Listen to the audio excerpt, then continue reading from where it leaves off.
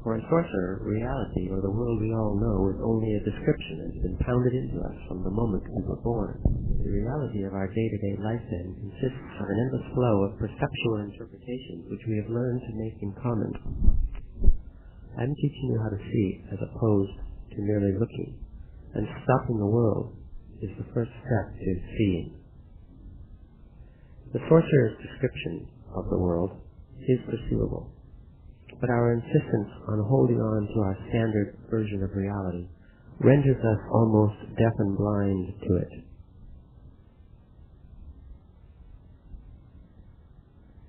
When you begin this teaching, there is another reality. That is to say, there is a sorcery description of the world, which you do not know. As a sorcerer and a teacher, I am teaching you that description. What I am doing with you consists, therefore, in setting up that unknown reality by unfolding its description, adding increasingly more complex parts as you go along. In order to arrive at seeing, one first has to stop the world. Stopping the world is indeed an appropriate rendition of certain states of awareness, in which the reality of everyday life is altered because the flow of interpretation which ordinarily runs uninterruptedly has been stopped by a set of circumstances alien to that flow. In this case, the set of circumstances alien to our normal flow of interpretations is the sorcery description of the world. The precondition for stopping the world is that one has to be convinced. In other words, one has to learn the new description in a total sense, for the purpose of pitting it against the old one, and in that way break the dogmatic certainty which we all share, that the validity of our perceptions, or our reality of the world, is not to be questioned. After stopping the world, the next step is seeing. By that, I mean what could be categorized as responding to the perceptual solicitations of a world outside the description we have learned to call reality. A man goes to knowledge as he goes to war, wide awake, with fear, with respect, and with absolute assurance. Going to knowledge or going to war in any other manner is a mistake, and whoever makes it will live to regret his steps. When a man has fulfilled those four requisites, there are no mistakes for which he will have to account. Under such conditions, his acts lose the blundering quality of a fool's act. If such a man fails or suffers a defeat, he will have lost only a battle, and there will be no pitiful regrets over that. A man of knowledge is one who has followed truthfully the hardships of learning, a man who has, without rushing or without faltering, gone as far as he can in unraveling the secrets of power and knowledge. To become a man of knowledge, one must challenge and defeat his four natural enemies. When a man starts to learn, he is never clear about his objectives. His purpose is faulty. His intent is vague. He hopes for rewards that will never materialize, for he knows nothing of the hardships of learning. He slowly begins to learn, bit by bit at first, then in big chunks, and his thoughts soon clash. What he learns is never what he pictured or imagined, and so he begins to be afraid. Learning is never what one expects. Every step of learning is a new task, and the fear the man is experiencing begins to mount mercilessly, unyieldingly. His purpose becomes a battlefield, and thus he has stumbled upon the first of his natural enemies, fear. A terrible enemy, treacherous and difficult to overcome. It remains concealed at every turn of the way, prowling, waiting, and if the man, terrified in its presence, runs away, his enemy will have put an end to his quest, and he will never learn. He will never become a man of knowledge. He will perhaps be a bully or a harmless, scared man. At any rate, he will be a defeated man. His first enemy will have put an end to his cravings. It is not possible for a man to abandon himself to fear for years, then finally conquer it. If he gives in to fear, he will never conquer it, because he will shy away from learning and never try again. But if he tries to learn for years in the midst of his fear, he will eventually conquer it, because he will never have really abandoned himself to it. Therefore he must not run away. He must defy his fear, and in spite of it, he must take the next step in learning, and the next and the next. He must be fully afraid, and yet he must not stop. That is the rule. And the moment will come when his first enemy retreats. The man begins to feel sure of himself. His intent becomes stronger. Learning is no longer a terrifying task. When this joyful moment comes, the man can say without hesitation that he has defeated his first natural enemy. It happens little by little, and yet the fear is vanquished suddenly and fast. Once a man has vanquished fear, he is free from it for the rest of his life, because instead of fear, he has acquired clarity. A clarity of mind which erases fear. By then a man knows his desires. He knows how to satisfy those desires. He can anticipate the new steps of learning, and a sharp clarity surrounds everything. The man feels that nothing is concealed. And thus he has encountered his second enemy, clarity. That clarity of mind, which is so hard to obtain, dispels fear, but also blinds. It forces the man never to doubt himself. It gives him the assurance he can do anything he pleases, for he sees clearly into everything, and he is courageous because he is clear. And he stops at nothing because he is clear. But all that is a mistake. It is like something incomplete. If the man yields to this make-believe power, he has succumbed to his second enemy, and will be patient when he should rush. And he will fumble with learning until he winds up incapable of learning anything more. His second enemy has just stopped him cold from trying to become a man of knowledge. Instead, the man may turn into a buoyant warrior or a clown, yet the clarity for which he has paid so dearly will never change to darkness and fear again. He will be clear as long as he lives, but he will no longer learn or yearn for anything. He must do what he did with fear.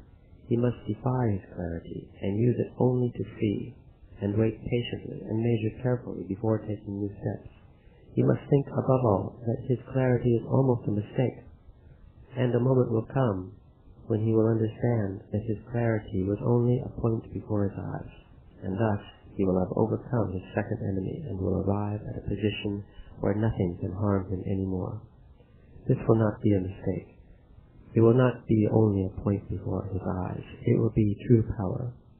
He will know at this point that the power he has been pursuing for so long is finally his. He can do with it whatever he pleases. His ally is at his command. His wish is the rule. He sees all that is around him, but he also has come across his third enemy, power. Power is the strongest of all enemies, and naturally the easiest thing to do is to give in. After all, the man is truly invincible. He commands. He begins by taking calculated risks and ends in making rules because he is a master. A man at this stage hardly notices his third enemy closing in on him, and suddenly, without knowing, he will certainly have lost the battle. His enemy will have turned him into a cruel, capricious man, but he will never lose his clarity or his power. A man who is defeated by power dies without really knowing how to handle it. Power is only a burden upon his fate. Such a man has no command over himself, and cannot tell when or how to use his power. Once one of these enemies overpowers a man, there is nothing he can do. It is not possible, for instance, that a man who is defeated by power may see his error and mend his ways. Once a man gives in, he is through. If, however, he is temporarily blinded by power and then refuses it, his battle is still on. That means he is still trying to become a man of knowledge. A man is defeated only when he no longer tries and abandons himself. He has to come to realize that the power he has seemingly conquered is in reality never his. He must keep himself in line at all times, handling carefully and faithfully all that he has learned. If he can see that clarity and power, without his control over himself, are worse than mistakes, he will reach a point where everything is held in check. He will know then when and how to use his power, and thus he will have defeated his third enemy. The man will be by then at the end of his journey of learning. Almost without warning, he will come upon the last of his enemies, old age. This enemy is the cruelest of all, the one he won't be able to defeat completely, but only fight away. This is the time when a man has no more fears, no more impatient clarity of mind, a time when all his power is in check, but also the time when he has an unyielding desire to rest. If he gives in totally to his desire to lie down and forget, if he soothes himself in tiredness, he will have lost his last round, and his enemy will cut him down into a feeble old creature. His desire to retreat will overrule all his clarity, his power, and his knowledge. But if the man sloughs off his tiredness and lives his faith through, he can then be called a man of knowledge, if only for the brief moment when he succeeds in fighting off his last invincible enemy. That moment of clarity, power, and knowledge is enough.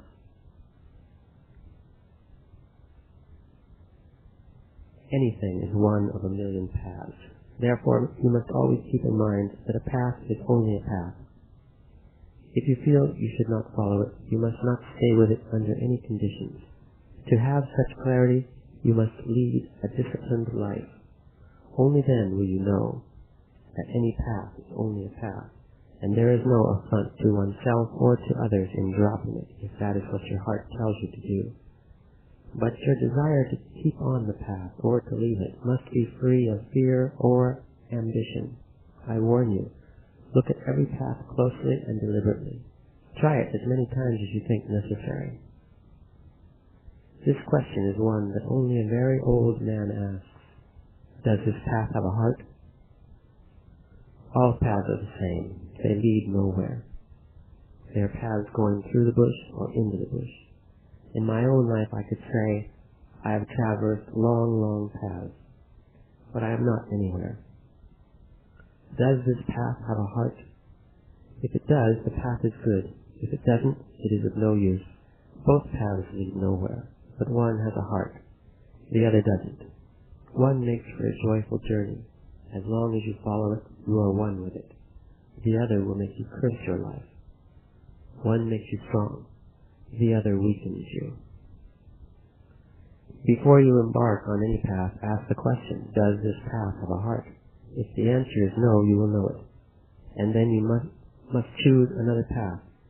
The trouble is nobody asks the question, and when a man finally realizes that he has taken a path without a heart, the path is ready to kill him. At that point, very few men can stop to deliberate and leave the path. A path without a heart is never enjoyable. You have to work hard even to take it. On the other hand, a path with heart is easy. It does not make you work at liking it. I have told you that to choose a path, you must be free from fear and ambition. The desire to learn is not ambition. It is our lot as men to want to know. The path without a heart will turn against men and destroy them. It does not take much to die, and to seek death is to seek nothing. For me, there is only the traveling on the paths that have a heart, on any path that may have a heart. There I travel, and the only worthwhile challenge for me is to traverse its full length. And there I travel, looking breathlessly. You think about yourself too much, and that gives you a strange fatigue that makes you shut off the world around you and cling to your arguments. A light and amenable disposition is needed in order to withstand the impact and the strangeness of the knowledge I am teaching you. Feeling important makes one heavy, clumsy, and vain. To be a man of knowledge, one needs to be light and fluid. One has to reduce to a minimum all that is unnecessary in one's life. Once you decide something, put all your petty fears away. Your decision should vanquish them. I will tell you time and time again, the most effective way to live is as a warrior. Worry and think before you make any decision, but once you make it, be on your way free from worries or thoughts. There will be a million other decisions still awaiting you. That's the warrior's way. The warrior thinks it is death when things become unclear. The idea of death is the only thing that tempers our spirit. To be a warrior, you have to be crystal clear. My acts are sincere, but they are only the acts of an actor, because everything I do is controlled folly. Everything I do in regard to myself and my fellow men is folly, because nothing matters. Certain things in your life matter to you because they're important. Your acts are certainly important to you. But for me, not a single thing is important any longer, neither my acts nor the acts of any of my fellow men. I go on living, though, because I have my will, because I have tempered my will throughout my life until it's neat and wholesome, and now it doesn't matter to me that nothing matters. My will controls the folly of my life. Once a man learns to see, he finds himself alone in the world with nothing but folly.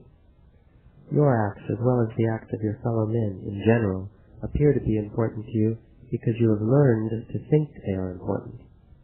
We learn to think about everything, and then we train our eyes to look as we think about the things we look at. We look at ourselves already thinking that we are important, and therefore we've got to feel important. But then, when a man learns to see, he realizes that he can no longer think about the things he looks at, and if he cannot think about what he looks at, everything becomes unimportant. Everything is equal, and therefore unimportant. We need to look with our eyes to laugh. When our eyes see, everything is so equal that nothing is funny. My laughter, as well as everything I do, is real, but it also is controlled folly, because it is useless. It changes nothing, and yet I still do it. One must always choose the path with heart in order to be at one's best. Perhaps so one can always laugh. You don't understand me now because of your habit of thinking as you look and thinking as you think. By thinking, I mean the constant idea that we have of everything in the world. Seeing dispels that habit, and until you learn to see, you will not really understand what I mean. Our lot as men is to learn. I have learned to see, and I tell you that nothing really matters. A man of knowledge lives by acting, not by thinking about acting, nor by thinking about what he will think when he has finished acting. A man of knowledge chooses a path with heart and follows it, and then he looks and rejoices and laughs, and then he sees and knows. He knows that his life will be over altogether too soon. He knows that he, as well as everybody else, is not going anywhere. He knows because he sees that nothing is more important than anything else. In other words, a man of knowledge has no honor, no dignity, no family, no name, no country, but only life to be lived. And under these circumstances, his only tie to his fellow men is his controlled folly. Thus a man of knowledge endeavors and sweats and puffs, and if one looks at him, he is just like any ordinary man, except that the folly of his life is under control. Nothing being more important than anything else, a man of knowledge chooses any act, and acts it out as if it matters to him. His controlled folly makes him say that what he does matters, and makes him act as if it did, and yet he knows that it doesn't. So when he fulfills his acts, he retreats in peace. And whether his acts were good or bad, or worked or didn't, is in no way part of his concern. You think about your acts, therefore you have to believe your acts are as important as you think they are, when in reality nothing of what one does is important. Nothing. But then if nothing really matters, as you ask me, how can I go on living? It would be simple to die. That's what you say and believe because you're thinking about life. Just as you're thinking now, what seeing would be like. You want me to describe it to you so you can begin to think about it the way you do with everything else. In the case of seeing, however, thinking is not the issue at all, so I cannot tell you what it is like to see. Now you want me to describe the reasons for my controlled folly, and I can only tell you that controlled folly is very much like seeing. It is something you cannot think about. Our lot as men is to learn, and as I've said, one goes to knowledge as one goes to war, with fear, with respect, aware that one is going to war, and with absolute confidence in oneself. Put your trust in yourself. There is no emptiness in the life of a man of knowledge. Everything is filled to the brim, and everything is equal. For me, there is no victory or defeat or emptiness. Everything is filled to the brim, and everything is equal. and my struggle is worth my while. In order to become a man of knowledge, one must be a warrior. One must strive without giving up, without a complaint, without flinching, until one sees, only to realize then that nothing matters. You're too concerned with liking people, or with being like yourself. A man of knowledge likes, that's all. He likes whatever or whoever he wants, but he uses his controlled folly to be unconcerned about it. My controlled folly applies only to myself and to the acts I perform while in the company of my fellow men. You must talk to the plants you're going to pick before you pick them. In order to see the plants, you must talk to them personally. You must get to know them individually. Then the plants can tell you anything you care to know about them. You fail to understand that I'm not joking. When a sorcerer attempts to see, he attempts to gain power. You think everything in the world is simple to understand, because everything you do is a routine. That is simple to understand. You have to have an unbending intent in order to become a man of knowledge.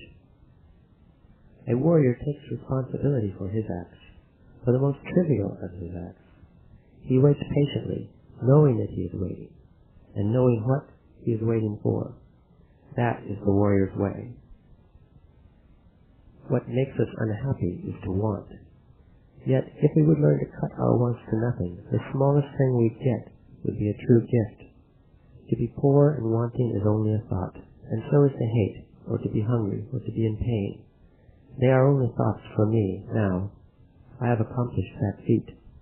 The power to do that is all we have, mind you, to oppose the forces of our lives. Without that power we are dregs, dust in the wind. It is up to us as single individuals to oppose the forces of our lives. Only a warrior can survive. A warrior knows that he is waiting and what he is waiting for, and while he waits he wants nothing, and thus whatever little thing he gets is more than he can take. If he needs to eat, he finds a way, because he is not hungry. If something hurts his body, he finds a way to stop it, because he is not in pain.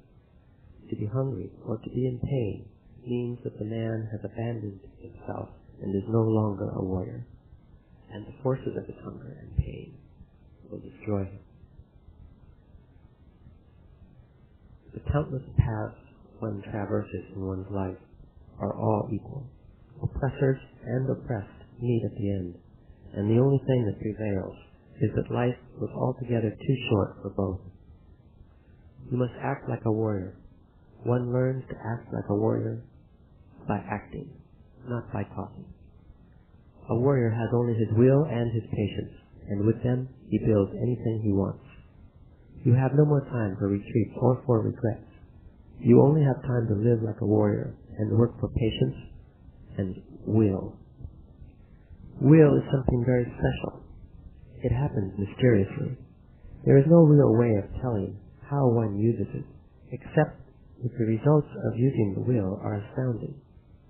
Perhaps the first thing that one should do is to know that one can develop the will. A warrior knows that and proceeds to wait for it. A warrior knows that he is waiting and knows what he is waiting for. It is very difficult, if not impossible, for the average man to know what he is waiting for. A warrior, however, has no problems. He knows that he is waiting for his will. Will is something very clear and powerful which can direct our acts. Will is something a man uses, for instance, to win a battle which he, by all calculations, should lose. It is not what we call courage. Courage is something else. Men of courage are dependable men, noble men, perennially surrounded by people who flock around them and admire them. Yet very few men of courage have will. Usually they are fearless men who are given to performing daring, common-sense acts. Most of the time a courageous man is also fearsome and feared. Will, on the other hand, has to do with astonishing feats that defy our common sense. You may say that it is a kind of control. It is not what one calls willpower. Denying oneself certain things with willpower is an indulgence, and I don't recommend anything of the kind. The indulgence of denying is by far the worst. It forces us to believe we are doing great things, when in effect we are only fixed within ourselves. Will is a power, And since it is a power, it has to be controlled and tuned, and that takes time. When I was your age, I was as impulsive as you, yet I have changed. Our will operates in spite of our indulgence. For example, your will is already opening your gap little by little. There is a gap in us, like the soft spot on the head of a child which closes with age. This gap opens as one develops one's will. It's an opening that allows a space for the will to shoot out like an arrow. What a sorcerer calls will is a power within ourselves. It is not a thought or an object or a wish. An act of willpower is not will because such an act needs thinking and wishing. Will is what can make you succeed when your thoughts tell you that you're defeated. Will is a power that is the true link between men and the world. The world is whatever we perceive in any manner we may choose to perceive. Perceiving the world entails a process of apprehending whatever presents itself to us. This particular perceiving is done with our senses and with our will. Will is a relationship between ourselves and the perceived world. What the average man calls will is character and strong disposition. What a sorcerer calls will is a force that comes from within and attaches itself to the world out there. One can perceive the world with the senses as well as with the will.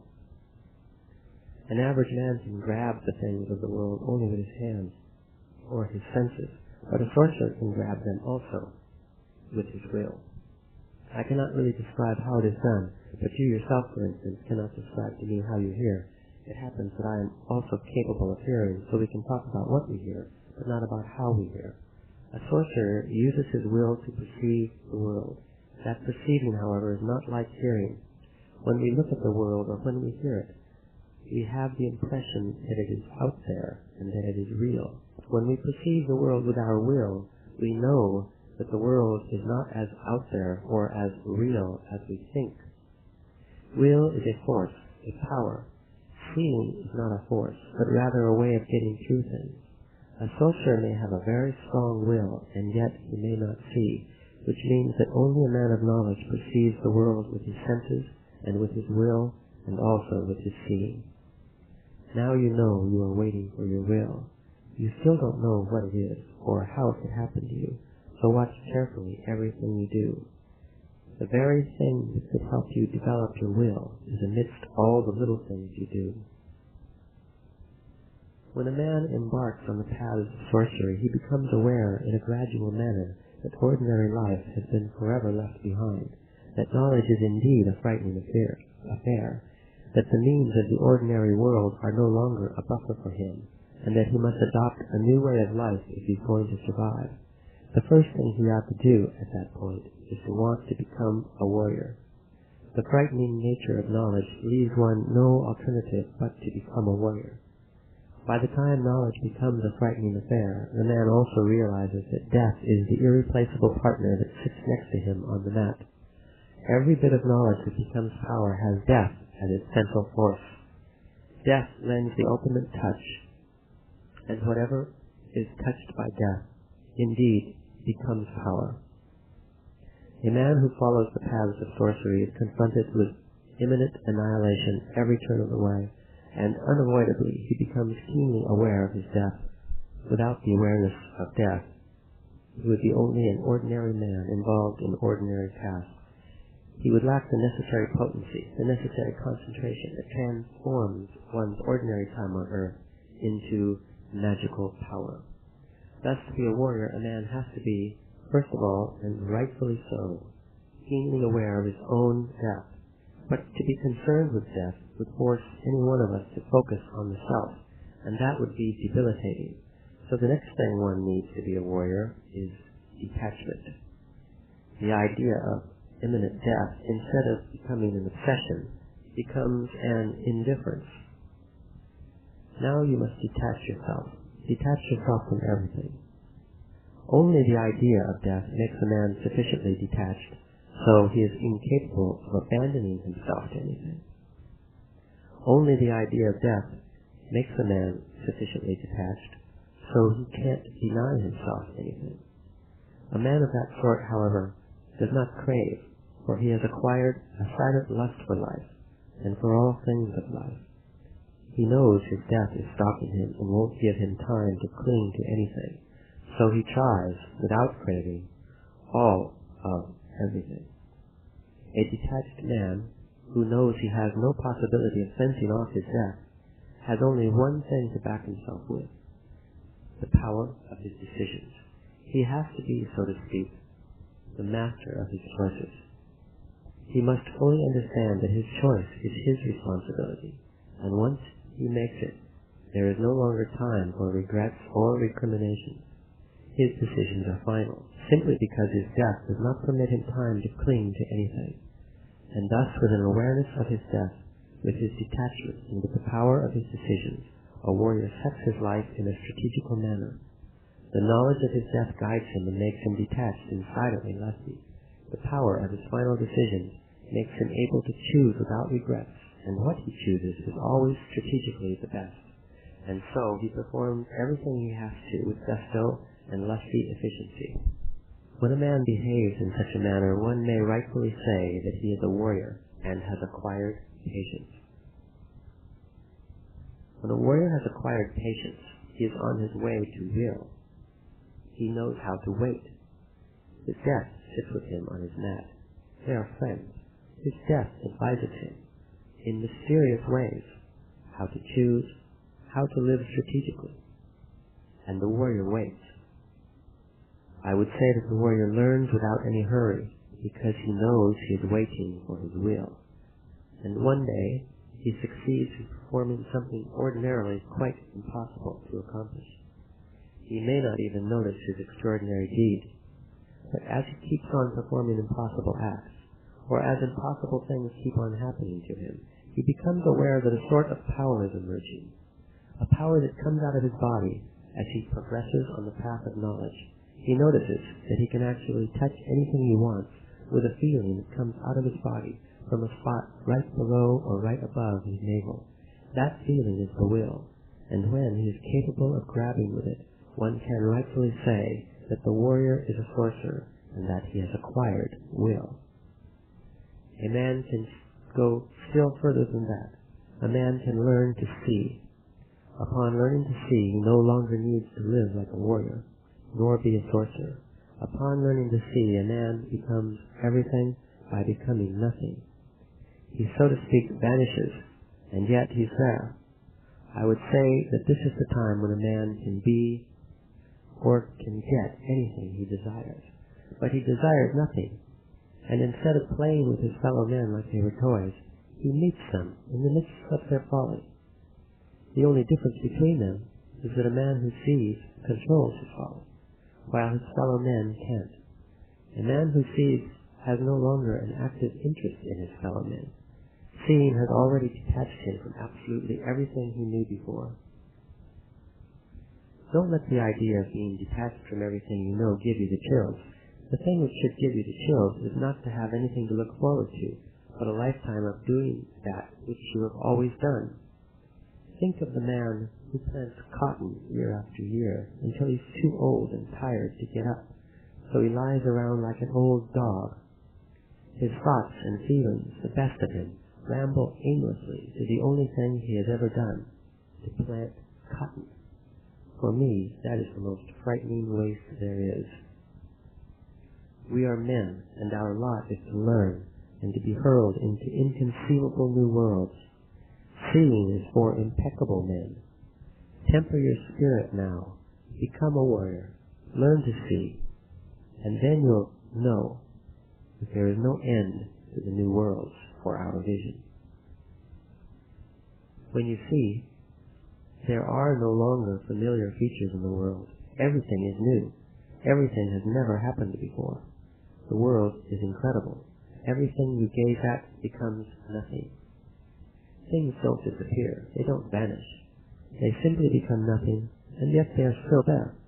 Seeing makes one realize the unimportance of everything. Seeing is learned by seeing. A warrior treats everything with respect and does not trample on anything unless he has to. He does not abandon himself to anything, not even to his death. He is not a willing partner and not available, and if he involves himself in something, you can be sure that he is aware of what he is doing. For a warrior, there is nothing out of control. Life for a warrior is an exercise in strategy. But you want to find the meaning of life. A warrior doesn't care about meanings. He would set his life strategically. Thus, if he couldn't avoid an accident, he would find means to offset his handicap, or avoid its consequences, or battle against them. He would be battling to the end. A warrior is never available. Never is he standing on the road waiting to be clobbered. Thus, he cuts to a minimum his chances of the unforeseen. A warrior is never idle and never in a hurry. When a man learns to see, not a single thing he knows prevails. Not a single one. Nothing is known. Nothing remains as we used to know it when we did not see. A warrior lives strategically and never carries loads he cannot handle. Nothing is pending in the world. Nothing is finished, yet nothing is unresolved. The path of knowledge is a forced one. In order to learn, we must be spurred. In the path of knowledge, we are always fighting something, avoiding something, preparing for something. And that something is always inexplicable, greater, more powerful than us. The inexplicable forces will come to you. Later on, it'll be your own ally. So there is nothing you can do now but to prepare yourself for the struggle. The world is indeed full of frightening things, and we are helpless creatures surrounded by forces that are inexplicable and unbending. The average man in ignorance believes that those forces can be explained or changed. He doesn't really know how to do that, but he expects that the actions of mankind will explain them or change them sooner or later. A sorcerer, on the other hand, does not think of explaining or changing them. Instead, he learns to use such forces by redirecting himself and adapting to their direction. That's his trick. There is very little to sorcery once you find out its trick. A sorcerer, by opening himself to knowledge, falls prey to those forces, and has only one means of balancing himself, his will. Thus he must feel and act like a warrior. I will repeat this once more. Only as a warrior can one survive the path of knowledge. What helps a sorcerer live a better life is the strength of being a warrior. It is my commitment to teach you to see. I am compelled, therefore, to teach you to feel and act like a warrior. To see without first being a warrior would make you weak. It would give you a false meekness, a desire to retreat. Your body would decay because you would become indifferent. It is my personal commitment to make you a warrior, so you won't crumble. A warrior should be prepared only to battle. His spirit is not geared to indulging and complaining, nor is it geared to winning or losing. The spirit of a warrior is geared only to struggle, and every struggle is a warrior's last battle on earth. Thus the outcome matters very little to him. In his last battle on earth, a warrior lets his spirit flow free and clear, and as he wages his battle, knowing that his will is impeccable, a warrior laughs and laughs. A warrior selects the items that make his world. He selects deliberately, for every item he chooses is a shield that protects him from the onslaughts of the forces he is striving to use. The average man who is equally surrounded by those inexplicable forces is oblivious to them because he has other kinds of special shields to protect himself. People are busy doing that which people do. Those are their shields. Whenever a sorcerer has an encounter with any of those inexplicable and unbending forces we will talk about, his gap opens, making him more susceptible to his death than he ordinarily is. We dive through that gap. Therefore, if it is open, one should have his will ready to fill it. That is, if one is a warrior. If one is not a warrior, then one has no other recourse but to use the activities of daily life to take one's mind away from the fright of the encounter, and thus to allow one's gap to close. Act like a warrior and select the items of your world. You cannot surround yourself with things helter-skelter any longer. I tell you this in a most serious vein. A warrior encounters those inexplicable and unbending forces because he is deliberately seeking them. Thus, he is always prepared for the encounter. The first thing he must do, then, is be prepared. A warrior takes the responsibility of protecting his life. Then, if any of those forces tap him and open his gap, he must deliberately strive to close it by himself. For that purpose, he must have a selected number of things that give him great peace and pleasure, things which he can deliberately use to take his thoughts from his fright and close his gap and make him solid. In his day-to-day life, a warrior chooses to follow the path with heart. It is the consistent choice of the path with heart which makes a warrior different from the average man. He knows that a path has heart when he is one with it, when he experiences a great peace and pleasure traversing its length. The things a warrior selects to make his shield are the items of a path with heart. You must surround yourself with the items of a path with heart, and you must refuse the rest. You must stop talking to yourself. Every one of us does that. We carry on an internal talk. We talk about our world. In fact, we maintain our world with our internal talk. Whenever we finish talking to ourselves, the world is always as it should be. We renew it. We kindle it with life. We uphold it with our internal talk. Not only that, but we also choose our paths as we talk to ourselves. Thus we repeat the same choices over and over until the day we die, because we keep on repeating the same internal talk over and over until the day we die. A warrior is aware of this and strives to stop talking. This is the last point you have to know if you want to live like a warrior. First of all, you must use your ears to take some of the burden from your eyes. We have been using our eyes to judge the world since the time we were born. We talk to ourselves and to others, mainly about what we see. A warrior is aware of that and listens to the world. He listens to the sounds of the world. He is aware that the world will change as soon as he stops talking to himself, and he must be prepared for that monumental jolt. The world is such and so only because we tell ourselves that that is the way it is. If we stop telling ourselves that the world is so and so, the world will stop being so and so. You must start slowly to undo the world. Your problem is that you confuse the world with what people do. The things people do are the shields against the forces that surround us. What we do as people gives us comfort and makes us feel safe. What people do is rightfully very important, but only as a shield.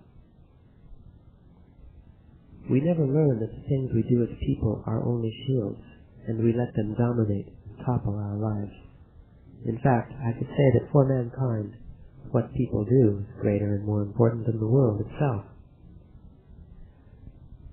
The world is all that is encased here: life, death, people, the allies, and everything else that surrounds us. The world is incomprehensible. We won't ever understand it. We won't ever unravel its secrets. Thus we must treat it as it is, a sheer mystery. The average man doesn't do this, though. The world is never a mystery for him, and when he arrives at old age, he is convinced he has nothing more to live for. An old man has not exhausted the world. He has exhausted only what people do. But in his stupid confusion, he believes that the world has no more mysteries for him. What a wretched price to pay for our shields. A warrior is aware of this confusion and learns to treat things properly. The things that people do cannot under any conditions be more important than the world, and thus a warrior treats the world as an endless mystery and what people do as an endless folly. Focus all your attention on listening to sounds and do your best to find the holes between the sounds. Stay in complete alertness. Everything is meaningful for a sorcerer. The sounds have holes in them, and so does everything around you. Ordinarily, a man does not have the speed to catch the holes, and thus he goes through life without protection. The worms, the birds, the trees, all of them can tell us unimaginable things if only one could have the speed to grasp their message. Fright is something one can never get over. A warrior cannot indulge, thus he cannot die of fright. Your difficulty is that you want to understand everything, and that is not possible. If you insist on understanding, you're not considering your entire lot as a human being. Your stumbling block is intact. Understanding is only a very small affair, so very small. Yet sober understanding is vital. Only by acting can one become a sorcerer. You now have the need to live like a warrior.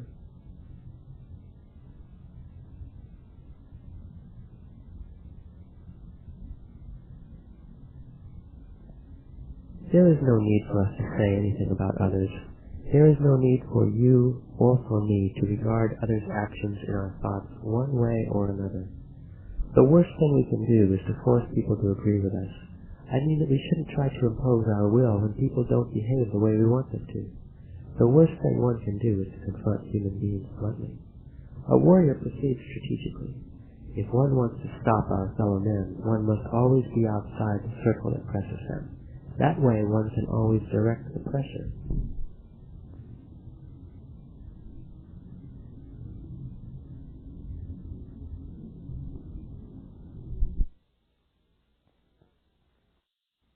Fright never injures anyone. What injures the spirit is having someone always on your back, beating you, telling you what to do and what not to do.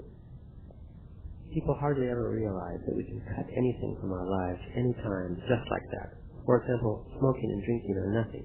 Nothing at all if we want to drop them. Only one thing is indispensable for anything we do, the spirit. One can't do without the spirit. I have no routines or personal history. One day I found out that they were no longer necessary for me, and like drinking, I dropped them. One must have the desire to drop them, and then one must proceed harmoniously to chop them off little by little. If you have no personal history, no explanations are needed. Nobody is angry or disillusioned with your acts, and above all, no one pins you down with their thoughts. It is best to erase all personal history because that makes us free from the encumbering thoughts of other people. I have, little by little, created a fog around me in my life, and now nobody knows for sure who I am or what I do. Not even I. How can I know who I am when I am all of this? Little by little you must create a fog around yourself. You must erase everything around you until nothing can be taken for granted, until nothing is any longer for sure or real. Your problem now is that you're too real. Your endeavors are too real. Your moods are too real. Don't take things so for granted. You must begin to erase yourself. You've said that you want to learn about plants. Let's put it this way then. If you want to learn about plants, since there's really nothing to say about them, you must, among other things, erase your personal history. Begin with simple things, such as not revealing what you really do. What's wrong is that once people know you, you are an affair taken for granted, and from that moment on, you won't be able to break the tie of their thoughts. I personally like the ultimate freedom of being unknown. No one knows me with steadfast certainty the way people know you, for instance. From now on, you must simply show people whatever you care to show them, but without ever telling exactly how you've done it. You see, we only have two alternatives. We either take everything for sure and real, or we don't. If we follow the first, we end up bored to death with ourselves and with the world. If we follow the second, and erase personal history, we create a fog around us, a very exciting and mysterious state in which nobody knows where the rabbit will pop out, not even ourselves. When nothing is for sure, we remain alert, perennially on our toes. It is more exciting not to know which bush the rabbit is hiding behind than to behave as though we know everything. You have to curl your fingers gently as you walk in order to keep your attention on the trail and the surroundings. Your ordinary way of walking is debilitating, and you should never carry anything in your hands. If things have to be carried, one should use a knapsack, or any sort of carrying net or shoulder bag. By forcing the hands into a specific position, one is capable of greater stamina and greater awareness. If you really want to learn, you have to remodel most of your behavior. You take yourself too seriously. You are too damned important in your own mind. That must be changed. You are so damned important that you feel justified to be annoyed with everything. You are so damned important that you can afford to leave if things don't go your way. I suppose you think that shows you have character. That's nonsense. You are weak and conceited. In the course of your life, you have never finished anything because of that sense of disproportionate importance that you attach to yourself. Self-importance is another thing that must be dropped, just like personal history. The world around us is very mysterious. It doesn't yield its secrets easily. Now we are concerned with losing self-importance. As long as you feel that you are the most important thing in the world, you cannot really appreciate the world around you. You are like a horse with blinders. All you see is yourself, apart from everything else. To help you lose self-importance, talk to little plants. It doesn't matter what you say to a plant. What's important is the feeling of liking it and treating it as an equal. A man who gathers plants must apologize every time for taking them, and must assure them that someday his own body will serve as food for them. So all in all, the plants and ourselves are even. Neither we nor they are more or less important. From now on, talk to the little plants. Talk until you lose all sense of importance. Talk to them until you can do it in front of others. You must talk to them in a loud and clear voice if you want them to answer you. The world around us is a mystery, and men are no better than anything else. If a little plant is generous with us, we must thank her, or perhaps she will not let us go. You have to be aware of the uselessness of your self-importance and of your personal history. Your death can give you a little warning. It always comes as a chill. Death is our eternal companion. It is always to our left at an arm's length. How can anyone feel so important when we know that death is stalking us? The thing to do when you are impatient is to turn to your left and ask advice from your death. An immense amount of pettiness is dropped if our death makes a gesture to you, or if you catch a glimpse of it, or if you just have the feeling that your companion is there watching you. The issue of our death is never pressed far enough. Death is the only wise advisor we have. Whenever you feel, as you always do, that everything is going wrong and you're about to be annihilated, turn to your death and ask if that is so. Your death will tell you that you're wrong, that nothing really matters outside its touch. Your death will tell you, I haven't touched you yet. One of us here has to change, and fast. One of us here has to learn again that death is the hunter, and that it is always to one's left. One of us here has to ask death's advice and drop the cursed pettiness that belongs to men that live their lives as if death will never tap them. Think of your death now. It's at arm's length. It may tap you any moment. So really you have no time for crappy thoughts and moods. None of us have time for that. The only thing that counts is action. Acting instead of talking. When a man decides to do something, he must go all the way, but he must take responsibility for what he does. No matter what he does, he must first know why he is doing it, and then he must proceed with his actions without having doubts or remorse about them. Look at me. I have no doubts or remorse. Everything I do is my decision and my responsibility. The simplest thing I do, to take you for a walk in the desert, for instance, may well mean my death. Death is stalking me. Therefore, I have no room for doubts or remorse. If I have to die as a result of taking you for a walk, then I must die. You, on the other hand, feel that you are immortal, and the decisions of an immortal man can be cancelled or regretted or doubted. In a world where death is the hunter, my friend, there is not time for regrets or doubts. There is only time for decisions. When you get angry, you always feel righteous. You have been complaining all your life because you don't assume responsibility for your decisions. To assume the responsibility of one's decisions means that one is ready to die for them. It doesn't matter what the decision is. Nothing could be more or less serious than anything else. In a world where death is the hunter, there are no small or big decisions. There are only decisions that we make in the face of our inevitable death. In order to find the proper place to rest, all one has to do is cross your eyes. The technique takes years to perfect. It consists of gradually forcing the eyes to see separately the same image. The lack of image conversion entails a double perception of the world. This double perception allows one the opportunity of judging changes in the surroundings which the eyes are ordinarily incapable of perceiving. Looking in short glances allows the eyes to pick out unusual sights. They are not sights proper. They are more like feelings. If you look at a bush or a tree or a rock where you may like to rest, your eyes can make you feel whether or not that's the best resting place. I don't care what you see. How you feel is the important issue. It takes a long time to train the eyes properly. The trick is to feel with your eyes. Your problem now is that you don't know what to feel. It'll come to you, though, with practice. No one can tell you what you're supposed to feel. It's not heat or light or glare or color. It's something else. Once you learn to separate the images and see two of everything, you must focus your attention in the area between the two images. Any change worthy of notice would take place there, in that area. The feeling that you get is what counts. I can't tell you how to feel. You must learn that yourself. I hunt in order to live. I can live off the land anywhere. To be a hunter means that one can see the world in different ways. In order to be a hunter, one must be in perfect balance with everything else. Otherwise, hunting would become a meaningless chore. Today, we took a little snake.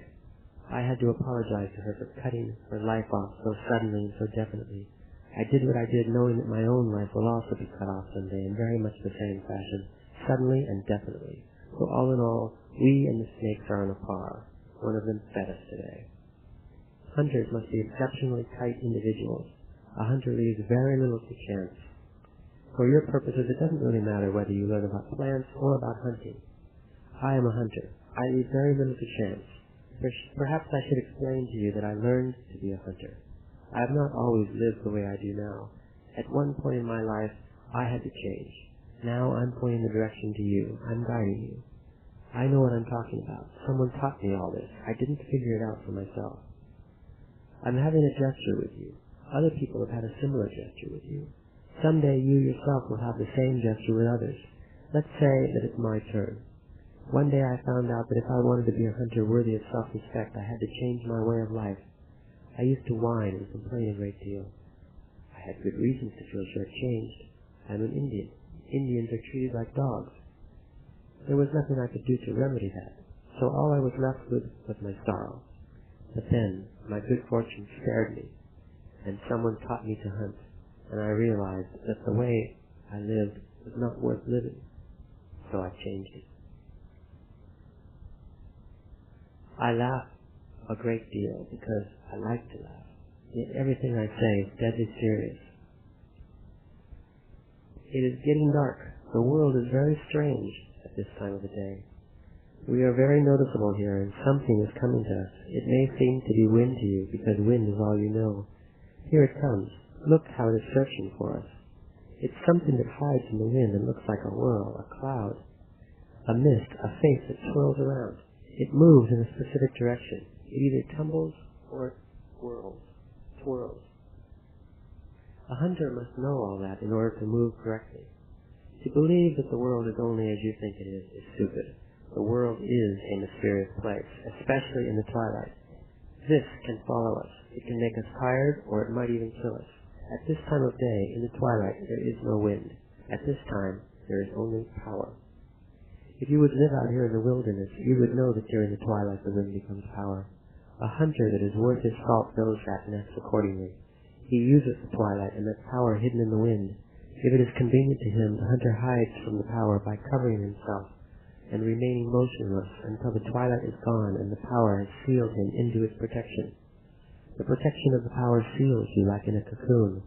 A hunter can stay out in the open and no puma or coyote or slimy bug would bother him.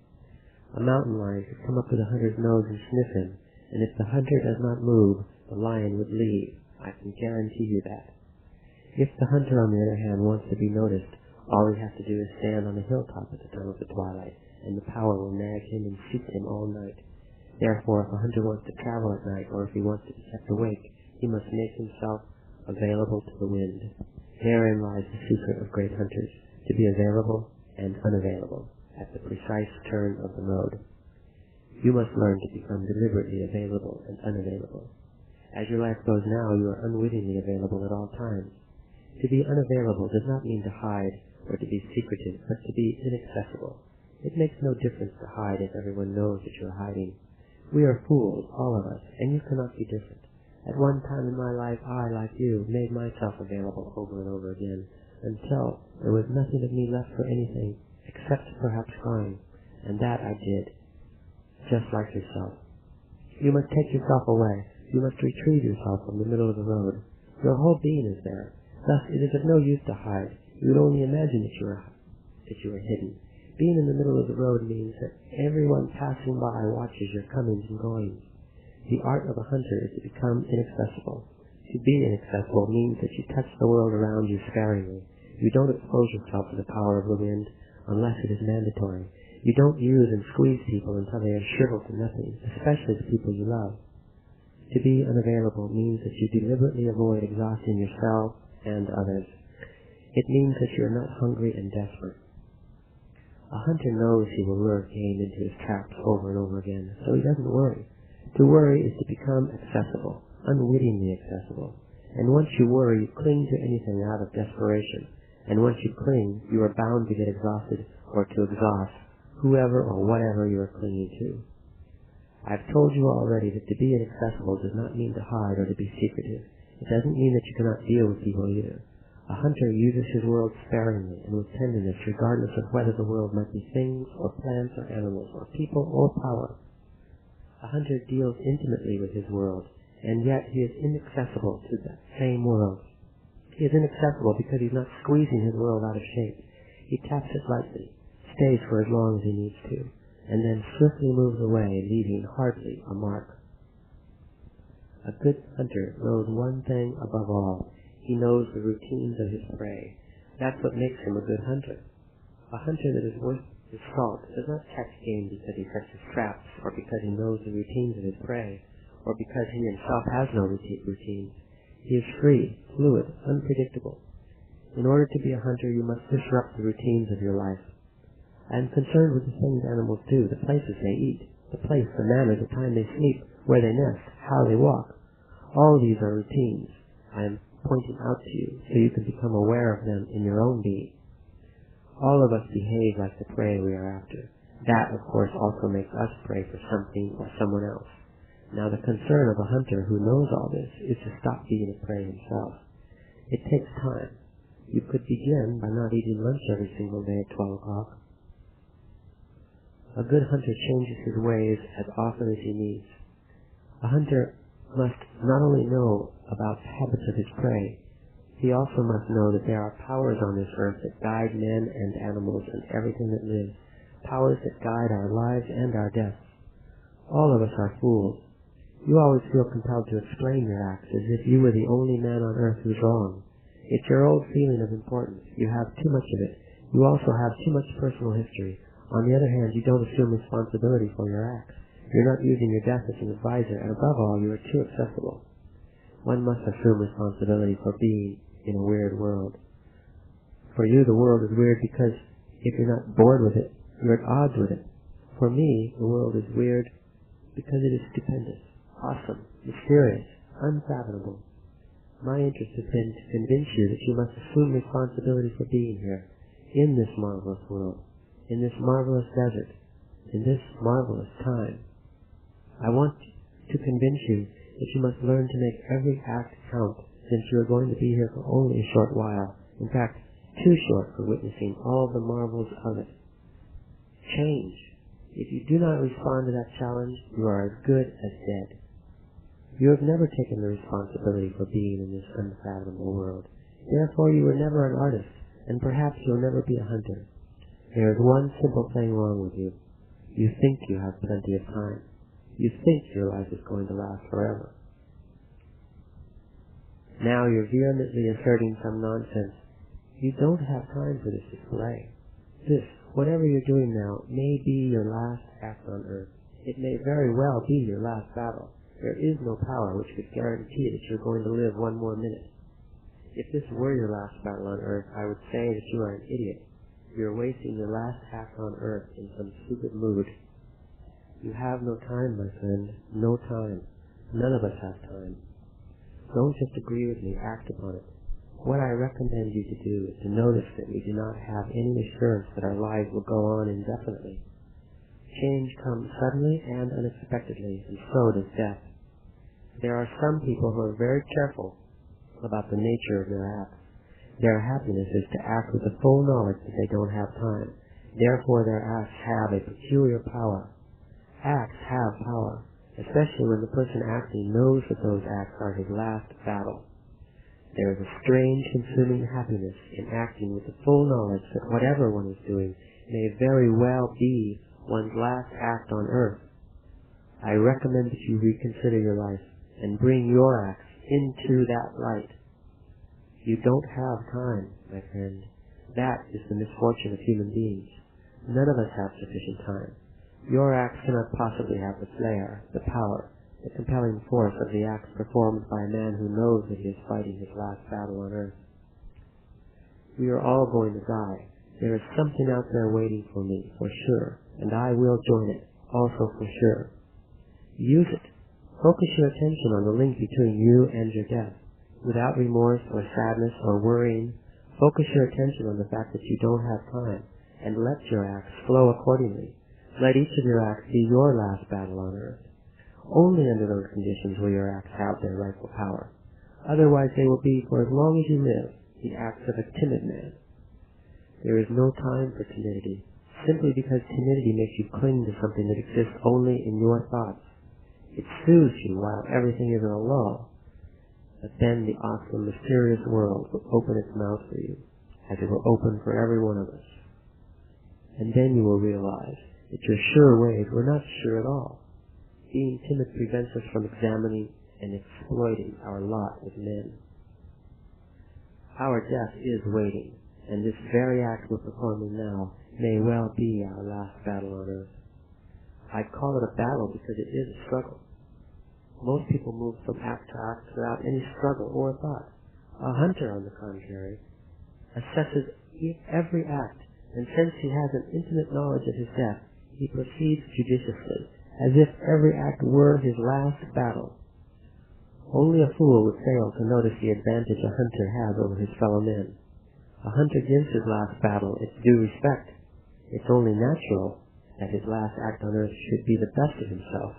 It's pleasurable that way. It dulls the edge of his fright. I've told you, this is a weird world. The forces that guide men are unpredictable, awesome, yet their splendor is something to witness. Call them forces, spirits, airs, winds, or anything like that. At moments of power, the world of ordinary affairs does not exist, and nothing can be taken for granted. I've told you never to carry anything in your hands when you walk. Get a knapsack. Now it's time for you to become accessible to power, and you are going to begin by tackling dreaming.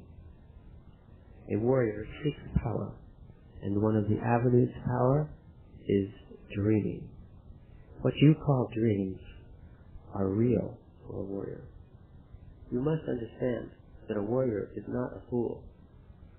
A warrior is an immaculate hunter who hunts power. He is not drunk or crazed, and he has neither the time nor the disposition to bluff or to lie to himself or to make a wrong move. The stakes are too high for that. The stakes are his trimmed, orderly life which he has taken so long to tighten and perfect. He is not going to throw that away by making some stupid miscalculation, by taking something for being something else. Dreaming is real for a warrior because in it he can act deliberately. He can choose and reject. He can select from a variety of items those which lead to power, and then he can manipulate them and use them, while in an ordinary dream he cannot act deliberately. In dreaming you have power. You can change things. You may find out countless concealed facts. You can control whatever you want. You're going to learn how to make yourself accessible to power. Power is something a warrior deals with. At first it's an incredible, far-fetched affair. It is hard to even think about it. Then power becomes a serious matter. One may not have it, or one may not even fully realize that it exists. Yet one knows that something is there, something which was not noticeable before. Next, power is manifested as something uncontrollable that comes to oneself. It is not possible for me to say how it comes or what it really is. It is nothing, and yet it makes marvels appear before your very eyes. And finally, power is something in oneself, something that controls one's acts and yet obeys one's command. I'm going to teach you right here the first step to power. I'm going to teach you how to set up dreaming. To set up dreaming means to have a concise and pragmatic control over the general situation of a dream, comparable to the control one has over any choice in the desert, for instance, such as climbing up a hill or remaining in the shade of a water canyon. You must start by doing something very simple. Tonight, in your dreams, you must look at your hands. Don't think it's a joke. Dreaming is as serious as seeing or dying or any other thing in this awesome, mysterious world. Think of it as something entertaining, and don't get discouraged or stop trying if you don't succeed right away. Imagine all the inconceivable things you could accomplish. A man hunting for power has almost no limits in his dreaming. The trick in learning to set up dreaming is obviously not just to look at things, but to sustain the sight of them. Dreaming is real when one has succeeded in bringing everything into focus. Then there is no difference between what you do when you sleep and what you do when you are not sleeping. A warrior has to be perfect in order to deal with the powers he hunts. Look at your hands. When they begin to change shape, you must move your sight away from them and pick something else. And then look at your hands again. It takes a long time to perfect this technique. Any warrior could become a man of knowledge. As I told you, a warrior is an impeccable hunter that hunts power. If he succeeds in his hunting, he can be a man of knowledge. You are a man, and like any man, you deserve everything that is a man's lot: joy, pain, sadness, and struggle. The nature of one's acts is unimportant, as long as one acts as a warrior.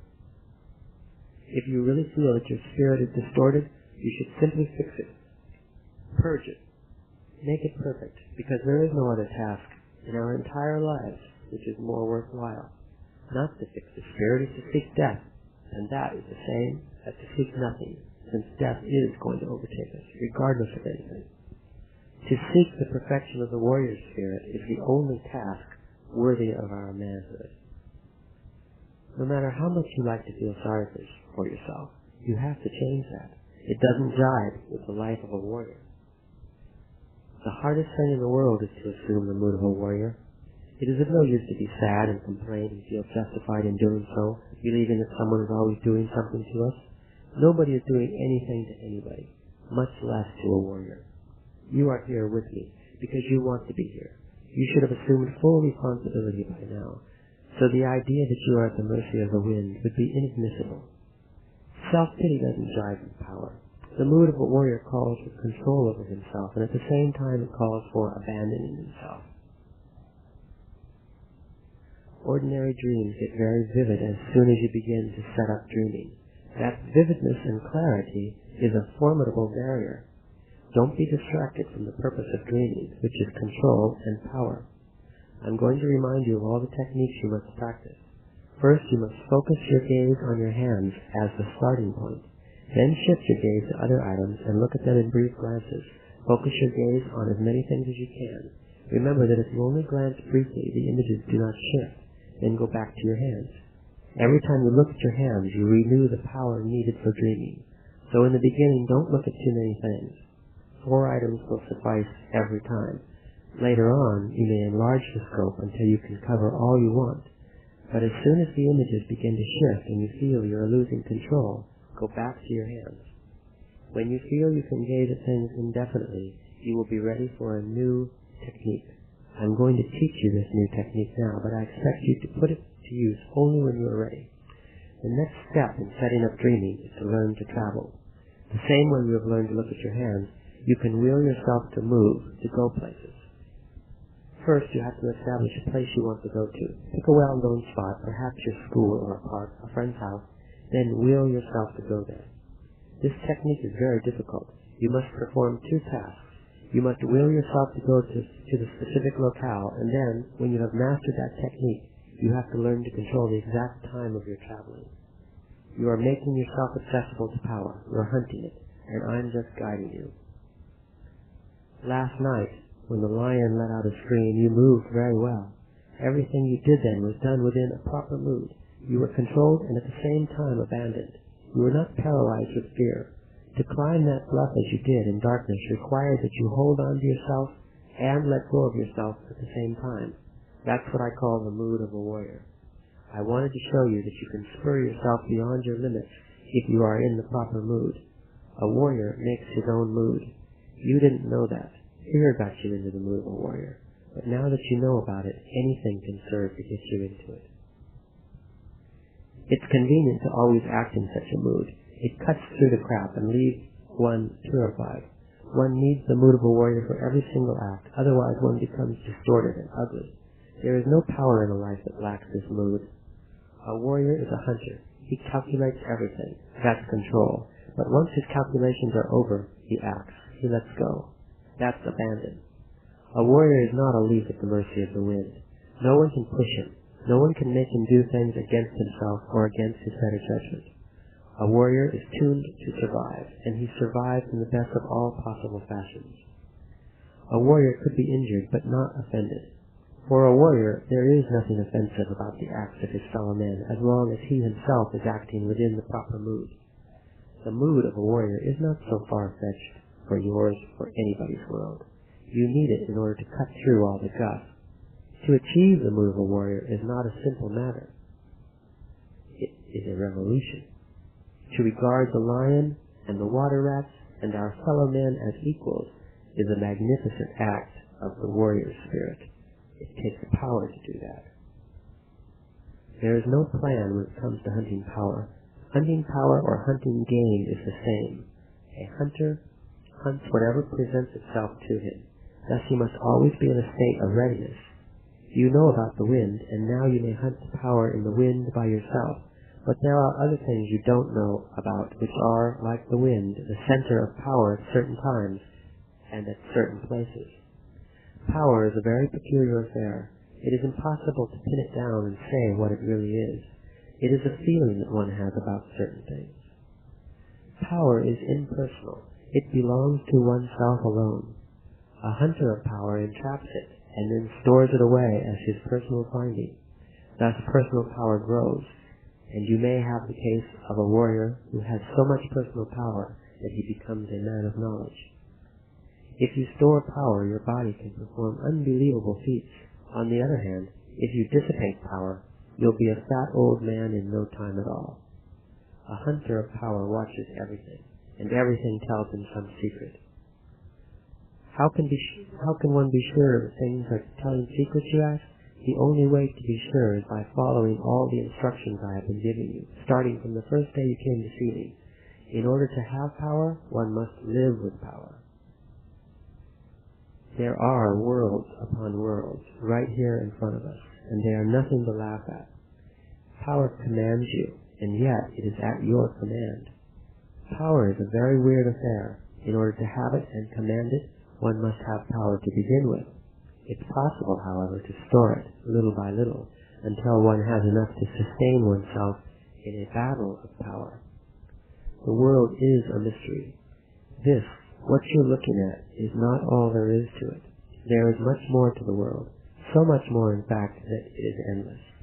So when you're trying to figure it out, all you're really doing is trying to make the world familiar. You and I are right here, in the world that you call real, simply because we both know it. You don't know the world of power, therefore you cannot make it into a familiar scene. Once you know what it is like to stop the world, you realize there is a reason for it. You see, one of the arts of the warrior is to collapse the world for a specific reason, and then restore it again in order to keep on living. Someday you will live like a warrior in spite of yourself. I have taught you nearly everything a warrior needs to know in order to start off in the world storing power by himself. It takes a lifelong struggle to be by oneself in the world of power. A warrior never turns his back to power without atoning for the favors received. When in places of power, you have to act as if nothing is out of the ordinary. because they have the potential of draining people who are disturbed. You should try willing yourself to go to a specific place in dreaming while you take a nap during the daytime, and find out if you can actually visualize the chosen place as it is at the time you are dreaming. Otherwise, the visions you might have are not dreaming, but ordinary dreams. In order to help yourself, you should pick a specific object that belongs to the place you want to go and focus your attention on it. It is easier to travel in dreaming when you can focus on a place of power. Perhaps the school where you go is a place of power for you. Use it. Focus your attention on any object there and then find it in dreaming. From the specific object you recall, you must go back to your hands and then to another object and so on. It doesn't matter how one was brought up. What determines the way one does anything is personal power. A man is only the sum of his personal power, and that sum determines how he lives and how he dies. Personal power is a feeling, something like being lucky, or one may call it a mood. Personal power is something that one acquires regardless of one's origin. A warrior is a hunter of power. I am teaching you how to hunt and store it. The difficulty with you, which is the difficulty with all of us, is to be convinced. You need to believe that personal power can be used and that it is possible to store it. To be convinced means that you can act by yourself. A man of knowledge is one who has followed truthfully the hardships of learning, a man who has, without rushing or faltering, gone as far as he can in unraveling the secrets of personal power. Only be concerned with the idea of storing personal power.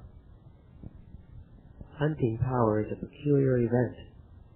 It first has to be an idea, then it has to be set up step by step, and then, bingo, it happens. Hunting power is a very strange affair. There is no way to plan it ahead of time. That's what's exciting about it. A warrior proceeds as if he had a plan, though, because he trusts his personal power. He knows for a fact that it will make him act in the most appropriate fashion. I treat myself very well, therefore I have no reason to feel tired or ill at ease. The secret is not in what you do to yourself, but rather in what you don't do. This is a place of power. Find a place for us to camp here on this hilltop. This time, just act for a change. It doesn't matter how long it takes you to find a suitable place to rest. It might take you all night. It is not important that you find the spot either. The important issue is that you try to find it. You have to look without focusing on any particular spot, squinting your eyes until your view is blurred, and don't let your preference for routines take over. I screamed, because abrupt noises scare away unpleasant spirits. Power does not belong to anyone. Some of us may gather it, and then it could be given directly to someone else. You see, the key to stored power is that it can be used only to help someone else store power. Everything a man does hinges on his personal power. Therefore, for one who doesn't have any, the deeds of a powerful man are incredible. It takes power to even conceive what power is. That is what I've been trying to tell you all along. The world is a mystery, and it is not at all as you picture it. Well, it is also as you picture it, but that's not all there is to the world. There is much more to it. You have been finding that out all along, and perhaps tonight you will add one more piece. I don't plan anything. All is decided by the same power that allowed you to find this spot.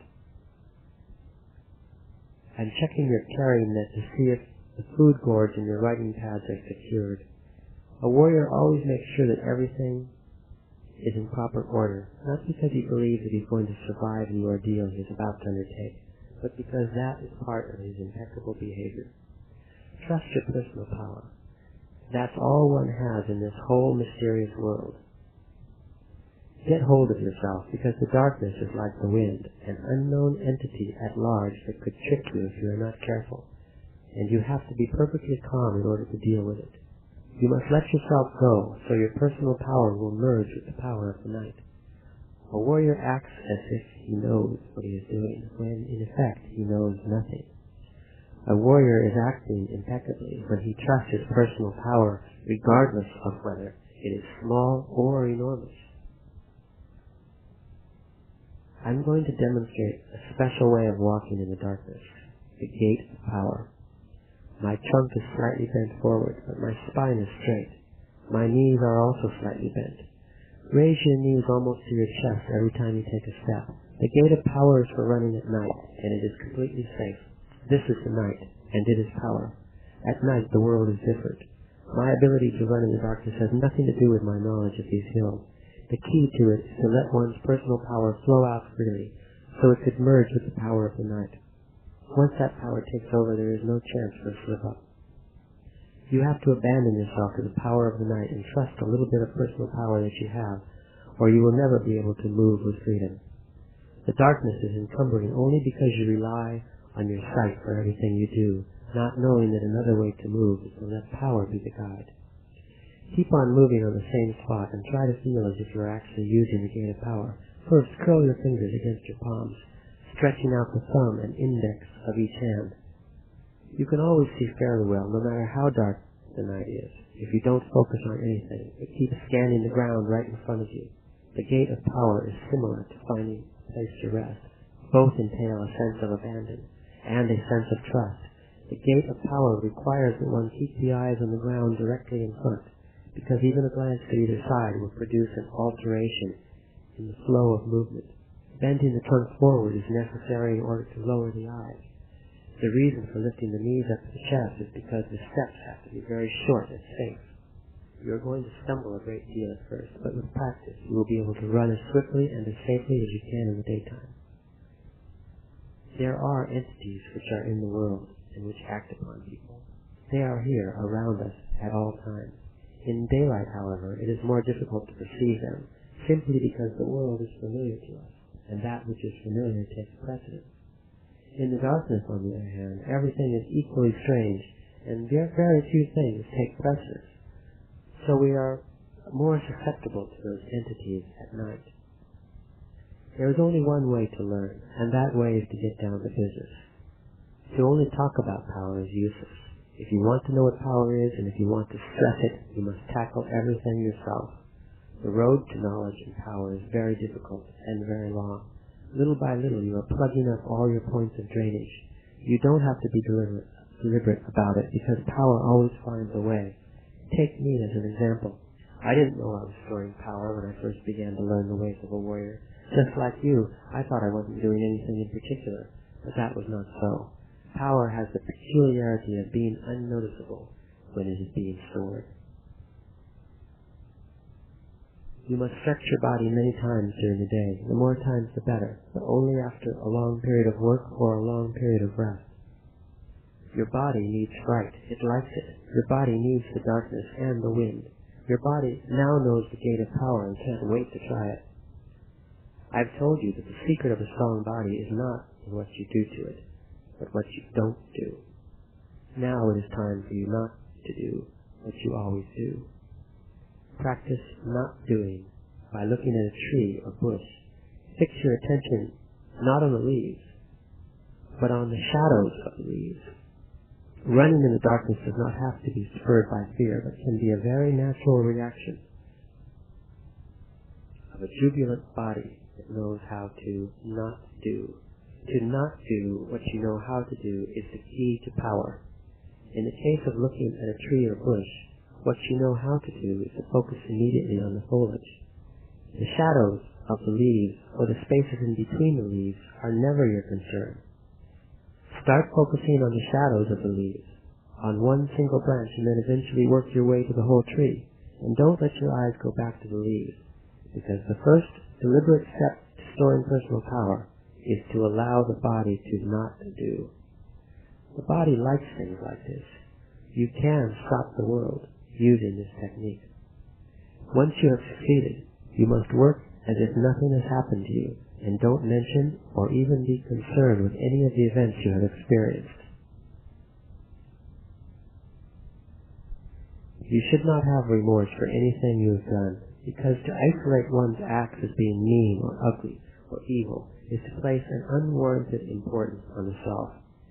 Well-being is a condition one has to groom, a condition one has to become acquainted with in order to seek it. You don't know what well-being is, because you have never experienced it. Well-being is an achievement one has to deliberately seek.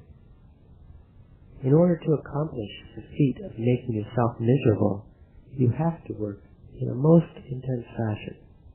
It is absurd you have never realized you could work just the same in making yourself complete and strong. The trick is in what one emphasizes. We either make ourselves miserable, or we make ourselves strong. The amount of work is the same. Today you must be perfectly calm and restored, because you are going to learn not doing, in spite of the fact that there is no way to talk about it, because it is the body that does it. That rock over there is a rock because of doing. You say that you don't understand what I mean? Your saying that is doing. Doing is what makes that rock a rock, and that bush a bush. Doing is what makes you yourself, and me myself. Take that rock, for instance. To look at it is doing, but to see it is not doing. You say my words are not making sense to you? Oh, yes, they do. But you're convinced that they don't, because that is your doing. That is the way you act towards me and the world. That rock is a rock because of all the things you know how to do to it. I call that doing. A man of knowledge, for instance, knows that the rock is a rock only because of doing. So, if he doesn't want the rock to be a rock, all he has to do is not doing. The world is the world because you know the doing involved in making it so. If you didn't know it's doing, the world would be different. Without that certain doing, there would be nothing familiar in the surroundings. This is a pebble because you know the doing involved in making it into a pebble. Now, in order to stop the world, you must stop doing. In the case of this little rock, the first thing which doing does is to shrink it to the size. So the proper thing to do, which a warrior does if he wants to stop the world, is to enlarge a little rock, or any other thing, by not doing. Look at the holes and depressions in the pebble and try to pick out a minute detail in them. If you can pick out the detail, the holes and depressions will disappear, and you will understand what not doing means. Doing this, you separate the pebble from the larger boulder. If you want to learn not doing, let's say that you have to join them. See the small shadow that the pebble casts on the boulder? It is not a shadow, but a glue which binds them together.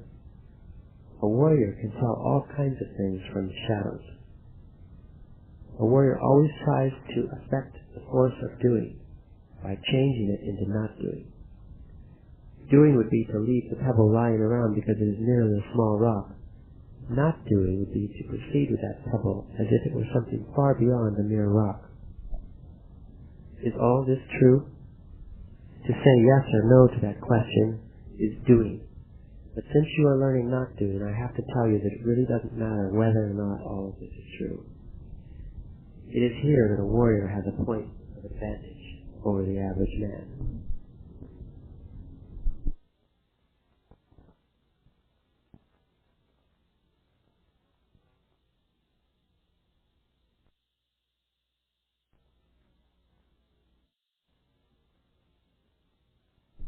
An average man cares that things are either true or false, but a warrior doesn't. An average man proceeds in a specific way with things that he knows are true, and in a different way with things that he knows are not true.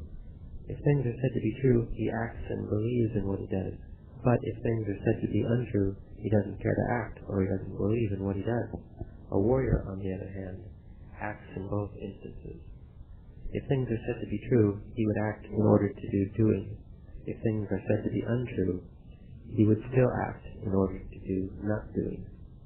Not doing is only for very strong warriors. There are infinite numbers of lines that join us to things. They are real lines. You can feel them. The most difficult part about the warrior's way is to realize that the world is a feeling. When one is not doing, one is feeling the world. and one feels the world through its lines. Not doing is very simple, but very difficult. It is not a matter of understanding, but of mastering it. Seeing, of course, is the final accomplishment of the man of knowledge, and seeing is attained only when one has stopped the world through the technique of not doing. Shadows are peculiar affairs. Look at the shadow of that boulder. The shadow is the boulder, and yet it isn't. To observe the boulder in order to know what the boulder is doing, but to observe its shadow is not doing. Shadows are like doors, the doors of not doing. A man of knowledge, for example, can tell the innermost feelings of men by watching their shadows. You may say that there is movement in them, or you may say that the lines of the world are shown in them, or you may say that feelings come from them. To believe that shadows are just shadows is doing. That belief is somehow stupid. Think about it this way. There is so much more to everything in the world that obviously there must be more to shadows too. After all, what makes them shadows is merely our doing. When searching for a resting place, one has to look without focusing. But in observing shadows, one has to cross the eyes and yet keep a sharp image in focus. The idea is to let one shadow be superimposed on the other by crossing the eyes. Through this process, one can ascertain a certain feeling which emanates from shadows. Dreaming is the not doing of dreams, and as you progress in your not doing, you will also progress in dreaming. The trick is not to stop looking for your hands, even if you don't believe that what you are doing has any meaning. In fact, as I told you before, a warrior doesn't need to believe, because as long as he keeps on acting without believing, he is not doing. If you tackle not doing directly, you yourself will know what to do in dreaming. During the day, shadows are the doors of not doing, but at night, since very little doing prevails in the dark, everything is a shadow.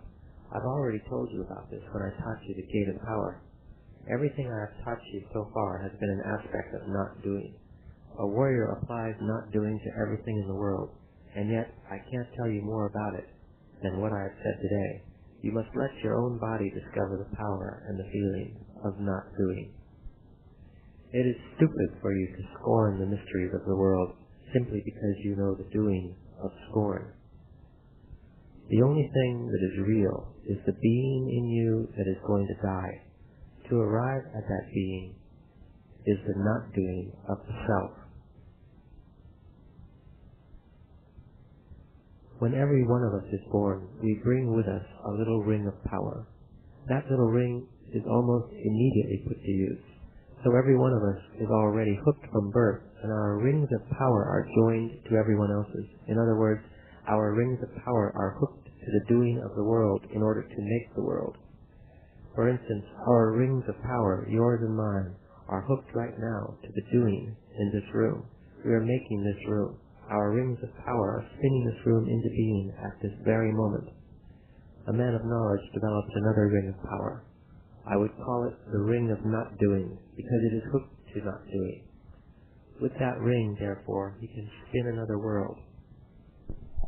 Your difficulty is that you haven't yet developed your extra ring of power, and your body doesn't know not doing. We all have been taught to agree about doing. You don't have any idea of the power that agreement brings with it, but fortunately, not doing is equally miraculous and powerful. There is no way to escape the doing of our world, so what a warrior does is to turn his world into his hunting ground. As a hunter, a warrior knows that the world is made to be used, so he uses every bit of it. A warrior is like a pirate that has no qualms in taking and using anything he wants, except that the warrior doesn't mind or he doesn't feel insulted when he is used and taken himself. The instant one begins to live like a warrior, one is no longer ordinary. It is meaningless to complain. What's important from this point on is the strategy of your life. You may go any place you wish, but if you do, you must assume the full responsibility for that act. A warrior lives his life strategically. When he has to act with his fellow men, a warrior follows the doing of strategy, and in that doing, there are no victories or defeats. In that doing, there are only actions. The doing of strategy entails that one is not at the mercy of people. There is something you ought to be aware of by now. I call it the cubic centimeter of chance. All of us, whether or not we are warriors, have a cubic centimeter of chance that pops out in front of our eyes from time to time. The difference between an average man and a warrior is that the warrior is aware of this, and one of his tasks is to be alert, deliberately waiting, so that when his cubic centimeter pops out, he has the necessary speed, the prowess, to pick it up. Chance, good luck, personal power, or whatever you may call it, is a peculiar state of affairs. It is like a very small stick that comes out in front of us and invites us to pluck it. Usually we are too busy, or too preoccupied, or just too stupid and lazy to realize that that is our cubic centimeter of luck. A warrior, on the other hand, is always alert and tight and has the spring, the gumption necessary to grab it. You maintain that your insistence on finding explanations for everything is something so deeply ingrained in you that it overrules every other consideration, that it's like a disease. There are no diseases. There is only indulging, and you indulge yourself in trying to explain everything. We both are beings who are going to die. There is no more time for what we used to do. Now you must employ all the not doing I have taught you and stop the world. People tell us from the time we are born that the world is such and so, and naturally we have no choice but to see the world the way people have been telling us it is. Seeing happens only when one sneaks between the world of ordinary people and the world of sorcerers. The real thing is when the body realizes that it can see. Only then is one capable of knowing that the world we look at every day is only a description. My intent has been to show you that. Only as a warrior can one survive the path of knowledge, because the art of a warrior is to balance the terror of being a man with the wonder of being a man. Nothing is gained by forcing an issue. If you want to survive, you must be crystal clear and deadly sure of yourself.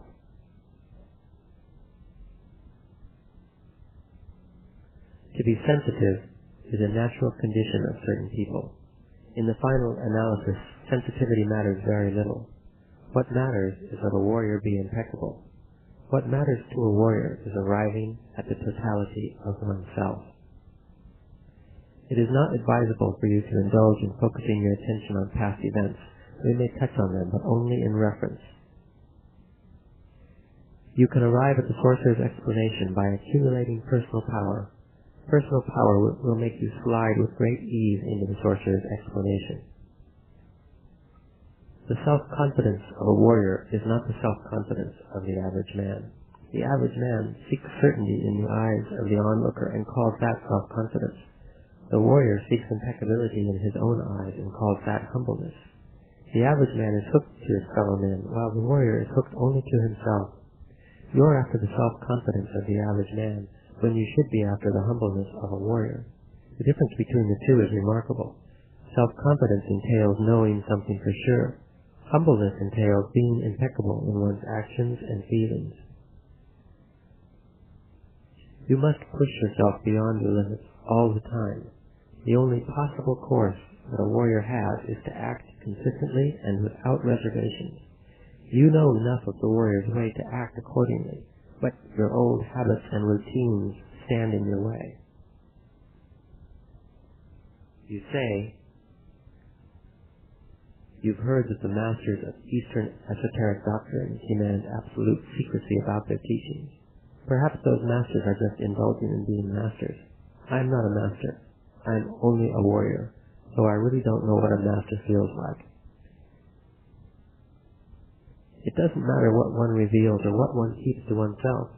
Everything we do, everything we are, rests on our personal power. If we have enough of it, one word uttered to us might be sufficient to change the course of our lives.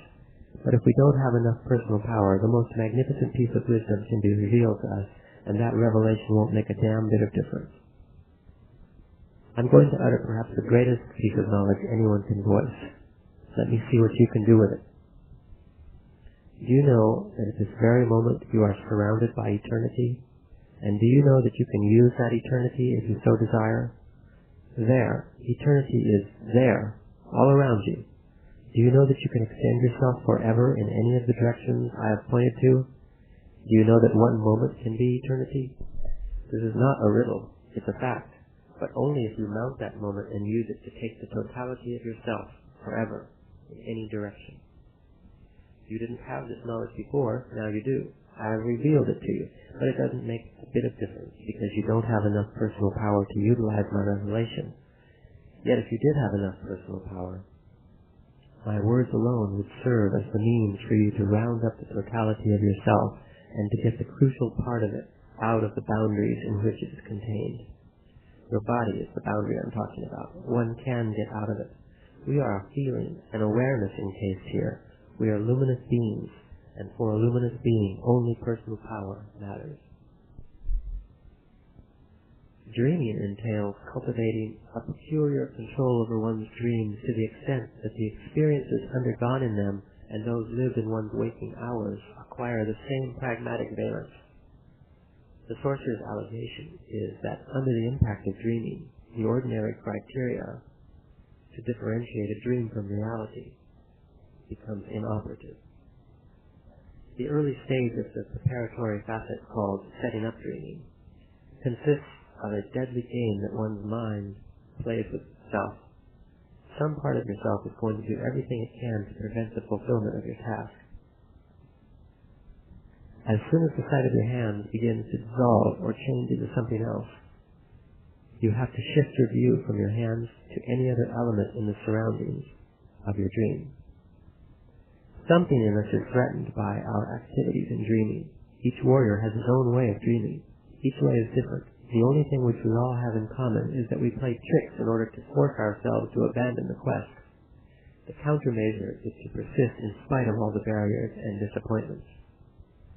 The sorcerer's explanation of how to select a topic for dreaming is that a warrior chooses a topic by deliberately holding an image in his mind while he shuts off his internal dialogue. If he is capable of not talking to himself for a moment and then holds the image or the thought of what he wants in dreaming, even if only for an instant, then the desired topic will come to him. If one is to succeed in anything, the success must come gently, with a great deal of effort, but with no stress or obsession. You must learn how to stop your internal dialogue at will. At the beginning of our association, I delineated another procedure, walking for long stretches without focusing the eyes on anything. My recommendation was to not look at anything directly, but by slightly crossing the eyes, to keep a peripheral view of everything that presents itself to the eyes.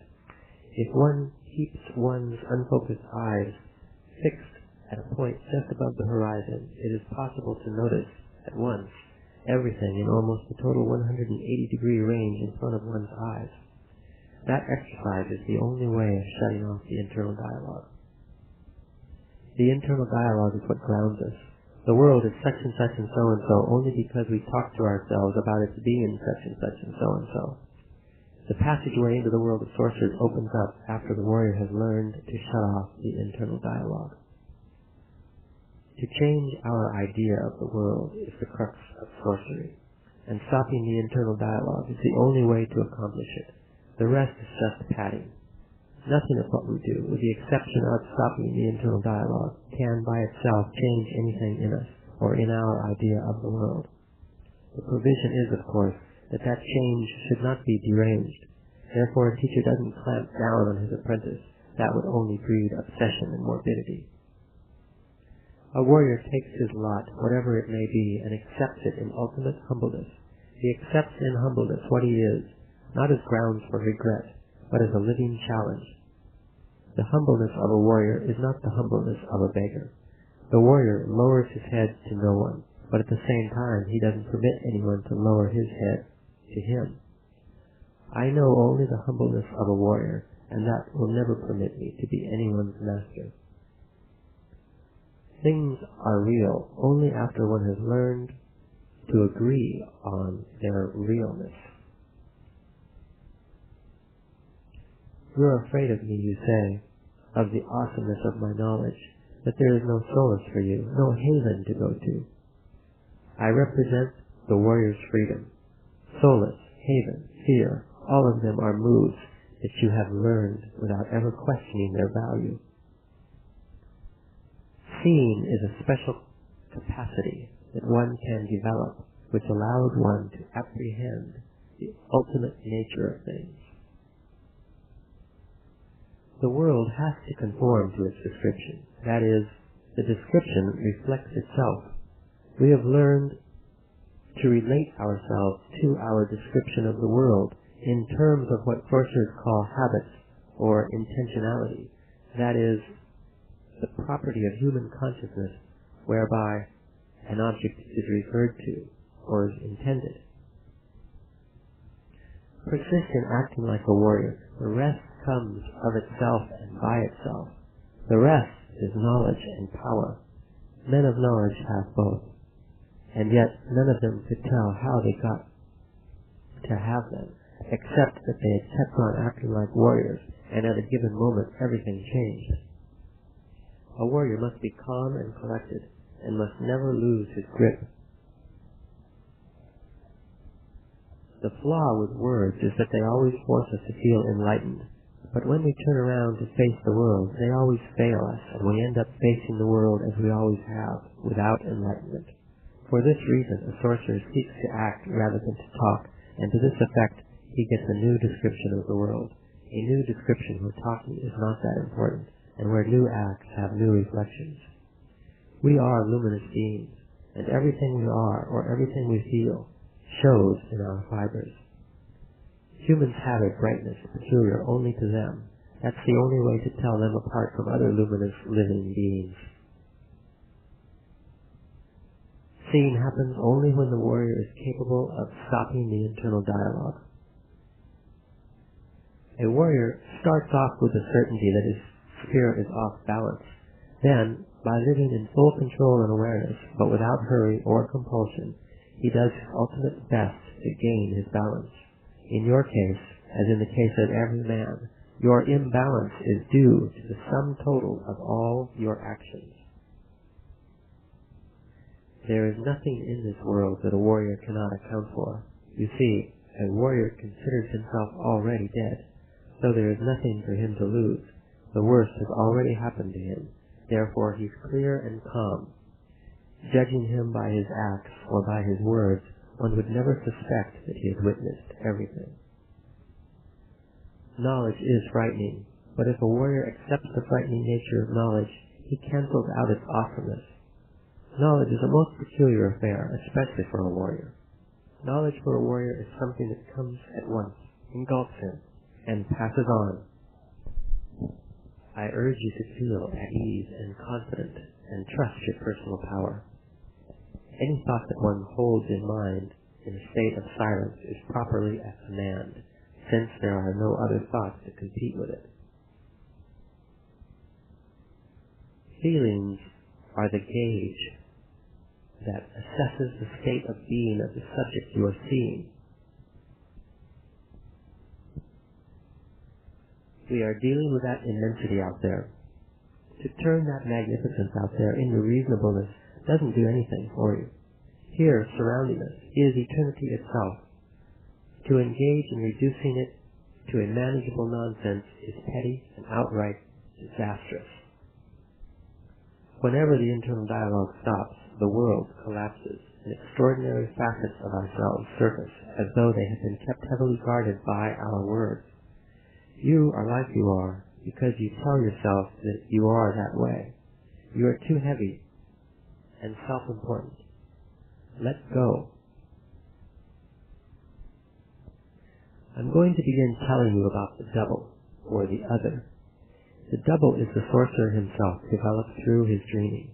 The double is an active power to a sorcerer, but only a tail of power to you. The double is the self. That explanation should suffice.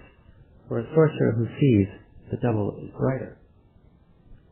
Don't take things so seriously. I've told you time and time again that the world is unfathomable, and so are we, and so is every being that exists in this world. It is impossible, therefore, to reason out the double. A sorcerer can double up, that's all one can say. No sorcerer knows where his double is. A sorcerer has no notion that he is in two places at once.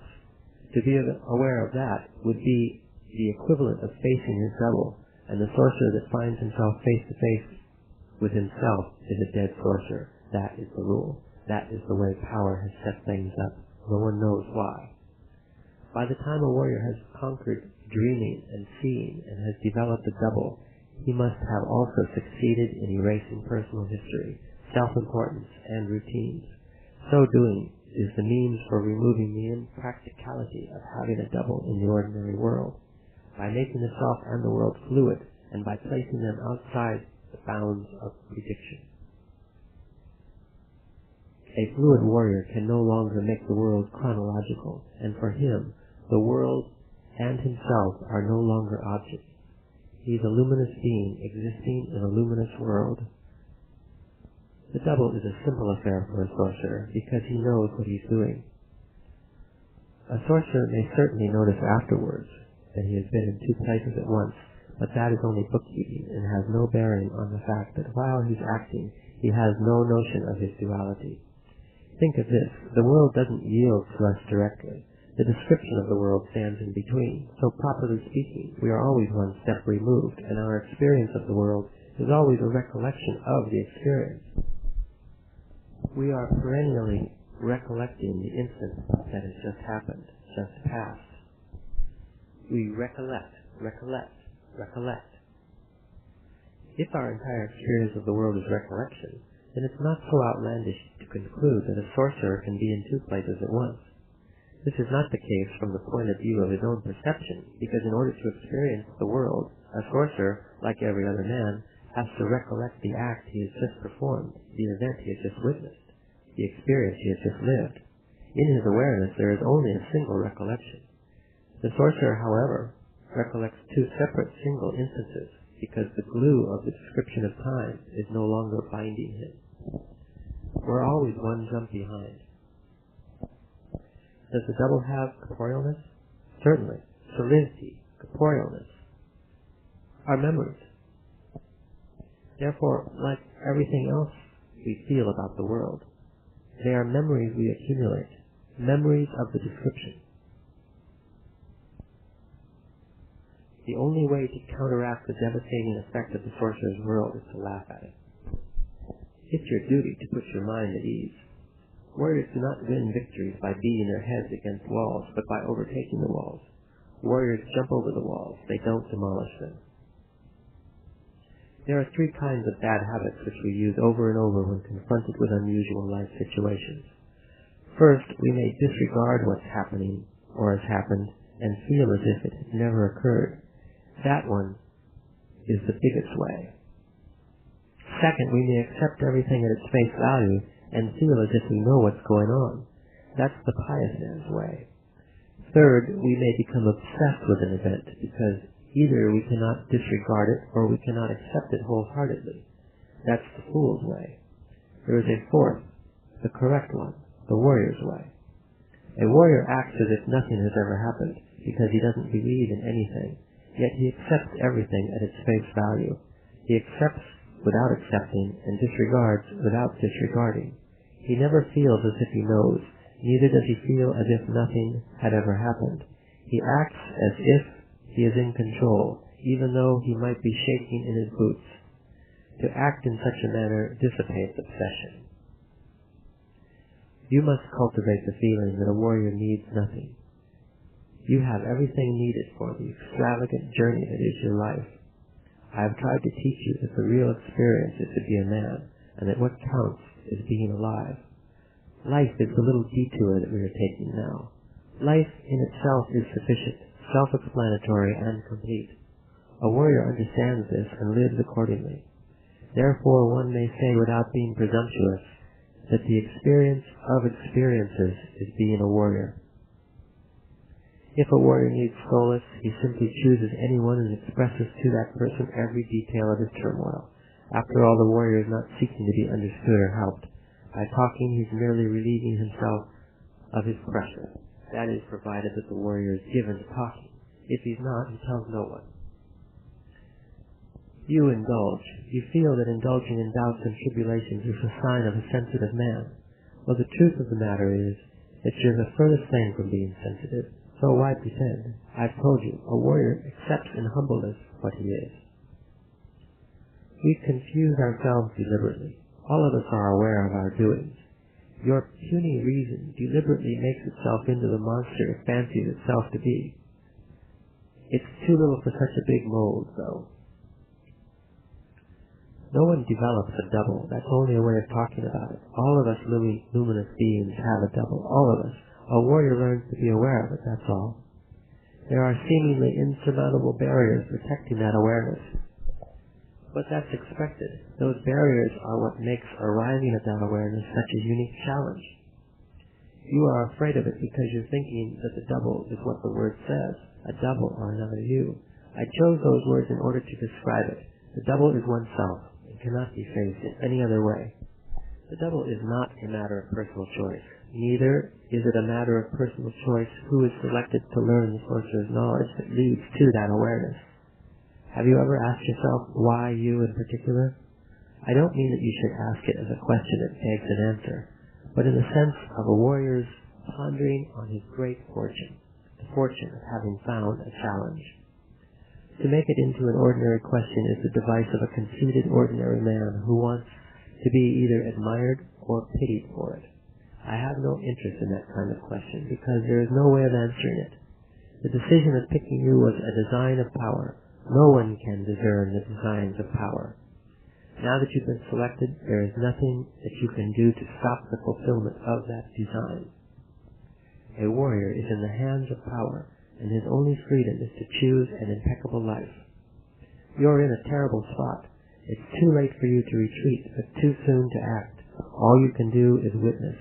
For you, there is only witnessing acts of power and listening to tales of power. The double is one of those tales. You know that, and that's why your reason is so taken by it. You're beating your head against the wall if you pretend to understand. All that I can say about it by way of explanation is that the double, although it is arrived at through dreaming, is as real as it can be. It is the self. It is the awareness of our state as luminous beings. It can do anything, and yet it chooses to be unobtrusive and gentle. A man of knowledge cannot possibly act towards his fellow man in injurious terms. A warrior is always ready for anything. To be a warrior is not a simple matter of wishing to be one. It is rather an endless struggle that will go on to the very last moment of our lives. Nobody is born a warrior in exactly the same way that nobody is born a reasonable being. We make ourselves into one or the other. Jog on this spot, facing the west. The idea is to draw power from the impending twilight by raising one's arms to the sky with the fingers stretched like a fan, and then clasp them forcefully when the arms are in the midpoint between the horizon and the zenith. I'm going to tell you about the dreamer and the dreams. The double begins in dreaming. The double is a dream. I am referring to the first emergence of the awareness that we are luminous beings. Each one of us is different, and thus the details of our struggles are different. The steps that we follow to arrive at the double are the same, though, especially the beginning steps, which are muddled and uncertain. A dream in which one is watching oneself asleep is the time of the double. Rather than wasting power in wondering and asking questions, one should use the opportunity to act. When you have the chance, you should be prepared. A warrior never lets his guard down. What matters is what can you use as a shield. A warrior must use everything available to him to close his mortal gap once it opens. So it's of no importance that you really don't like to be suspicious or ask questions. That's your only shield now. There is no flaw in the warrior's way. Question without fear, without suspicion, and without draining yourself. Assemble what you learn, without presumptuousness and without piousness. The self dreams the double. Once it has learned to dream the double, the self arrives at this weird crossroad, and a moment comes when one realizes that it is the double who dreams the self. Your double is dreaming you. No one knows how it happens. We only know that it does happen. That's the mystery of us as luminous beings. You can awaken in either one. Storing sufficient personal power will enable you to turn your will into a functioning unit.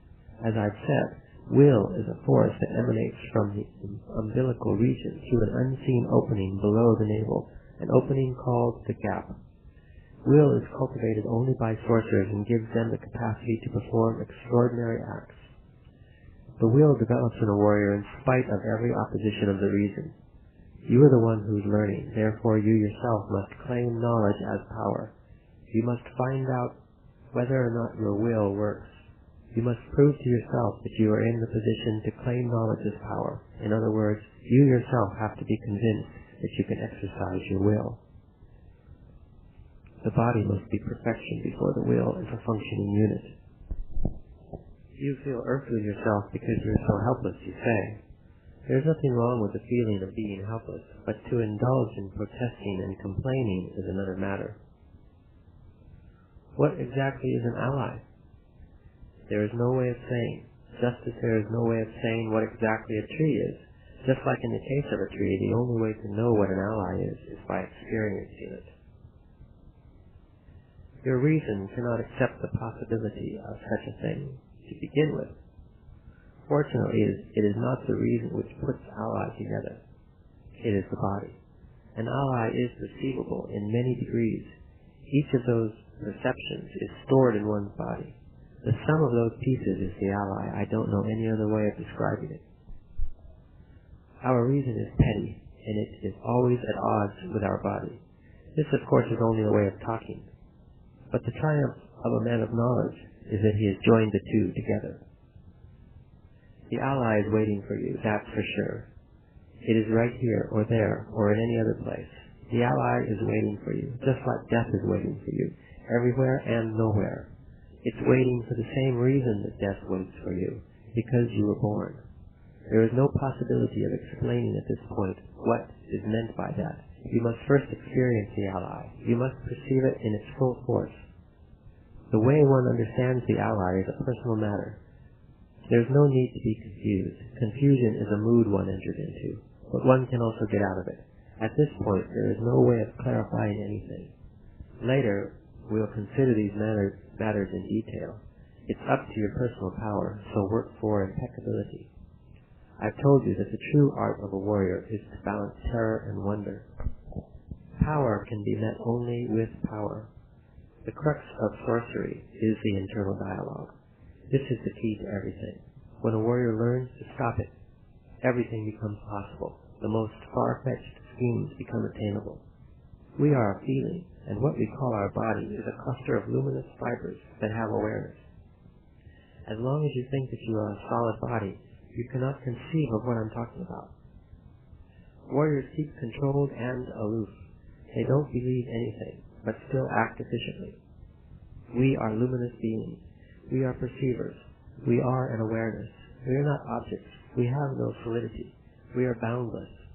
The world of objects and solidity is a way of making our passage on earth convenient.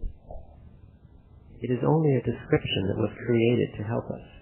We, or rather our reason, forget that description is only a description, and thus we entrap the totality of ourselves in a vicious circle from which we rarely emerge in our lifetime.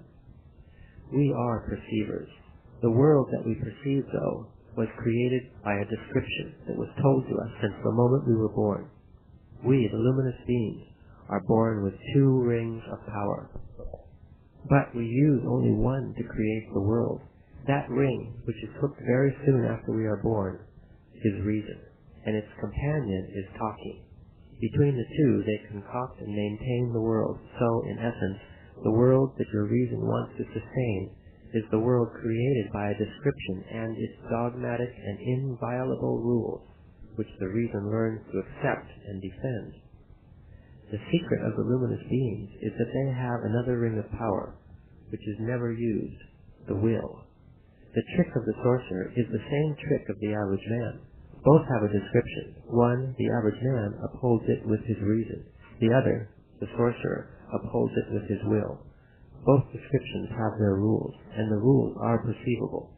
But the advantage of the sorcerer is that will is more engulfing than reason.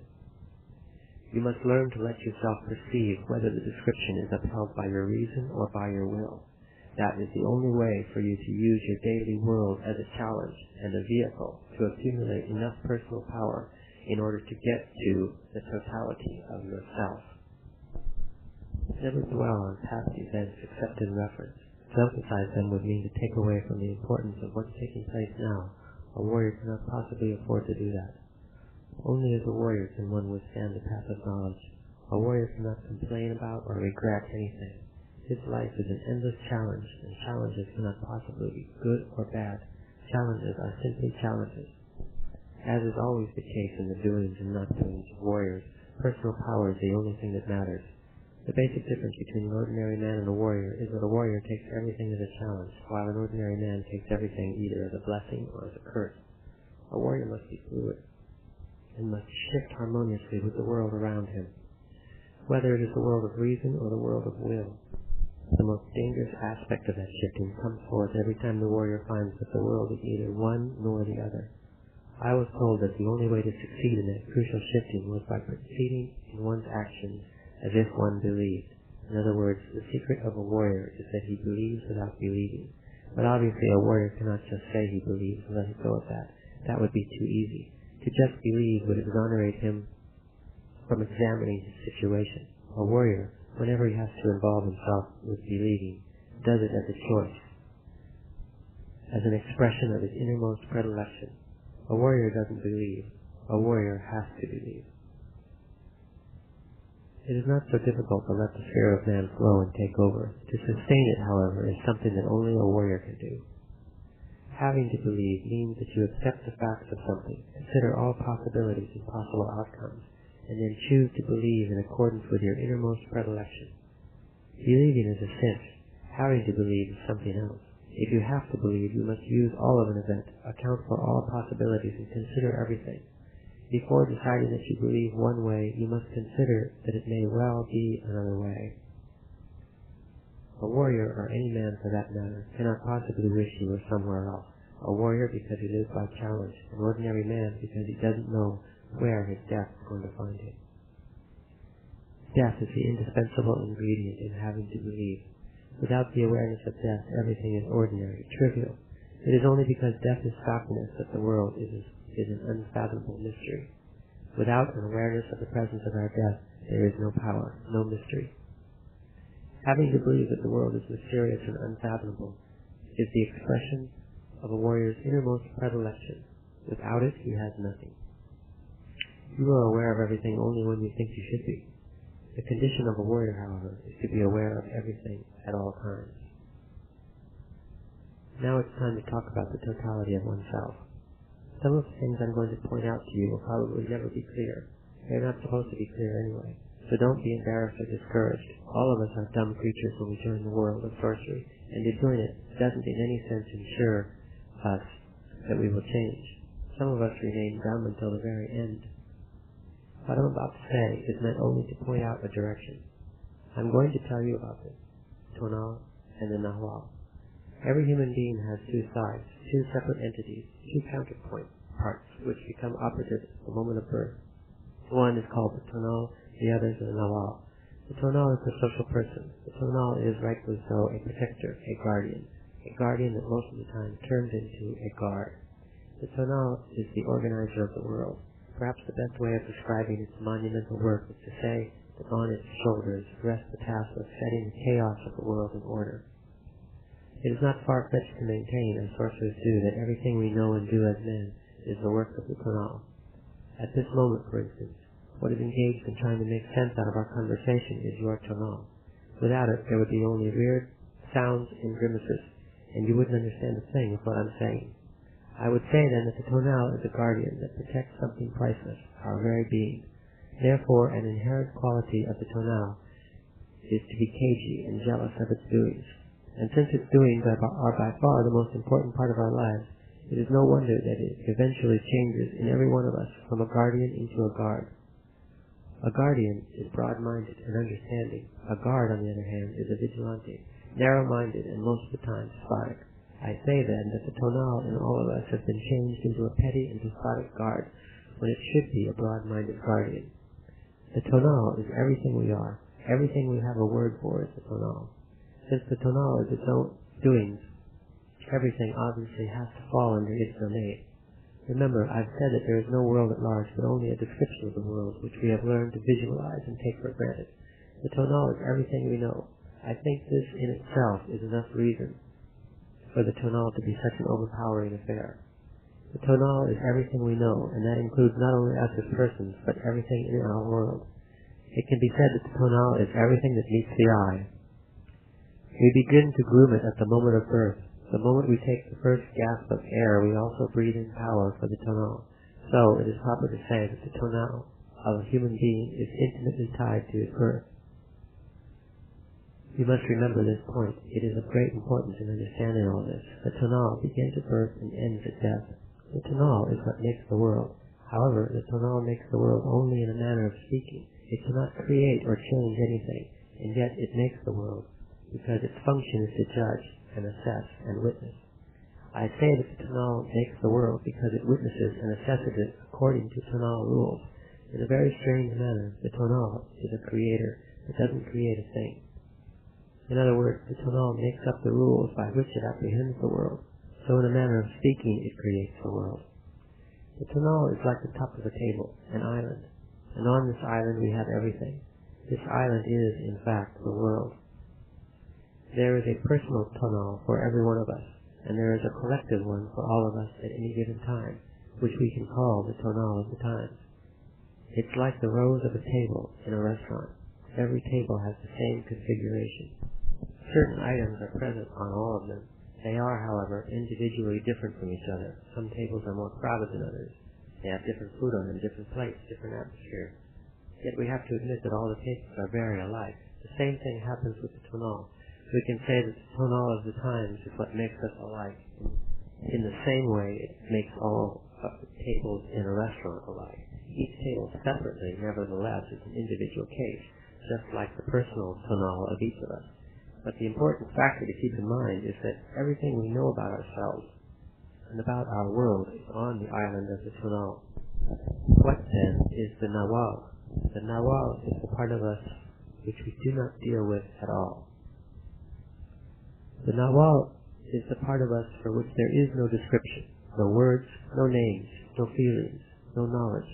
It is not mind, it is not soul, it is not the thoughts of men, it is not a state of grace or heaven or pure intellect, or psyche or energy or vital force or immortality, or life principle, or the Supreme Being, the Almighty God. All of these are items on the island of the tonal. The tonal is, as I've already said, everything we think the world is composed of, including God, of course. God has no more importance other than being a part of the tonal of our time. The nawal is at the service of the warrior. It can be witnessed, but it cannot be talked about. The nawal is there, surrounding the island of the tonal, there where power hovers. We sense from the moment we are born that there are two parts to us. At the time of birth and for a while after, we are all nawal. We sense then that in order to function we need a counterpart to what we have. The tonal is missing, and that gives us from the very beginning a feeling of incompleteness. Then the tonal starts to develop and it becomes utterly important to our functioning, so important that it opaques the shine of the nawal, it overwhelms it.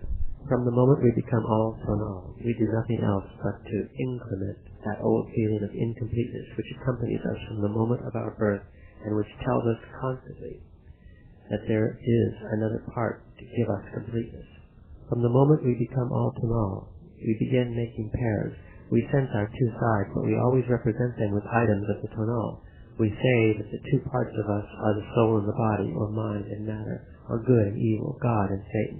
We never realize, however, that we are merely pairing items on the island, very much like pairing coffee and tea.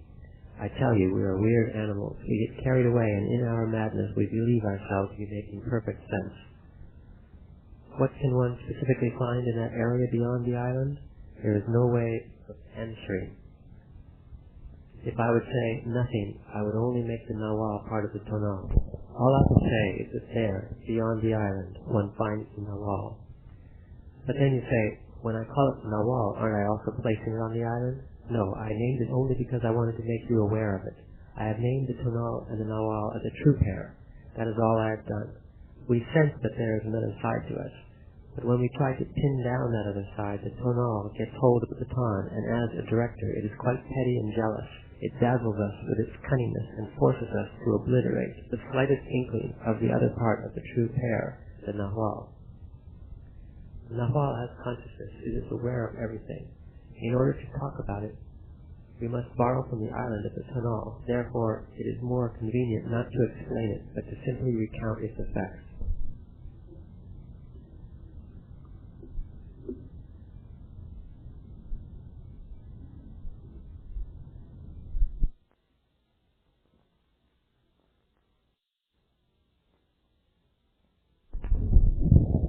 You must lose your human form. You don't yet know about the human mold and the human form. The human form is a force, and the human mold is a mold. Everything has a particular mold. Plants have molds, animals have molds, worms have molds. Sorcerers have the avenue of their dreaming to lead them to the mold. The mold of men is definitely an entity which can be seen by some of us at certain times when we are imbued with power, and by all of us, for sure, at the moment of our death. The mold is the source, the origin of man, since without the mold to group together the force of life, there is no way for that force to assemble itself into the shape of man. The human form is a sticky force that makes us the people we are. The human form has no form. It's anything, but in spite of not having form, it possesses us during our lives and doesn't leave us until we die. A warrior must drop the human form in order to change, to really change. Otherwise, there is only talk about change. One cannot change one iota as long as one holds on to the human form. A warrior knows that he cannot change, and yet he makes it his business to try to change, even though he knows that he won't be able to. That's the only advantage a warrior has over the average man. The warrior is never disappointed when he fails to change. The only thing that makes you think you are yourself is the form. Once it leaves, you are nothing. A warrior without form begins to see an eye. The formless warrior uses that eye to start dreaming. If you don't have a form, you don't have to go to sleep to do your dreaming. The eye in front of you pulls you every time you want to go. Everything has to be sifted through our human form. When we have no form, then nothing has form, and yet everything is present. The art of the dreamer is to hold the image of his dream. Our art as ordinary people is that we know how to hold the image of what we are looking at. We just do it. That is, our bodies do it. In dreaming, we have to do the same thing, except that in dreaming, we have to learn how to do it. We have to struggle not to look, but merely to glance, and yet hold the image. Everything we say is a reflection of the world of people. You talk and act the way you do because you're clinging to the human form. Everything in a warrior's world depends on personal power, and personal power depends on impeccability. Part of being impeccable for a warrior is never to hinder others with his thoughts. You indulge in not trying to change. That's as wrong as feeling disappointed with your failures. Warriors must be impeccable in their effort to change in order to scare the human form and shake it away. After years of impeccability, a moment will come when the form cannot stand it any longer and it leaves. The art of a sorcerer is to be inconspicuous even in the midst of people. Concentrate totally on trying not to be obvious. To learn to become unnoticeable in the midst of all this is to know the art of stalking. Be calm and self-controlled, and give others your undivided attention. The whole issue of sorcery is perception. A warrior must notice everything. That's his trick, and there lies his advantage. It is an honor and a pleasure to be a warrior, and it is the warrior's fortune to do what he has to do. What is the art of stalking? A hunter just hunts. A stalker stalks anything, including himself. An impeccable stalker can turn anything into prey. We can even stalk our own weaknesses. You do it in the same way you stalk prey. You figure out your routines until you know all the doing of your weaknesses, and then you come upon them and pick them up like rabbits inside a cage. Any habit is, in essence, a doing, and a doing needs all its parts in order to function. If some parts are missing, a doing is disassembled. A warrior eats quietly and slowly and very little at a time. The only deterrent to our despair is the awareness of our death, the key to the sorcerer's scheme of things. The awareness of our death is the only thing that can give us the strength to withstand the duress and pain of our lives and our fears of the unknown. Volition alone is the deciding factor. In other words, one has to make up one's mind to bring that awareness to bear witness on one's acts. We are human creatures. Who knows what's waiting for us or what kind of power we may have? It doesn't matter what anybody says or does. You must be an impeccable man yourself. The fight is right here in this chest. It takes all the time and all the energy we have to conquer the idiocy in us. And that's what matters. The rest is of no importance. To be an impeccable warrior will give you vigor and youth and power. I have taught you to be dispassionate. The world of people goes up and down, and people go up and down with their world. As sorcerers, we have no business following them in their ups and downs. The art of the sorcerer is to be outside everything and be unnoticeable. And more than anything else, the art of sorcerers is never to waste their power. We hold the images of the world with our attention. Let your attention go from the images of the world. If you don't focus your attention on the world collapses. Instead of fighting to focus, let go of the images by gazing fixedly at distant hills, or by gazing at water like a river, or by gazing at the clouds.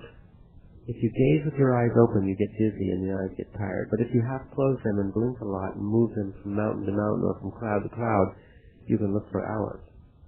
As I told you, the tonal and the nahual are two different worlds. In one you talk, in the other you act. At first, all of us secretly do not want the world of the nahual. We are afraid and have second thoughts. Our unbending intent and our impeccability gets us through that. Everyone can see, and yet we choose not to remember what we see. With our attention, we can hold the images of a dream in the same way we hold the images of the world. The art of the dreamer is the art of attention. Your reason is the demon that keeps you chained. You have to vanquish it if you want to achieve the realization of my teachings. The issue, therefore, has been how to vanquish your reason. By reason, I don't mean the capacity for comprehending, inferring, or thinking in an orderly, rational way. To me, reason means attention. The core of our being is the act of perceiving, and the magic of our being is the act of awareness. Perception and awareness can be a single, functional, inextricable unit with two domains. The first one is the attention of the tonal, that is to say, the capacity of average people to perceive and place their awareness on the ordinary world of everyday life. Our first ring of power, our awesome but taken for granted ability to impart order to our perception of our daily world. The second domain is the attention of the nahual, the capacity to place our awareness on the non-ordinary world. It's our second ring of power, or the altogether portentous ability all of us have, but only sorcerers use, to impart order to the non-ordinary world. What I have struggled to vanquish, or rather suppress in you, is not your reason as the capacity for rational thought, but your attention of the tonal, or your awareness of the world of common sense. The daily world exists because we know how to hold its images. Consequently, if one drops the attention needed to maintain those images, the world collapses. Practice is what counts. Once you get your attention on the images of your dream, your attention is hooked for good. In the end, you can hold the images of any dream. Our first ring of power is engaged very early in our lives, and we live under the impression that that is all there is to us. Our second ring of power, the attention of the nahual, remains hidden for the immense majority of us, and only at the moment of our death is it revealed to us. There is a pathway to reach it, however, which is available to every one of us, but which only sorcerers take. and that pathway is through dreaming. Dreaming is in essence the transformation of ordinary dreams into affairs involving volition. Dreamers, by engaging their attention of the nawal and focusing it on items and events of their ordinary dreams, change those dreams into dreaming. There are no procedures to arrive at the attention of the nawal, only pointers. Finding your hands in your dreams is the first pointer. Then the exercise of paying attention is elongated to finding objects, looking for specific features such as buildings, streets, and so on. From there, the jump is to dream about specific places at specific times of the day. The final stage is drawing the attention of the nawal to focus on the total self. That final stage is usually ushered in by a dream that many of us have had at one time or another, in which one is looking at oneself sleeping in bed. By the time a sorcerer has had such a dream, his attention has been developed to such a degree that instead of waking himself up, as most of us would do in a similar situation, he turns on his heels and engages himself in activity as if he were acting in the world of everyday life. From that moment on, there is a breakage, a division of sorts, in the otherwise unified personality.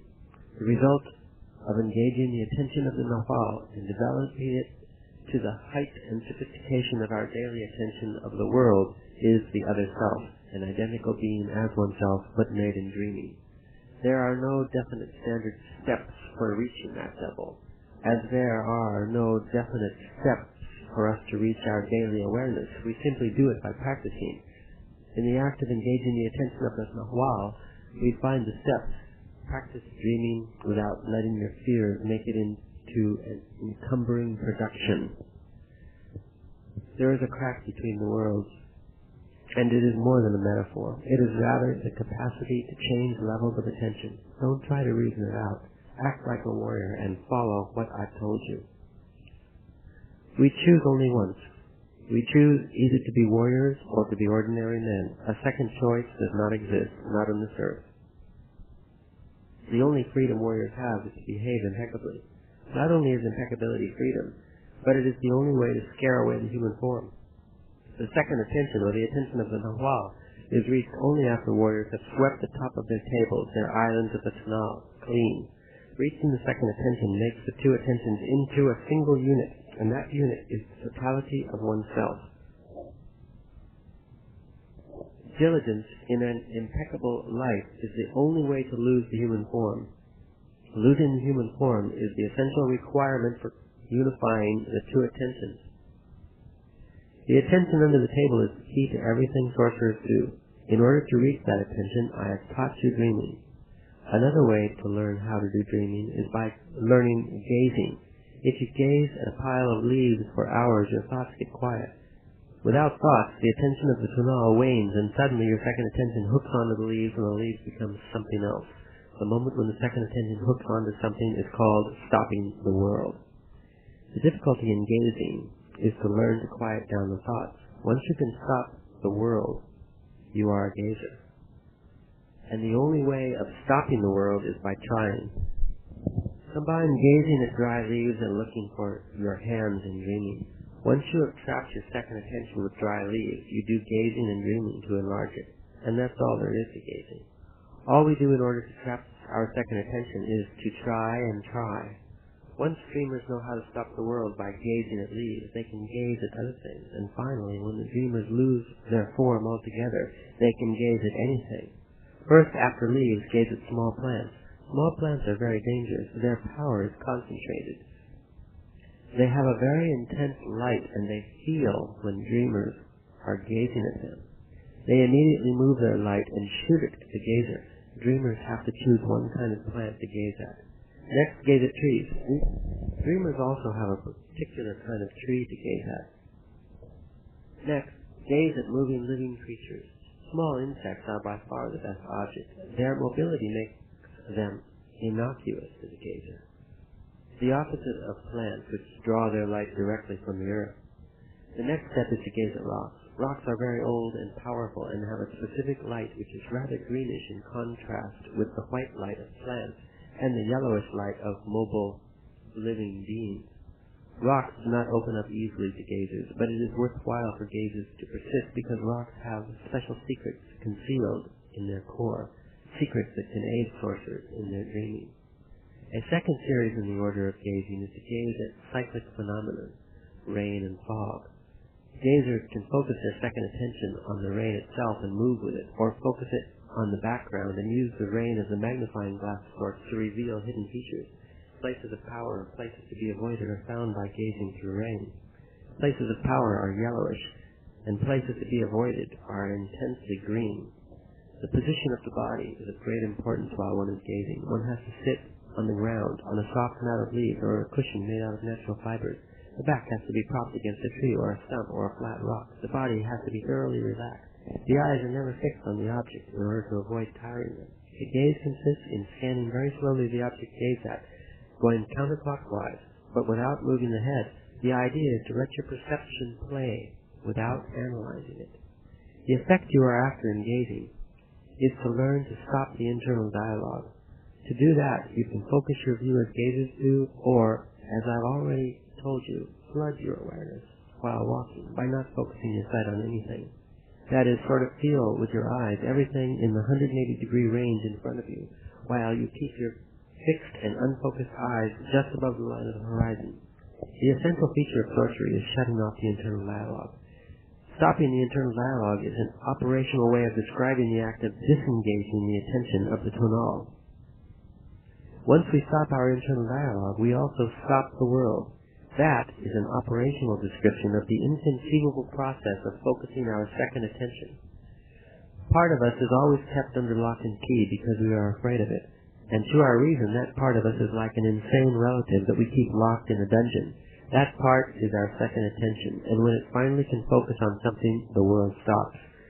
Since we, as average men, know only the attention of the tonal, it is not too far-fetched to say that once that attention is cancelled, the world indeed has to stop.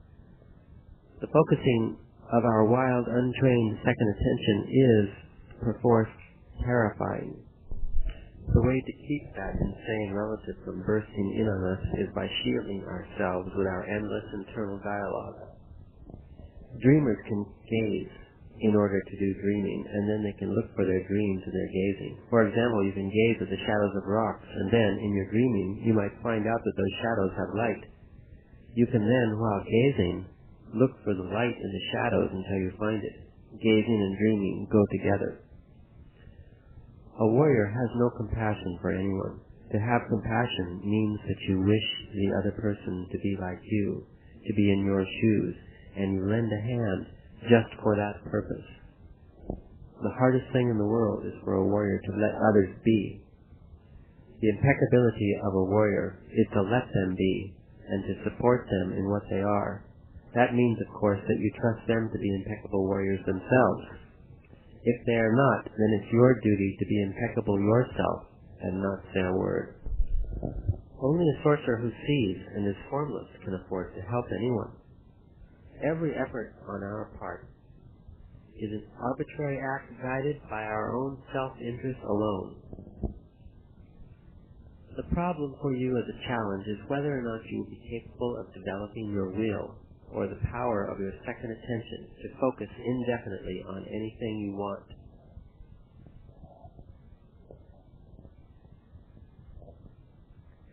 Our total being consists of two perceivable segments. The first is the familiar physical body, which all of us can perceive. The second is the luminous body, which is a cocoon that only seers can perceive. A cocoon that gives us the appearance of giant luminous eggs. One of the most important goals of sorcery is to reach the luminous cocoon, a goal which is fulfilled through the sophisticated use of dreaming and through a vigorous, systematic exertion called not doing.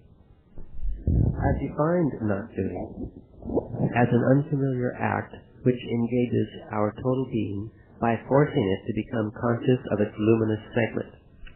To explain these concepts, I've made a three-part uneven division of our consciousness. The smallest, the first attention, or the consciousness that every normal person has developed in order to deal with the daily world. It encompasses the awareness of the physical body. Another larger portion, the second attention, is the awareness we need in order to perceive our luminous cocoon and to act as luminous beings. The second attention is brought forth through deliberate training or by an accidental trauma, and it encompasses the awareness of the luminous body. The last portion, which is the largest, is the third attention. It's an immeasurable consciousness which engages undefinable aspects of the awareness of the physical and the luminous bodies. The battlefield of warriors is the second attention, which is something like a training ground for reaching the third attention. The compulsion to possess and hold on to things is not unique. Everyone who wants to follow the warrior's path has to rid himself of this fixation in order not to focus our dreaming body on the weak face of the second attention. The dreaming body, sometimes called the devil or the other, because it is a perfect replica of the dreamer's body, is inherently the energy of a luminous being, a whitish, phantom-like emanation, which is projected by the fixation of the second attention into a three-dimensional image of the body. The dreaming body is as real as anything we deal with in the world. The second attention is unavoidably drawn to focus on our total being as a field of energy and transforms that energy into anything suitable. The easiest thing is, of course, the image of the physical body, with which we are already thoroughly familiar from our daily lives and the use of our first attention. What channels the energy of our total being to produce anything that might be within the boundaries of possibility is known as will. At the level of luminous beings, the range is so broad that it is futile to try to establish limits. Thus, the energy of a luminous being can be transformed through will into anything. We are not merely whatever our common sense requires us to believe we are. We are, in actuality, luminous beings, capable of becoming aware of our luminosity. As luminous beings aware of our luminosity, we are capable of unraveling different facets of our awareness or our attention. That unraveling could be brought about by a deliberate effort, as we are doing ourselves, or accidentally through a bodily trauma. The old sorcerers deliberately placed different facets of their attention on material objects. By unraveling another facet of our attention, we might become receptors for the projections of ancient sorcerers' second attention. Those sorcerers were impeccable practitioners with no limit to what they could accomplish with the fixation of their second attention. Be fluid, at ease in whatever situation you find yourself. Your challenge is to deal with people with ease regardless of what they do to you. Remember what I have said, that it is of no use to be sad and complain and feel justified in doing so, believing that someone is always doing something to us. Nobody is doing anything to anybody, much less to a warrior. You must let go of your desire to cling. The very same thing happened to me. I held on to things, such as the food I liked, the mountains where I lived, the people I used to enjoy talking to, but most of all I clung to the desire to be liked. Those things are our barriers to losing our human form. Our attention is trained to focus doggedly. That is the way we maintain the world. Now it's time to let go of all that. In order to lose your human form, you should let go of all that ballast.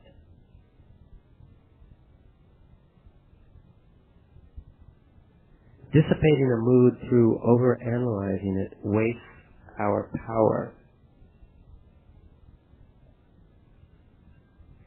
If you have the same vision in dreaming 3 times, pay extraordinary attention to it. When a dreamer dreams that he sees himself asleep, he must avoid sudden jolts or surprises and take everything with a grain of salt. The dreamer has to get involved in dispassionate experimentations. Rather than examining his sleeping body, the dreamer walks out of the room. In dreaming, what matters is volition.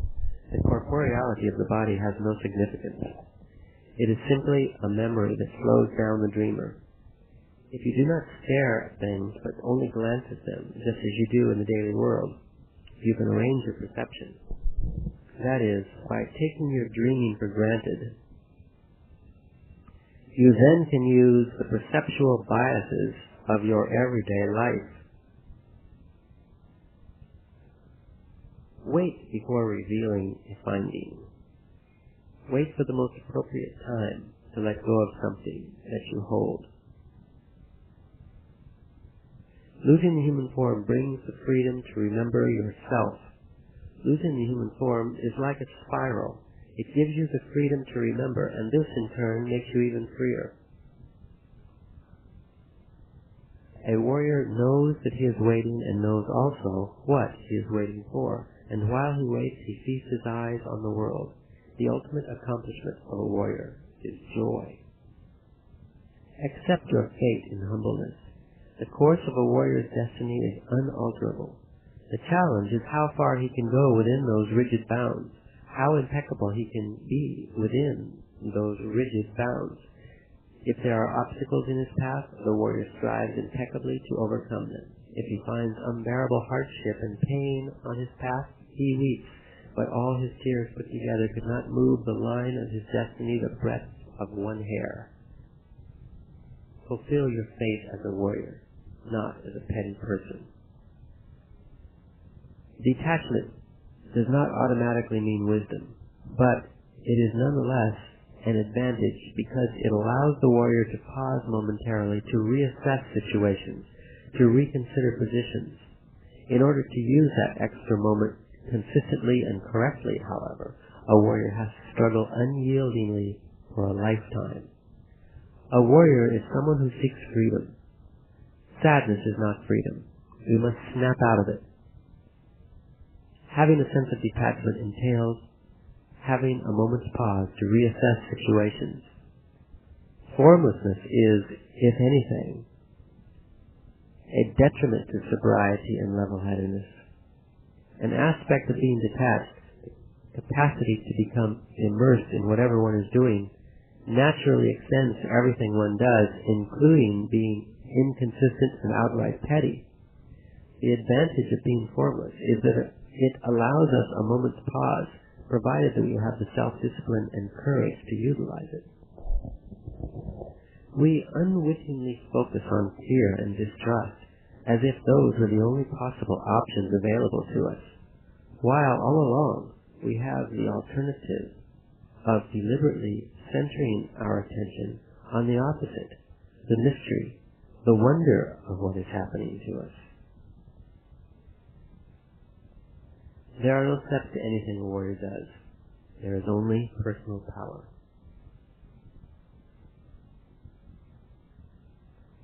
In the final analysis, every dreamer is different. There are, however, general states. Restful vigil is the preliminary state, a state in which the senses become dormant, and yet one is aware. The second state is dynamic vigil. In this state, one is left looking at a scene, a tableau of sorts, which is static. One sees a three-dimensional picture, a frozen bit of something, a landscape, a street, a house, a person, a face, anything. The third state is passive witnessing. In it, the dreamer is no longer viewing a frozen bit of the world, but is observing, eyewitnessing, an event as it occurs. It is as if the primacy of the visual and auditory senses makes this state of dreaming mainly an affair of the eyes and ears. The fourth state is the one in which you are drawn to act. In it one is compelled to enterprise, to take steps, to make the most of one's time. This state is called dynamic initiative. You have to look after someone and take care of them in a most selfish fashion. That is, as if they are your own self. Selfishness can be put to a grand use. To harness it is not impossible. The surest way to harness selfishness is through the daily activities of our lives. You are efficient in whatever you do because you have no one to bug the devil out of you. It is no challenge to you to soar like an arrow by yourself. If you are given the task of taking care of someone else, however, your independent effectiveness will go to pieces, and in order to survive, you will have to extend your selfish concern for yourself to include the one under your care. You must honor them regardless of what they do to you, and you must train your body through your interaction with them to feel at ease in the face of the most trying situations. It is much easier to fare well under conditions of maximum stress than to be impeccable under normal circumstances, such as in the interplay with another under your care. Further then, you cannot under any circumstances get angry with them, because they are indeed your benefactor. Only through them will you be capable of harnessing your selfishness. You take care of them as a means of training yourself for the hardship of interacting with people. It is imperative that you internalize a mood of ease in the face of difficult social situations. Dreaming begins as a unique state of awareness, arrived at by focusing the residue of consciousness, which one still has when asleep, on the elements or the features of one's dreams. The residue of consciousness, called the second attention, is brought into action or is harnessed through exercises of not doing. The essential aid to dreaming is a state of mental quietness called stopping the internal dialogue, or the not doing of talking to oneself. To teach you how to master it, I've made you walk for miles with your eyes held fixed and out of focus at a level just above the horizon, so as to emphasize the peripheral view. This method is effective on 2 counts. It allows you to stop your internal dialogue, and it trains your attention. By forcing you to concentrate on the peripheral view, I reinforce your capacity to concentrate for long periods of time on one single activity. The best way to enter into dreaming is to concentrate on the area just at the tip of the sternum, at the top of the belly. The attention needed for dreaming stems from that area. The energy needed in order to move and to seek in dreaming stems from the area an inch or 2 below the belly button. That energy is the will, or the power to select, to assemble. In a woman, both the attention and the energy for dreaming originate from the womb. Anything may suffice as a not doing to help dreaming, provided that it forces the attention to remain fixed. The attention one needs in the beginning of dreaming has to be forcibly made to stay on any given item in a dream. Only through immobilizing our attention can one turn an ordinary dream into dreaming. In dreaming, one has to use the same mechanisms of attention as in everyday life. Our first attention has been taught to focus on the items of the world with great force in order to turn the amorphous and chaotic realm of perception into the orderly world of awareness. The second attention serves the function of a beckoner, a caller of chances. The more it is exercised, the greater the possibility of getting the desired result. But that is also the function of attention in general, a function so taken for granted in our daily life that it has become unnoticeable. If we encounter a fortuitous occurrence, we talk about it in terms of accident or coincidence, rather than in terms of our attention having a beckon to the event. The only thing that really counts in making the shift into the dreaming body is anchoring the second attention. Attention is what makes the world. What is important is to store attention in dreaming. The first attention, the attention that makes the world, can never be completely overcome. It can only be turned off for a moment and replaced with the second attention, providing that the body has stored enough of it.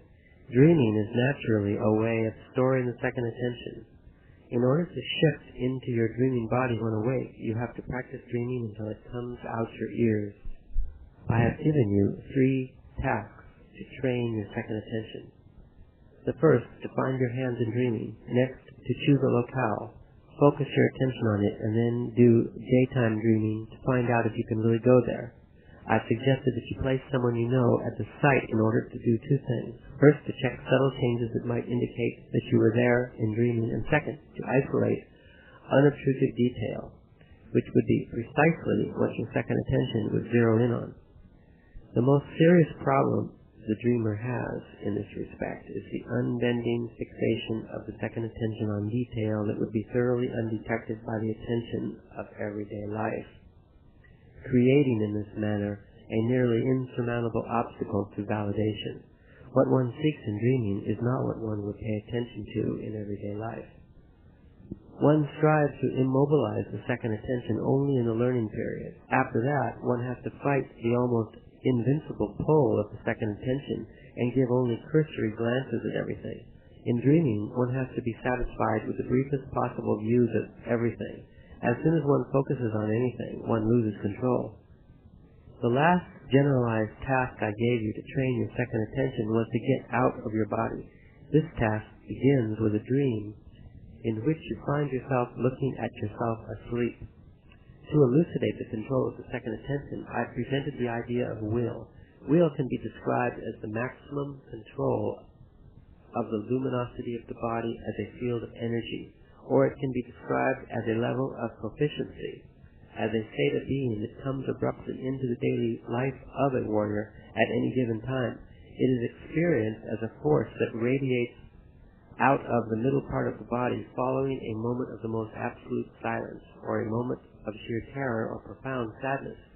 Those things afford the warrior the concentration needed to use the luminosity of the body and turn it into silence. For a human being, sadness is as powerful as terror. Both can bring the moment of silence. Or the silence comes of itself because the warrior tries for it throughout his life. It is a moment of blackness, a moment still more silent than the moment of shutting off the internal dialogue. That blackness, that silence, gives rise to the intent to direct the second attention, to command it, to make it do things. This is why it's called will. The intent and the effect are will. They are tied together. We don't feel our will because we think that it should be something we know for sure that we are doing or feeling, like getting angry, for instance. Will is very quiet, unnoticeable. Will belongs to the other self. We are in our other selves when we do dreaming. Will is such a complete control of the second attention that it is called the other self. Intent is present everywhere. Intent is what makes the world. People and all other living creatures, for that matter, are the slaves of intent. We are in its clutches. It makes us do whatever it wants. It makes us act in the world. It even makes us die. When we become warriors, though, intent becomes our friend. It lets us be free for a moment. At times it even comes to us as if it had been waiting around for us. Again, human beings are divided into two. The right side, which is called the tonal, encompasses everything the intellect can conceive of. The left side, called the nahua, is a realm of indescribable features, a realm impossible to contain in words. The left side is perhaps comprehended, if comprehension is what takes place, with the total body, thus its resistance to conceptualization. All the faculties, possibilities, and accomplishments of sorcery, from the simplest to the most astounding, are in the human body itself. The power that governs the destiny of all living beings is called the ego, or the indescribable force. Providing the luminous shell that comprises one's humanness has been broken, it is possible to find in the indescribable force the faint reflection of man. The indescribable force's irrevocable dictums can then be apprehended by seers, properly interpreted by them, and accumulated in the form of a governing body. Thus the rule is formed. The rule is not a tale. The rule states that every living thing has been granted the power, if it so desires, to seek an opening to freedom and to go through it. To cross over to freedom does not mean eternal life as eternity is commonly understood, that is, as living forever. What the rule states is that one can keep the awareness which is ordinarily relinquished at the moment of dying. I cannot explain what it means to keep that awareness. My benefactor told me that at the moment of crossing, one enters into the third attention, and the body, in its entirety, is kindled with knowledge. Every cell at once becomes aware of itself, and also aware of the totality of the body. This kind of awareness is meaningless to our compartmentalized minds. Therefore, the crux of the warrior's struggle is not so much to realize that the crossing over stated in the rule means crossing to the third attention, but rather to conceive that there exists such an awareness at all. There is a common error, that of overestimating the left side awareness, of becoming dazzled by its clarity and power. To be in the left side awareness does not mean that one is immediately liberated from one's folly. It only means an extended capacity for perceiving, and above all, a greater ability to forget. One has to be utterly humble and carry nothing to defend, not even one's person. One's person should be protected, but not defended. It takes a very long time to clean out the garbage that a luminous being picks up in the world. We are all stiff and feel so self-important.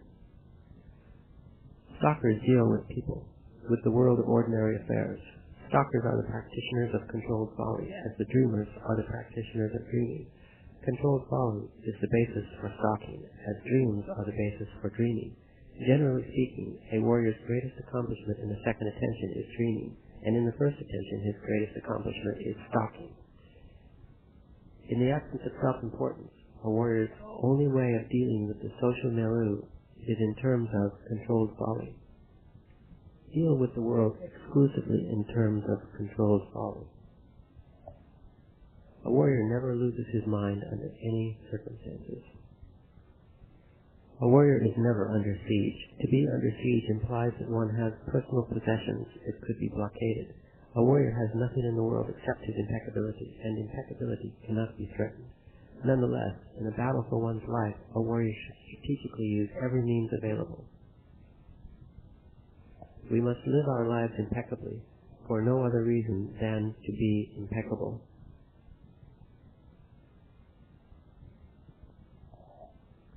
Although human beings appear to a seer as luminous eggs, the egg-like shape is an external cocoon, a shell of luminosity that houses the most intriguing, haunting, mesmeric core made up of concentric circles of yellowish luminosity, the color of a candle's flame. Losing the human form is the only means of breaking that shell, the only means of liberating that haunting, luminous core. To break the shell means remembering the other self and arriving at the totality of oneself. An unconquerable pessimism overtakes the warrior at a certain point on his path. A sense of defeat, or perhaps more accurately, a sense of unworthiness, comes upon him almost unawares. A warrior's resolution to live impeccably in spite of everything cannot be approached as a strategy to ensure success.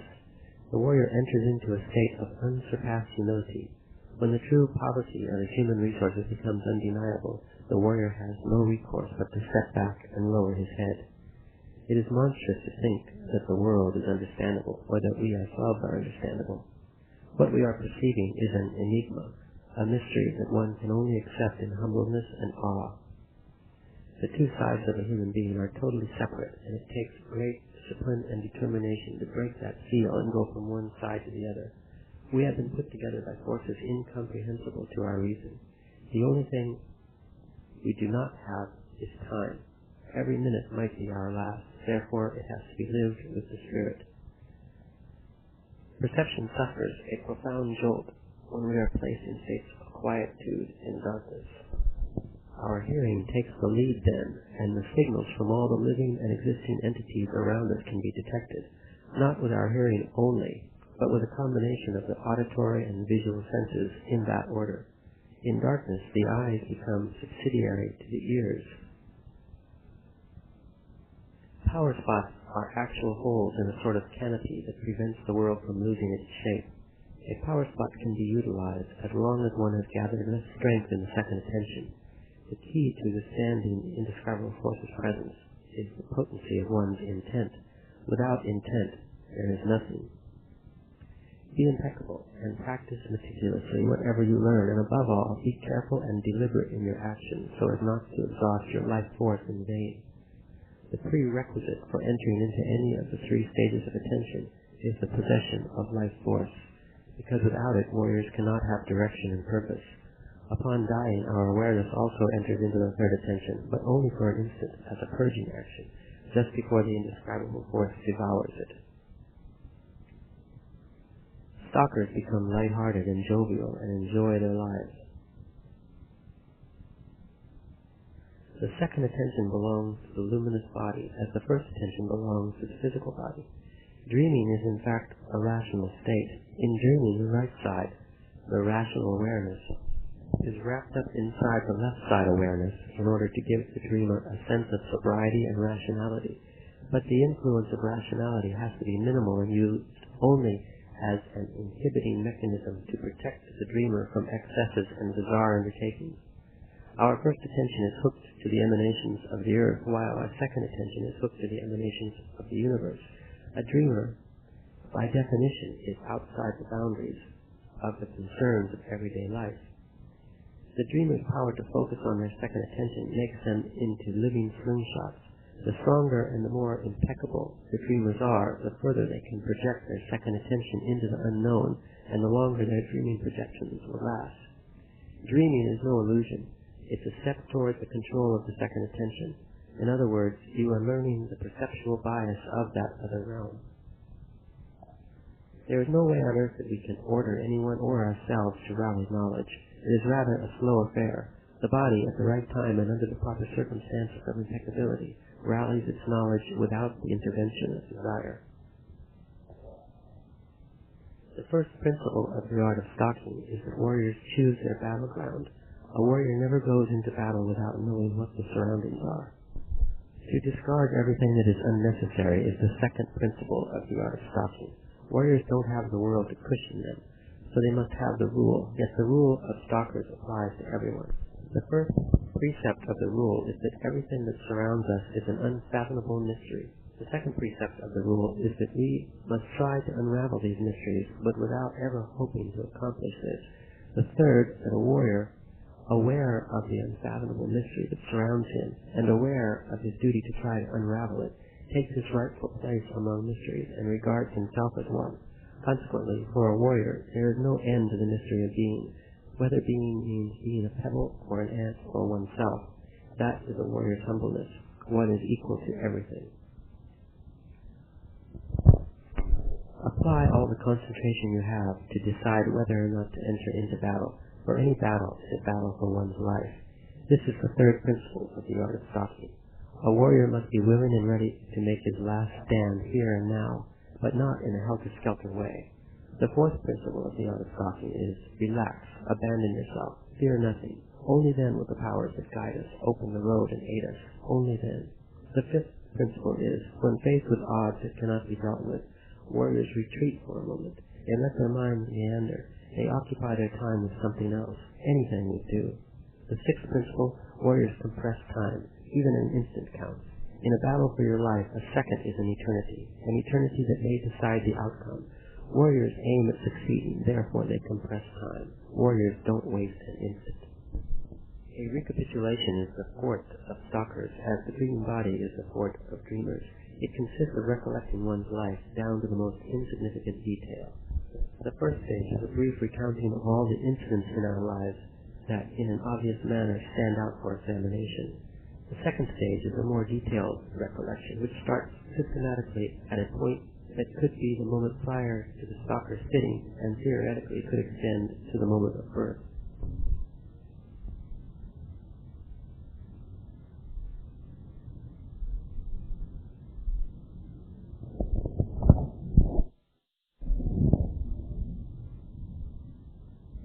A perfect recapitulation can change a warrior as much, if not more, than the total control of the dreaming body. In this respect, dreaming and stalking lead to the same end, the entering into the third attention. It is important for a warrior, however, to know and practice both. The key element in recapitulating is breathing. Recollecting is easy if one can reduce the area of stimulation around the body. Theoretically, stalkers have to remember every feeling that they have had in their lives, and this process begins with a breath. Write down a list of the events to be relived. The procedure starts with an initial breath. Stalkers begin with their chin on the right shoulder and slowly inhale as they move their head over a 180-degree arc. The breath terminates on the left shoulder. Once the inhalation ends, the head goes back to a relaxed position. They exhale, looking straight ahead. The stalker then takes the event at the top of the list and remains with it until all the feelings expended in it have been recounted. As stalkers remember the feelings they invested in whatever it is that they are remembering, they inhale slowly, moving their head from the right shoulder to the left. The function of this breathing is to restore energy. The luminous body is constantly creating cobweb-like filaments, which are projected out of the luminous mass, propelled by emotions of any sort. Therefore, every situation of interaction, or every situation where feelings are involved, is potentially draining to the luminous body. By breathing from right to left while remembering a feeling, stalkers, through the magic of breathing, pick up the filaments they left behind. The next immediate breath is from left to right, and it is an exhalation. With it, stalkers eject filaments left in them by other luminous bodies involved in the event being recollected. These are the mandatory preliminaries of stalking. Unless stalkers have gone through the preliminaries in order to retrieve the filaments they have left in the world, and particularly in order to reject those that others have left in them, there is no possibility of handling controlled folly. because those foreign filaments are the basis of one's limitless capacity for self-importance. In order to practice controlled folly, since it is not a way to fool or chastise people or feel superior to them, one has to be capable of laughing at oneself.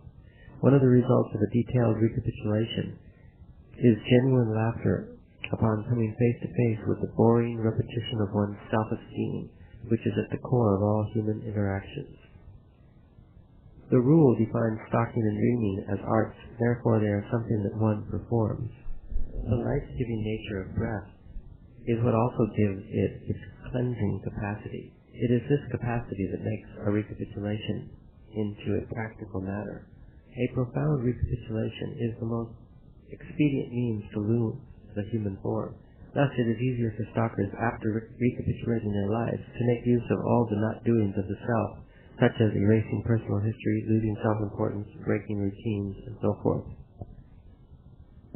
A stalker never pushes himself to the front. In order to apply this seventh principle of the art of stalking, one has to apply the other six.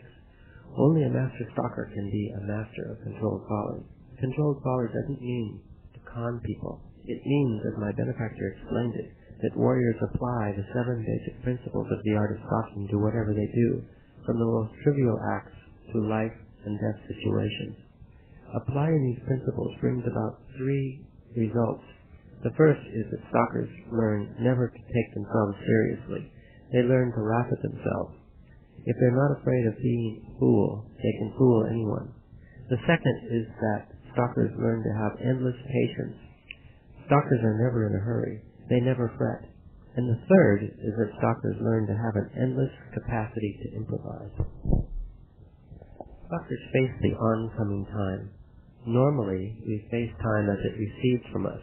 Only stalkers can change that and face time as it advances on them. They see time as something concrete yet incomprehensible. We're warriors, and warriors have only one thing in mind, their freedom.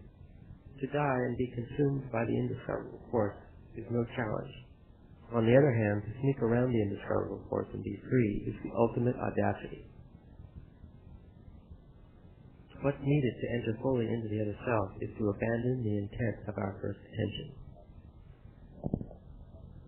Be frugal and utilize every bit of your energy without wasting any of it. When I talk about time, I am not referring to something which is measured by the movement of a clock. Time is the essence of attention. The indescribable forces' emanations are made out of time, and properly, when one enters into any aspect of the other self, one is becoming acquainted with time. The wheel of time is like a state of heightened awareness, which is part of the other self.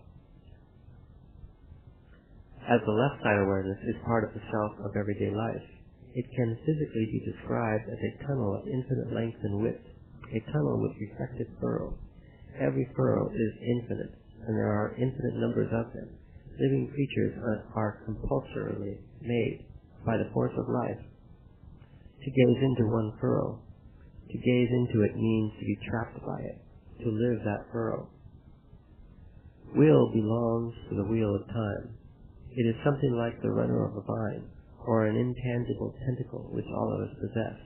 A warrior's final aim is to learn to focus it on the wheel of time in order to make it turn. Warriors who have succeeded in turning the wheel of time can gaze into any furrow and draw from it whatever they desire.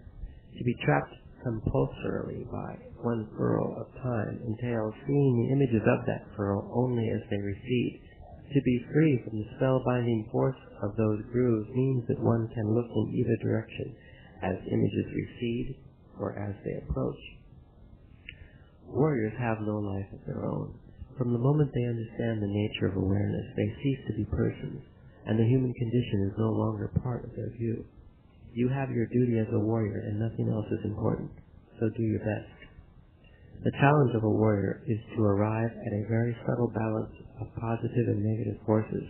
This challenge does not mean that a warrior should strive to have everything under control, but that a warrior should strive to meet any conceivable situation.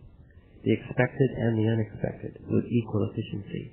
To be perfect under perfect circumstances is to be a paper warrior. I will give you a formula, an incantation for times when your task is greater than your strength. I am already given to the power that rules my fate, and I cling to nothing, so I will have nothing to defend. I have no thoughts, so I will see. I fear nothing, so I will remember myself. Detached and at ease, I will dart past the evil to be free. It takes an enormity of strength to let go of the intent of everyday life. One must place one's attention on the luminous shell. A warrior must invoke intent. The glance is the secret. The eyes beckon intent. The reason why seeing seems to be visual is because we need the eyes to focus on intent. Our eyes can catch another aspect of intent, and that's called seeing. The true function of the eyes is to be the catchers of intent. You should trust yourself. On the left side there are no tears. A warrior can no longer weep. The only expression of anguish is a shiver that comes from the very depths of the universe. It is as if one of the indescribable forces' emanations is anguish. The warrior's shiver is infinite. The act of remembering the other self is thoroughly incomprehensible. In actuality, it is the act of remembering oneself, which does not stop at recollecting the interaction warriors perform in their left side awareness, but goes on to recollect every memory that the luminous body has stored from the moment of birth. This act of remembering, although it seems to be only associated with warriors, is something that is within the realm of every human being. Every one of us can go directly to the memories of our luminosity with unfathomable results.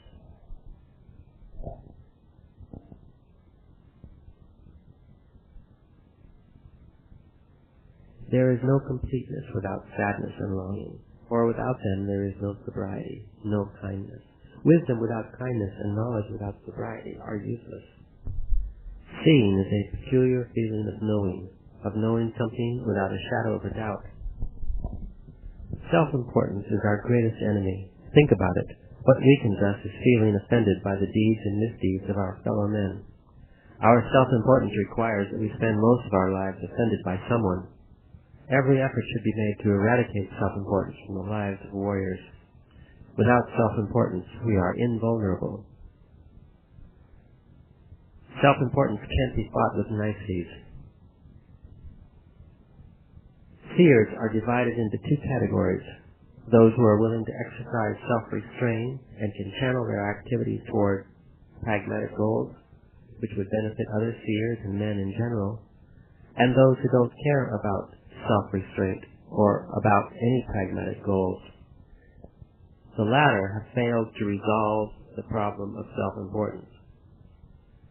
Self-importance is not something simple and naive. On the one hand, it is the core of everything that is good in us, and on the other hand, the core of everything that is rotten. To get rid of the self-importance that is rotten requires a masterpiece of strategy. In order to follow the path of knowledge, one has to be very imaginative.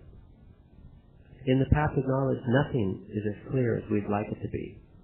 Warriors fight self-importance as a matter of strategy, not principle. Impeccability is nothing else but the proper use of energy. My statements have no inkling of morality. I have saved energy, and that makes me impeccable. To understand this, you have to save enough energy yourself. Warriors take strategic inventory. They list everything they do. Then they decide which of those things can be changed in order to allow themselves a respite in terms of expending their energy. The strategic inventory covers only behavioral patterns that are not essential to our survival and well-being. In the strategic inventories of warriors, self-importance figures as the activity that consumes the greatest amount of energy, hence their effort to eradicate it. One of the first concerns of warriors is to free that energy in order to face the unknown with it. The action of rechanneling that energy is impeccability. The most effective strategy for rechanneling that energy consists of 6 elements that interplay with one another.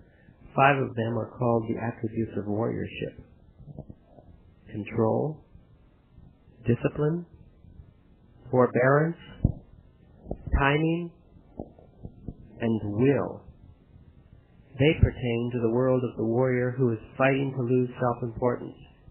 The sixth element, which is perhaps the most important of all, pertains to the outside world and is called the petty tyrant. A petty tyrant is a tormentor, someone who either holds the power of life and death over warriors or simply annoys them to distraction. Petty tyrants teach us detachment. The ingredients of the new seer strategy shows how efficient and clever is the device of using a petty tyrant. The strategy not only gets rid of self-importance, it also prepares warriors for the final realization that impeccability is the only thing that counts in the path of knowledge. Usually only 4 attributes are played. The fifth, will, is always saved for an ultimate confrontation when warriors are facing the firing squad, so to speak. Will belongs to another sphere, the unknown. The other 4 belong to the known, exactly where the petty tyrants are lodged.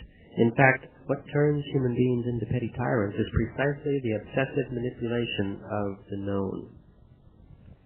The interplay of all the 5 attributes of warriorship is done only by seers who are also impeccable warriors and have mastery over will. Such an interplay is a supreme maneuver that cannot be performed on the daily human stage. 4 attributes are all that is needed to deal with the worst of petty tyrants, provided, of course, that a petty tyrant has been found.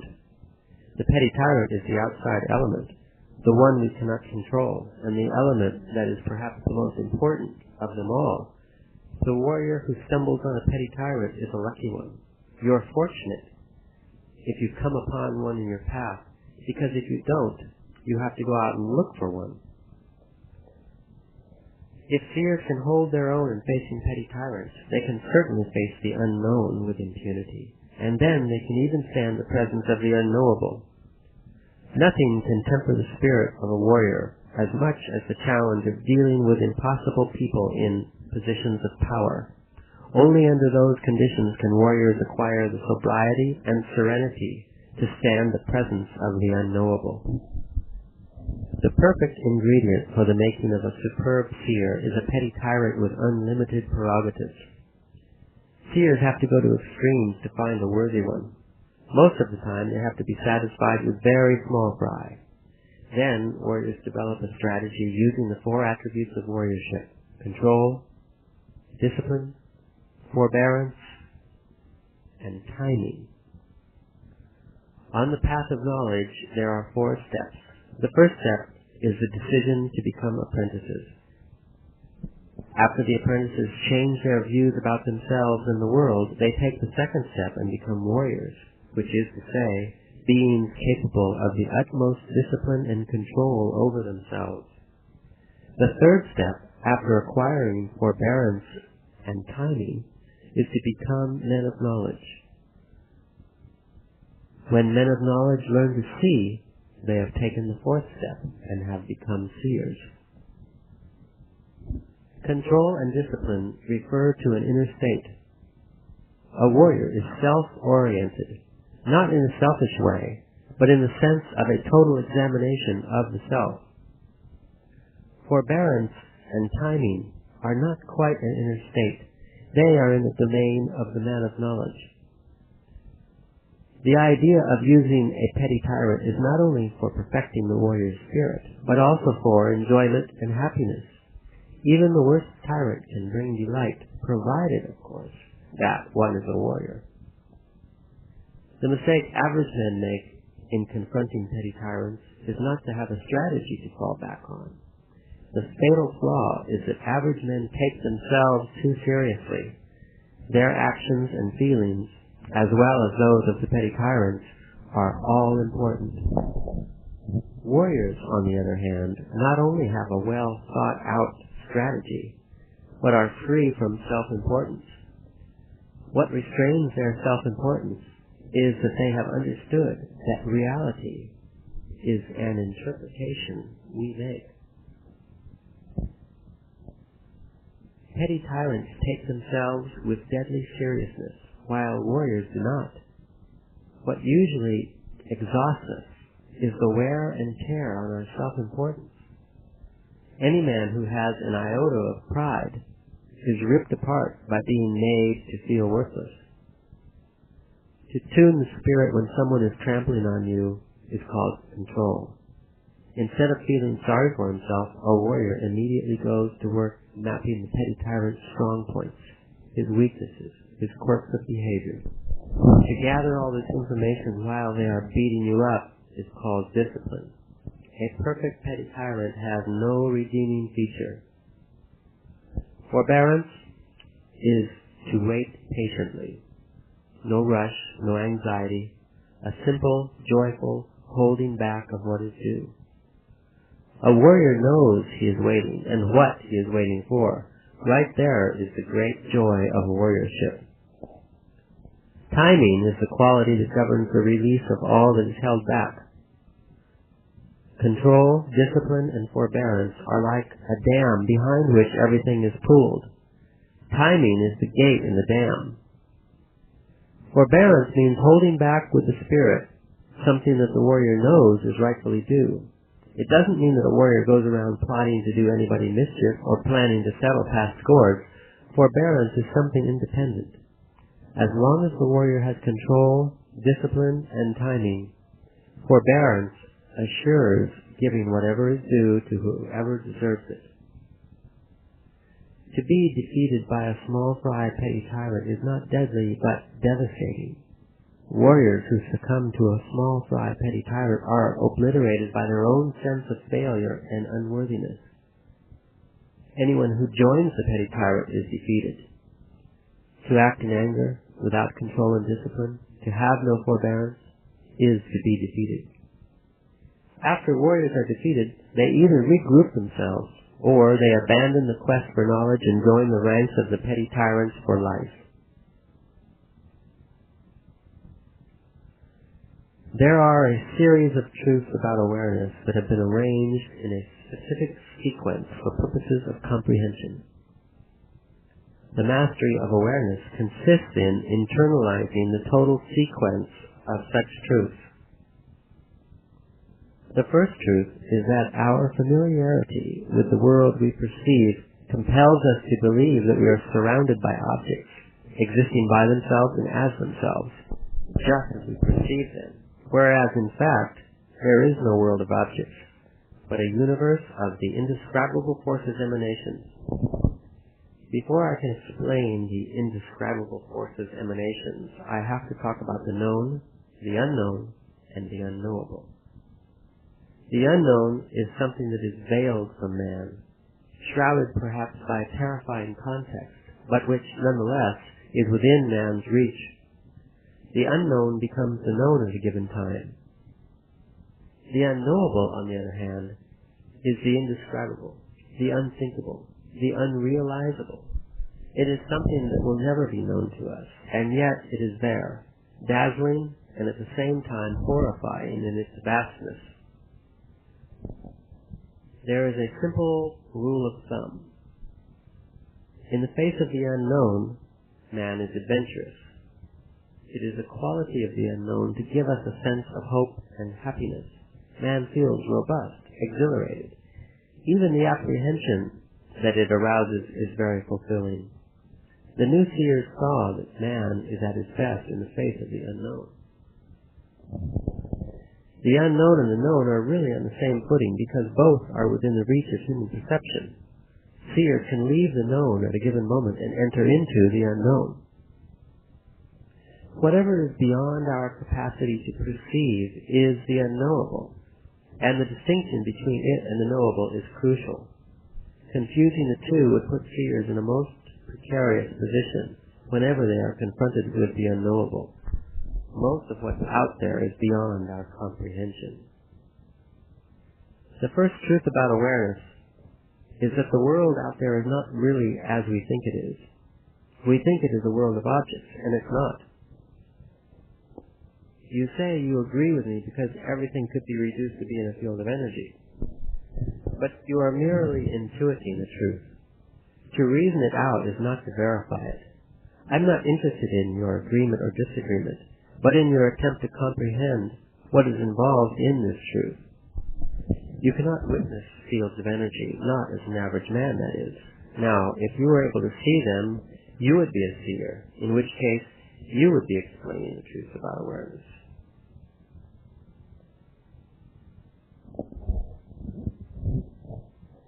Conclusions arrived at through reasoning have very little or no influence in altering the course of our lives. Hence the countless examples of people who have the clearest convictions and yet act diametrically against them time and time again, and have as the only explanation for their behavior the idea that to err is human. The first truth is that the world is as it looks, and yet it isn't. It's not as solid and real as our perception has led us to believe, but it isn't a mirage either. The world is not an illusion, as it has been said to be. It's real on the one hand and unreal on the other. Pay close attention to this, for it must be understood, not just accepted. We perceive. That is a hard fact. But what we perceive is not a fact of the same kind, because we have learned what to perceive. Something out there is affecting our senses. This is the part that is real. The unreal part is what our senses tell us is there. Take a mountain, for instance. Our senses tell us that it is an object. It has size, color, form. We even have categories of mountains, and they are down right after it. Nothing wrong with that. The flaw is simply that it has never occurred to us that our senses play only a superficial role.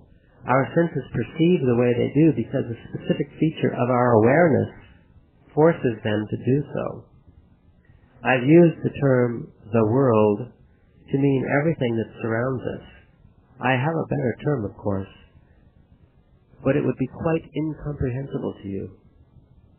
Seers say that we think there is a world of objects out there only because of our awareness. But what's really out there are the indescribable forces emanations. Fluid, forever in motion, and yet unchanged, eternal. The reason for the existence of all sentient beings is to enhance awareness. The old seers, risking untold dangers, actually saw the indescribable force which is the source of all sentient beings. They called that indescribable force the eagle, because in the few glimpses that they could sustain, they saw it as something that resembled a black and white eagle of infinite size. They saw that it is the indescribable force that bestows awareness and creates sentient beings so that they will live and enrich the awareness it gives them with life. They also saw that it is the indescribable force that devours that same enriched awareness after making sentient beings relinquish it at the moment of death. For the old seers to say that the reason for existence is to enhance awareness is not a matter of faith or deduction. They saw it. The Nahual man or woman is someone flexible enough to be anything. To be a Nahual, among other things, means to have no points to defend. The description of the indescribable force as the eagle and what it does are not truths to defend passionately. Those truths were put together for the delight and enlightenment of warriors, not to engage any proprietary sentiments. When I told you that a Nahual has no points to defend, I meant, among other things, that a Nahual has no obsessions. The indescribable force is as real for seers as gravity and time are for you, and just as abstract and incomprehensible.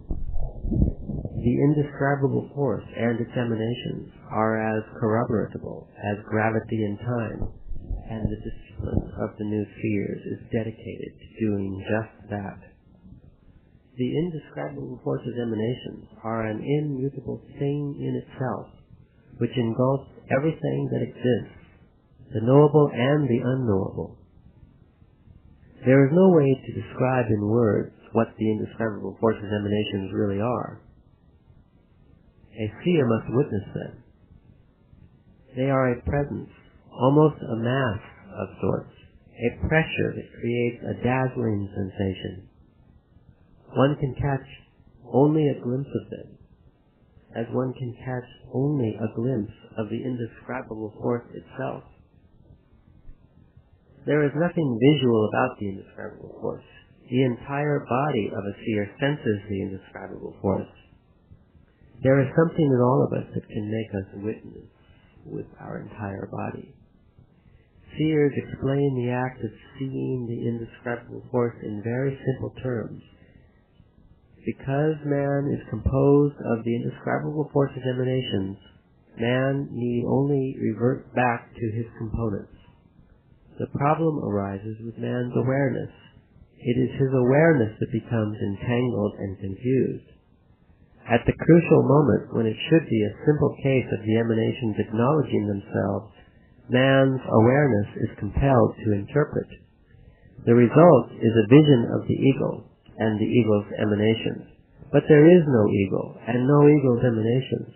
What is out there is something that no living creature can grasp. The characteristic of miserable seers is that they are willing to forget the wonder of the world. They become overwhelmed by the fact that they see and believe that it's their genius that counts.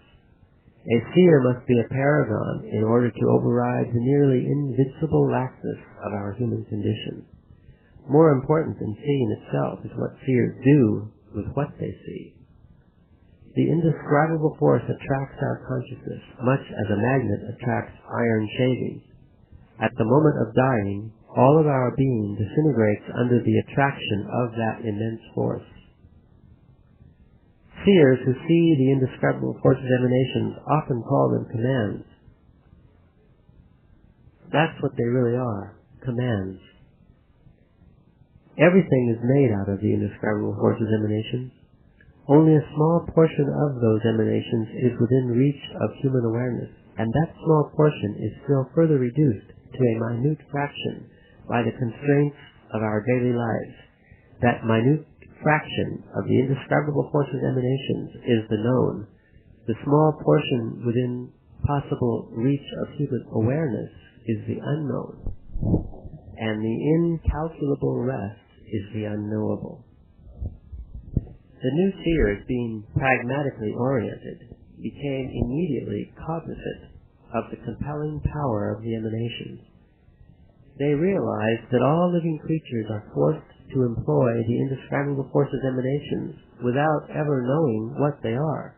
They also realized that organisms are constructed to grasp a certain range of those emanations, and that every species has a definite range. The emanations exert great pressure on organisms, and through that pressure, organisms construct their perceivable world. In our case, as human beings, we employ those emanations and interpret them as a reality. But what man senses is such a small portion of the indescribable force's emanations that it's ridiculous to put much stock in our perceptions.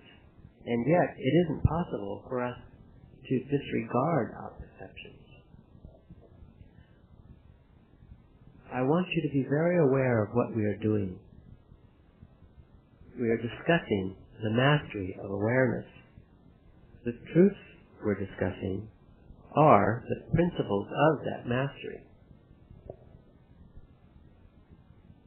One of the greatest forces in the lives of warriors is fear. It spurs them to learn. The indescribable force's emanations cannot be rendered at all in a language of comparisons. Individual seers may feel the urge to make comments about certain emanations, but that will remain personal. The new seers were terribly practical men. They weren't involved in concocting rational theories. The new seers, imbued with practicality, were able to see a flux of emanations and to see how man and other living beings utilize them to construct their perceivable world.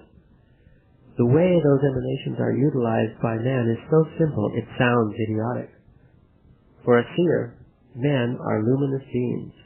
Our luminosity is made up of that portion of the indescribable forces emanations which is encased in our egg-like cocoon. That particular portion, that handful of emanations that is encased, is what makes us men. To perceive is to match the emanations contained inside our cocoon with those that are outside.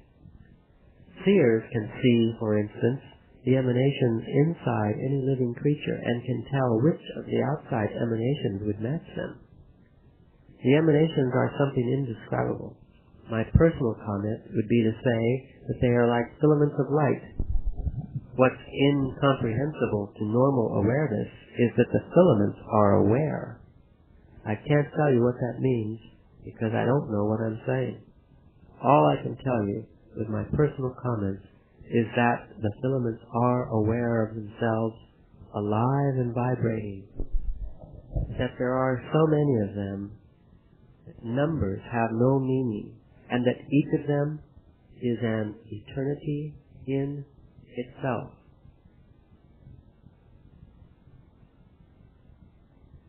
Perception is a condition of alignment. The emanations inside the cocoon become aligned with those outside that fit them. Alignment is what allows awareness to be cultivated in every living creature. Seers make these statements because they see living creatures as they really are, luminous beings that look like bubbles of whitish light. The emanations inside and the emanations outside are the same filaments of light. Sentient beings are minute bubbles made out of those filaments, microscopic points of light attached to the infinite emanations. The luminosity of living beings is made by the particular portion of the indescribable forces emanations they happen to have inside their luminous cocoons. When seers see perception, they witness that the luminosity of the indescribable forces emanations outside those creatures' cocoons brightens the luminosity of the emanations inside their cocoons. The outside luminosity attracts the inside one. It traps it, so to speak, and fixes it. That fixation is the awareness of every specific being. Seers can also see how the emanations outside the cocoon exert a particular pressure on the portion of emanations inside. This pressure determines the degree of awareness that every living being has. The indescribable forces emanations are more than filaments of light. Each one of them is a source of boundless energy. Think of it this way. Since some of the emanations outside the cocoon are the same as the emanations inside, their energies are like a continuous pressure. But the cocoon isolates the emanations that are inside its web and thereby directs the pressure. I've mentioned to you that the old seers were masters of the art of handling awareness. What I can add now is that they were the masters of that art because they learned to manipulate the structure of man's cocoon. I've said to you that they unraveled the mystery of being aware. By that, I meant that they saw and realized that awareness is a glow in the cocoon of living beings. They rightly called it the glow of awareness. The old seers saw that man's awareness is a glow of amber luminosity, more intense than the rest of the cocoon.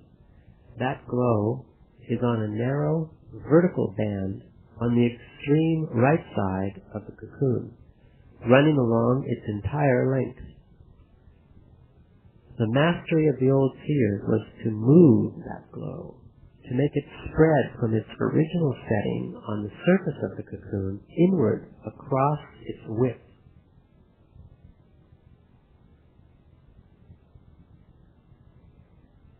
Seeing is to lay bare the core of everything, to witness the unknown and to glimpse into the unknowable.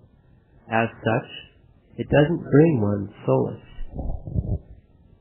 Seers ordinarily go to pieces on finding out that existence is incomprehensibly complex and that our normal awareness maligns it with its limitations. Your concentration has to be total. To understand is of crucial importance.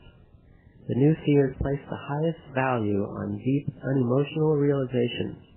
For instance, the other day, when you understood about your self-importance, you didn't understand anything really. You had an emotional outburst. That was all. I say this because the next day you were back on your high horse of self-importance as if you had never realized anything.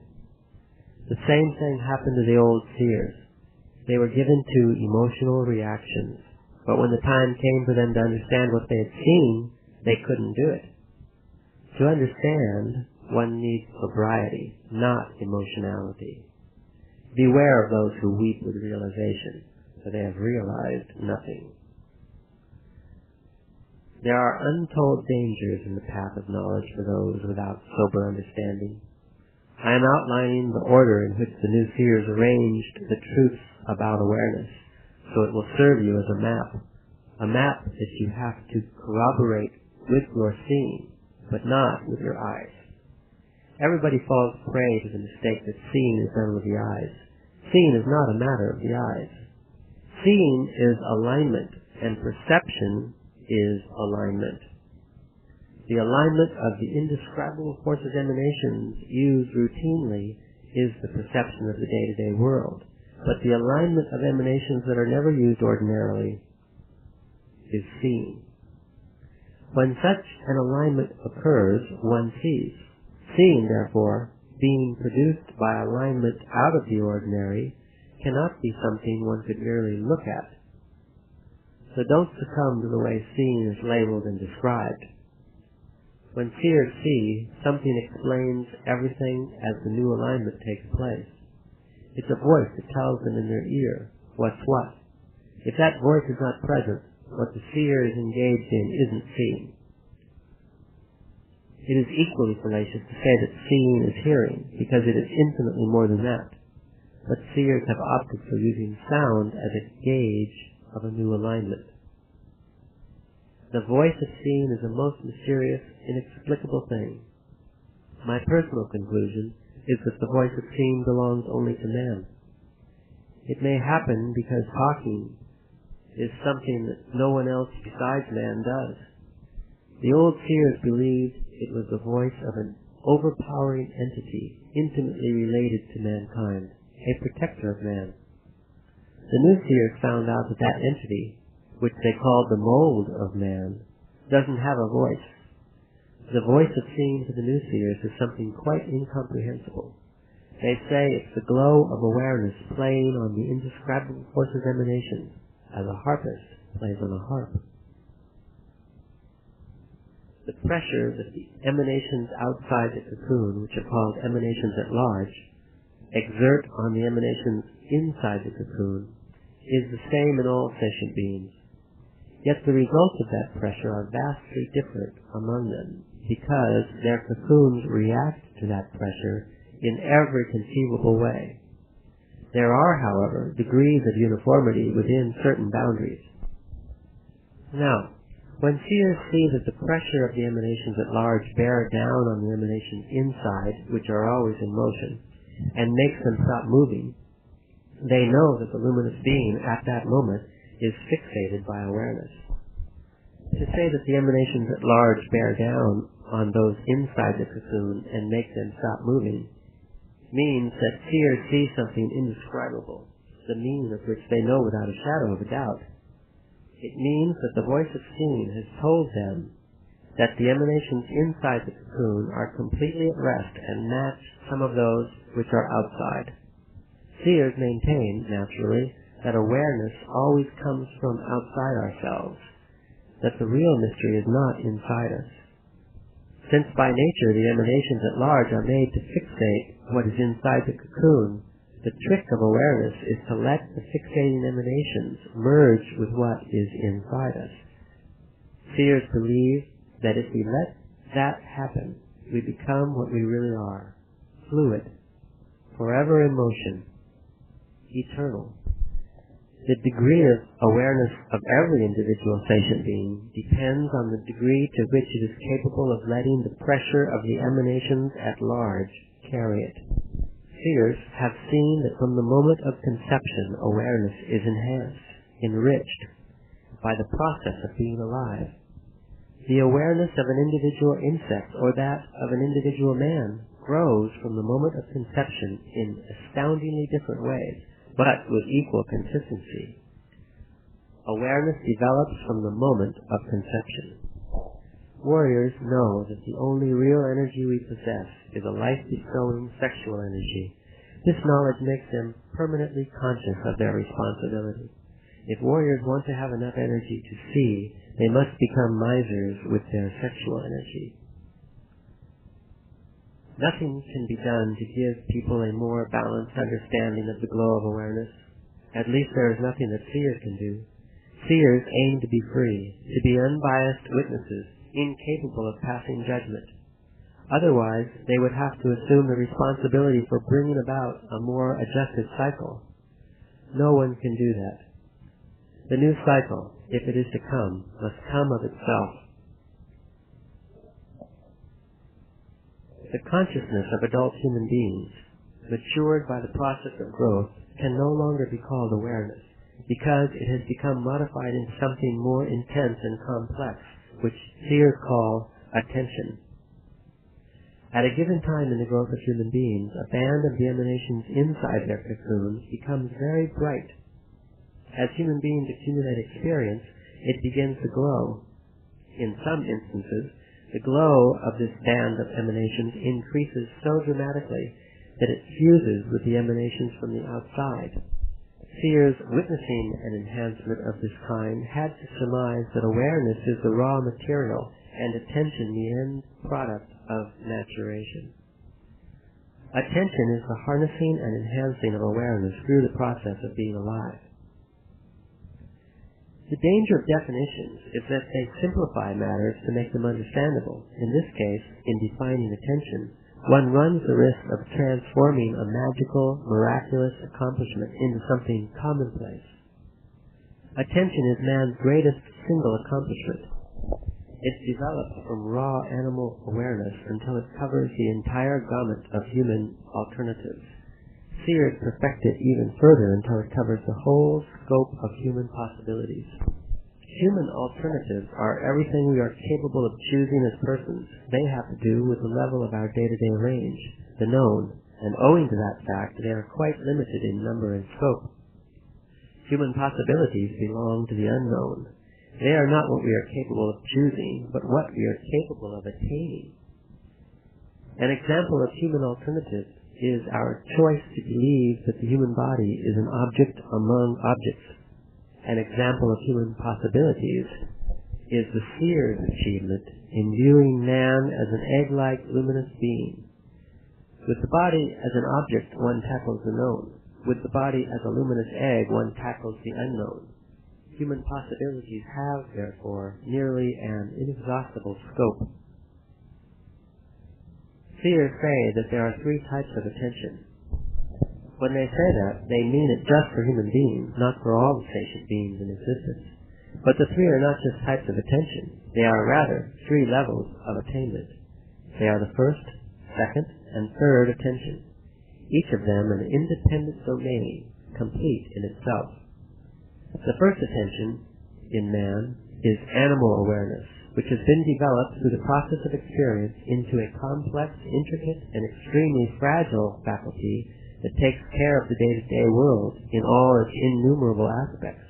In other words, everything that one can think about is part of the first attention.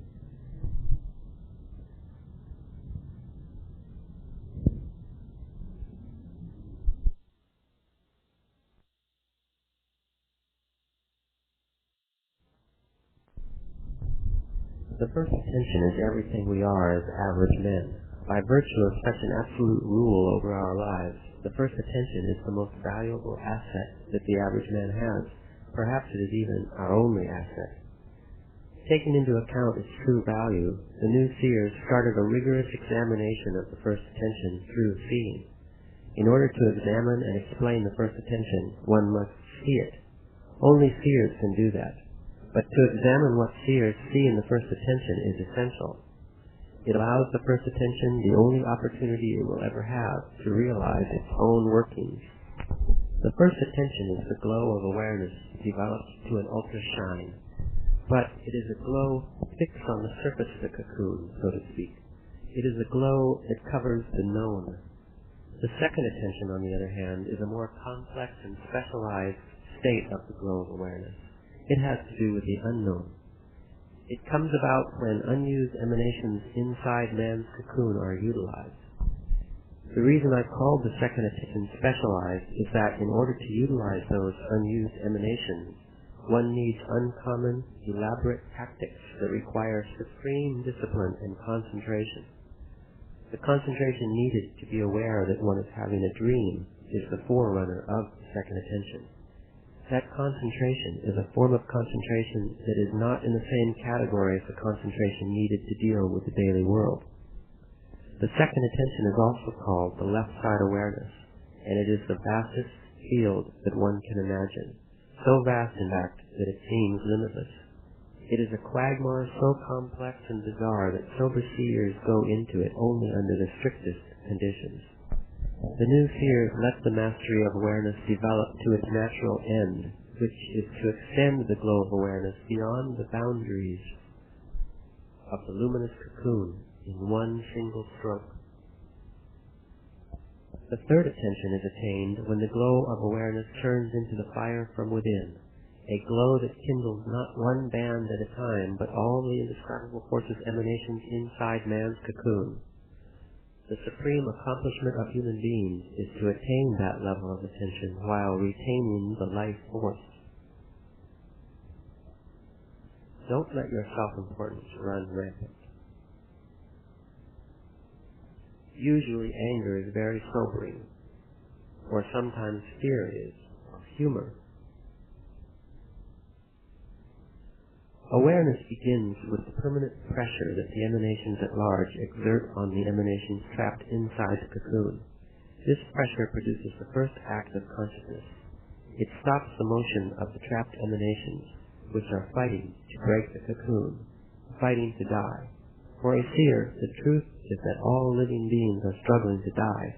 What stops death is awareness. The new seers were profoundly disturbed by the fact that awareness foresaws death, and at the same time induces it by being attracted by the indescribable force. Since they could not explain it, for there is no rational way to understand existence, seers realized that their knowledge is composed of contradictory propositions. For example, seers have to be methodical, rational beings, paragons of sobriety, and at the same time they must shy away from all of those qualities in order to be completely free and open to the wonders and mysteries of existence. Only a feeling of supreme sobriety can bridge the contradictions. You may call the bridge between contradictions anything you want: art, affection, sobriety, love, or even kindness. In examining the first attention, the new seers realized that all organic beings, except man, quiet down their agitated trapped emanations so that those emanations can align themselves with their matching ones outside. Human beings do not do that. Instead, their first attention takes an inventory of the indescribable forces emanations inside their cocoons. Human beings take notice of the emanations they have inside their cocoons. No other creatures do that. The moment the pressure from the emanations at large fixates the emanations inside, the first attention begins to watch itself. It notes everything about itself, or at least it tries to, in whatever aberrant ways it can. This is the process seers call taking an inventory. I don't mean to say that human beings choose to take an inventory, or that they can refuse to take it. To take an inventory is the indescribable force's command. What is subject to volition, however, is the manner in which the command is obeyed. Although I dislike calling the emanations commands, that is what they are. Commands that no one can disobey. Yet the way out of obeying the commands is in obeying them. In the case of the inventory of the first attention, seers take it, for they can't disobey, but once they have taken it, they throw it away. The indescribable force does not command us to worship our inventory. It commands us to take it, that's all. The emanations inside the cocoon of man are not quieted down for purposes of matching them with those outside. This is evident after seeing what other creatures do. On quieting down, some of them actually merge themselves with the emanations at large and move with them. But human beings quiet down their emanations and then reflect on them. The emanations focus on themselves. Human beings carry the command of taking an inventory to its logical extreme and disregard everything else. Once they are deeply involved in the inventory, two things may happen. They may ignore the impulses of the emanations at large, or they may use them in a very specialized way. The end result of ignoring those impulses after taking an inventory is a unique state known as reason. The result of using every impulse in a specialized way is known as self-absorption. The first attention works very well with the unknown. It blocks it. It denies it so fiercely that in the end the unknown doesn't exist for the first attention. Taking an inventory makes us invulnerable. That is why the inventory came into existence in the first place. The first attention consumes all the glow of awareness that human beings have, and not an iota of energy is left free. So the new seers propose that warriors, since they have to enter into the unknown, have to save their energy. But where are they going to get energy if all of it is taken? They'll get it from eradicating unnecessary habits. Eradicating unnecessary habits detaches awareness from self-reflection and allows it the freedom to focus on something else. The unknown is forever present, but it is outside the possibility of our normal awareness. Yet, the unknown is the superfluous part of the average man, and it is superfluous because the average man doesn't have enough free energy to grasp it. There is a force that is present throughout everything there is. It is called will, the will of the indescribable forces emanations, or intent. One of the most worthwhile findings of the ancient seers was the discovery that organic life is not the only form of life present on this earth. For seers, to be alive means to be aware. For the average man, to be aware means to be an organism. This is where seers are different. For them, to be aware means that the emanations that cause awareness are encased inside a receptacle. Organic living beings have a cocoon that encloses the emanations, but there are other creatures whose receptacles don't look like a cocoon to a seer. Yet they have the emanations of awareness in them and characteristics of life other than reproduction and metabolism, such as emotional dependency, sadness, joy, wrath, and so forth and so on. And the best yet, love, a kind of love man can't even conceive. If we take as our clue what seers see, life is indeed extraordinary. Those beings make themselves known to man at all times, and not only to seers, but also to the average man. The problem is that all the energy available is consumed by the first attention. Man's inventory not only takes it all, but it also toughens the cocoon to the point of making it inflexible. Under those circumstances, there is no possible interaction. In the life of warriors, it is extremely natural to be sad for no overt reason. Seers say that the luminous egg, as a field of energy, senses its final destination whenever the boundaries of the known are broken. A mere glimpse of the eternity outside the cocoon is enough to disrupt the coziness of our inventory. The resulting melancholy is sometimes so intense that it can bring about death. The best way to get rid of melancholy is to make fun of it. There is nothing more lonely than eternity, and nothing is more cozy for us than to be a human being. This, indeed, is another contradiction. How can man keep the bonds of his humanness and still venture gladly and purposefully into the absolute loneliness of eternity? Whenever you resolve this riddle, you'll be ready for the definitive journey. The new seers have found that the only thing that counts is impeccability. That is, freed energy. Pull yourself together and don't fight your fear. Roll with it. Be afraid without being terrified. Put all your concentration on the midpoint of your body, a true center of energy in all of us. Fear does not exist as soon as the glow of awareness moves beyond a certain threshold inside man's cocoon. I'll briefly outline the truths about awareness which I have discussed. 1.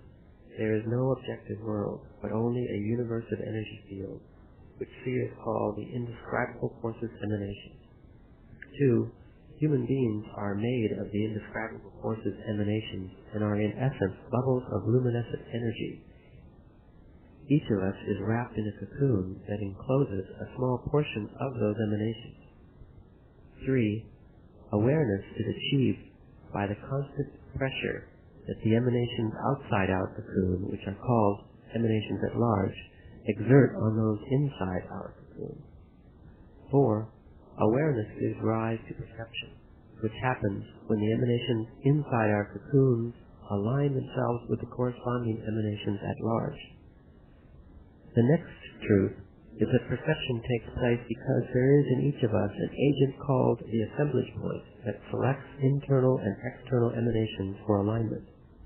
The particular alignment that we perceive as the world is the product of a specific spot where our assemblage point is located on our cocoon. In order to corroborate the truths about awareness, you need energy. Dealing with petty tyrants helps seers accomplish a sophisticated maneuver. That maneuver is to move their assemblage points. In order for our first attention to bring into focus the world that we perceive, it has to emphasize certain emanations selected from the narrow band of emanations where man's awareness is located. The discarded emanations are still within our reach, but remain dormant, unknown to us for the duration of our lives. The new seers call the emphasized emanations the right side, normal awareness, the tonal, this world, the known, the first attention. The average man calls it reality, rationality, common sense. The emphasized emanations compose a large portion of man's band of awareness, but a very small piece of the total spectrum of emanations present inside the cocoon of man. The disregarded emanations within man's band are thought of as a sort of preamble to the unknown proper consisting of the bulk of emanations which are not part of the human band and which are never emphasized. Seers call them the left side awareness, the nahwa, the other world, the unknown, the second attention. Normally, the glow of awareness is seen on the surface of the cocoon of all sentient beings. After man develops attention, however, the glow of awareness acquires depth. In other words, it is transmitted from the surface of the cocoon to quite a number of emanations inside the cocoon.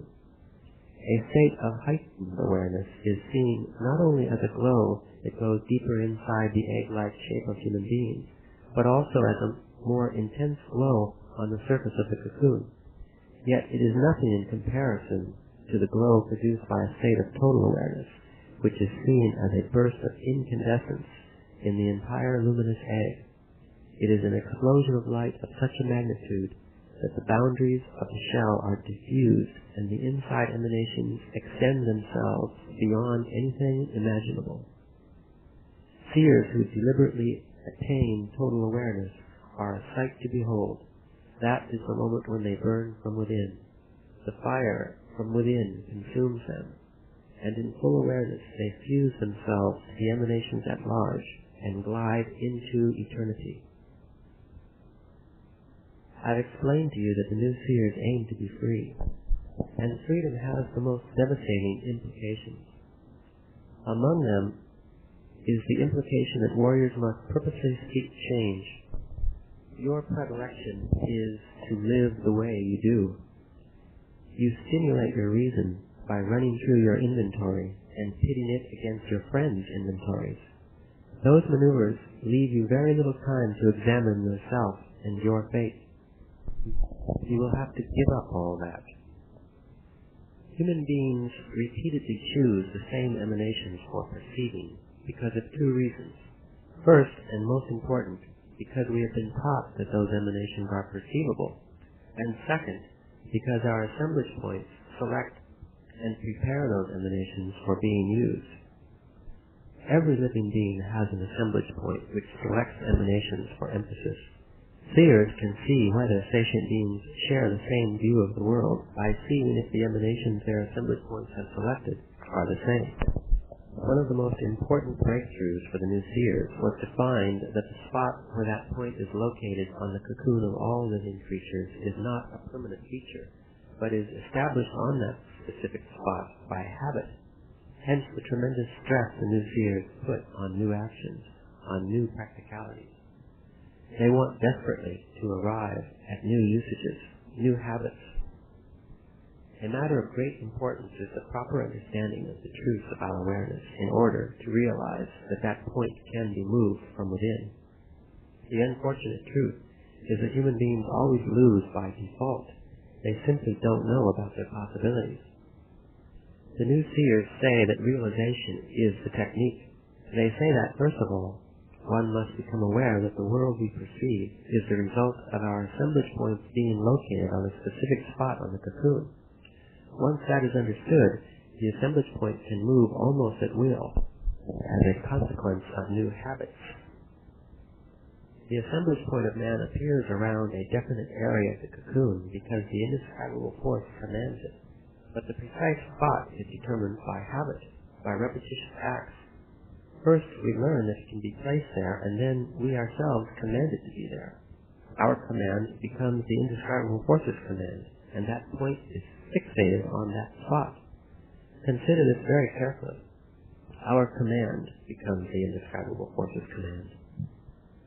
I've mentioned to you that sorcery is something like entering a dead-end street.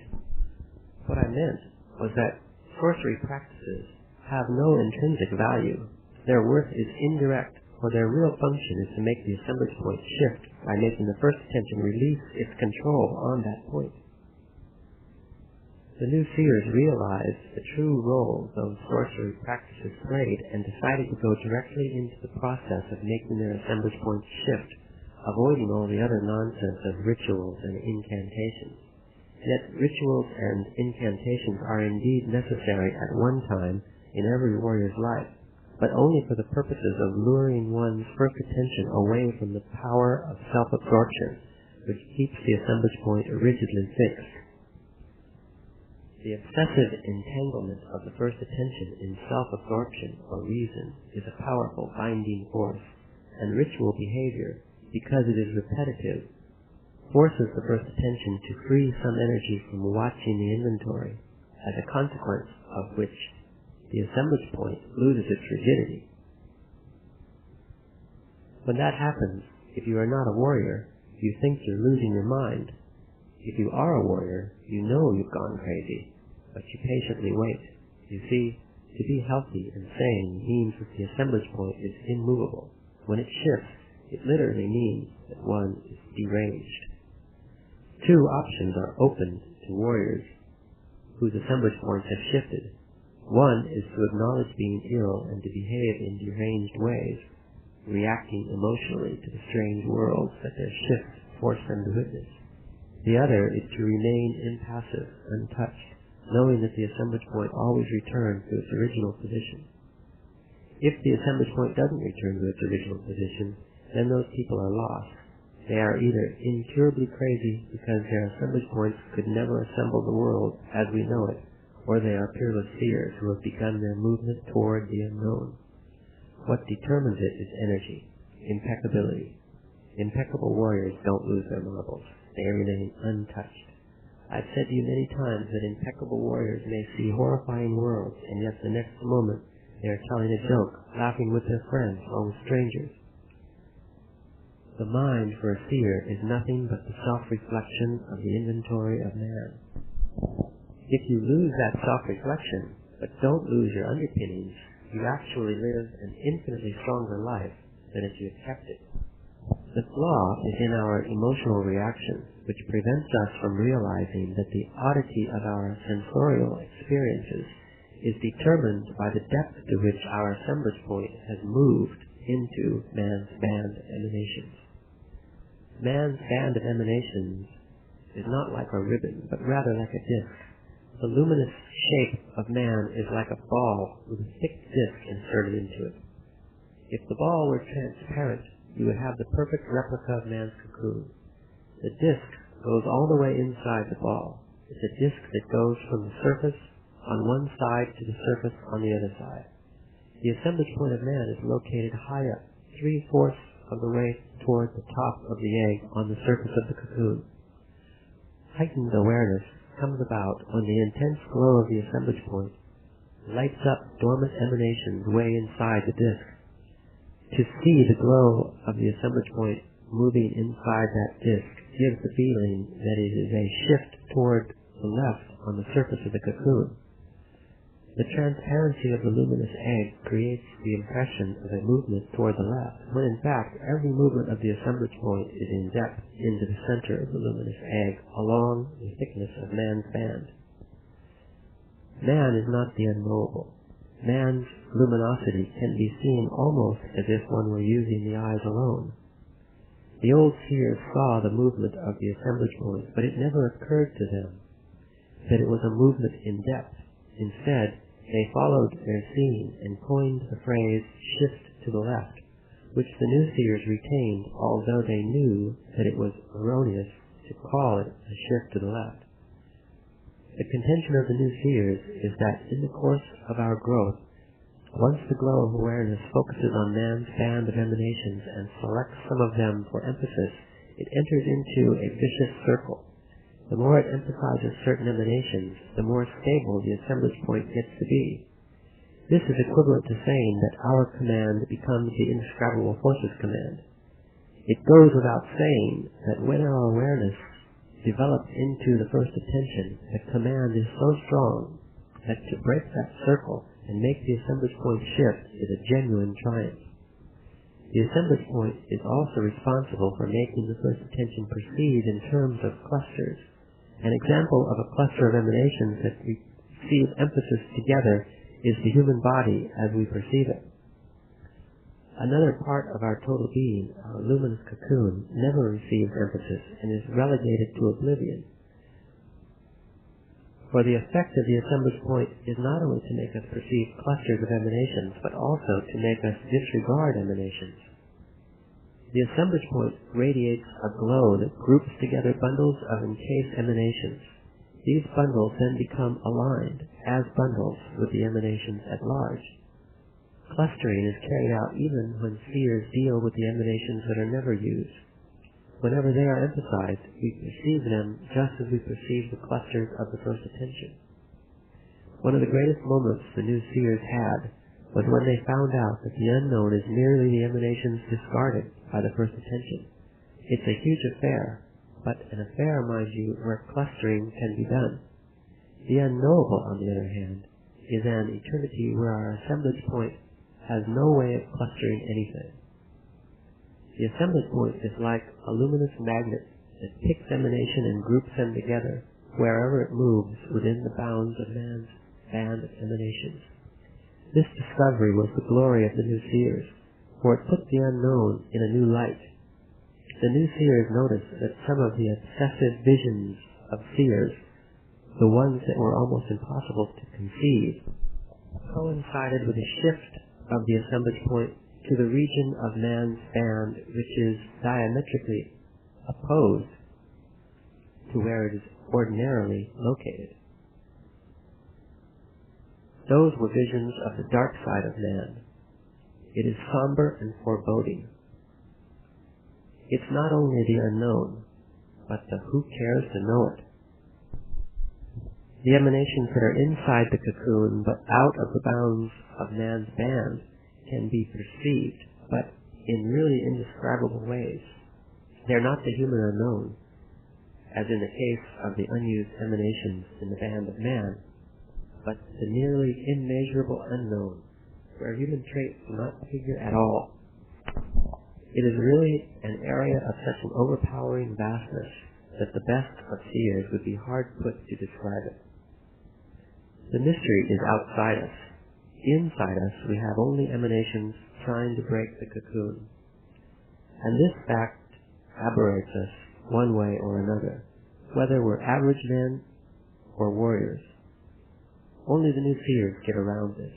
They struggle to see, and by means of the shifts of their assemblage points, they get to realize that the mystery is perceiving, not so much what we perceive, but what makes us perceive.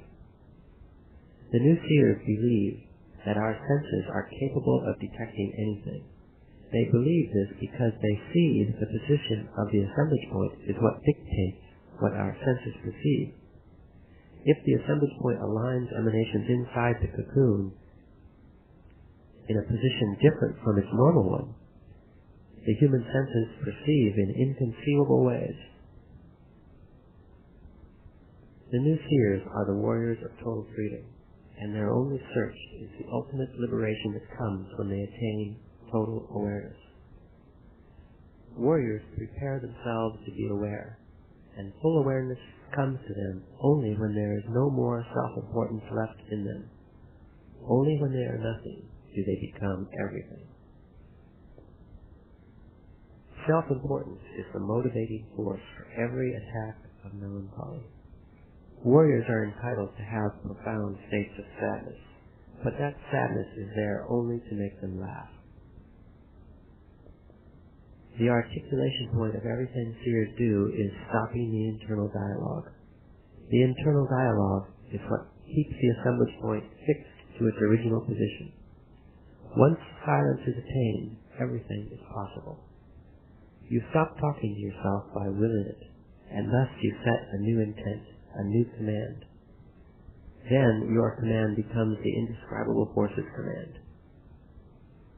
This is one of the most extraordinary things that the new seers found out, that our command can become the indescribable force's command. The internal dialogue stops in the same way it begins, by an act of will. After all, we are forced to start talking to ourselves by those who teach us. As they teach us, they engage their will, and we engage ours, both without knowing it. As we learn to talk to ourselves, we learn to handle will. We will ourselves to talk to ourselves. The way to stop talking to ourselves is to use exactly the same method. We must will it. We must intend it. Infants are taught by everyone around them to repeat an endless dialogue about themselves. The dialogue becomes internalized, and that force alone keeps the assemblage point fixed.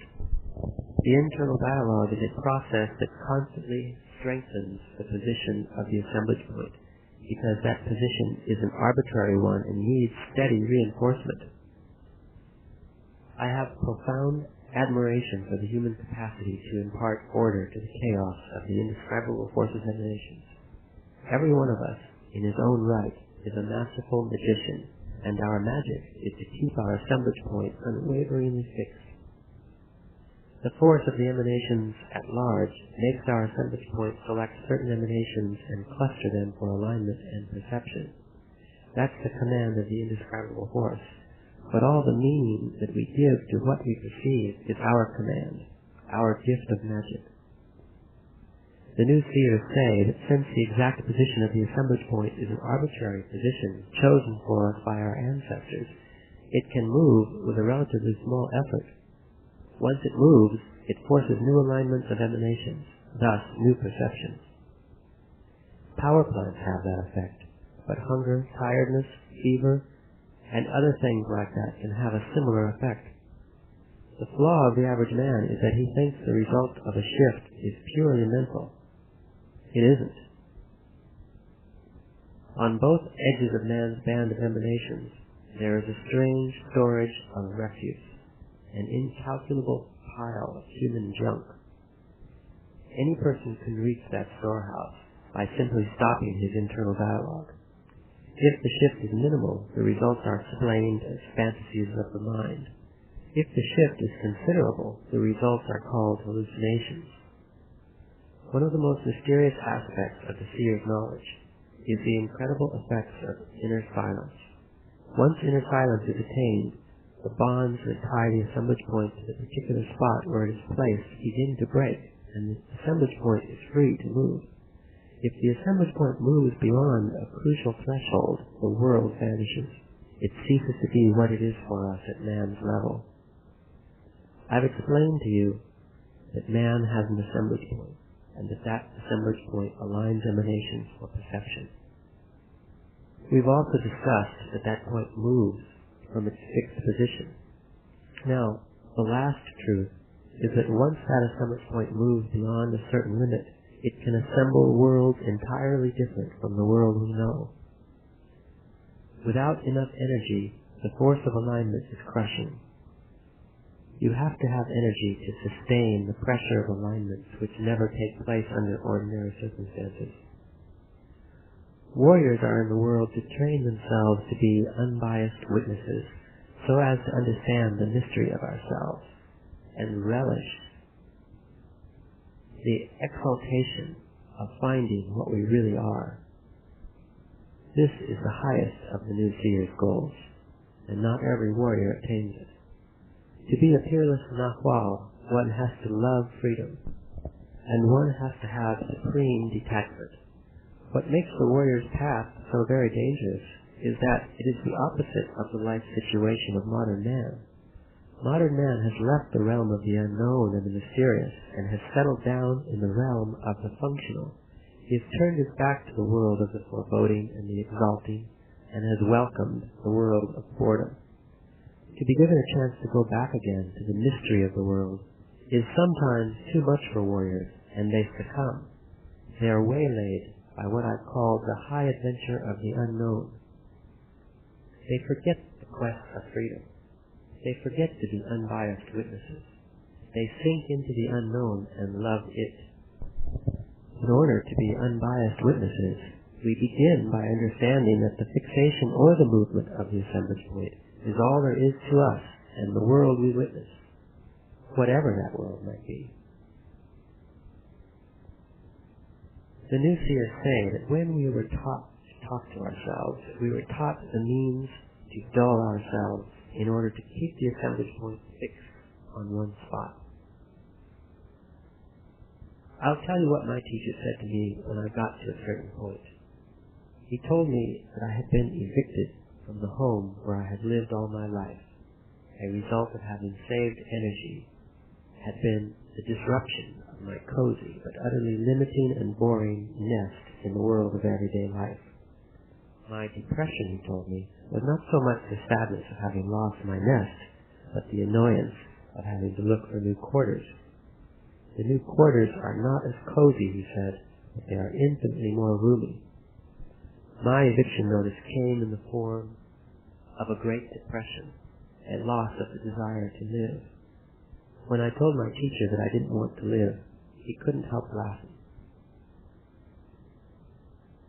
The position of the assemblage point on man's cocoon is maintained by the internal dialogue, and because of that, it is a flimsy position at best. We are going to talk about the great bands of emanations. It is another key discovery that the old seers made, but in their aberration, they relegated it to oblivion until it was rescued by the new seers. The indescribable forces emanations are always grouped in clusters. The old seers called those clusters the great bands of emanations. They aren't really bands, but the name stuck. For instance, there is an immeasurable cluster that produces organic beings. The emanations of that organic band have a sort of fluffiness. They are transparent and have a unique light of their own, a peculiar energy. They are aware, they jump. That's the reason why all organic beings are filled with a peculiar consuming energy. The other bands are darker, less fluffy. Some of them have no light at all, but a quality of opaqueness. Organic beings belong to the same great band. Think of it as an enormously wide band of luminous filaments, luminous strings with no end.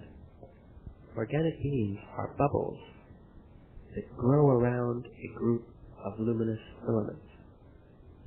Imagine that in this band of organic life, some bubbles are formed around the luminous filaments in the center of the band. Others are formed close to the edges. The band is wide enough to accommodate every kind of organic being with room to spare. In such an arrangement, bubbles that are close to the edges of the band lift altogether the emanations that are in the center of the band, which are shared only by bubbles that are aligned with the center. By the same token, bubbles in the center miss the emanations from the edges. As you can understand, organic beings share the emanations of one band, yet seers see that within that organic band, beings are as different as they can be. There are as many of these great bands as infinity itself. Seers have found out, however, that in the earth there are only 48 such bands. For seers, that means there are 48 types of organizations on the earth, 48 types of clusters or structures.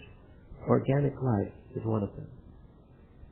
The old seers counted 7 bands that produced inorganic bubbles of awareness.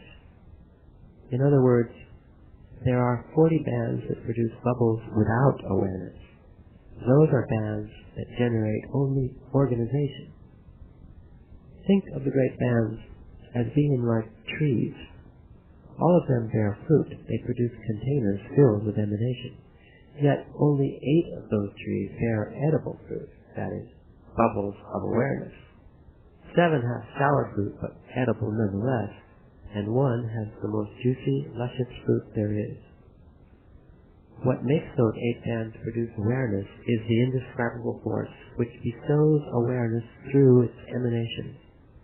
To say that the indescribable force bestows awareness through its emanations is like what a religious man would say about God, that God bestows life through love. However, the two statements are not made from the same point of view, and yet I think they mean the same thing. The difference is that seers see how the indescribable force bestows awareness through its emanations, and religious men don't see how God bestows life through his love. The indescribable force bestows awareness by means of 3 giant bundles of emanations that run through 8 great bands. These bundles are quite peculiar because they make seers feel a hue. One bundle gives the feeling of being beige-pink, something like the glow of pink-colored street lamps. Another gives the feeling of being peach, like buff neon lights. And the third bundle gives the feeling of being amber, like clear honey. So it is a matter of seeing a hue when seers see that the indescribable force bestows awareness through its emanations. Religious men don't see God's love, but if they would see it, they would know that it is either pink, peach, or amber. Man, for example, is attached to the amber bundle. But so are other beings. To know which beings share those emanations with man is something you will have to find out for yourself through your own seeing. There is no point in my telling you which ones. You would only be making another inventory. Suffice it to say that finding that out for yourself will be one of the most exciting things you'll ever do. The pink and peach bundles belong to other living beings. I've told you that the glow of awareness in man has different colors. They are not really colors, but casts of amber. The amber bundle of awareness has an infinitude of subtle variants, which always denote differences in quality of awareness. Pink and pale green amber are the most common casts. Blue amber is more unusual, but pure amber is by far the most rare. Seers say that the amount of energy that one saves and stores determines the caste. Countless numbers of warriors have begun with an ordinary pink amber caste and have finished with the purest of all ambers. The 3 bundles, with all their castes, crisscross the 8 bands. In the organic band, the pink bundle belongs mainly to plants, the peach band belongs to insects, and the amber band belongs to man and other animals. The same situation is prevalent in the inorganic bands. The 3 bundles of awareness produce specific kinds of inorganic beings in each of the 7 great bands. You may want me to elaborate on the kinds of inorganic beings that exist. However, that is another thing that you must see for yourself. The 7 bands and what they produce are indeed inaccessible to human reason, but not to human seeing. The great bands are neither flat nor round, but indescribably clustered together, like a pile of hay which is held together in midair by the force of the hand that pitched it. Thus there is no order to the emanations. To say that there is a center part, or that there are edges, is misleading, but necessary to understanding. Inorganic beings produced by the 7 other bands of awareness are characterized by having a container that has no motion. It is rather a formless receptacle with a low degree of luminosity. It does not look like the cocoon of organic beings.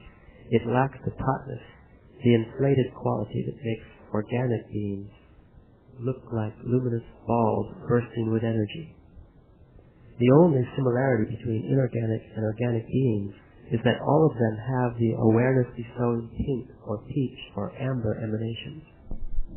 Those emanations, under certain circumstances, make possible the most fascinating communication between the beings of those 8 great bands. Usually the organic beings, with their greater fields of energy, are the initiators of communication with inorganic beings, but a subtle and sophisticated follow-up is always the province of the inorganic beings. Once the barrier is broken, inorganic beings change and become what seers call allies. From that moment, inorganic beings can anticipate the seer's most subtle thoughts or moods or fears.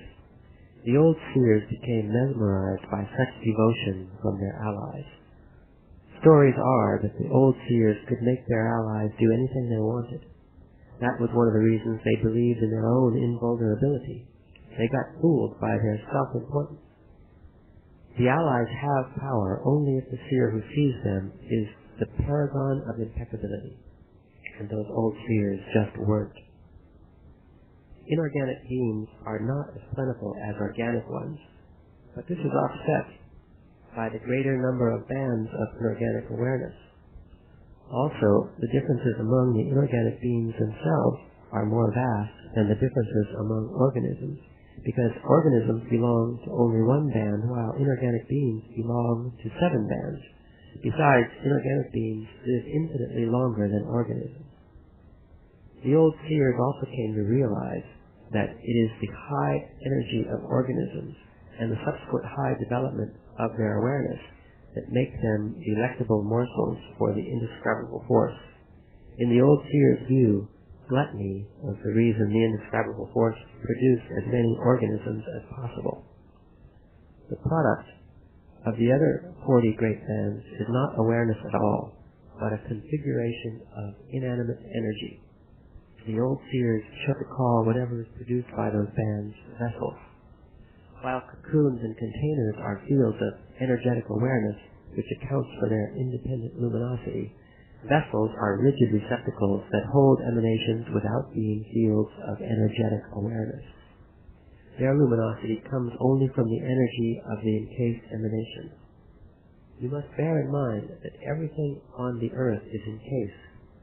Whatever we perceive is made up of portions of cocoons or vessels with emanations. Ordinarily, we don't perceive the containers of inorganic beings at all. The total world is made of 48 bands. The world that our assemblage point assembles for our normal perception is made up of 2 bands. One is the organic band, the other is a band that has only structure, but no awareness.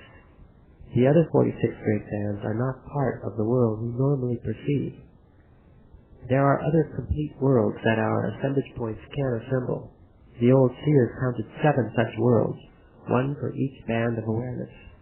I'll add that 2 of those worlds, besides the world of everyday life, are easy to assemble. The other 5 are something else. A shift of the assemblage point to the area below its customary position allows the seer a detailed and narrow view of the world we know. So detailed is that view that it seems to be an entirely different world. It is a mesmerizing view that has a tremendous appeal, especially for those seers who have an adventurous but somehow indolent and lazy spirit. The change of perspective is very pleasant. Minimal effort is required, and the results are staggering. If a seer is driven by quick gain, there is no better maneuver than the shift below. The only problem is that in those positions of the assemblage point, seers are plagued by death, which happens even more brutally and more quickly than in man's position. My teacher thought it was a great place for cavorting, but that's all. A true change of world happens only when the assemblage point moves into man's band deep enough to reach a crucial threshold, at which stage the assemblage point can use another of the great bands. How? It's a matter of energy. The force of alignment hooks another band, provided that the seer has enough energy. Our normal energy allows our assemblage points to use the force of alignment of one great band of emanations, and we perceive the world we know.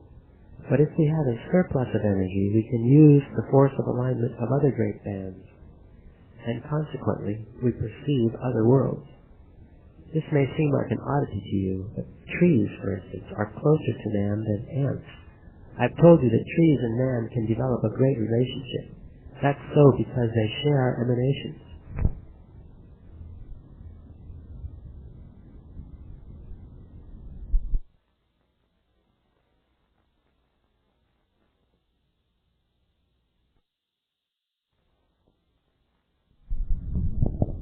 The cocoon of a giant tree is not much larger than the tree itself. The interesting part is that some tiny plants have a cocoon almost as big as a man's body and 3 times its width.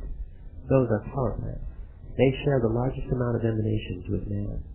Not the emanations of awareness, but other emanations in general. Another thing unique about plants is that their luminosities have different paths. They are pinkish in general, but their awareness is pink. Poisonous plants are a pale yellow pink, and medicinal plants are a bright violet pink. The only ones that are white pink are power plants. Some are murky white, others are brilliant white. But the real difference between plants and other organic beings is the location of their assemblage points. Plants have it on the lower part of their cocoon, while other organic beings have it on the upper part of their cocoon. With the inorganic beings, some have it on the lower part of their containers. Those are thoroughly alien to man, but akin to plants. Others have it anywhere on the upper part of their containers. Those are close to man, other organic creatures. The old seers were convinced that plants have the most intense communication with inorganic beings. They believed that the lower the assemblage point, the easier for plants to break the barrier of perception. Very large trees and very small plants have their assemblage points extremely low in their cocoon. Because of this, a great number of the old seers' sorcery techniques were means to harness the awareness of trees and small plants in order to use them as guides to descend to what they called the deepest levels of the dark regions. You understand, of course, that when they thought they were descending to the depths, they were in fact pushing their assemblage points to assemble other perceivable worlds with those 7 great bands. They taxed their awareness to the limit and assembled worlds with 5 great bands that are accessible to seers only if they undergo a dangerous transformation. In their aberration, they believed it was worth their while to break all the barriers of perception, even if they had to become trees to do that. It is very easy in the path of knowledge to get lost in intricacies and morbidity. Seers are up against great enemies that can destroy their purpose, muddle their aims, and make them weak. Enemies created by the warrior's path itself, together with the sense of indolence, laziness, and self-importance that are all integral parts of the daily world. The mistakes the ancient seers made as a result of indolence, laziness, and self-importance were so enormous and so grave that the new seers had no option but to scorn and reject their own tradition. The most important thing the new seers needed was practical steps in order to make their assemblage points shift. Since they had none, they began by developing a keen interest in seeing the glow of awareness, and as a result, they worked out 3 sets of techniques that became their cornerstone. With these 3 sets, the new seers accomplished the most extraordinary and difficult feat. They succeeded in systematically making the assemblage point shift away from its customary position. The old seers had also accomplished that feat, but by means of capricious, idiosyncratic maneuvers. What the new seers saw in the glow of awareness resulted in a sequence in which they arranged the old seers' truths about awareness. This is known as the mastery of awareness. From that, they developed the three sets of techniques. The first is the mastery of stalking. The second is the mastery of intent. And the third is the mastery of dreaming. I taught you these three sets from the very first day we met. Stalking had very humble and fortuitous origins. It started from an observation the new seers made that when warriors steadily behave in ways not customary for them, the unused emanations inside their cocoons begin to glow, and their assemblage points shift in a mild, harmonious, barely noticeable fashion. Stimulated by this observation, the new seers began to practice the systematic control of their behavior. They called this practice the art of stalking. The name, although objectionable, is appropriate because stalking entails a specific kind of behavior with people. Behavior that can be categorized as surreptitious. The new seers, armed with this technique, tackled the known in a sober and fruitful way. By continual practice, they made their assemblage points move steadily.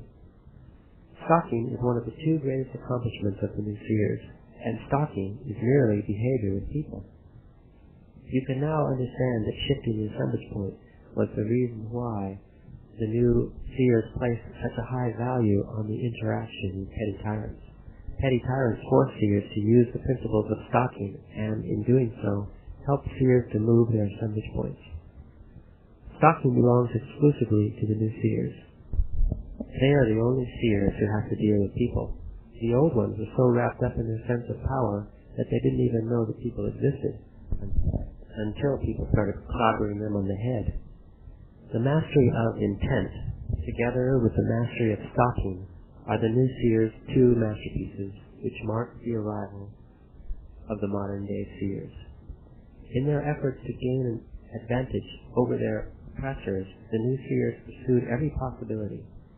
They knew that their predecessors had accomplished extraordinary feats by manipulating a mysterious and miraculous force which they could only describe as power.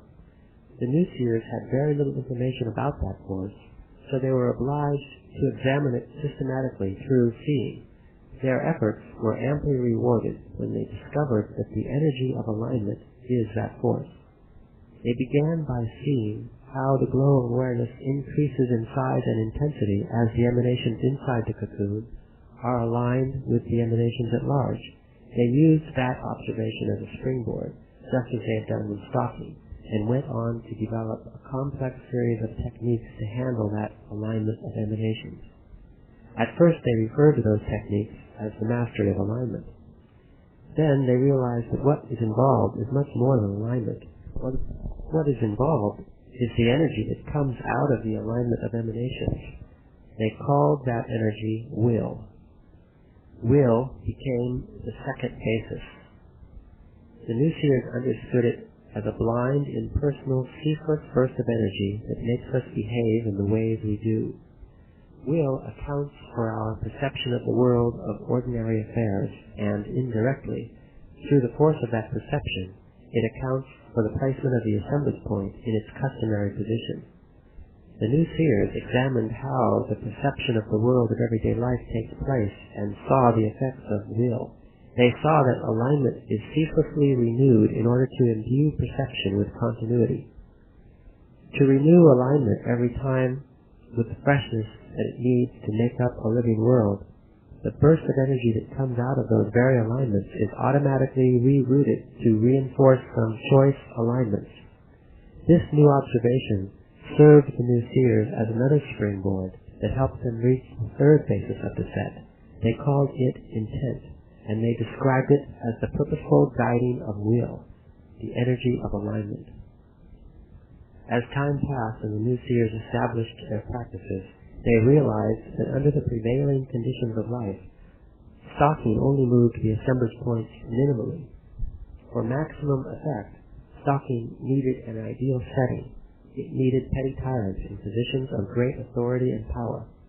It became increasingly difficult for the new seers to place themselves in such situations. The task of improvising them or seeking them out became an unbearable burden.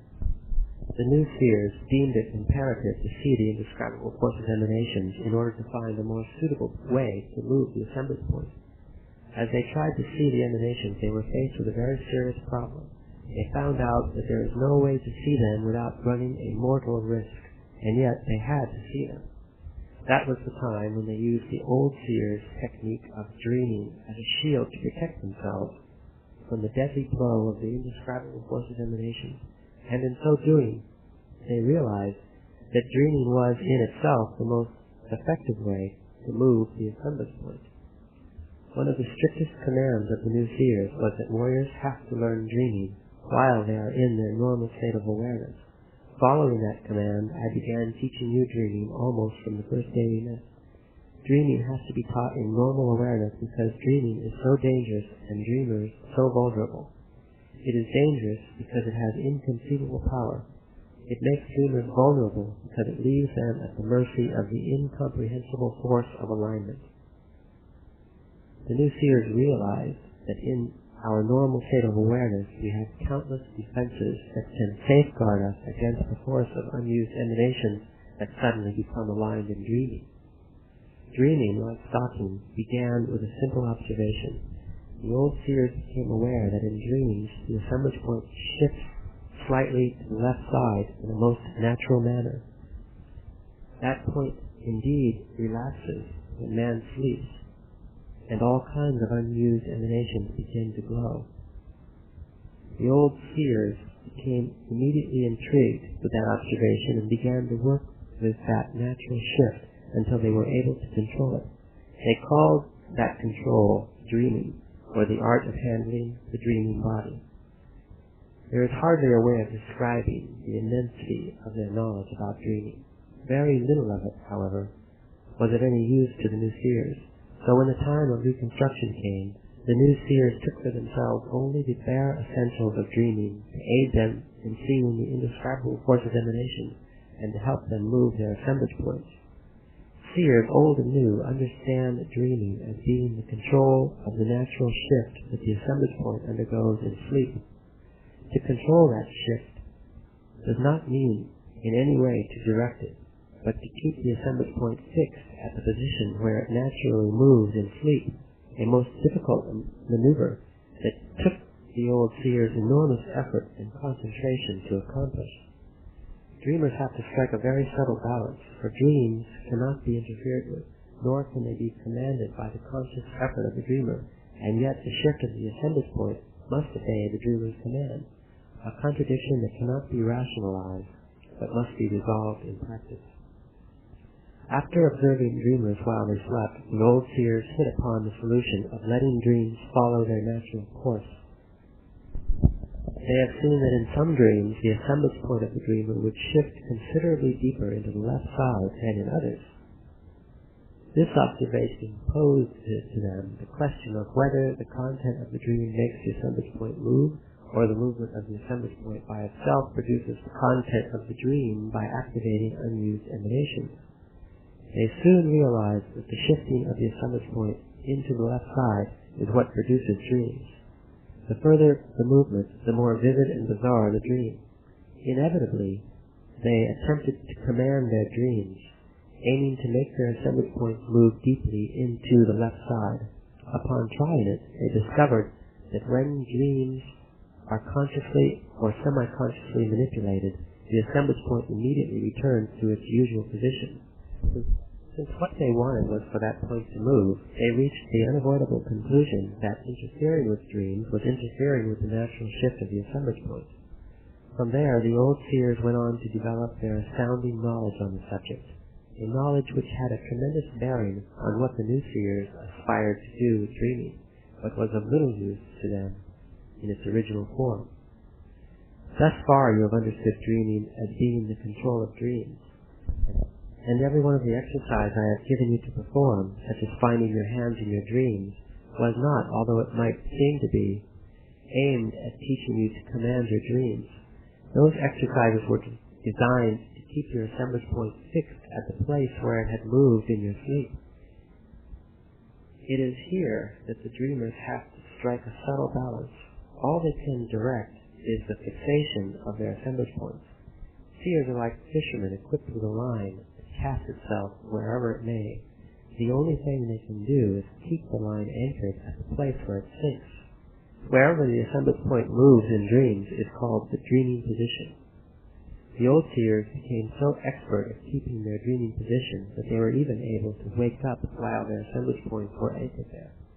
The old seers called that state the dreaming body, because they controlled it to the extreme of creating a temporary new body every time they woke up at a new dreaming position. I have to make it clear to you that dreaming has a terrible drawback. It belongs to the old seers. It's tainted with their mood. I've been very careful in guiding you through it, but still there is no way to make sure. I'm warning you about the pitfalls of dreaming, which are truly stupendous. In dreaming, there is really no way of directing the movement of the assemblage point. The only thing that dictates that shift is the inner strength or weakness of dreamers. Right there we have the first pitfall. At first the new seers were hesitant to use dreaming. It was their belief that dreaming, instead of fortifying, made warriors weak, compulsive, capricious. The old seers were all like that. In order to offset the nefarious effect of dreaming, since they had no other option but to use it, the new seers developed a complex and rich system of behavior called the warrior's way, or the warrior's path. With that system, the new seers fortified themselves and acquired the inner strength they needed to guide the shift of the assemblage point in dreams. The strength that I'm talking about is not conviction alone. No one could have had stronger convictions than the old seers, and yet they were weak to the core. Internal strength means a sense of equanimity, almost of indifference, a feeling of being at ease, but above all, it means a natural and profound bent for examination, for understanding. The new seers called all these traits of character sobriety. The conviction that the new seers have is that a life of impeccability by itself leads unavoidably to a sense of sobriety, and this in turn leads to the movement of the assemblage point. I've said that the new seers believed that the assemblage point can be moved from within.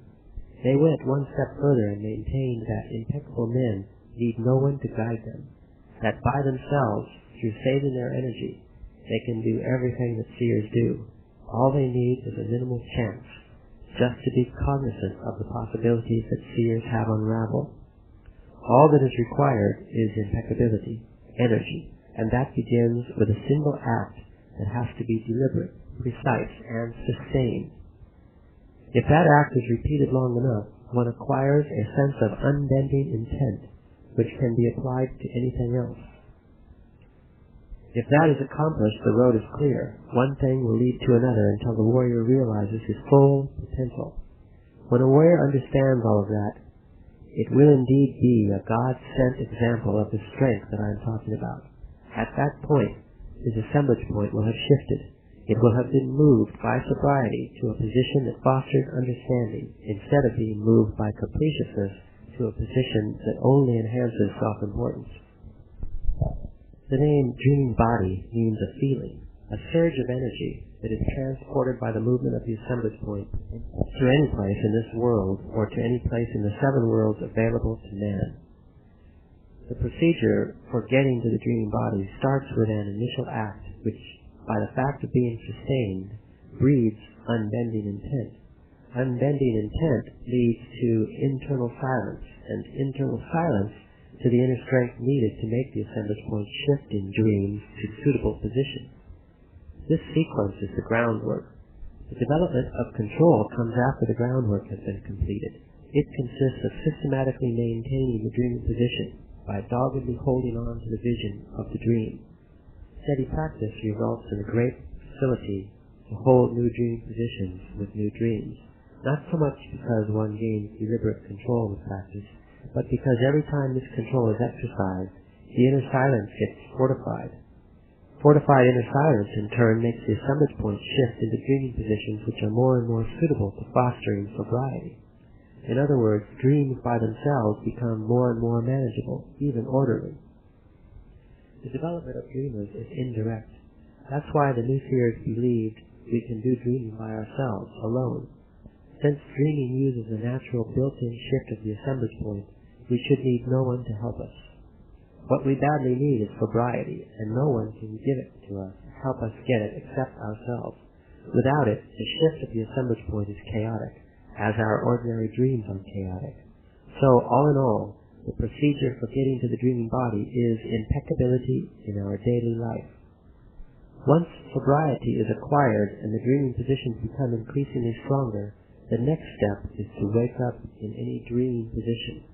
That maneuver, although made to sound simple, is really a very complex affair, so complex that it requires not only sobriety, but all the attributes of warriorship as well, especially intent. Intent, being the most sophisticated control of the force of alignment, is what maintains, through the dreamer's sobriety, the alignment of whatever emanations have been lit up by the movement of the assemblage point.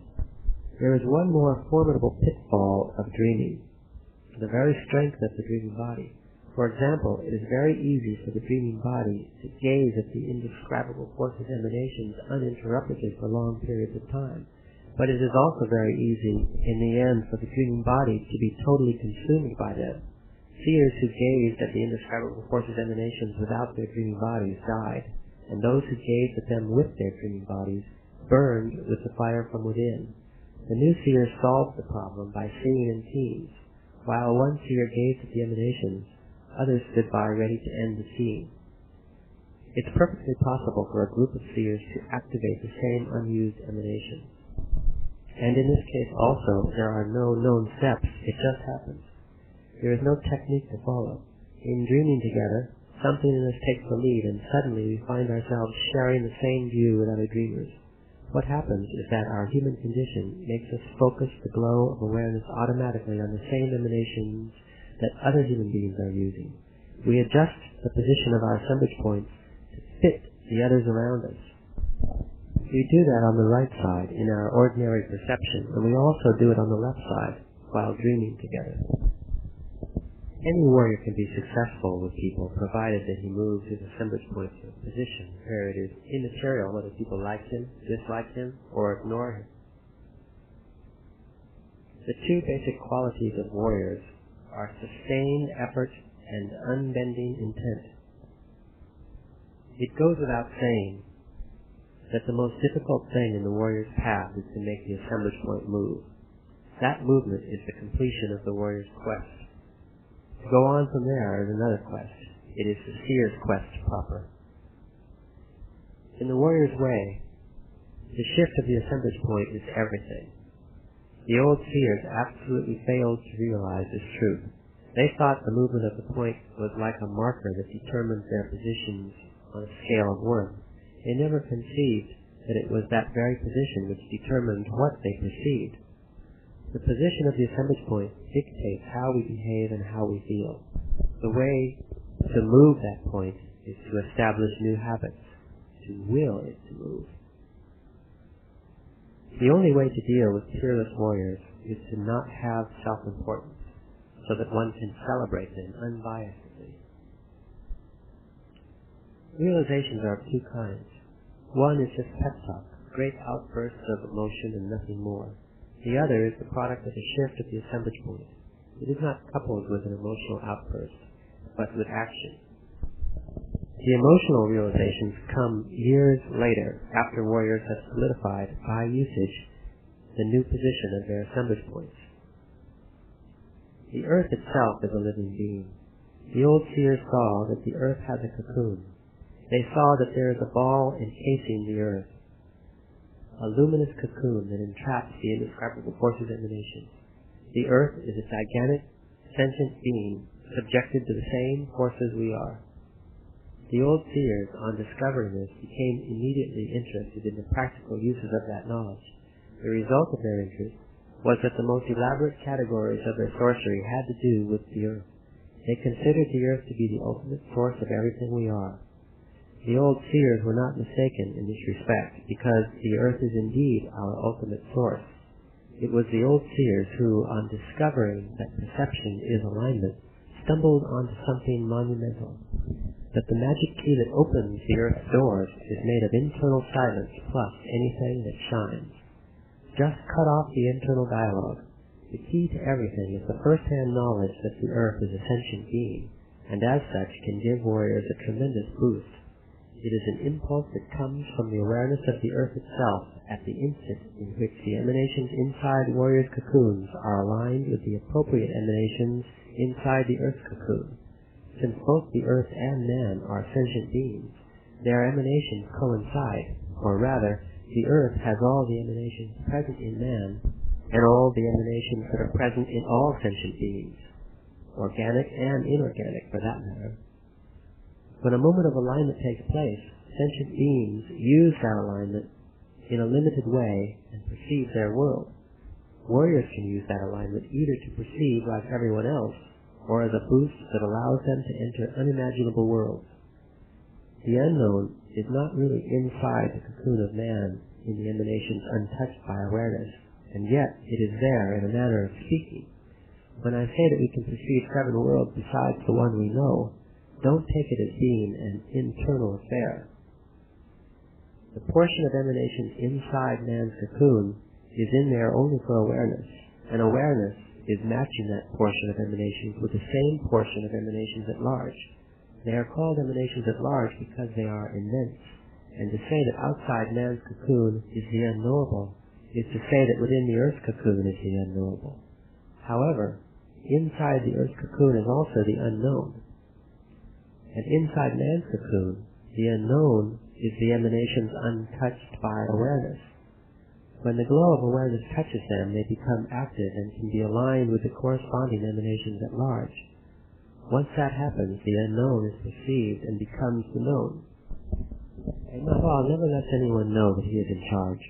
And Mahwal comes and goes without leaving a trace. That freedom is what makes him a Mahwal. When man's assemblage point moves beyond a crucial limit, the results are always the same for every man. The technique to make it move may be as different as they can be, but the results are always the same, meaning that the assemblage point assembles other worlds, aided by the boost from the earth. The boost from the earth is the same for every man. The difficulty for the average man is the internal dialogue.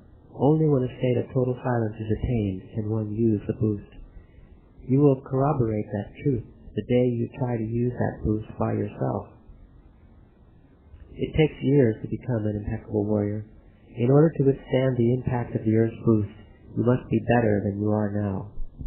The speed of that boost will dissolve everything about you. Under its impact, we become nothing. Speed and the sense of individual existence don't go together. There's one thing that you haven't understood yet about the earth being a sentient being.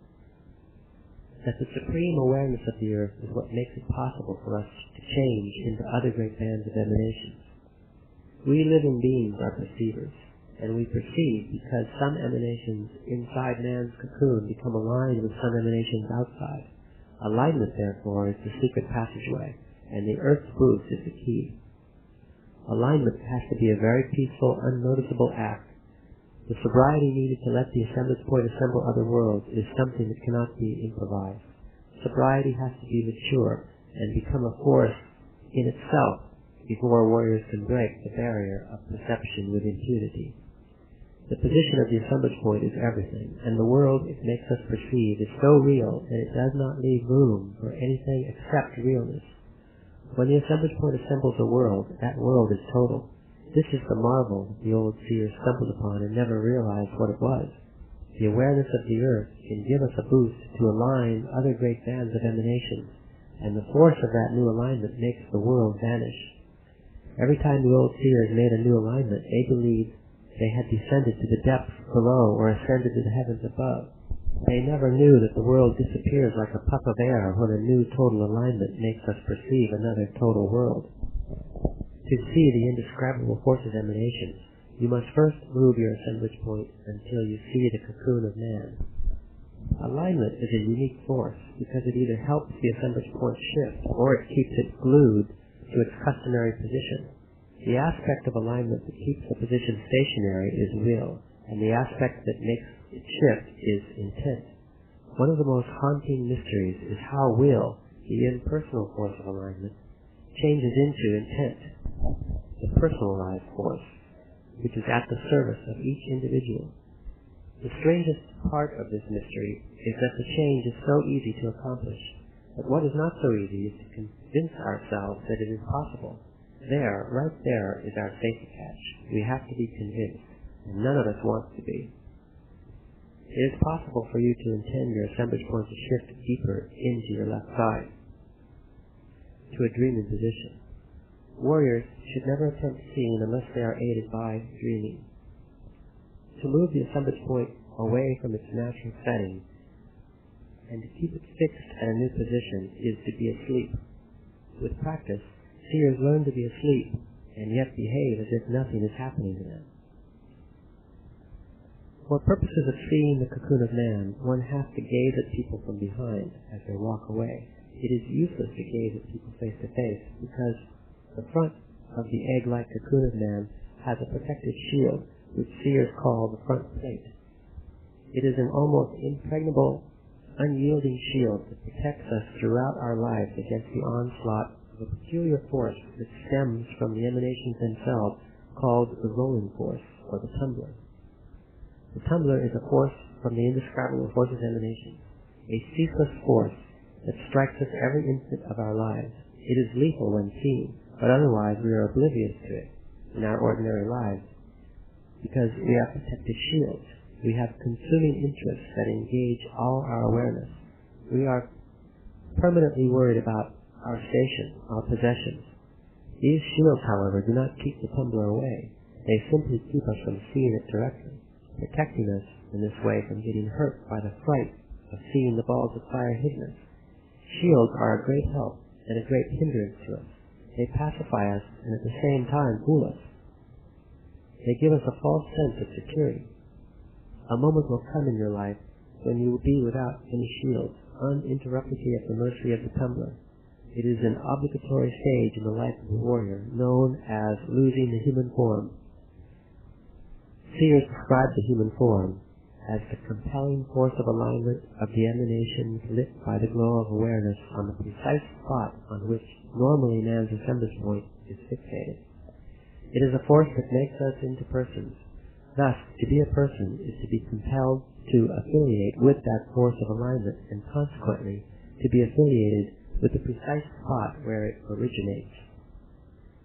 By reason of their activities, at a given moment the assemblage point of warriors drift toward the left. It is a permanent move, which results in an uncommon sense of aloofness or control or even abandon. That drift of the assemblage point entails a new alignment of emanations. It is the beginning of a series of greater shifts.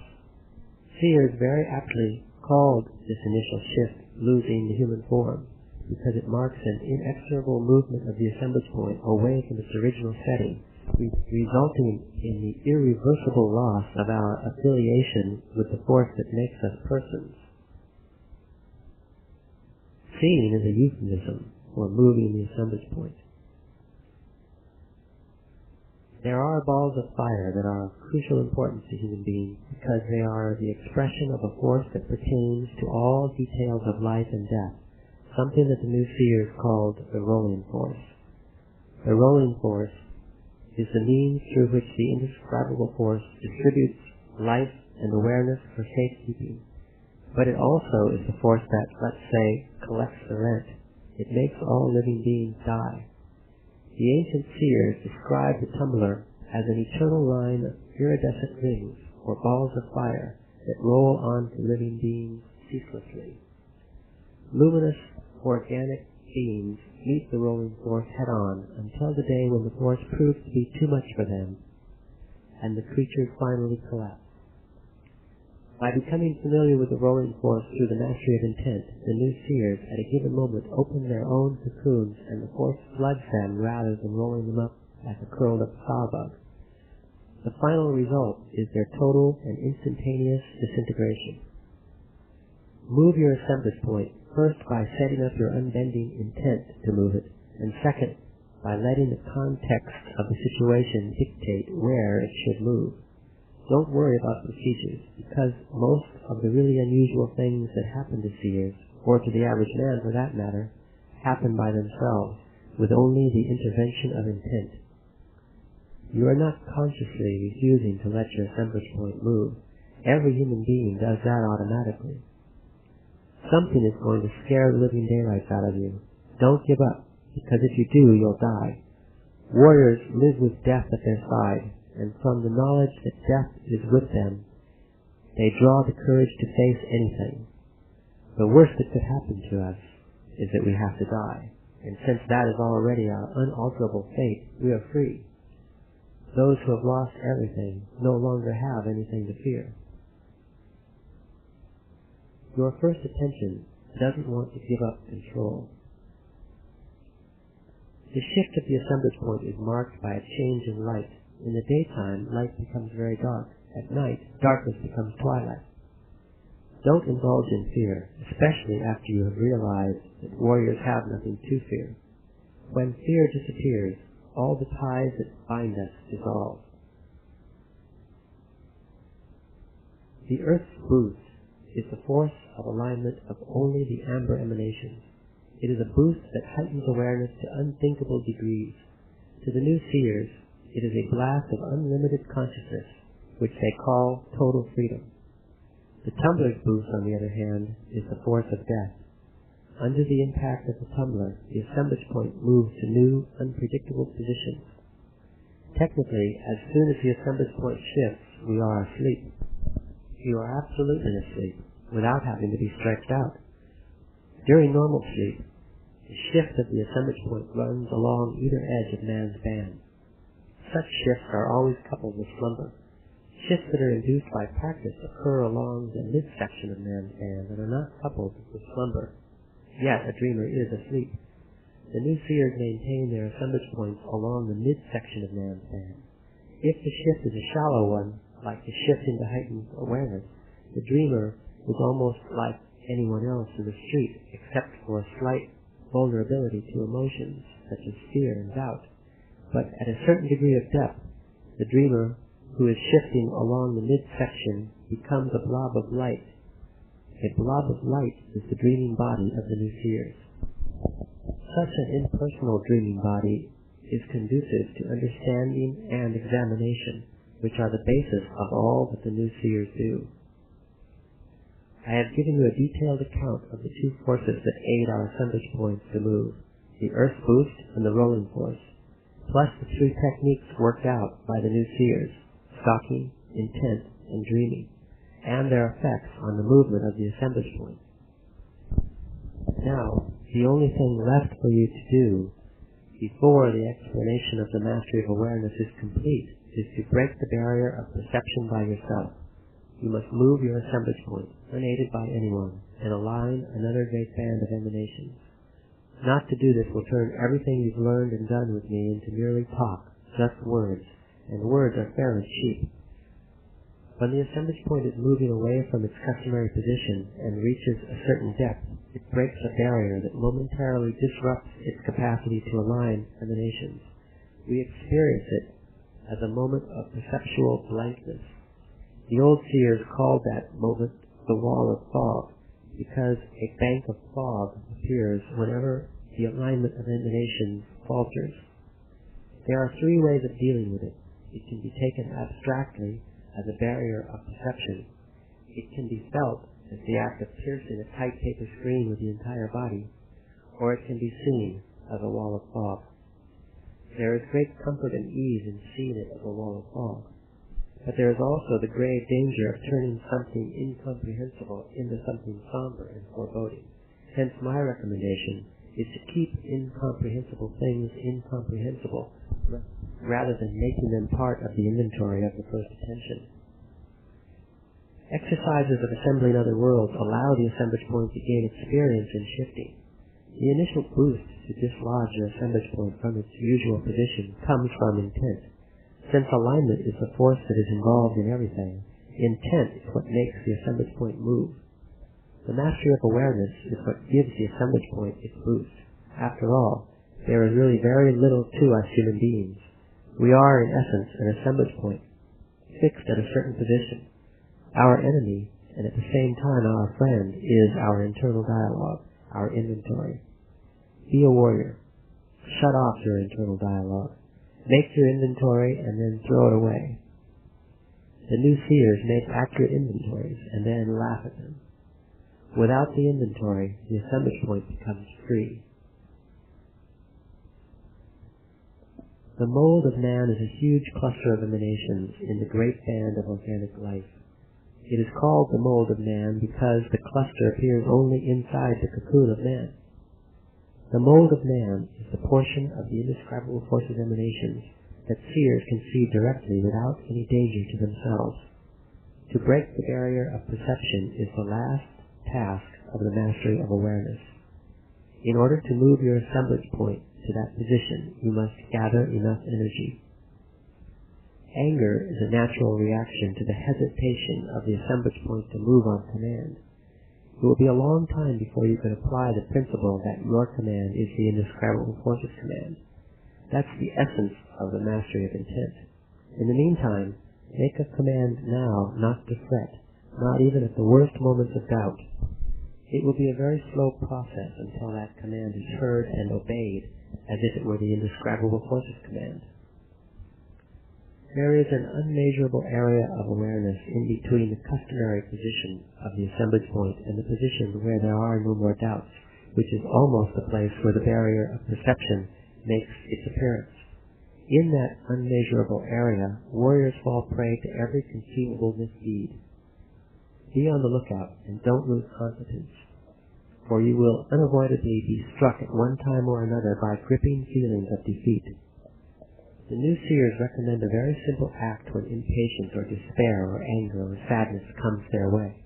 They recommend that warriors roll their eyes. Any direction will do. I prefer to roll mine clockwise. The movement of the eyes makes the assemblage point shift momentarily. In that movement, you will find relief. This is in lieu of true mastery of intent. To see the mold of man on your own, unaided by anyone, is an important step because all of us have certain ideas that must be broken before we are free. The seer who travels into the unknown to see the unknowable must be in an impeccable state of being. To be in an impeccable state of being is to be free of rational assumptions and rational fears. The old seers, as well as the mystics of our world, have one thing in common. They have been able to see the mold of man, but not understand what it is. Mystics, throughout the centuries, have given us moving accounts of their experiences. But these accounts, however beautiful, are flawed by the gross and despairing mistake of believing the mold of man to be an omnipotent, omniscient creator. And so is the interpretation of the old seers, who called the mold of man a friendly spirit, a protector of man. The new seers are the only ones who have the sobriety to see the mold of man and understand what it is, the pattern of every human attribute we can think of, and some we cannot even conceive. We are what it stamps us with. Anyone who sees the mold of man automatically assumes that it is God. The new seers have seen that what we call God is a static prototype of humanness without any power. We are simply the product of its stamp. We are its impression. The mold of man is exactly what its name tells us it is, a pattern, a form, a cast that groups together a particular bunch of fiber-like elements which we call man. Real affection cannot be an investment.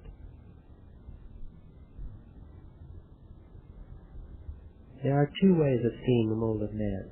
You can see it as a man or you can see it as a light. That depends on the shift of the assemblage point.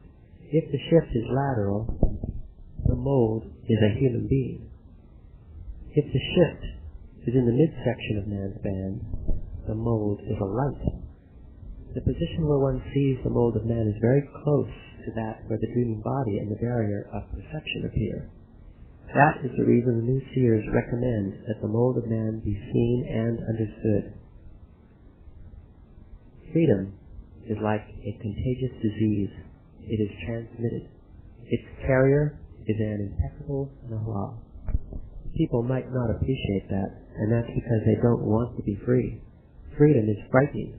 Remember that. But not for us. The dreaming body and the barrier of perception are positions of the assemblage point, and that knowledge is as vital to seers as knowing how to read and write is to modern man. Both are accomplishments attained after years of practice. The dreaming body is known by different names. The name I like the best is the other. We can be in two places at once. We can experience a sort of perceptual dualism. There is no end to the mystery of man and to the mystery of the world. The only thing that soothes those who journey into the unknown is oblivion. What a relief to be in the ordinary world. For warriors, there are two positions of the assemblage point where there are no more doubts. In one, you have no more doubts because you know everything.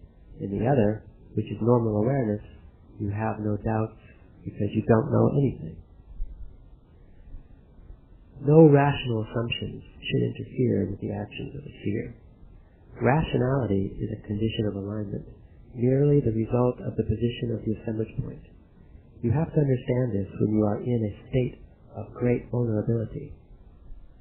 To understand it when your assemblage point has reached the position where there are no doubts is useless, because realizations of that nature are commonplace in that position. It is equally useless to understand it in the state of normal awareness. In that state, such realizations are emotional outbursts that are valid only for as long as the emotion lasts. You can travel by waking up at a distant dreaming position. By moving your assemblage point from normal awareness all the way to the position where the dreaming body appears, your dreaming body can actually fly over incredible distances in the blink of an eyelid. The mystery is in the dreaming position. If it is strong enough to pull you, you can go to the ends of this world or beyond it, just as the old seers did. They disappeared from this world because they woke up at a dreaming position beyond the limits of the known. There is no way of knowing how it is done. Strong emotion or unbending intent or great interest serves as a guide. Then the assemblage point gets powerfully fixed at the dreaming position, long enough to drag there all the emanations that are inside the cocoon. Now you need to have one last clarification. The coherent but irrational realization that everything in the world we have learned to perceive is inextricably tied to the position where the assemblage point is located. If the assemblage point is displaced from that position, the world will cease to be what it is to us.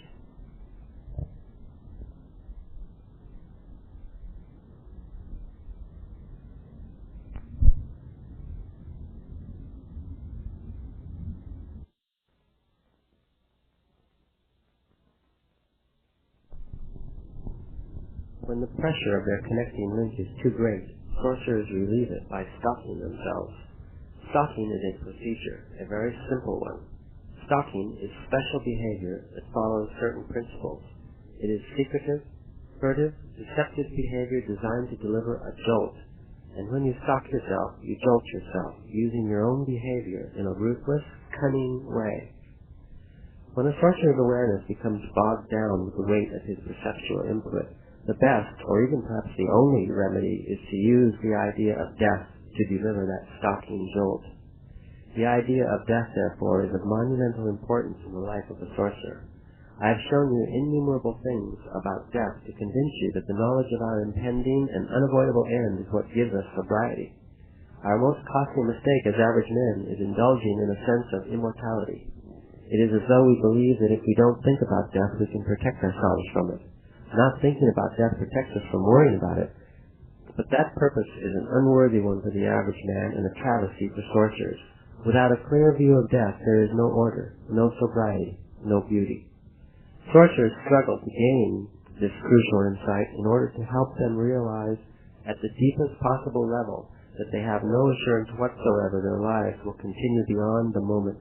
That realization gives sorcerers the courage to be patient and yet take action, courage to be acquiescent without being stupid.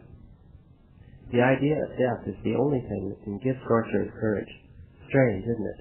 It gives sorcerers the courage to be cunning without being conceited, and above all, it gives them courage to be ruthless without being self-important.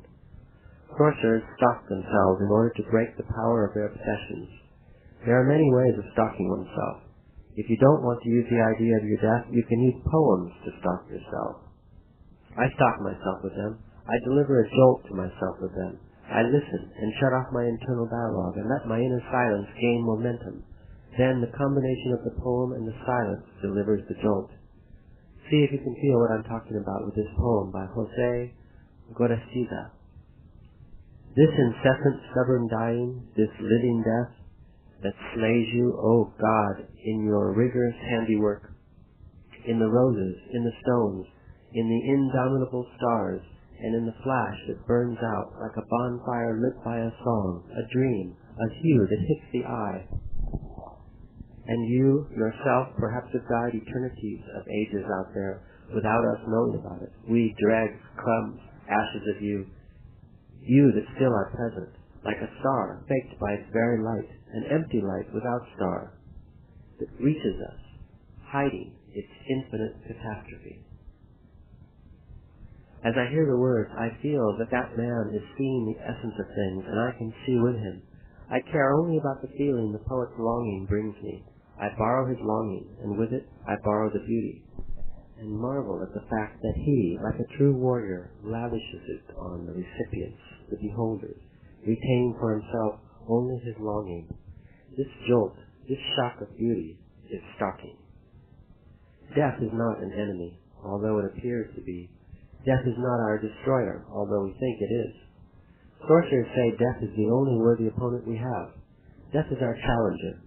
We are born to take that challenge, average men or sorcerers. Sorcerers know about it. Average men do not. Life is the process by means of which death challenges us.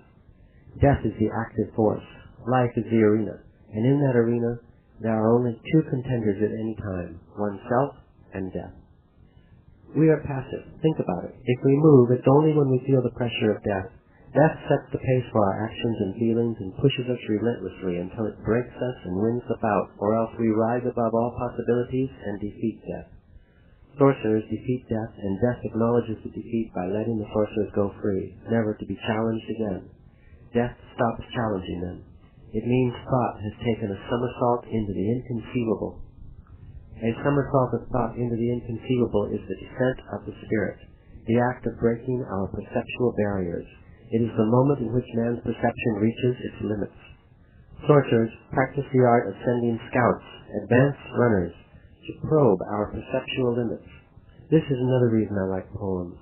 I take them as advanced runners. But poets don't know as exactly as sorcerers what those advanced runners can accomplish. As the energy that is ordinarily used to maintain the fixed position of the assemblage point becomes liberated, it focuses automatically on that connecting link. There are no techniques or maneuvers for a sorcerer to learn beforehand to move energy from one place to the other. Rather, it is a matter of an instantaneous shift taking place once a certain level of proficiency has been attained. The level of proficiency is pure understanding. In order to attain that instantaneous shift of energy, one needs a clear connection with intent. And to get a clear connection, one needs only to intend it through pure understanding. Pure understanding is a sorcerer's advanced runner probing that immensity out there. The nature of ruthlessness is that it is the opposite of self-pity. All sorcerers are ruthless. As I have said, the fourth abstract core of the sorcery stories is called the descent of the spirit, or being moved by intent. In order to let the mysteries of sorcery reveal themselves, it is necessary for the spirit to descend. The spirit chooses a moment when a man is distracted, unguarded, and showing no pity, the spirit lets its presence by itself moves a man's assemblage point to a specific position. This spot is known to sorcerers as the place of no pity. Ruthlessness becomes, in this way, the first principle of sorcery. The first principle should not be confused with the first effect of sorcery apprenticeship, which is the shift between normal and heightened awareness. To all appearances, having the assemblage point shift is the first thing that actually happens to a sorcery apprentice. So it is only natural for an apprentice to assume that this is the first principle of sorcery, but it is not.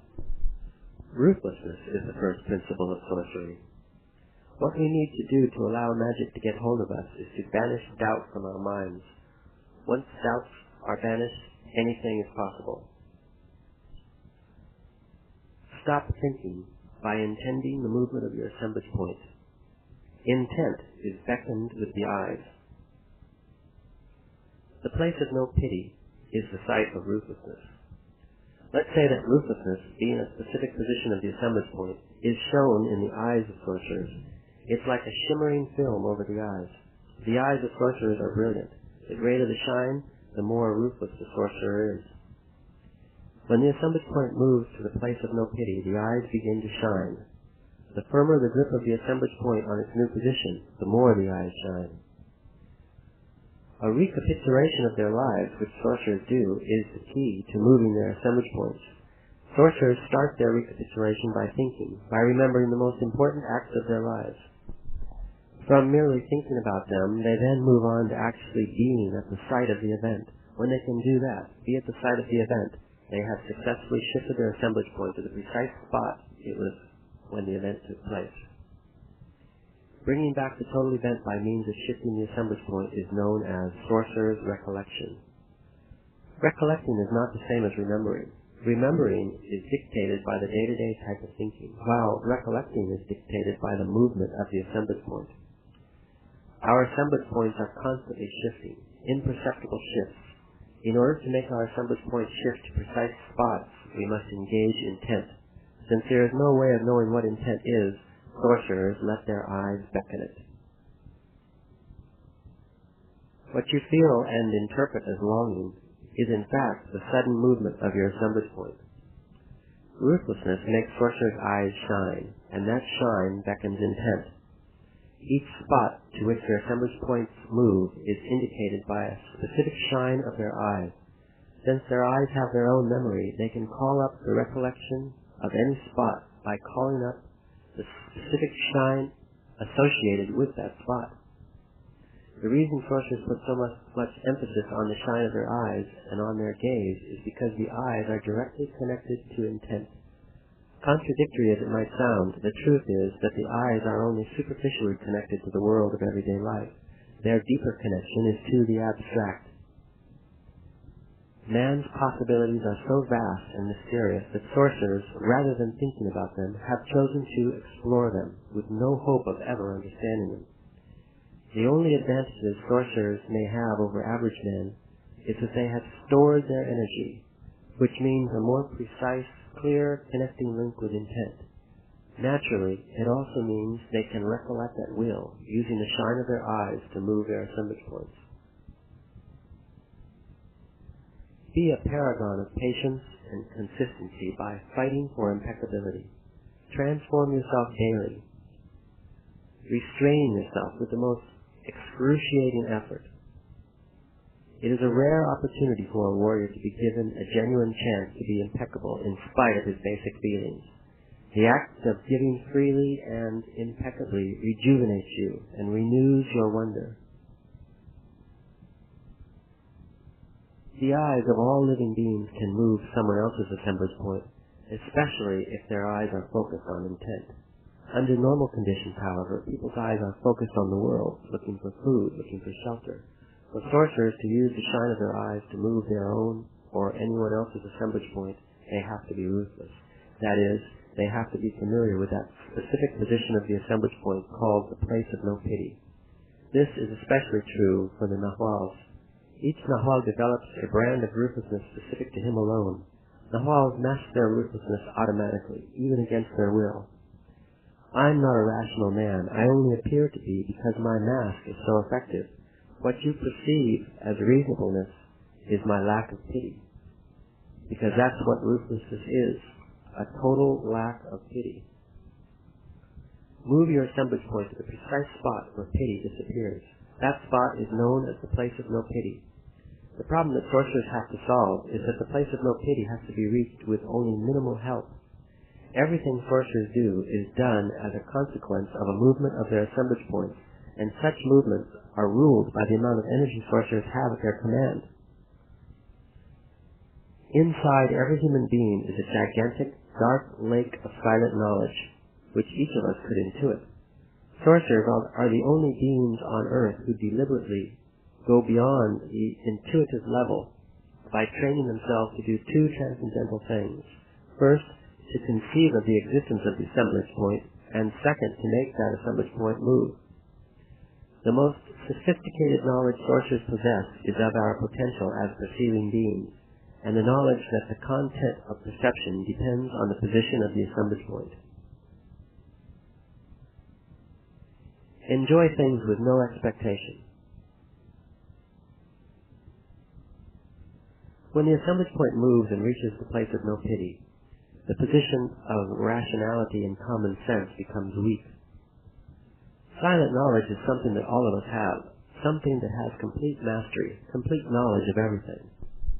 But it cannot think, therefore it cannot speak of what is known.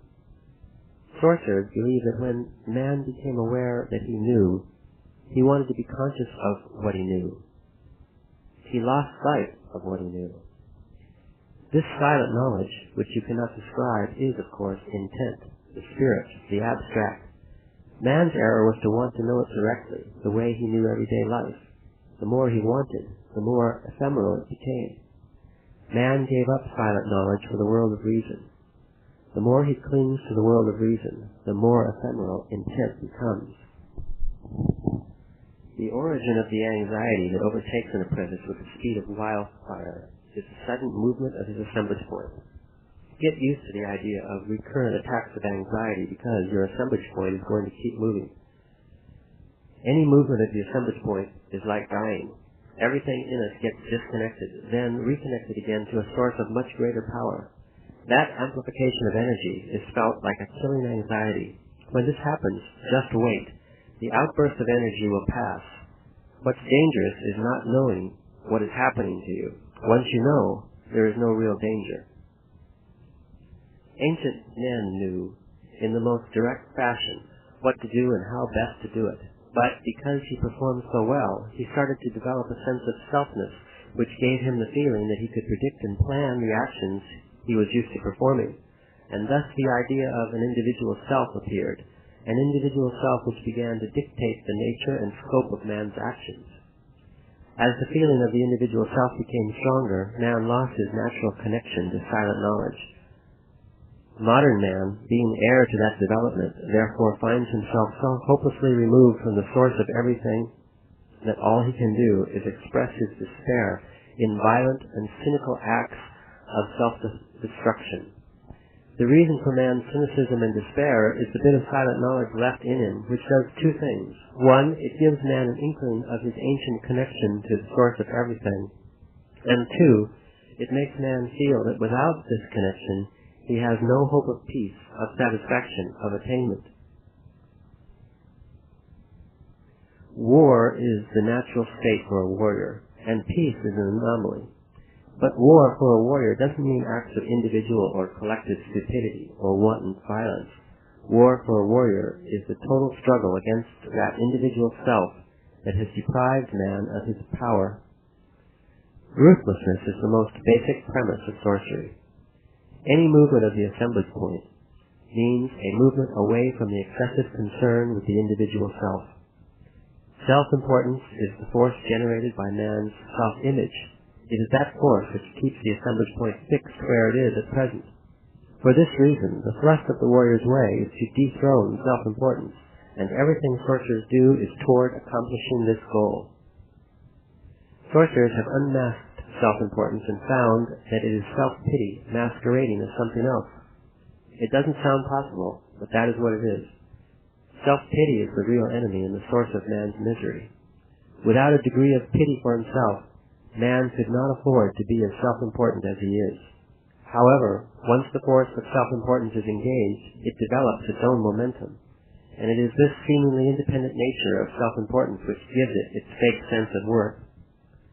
Sorcerers are absolutely convinced that by moving their assemblage points away from their customary position, we achieve a state of being which could only be called ruthlessness. Sorcerers know, by means of their practical actions, that as soon as their assemblage points move, their self-importance crumbles. Without the customary position of their assemblage points, their self-image can no longer be sustained, and without the heavy focus on that self-image, they lose their self-compassion, and with it their self-importance. Sorcerers are right, therefore, in saying that self-importance is merely self-pity in disguise. A Nahual in his role as leader or teacher has to behave in the most efficient, but at the same time most impeccable way. Since it is not possible for him to plan the course of his actions rationally, the Nahual always lets the spirit decide his course. The position of self-reflection forces the assemblage points to assemble a world of sham compassion, but of very real cruelty and self-centeredness. In that world, the only real feelings are those convenient for the one who feels them. For a sorcerer, ruthlessness is not cruelty. Ruthlessness is the opposite of self-pity or self-importance. Ruthlessness is sobriety. Sorcerers' increased energy, derived from the curtailment of their self-reflection, allows their senses a greater range of perception. The only worthwhile course of action, whether for sorcerers or average men, is to restrict our involvement with our self-image. What a Nahual aims at with his apprentices is the shattering of their mirror of self-reflection.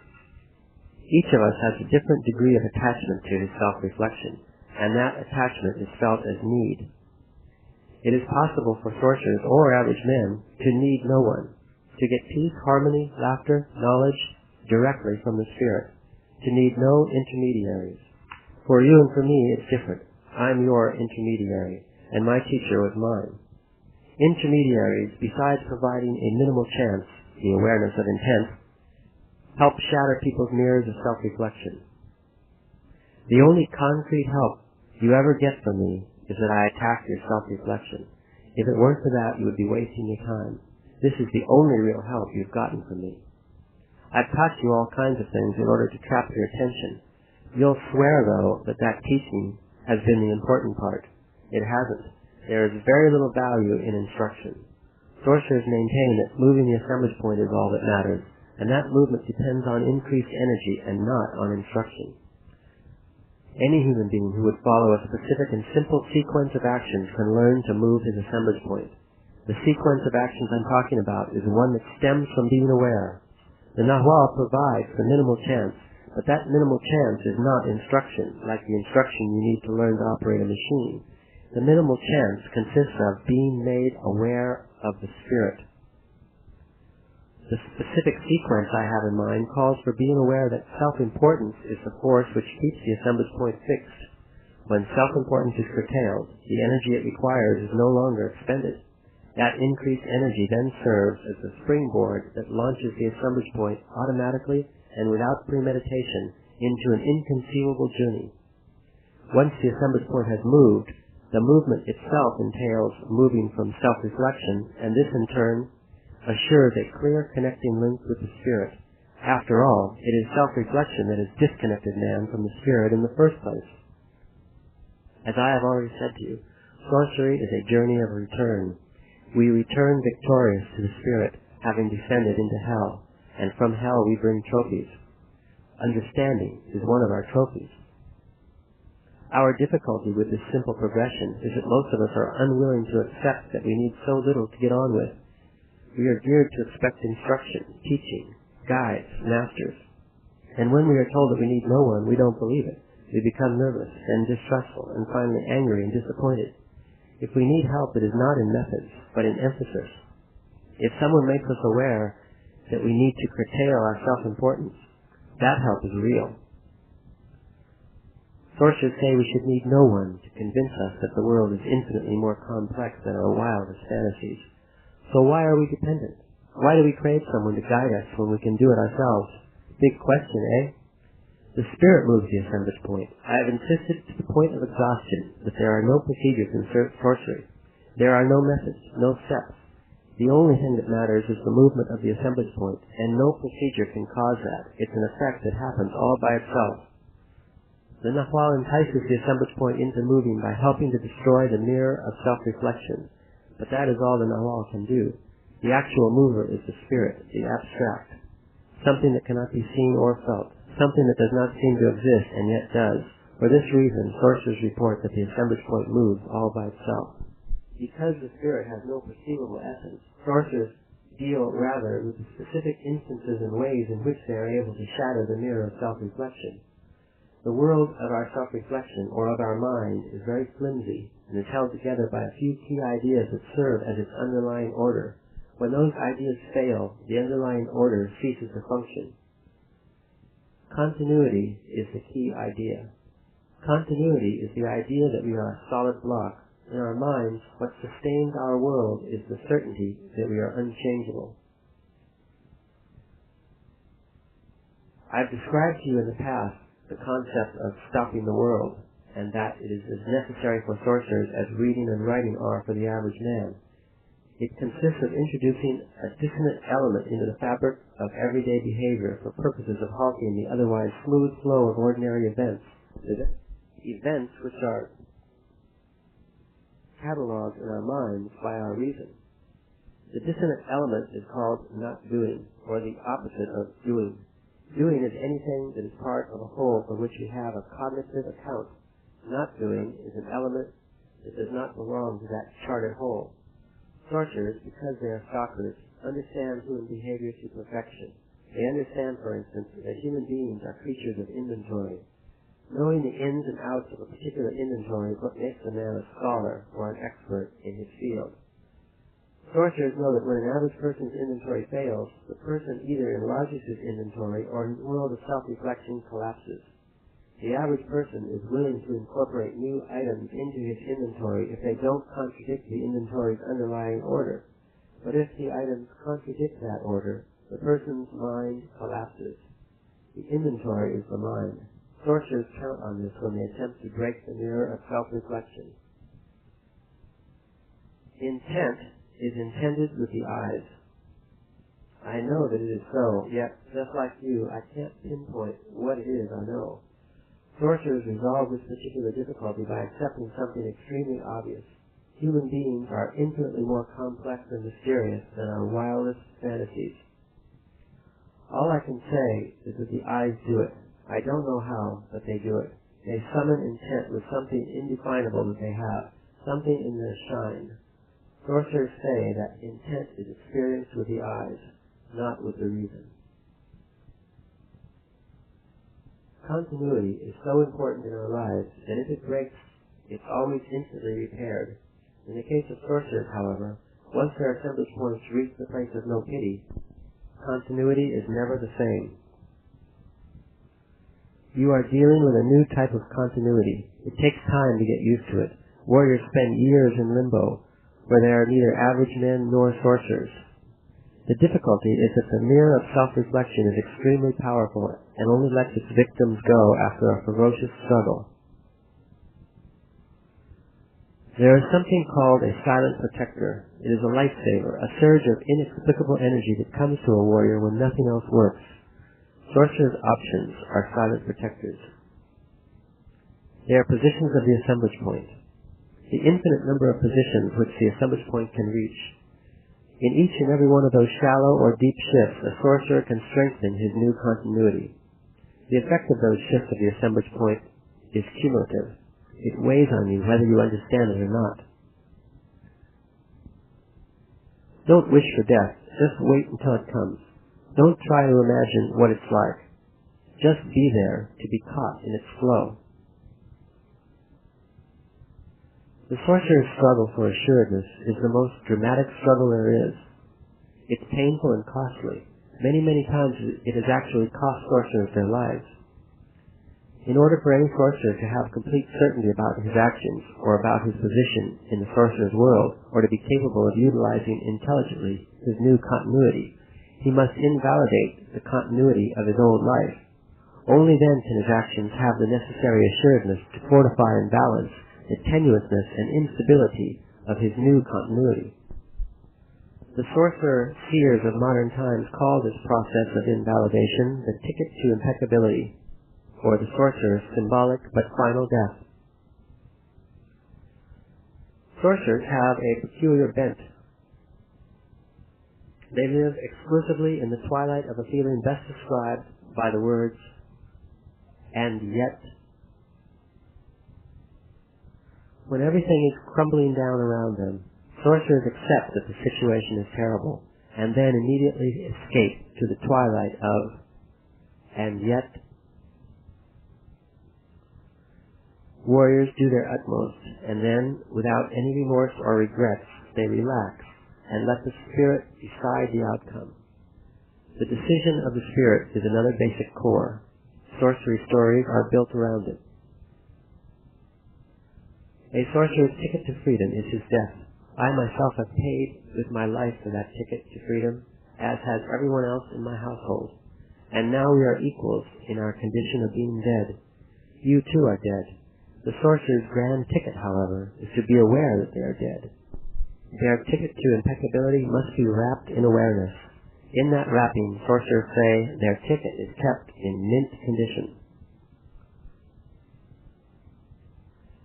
Explanations are never wasted, because they are imprinted in us for immediate or later use, or to help prepare our way to reaching silent knowledge. Silent knowledge is a general position of the assemblage point. Ages ago, it was man's normal position, but for reasons which would be impossible to determine, man's assemblage point moved away from that specific location and adopted a new one called reason.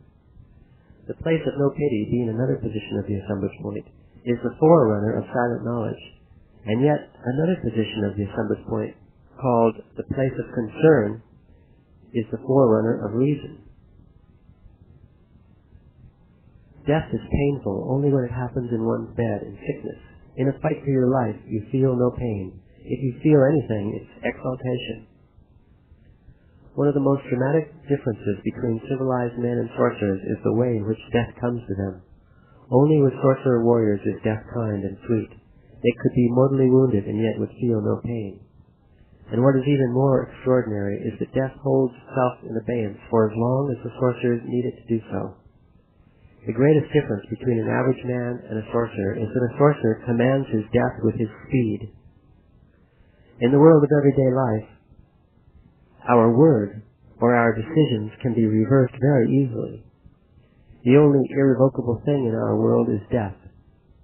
In the sorcerer's world, on the other hand, normal death can be countermanded, but not the sorcerer's word. In the sorcerer's world, decisions cannot be changed or reversed.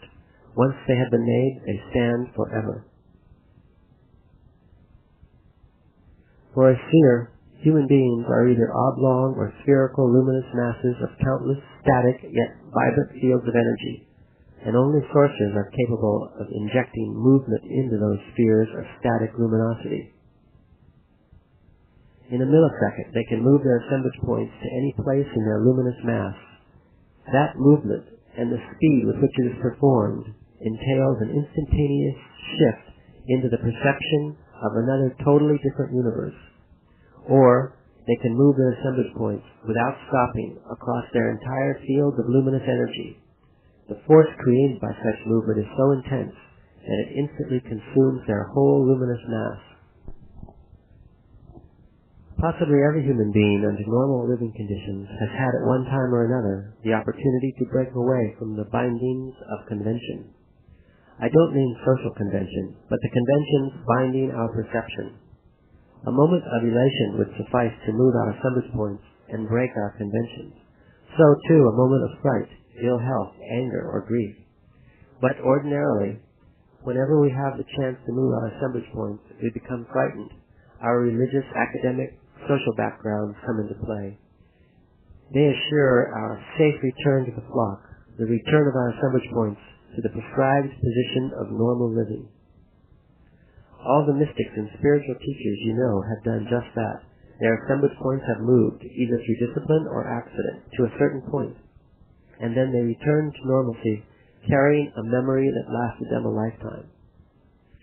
The average man, incapable of finding the energy to proceed beyond his daily limits, calls the realm of extraordinary perception sorcery, witchcraft, or the work of the devil, and shies away from it without examining it further. Turn everything into what it really is, the abstract, the spirit, the nahual. There is no witchcraft, no evil, no devil. There is only perception. Your assemblage point can move beyond the place of no pity into the place of silent knowledge. To manipulate it yourself means to have enough energy to move between reason and silent knowledge at will. If a sorcerer has enough energy, or even if he does not have sufficient energy but needs to shift because it is a matter of life and death, he can fluctuate between reason and silent knowledge. At this stage in your development, any movement of your assemblage point will still be a mystery. Your challenge at the beginning of your apprenticeship is maintaining your gains, rather than reasoning them out. At some point, everything will make sense to you. You have to be able to explain knowledge to yourself before you can claim that it makes sense to you. For a movement of your assemblage point to make sense, you will need to have energy to fluctuate from the place of reason to the place of silent knowledge. Your assemblage point can move by itself. You can intend the movement by manipulating certain feelings, and in so doing, your assemblage point can reach the position of silent knowledge. One way to talk about the perception attained in the place of silent knowledge is to call it here and here. Intending the movement of the assemblage point is a great accomplishment, but accomplishment is something personal. It's necessary, but it's not the important part. It is not the residue sorcerers look forward to. The idea of the abstract, the spirit, is the only residue that is important. The idea of the personal self has no value whatsoever. Every time I've had the chance, I have made you aware of the need to abstract. You have always believed that I meant to think abstractly. No. To abstract means to make yourself available to the spirit by being aware of it. One of the most dramatic things about the human condition is the macabre connection between stupidity and self-reflection. It is stupidity that forces us to discard anything that does not conform with our self-reflective expectations. For example, as average men, we are blind to the most crucial piece of knowledge available to the human being: the existence of the assemblage point and the fact that it can move. For a rational man, it's unthinkable that there should be an invisible point where perception is assembled. For the rational man to hold steadfastly to his self-image ensures his abysmal ignorance. He ignores, for instance, the fact that sorcery is not incantations and hocus pocus, but the freedom to perceive not only the world taken for granted, but everything else that is humanly possible. Here is where the average man's stupidity is most dangerous. He is afraid of sorcery. He trembles at the possibility of freedom, and freedom is at his fingertips. It's called the third point, and it can be reached as easily as the assemblage point can be made to move. This is another of the sorcerer's contradictions. It's very difficult, and yet it is the simplest thing in the world. I've told you already that high fever could move the assemblage point. Hunger or fear or love or hate could do it. Mysticism too, and also unbending intent, which is the preferred method of sorcerers. Unbending intent is a sort of single-mindedness human beings exhibit, an extremely well-defined purpose not countermanded by any conflicting interests or desires. Unbending intent is also the force engendered when the assemblage point is maintained fixed in a position which is not the usual one. The distinction between a movement and a shift of the assemblage point is that a movement is a profound change of position, so extreme that the assemblage point might even reach other bands of energy within our total luminous mass of energy fields. Each band of energy represents a completely different universe to be perceived. A shift, however, is a small movement within the band of energy fields we perceive as the world of everyday life. Sorcerers see unbending intent as the catalyst to trigger their unchangeable decisions. Or as the converse, their unchangeable decisions are the catalyst that propels their assemblage points to new positions, positions which in turn generate unbending intent. Trying to reason out the sorcerer's metaphorical descriptions is as useless as trying to reason out silent knowledge. The world of everyday life consists of 2 points of reference. We have, for example, here and there, in and out, up and down, good and evil, and so on and so forth. So properly speaking, our perception of our lives is two-dimensional. None of what we perceive ourselves doing has depth. A sorcerer perceives his actions with depth. His actions are tri-dimensional for him. They have a third point of reference. Our points of reference are obtained primarily from our sense perception. Our senses perceive and differentiate what is immediate to us from what is not. Using that basic distinction, we derive the rest. In order to reach the third point of reference, one must perceive 2 places at once. Normal perception has an axis, here and there, are the perimeters of that axis, and we are partial to the clarity of here. In normal perception, only here is perceived completely, instantaneously, and directly. Its twin referent there lacks immediacy. It is inferred, deduced, expected, even assumed, but it is not apprehended directly with all the senses. When we perceive 2 places at once, total clarity is lost, but the immediate perception of there is gained. A sorcerer, because he has a connecting link with intent, sees an oddity as a vehicle to perceiving, not an oddity, but a source of awe. Only sorcerers can turn their feelings into intent. Intent is the spirit, so it is the spirit which moves the assemblage points. The misleading part of all this is that I am saying only sorcerers know about the spirit, and intent is the exclusive domain of sorcerers. This is not true at all, but it is the situation in the realm of practicality. The real condition is that sorcerers are more aware of their connection with the spirit than the average man, and strive to manipulate it. That's all. I've already told you, the connecting link with intent is the universal feature shared by everything there is. Being in 2 places at once is a milestone sorcerers use to mark the moment the assemblage point reaches the place of silent knowledge. Split perception, if accomplished by one's own means, is called the free movement of the assemblage point. Every apprentice must consistently do everything within his power to encourage the free movement of his assemblage point. This all-out effort is cryptically called reaching out for the third point. The third point of reference is freedom of perception.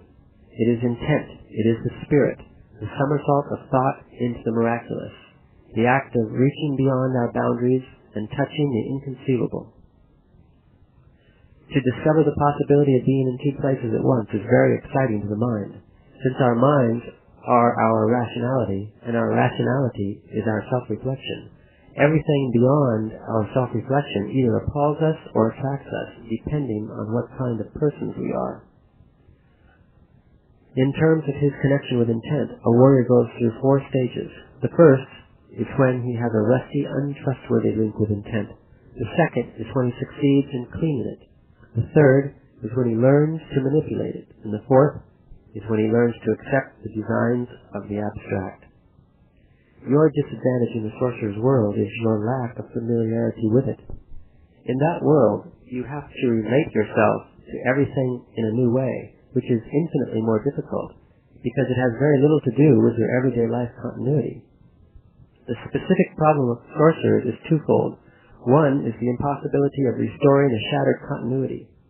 The other is the impossibility of using the continuity dictated by the new position of their assemblage points. That new continuity is always too tenuous, too unstable, and does not offer sorcerers the assuredness they need to function as if they were in the world of everyday life. Sorcerers don't resolve this problem. The spirit either resolves it for us or it doesn't.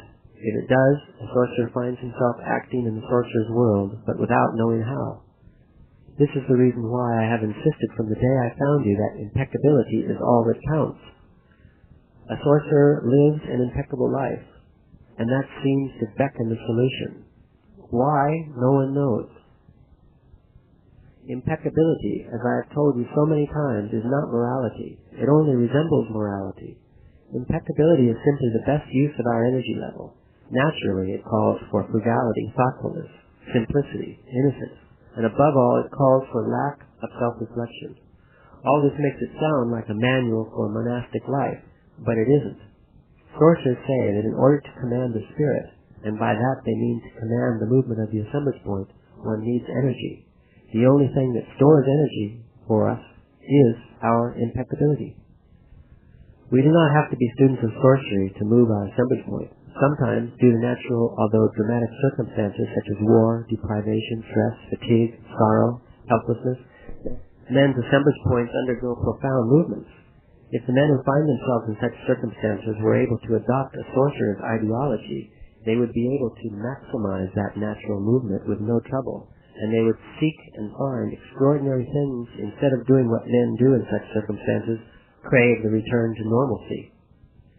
When a movement of the assemblage point is maximized, both the average man or the apprentice in sorcery becomes a sorcerer, because by maximizing that movement, continuity is shattered beyond repair. You maximize that movement by curtailing self-reflection. Moving the assemblage point or breaking one's continuity is not the real difficulty. The real difficulty is having energy. If one has energy, once the assemblage point moves, inconceivable things are there for the asking. Man's predicament is that he intuits his hidden resources, but he does not dare use them. This is why sorcerers say that man's plight is the counterpoint between his stupidity and his ignorance. Man needs now, more so than ever, to be taught new ideas that have to do exclusively with his inner world, sorcerer's ideas, not social ideas, ideas pertaining to man facing the unknown, facing his personal death. Now, more than anything else, he needs to be taught the secrets of the assemblage point. The spirit is indefinable. One cannot even feel it, much less talk about it. One can only beckon it by acknowledging its existence. The position of silent knowledge is called the third point because in order to get to it, one has to pass the second point, the place of no pity. Every human being has a capacity for that fluidity. For most of us, however, it is stored away and we never use it, except on rare occasions which are brought about by sorcerers or by dramatic natural circumstances, such as a life or death struggle. Only a human being who is a paragon of reason can move his assemblage point easily and be a paragon of silent knowledge.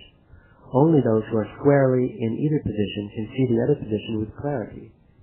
That was the way the age of reason came into being. The position of reason was clearly seen from the position of silent knowledge. The one-way bridge from silent knowledge to reason is called concern. That is, the concern that true men of silent knowledge have about the source of what they know. And the other one-way bridge from reason to silent knowledge is called pure understanding. That is, the recognition that tells the man of reason that reason is only one island in an endless sea of islands. A human being who has both one-way bridges working is a sorcerer in direct contact with the spirit, the vital force that makes both positions possible. The spirit only listens when the speaker speaks in gestures, and gestures do not mean signs or body movements, but acts of true abandon, acts of largesse, of humor. As a gesture for the spirit, sorcerers bring out the best of themselves and silently offer it to the abstract. Sorcerers count their lives in hours. In 1 hour it is possible for a sorcerer to live the equivalent in intensity of a normal life. This intensity is an advantage when it comes to storing information in the movement of the assemblage point. The assemblage point, with even the most minute shifting, creates totally isolated islands of perception. Information in the form of experiences in the complexity of awareness can be stored there. But how can information be stored in something so vague? The mind is equally vague, and still you trust it because you're familiar with it. You don't yet have the same familiarity with the movement at the assemblage point, but it is just about the same. The information is stored in the experience itself. Later, when a sorcerer moves his assemblage point to the exact spot where it was, he relives the total experience. This sorcerer's recollection is the way to get back all the information stored in the movement of the assemblage point. Intensity is an automatic result of the movement of the assemblage point. Intensity, being an aspect of intent, is connected naturally to the shine of the sorcerer's eyes. In order to recall those isolated islands of perception, sorcerers need only intend the particular shine of their eyes associated with whatever spot they want to return to. Because his intensity rate is greater than normal, in a few hours a sorcerer can live the equivalent of a normal lifetime. His assemblage point, by shifting to an unfamiliar position, takes in more energy than usual. That extra flow of energy is called intensity.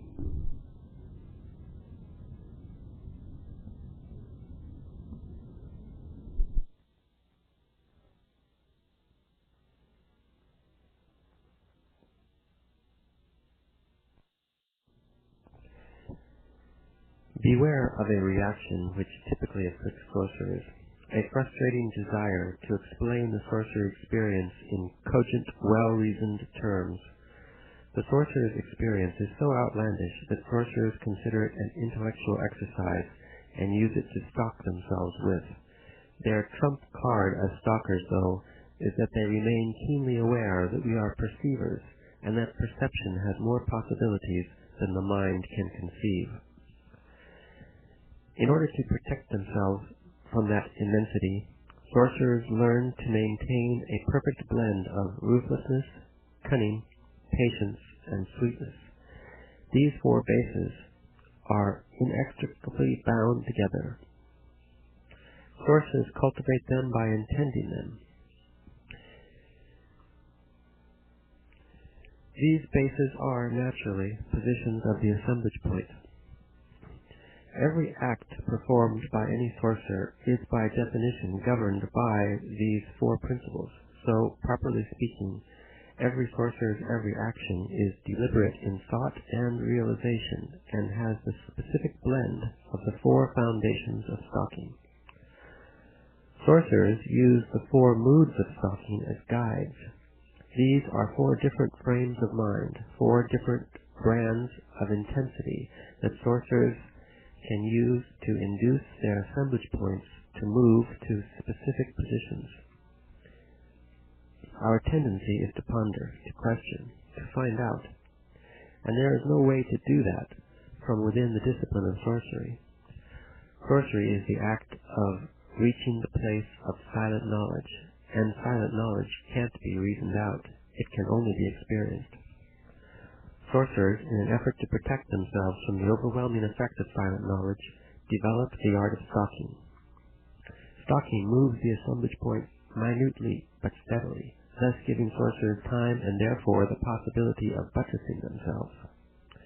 Within the art of stalking, there is a technique which sorcerers use a great deal: controlled folly. Sorcerers claim that controlled folly is the only way they have of dealing with themselves in their state of expanded awareness and perception, and with everybody and everything in the world of daily affairs. Controlled folly is the art of controlled deception, or the art of pretending to be thoroughly immersed in the action at hand, pretending so well no one could tell it from the real thing. Controlled folly is not an outright deception, but a sophisticated artistic way of being separated from everything while remaining an integral part of everything. Controlled folly is an art, a very bothersome art, and a difficult one to learn. Many sorcerers don't have the stomach for it, not because there is anything inherently wrong with the art, but because it takes a lot of energy to exercise it. By the time we come to sorcery, our personality is already formed, and all we can do is practice controlled folly and laugh at ourselves. Stalkers who practice controlled folly believe that, in matters of personality, the entire human race falls into three categories. Sorcerers long ago learned that only our personal reflection falls into one of the categories. The trouble with us is that we take ourselves seriously. Whichever category our self-image falls into only matters because of our self-importance. If we weren't self-important, it wouldn't matter at all which category we fell into. The basic cores reveal themselves extremely slowly, erratically advancing and retreating. I can't repeat often enough that every man whose assemblage point moves can move it further, and the only reason we need a teacher is to spur us on mercilessly. Otherwise, our natural reaction is to stop to congratulate ourselves for having covered so much ground.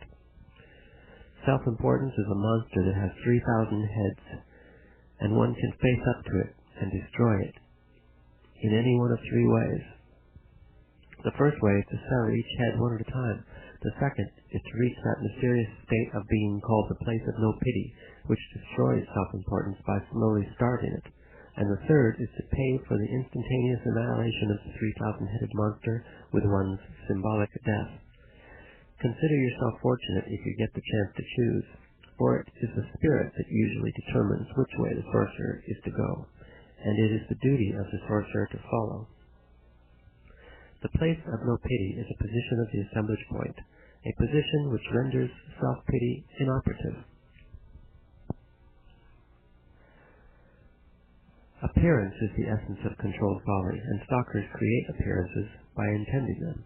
Intending appearances is exclusively an exercise for stalkers. Stalkers call intent. The indispensable part of the act of calling intent is a total concentration on what is intended. Man has a dark side. It's called stupidity. In the same measure that ritual forced the average man to construct huge churches that were monuments to self-importance, ritual also forced sorcerers to construct edifices of morbidity and obsession. As a result, it is the duty of every nahal to guide awareness so it will fly toward the abstract, free of liens and mortgages. Ritual can trap our attention better than anything I can think of, but it also demands a very high price. That high price is morbidity, and morbidity could have the heaviest liens and mortgages on our awareness. Human awareness is like an immense haunted house. The awareness of everyday life is like being sealed in one room of that immense house for life. We enter the room through a magical opening, birth, and we exit through another such magical opening, death. Sorcerers, however, are capable of finding still another opening and can leave that sealed room while still alive. A superb attainment, but their astounding accomplishment is that when they escape from that sealed room, they choose freedom. They choose to leave that immense haunted house entirely instead of getting lost in other parts of it. Morbidity is the antithesis of the surge of energy awareness needs to reach freedom. Morbidity makes sorcerers lose their way and become trapped in the intricate, dark byways of the unknown. Stalkers who intend appearances are performers who are being coached by the spirit itself. The teacher's reason for training an apprentice as he does is freedom. He wants their freedom from perceptual convention, and he teaches them to be artists. Stalking is an art. For a sorcerer, since he is not a patron or a seller of art, the only thing of importance about a work of art is that it can be accomplished. Think about the basic cores of the sorcery stories, or rather don't think about them, but make your assemblage point move toward the place of silent knowledge. Moving the assemblage point is everything, but it means nothing if it's not a sober, controlled movement. So close the door of self-reflection. Be impeccable, and you'll have the energy to reach the place of silent knowledge. Sorcery is the act of embodying some specialized theoretical and practical premises about the nature and role of perception in molding the universe around us. Our world is only one in a cluster of consecutive worlds, arranged like the layers of an onion. Even though we've been energetically conditioned to perceive solely our world, we still have the capacity of entering into those other realms, which are as real, unique, absolute, and engulfing as our own world is. For us to perceive those other realms, not only do we have to covet them, but we need to have sufficient energy to seize them. Their existence is constant and independent of our awareness, but their inaccessibility is entirely a consequence of our energetic conditioning. In other words, simply and solely because of that conditioning, we are compelled to assume that the world of daily life is the one and only possible world. Believing that our energetic conditioning is correctable, sorcerers of ancient times developed a set of practices designed to recondition our energetic capabilities to perceive. They called this set of practices the art of dreaming. It's the gateway to infinity. Through dreaming, we can perceive other worlds, which we can certainly describe, but we can't describe what makes us perceive them. Yet we can feel how dreaming opens up those other realms. Dreaming seems to be a sensation, a process in our bodies, an awareness in our minds. Dreaming instruction is divided into two parts. One is about dreaming procedures, the other about the purely abstract explanations of these procedures, an interplay between enticing one's intellectual curiosity with the abstract principles of dreaming and guiding one to seek an outlet in its practices. The human psyche is infinitely more complex than our mundane or academic reasoning has led us to believe. The second attention is an energetic configuration of awareness. In order to appreciate the position of dreamers and dreaming, one has to understand the struggle of modern-day sorcerers to steer sorcery away from concreteness toward the abstract.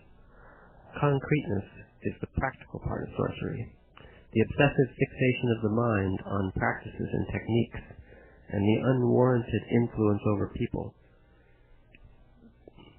The abstract is the search for freedom, freedom to perceive, without obsessions, all that's humanly possible. Present-day sorcerers seek the abstract because they seek freedom. They have no interest in concrete gains. After lifelong discipline and training, sorcerers acquire the capacity to perceive the essence of things, a capacity they call seeing. To perceive the energetic essence of things means that you perceive energy directly. By separating the social part of perception, you'll perceive the essence of everything. Whatever we are perceiving is energy. But since we can't directly perceive energy, we process our perception to fit a mold. This mold is the social part of perception, which you have to separate. You have to separate it because it deliberately reduces the scope of what can be perceived and makes us believe that the mold into which we fit our perception is all that exists. For man to survive now, his perception must change at its social base. This social base of perception is the physical certainty that the world is made of concrete objects. I call this a social base because a serious and fierce effort is put out by everybody to guide us to perceive the world the way we do. Everything is energy.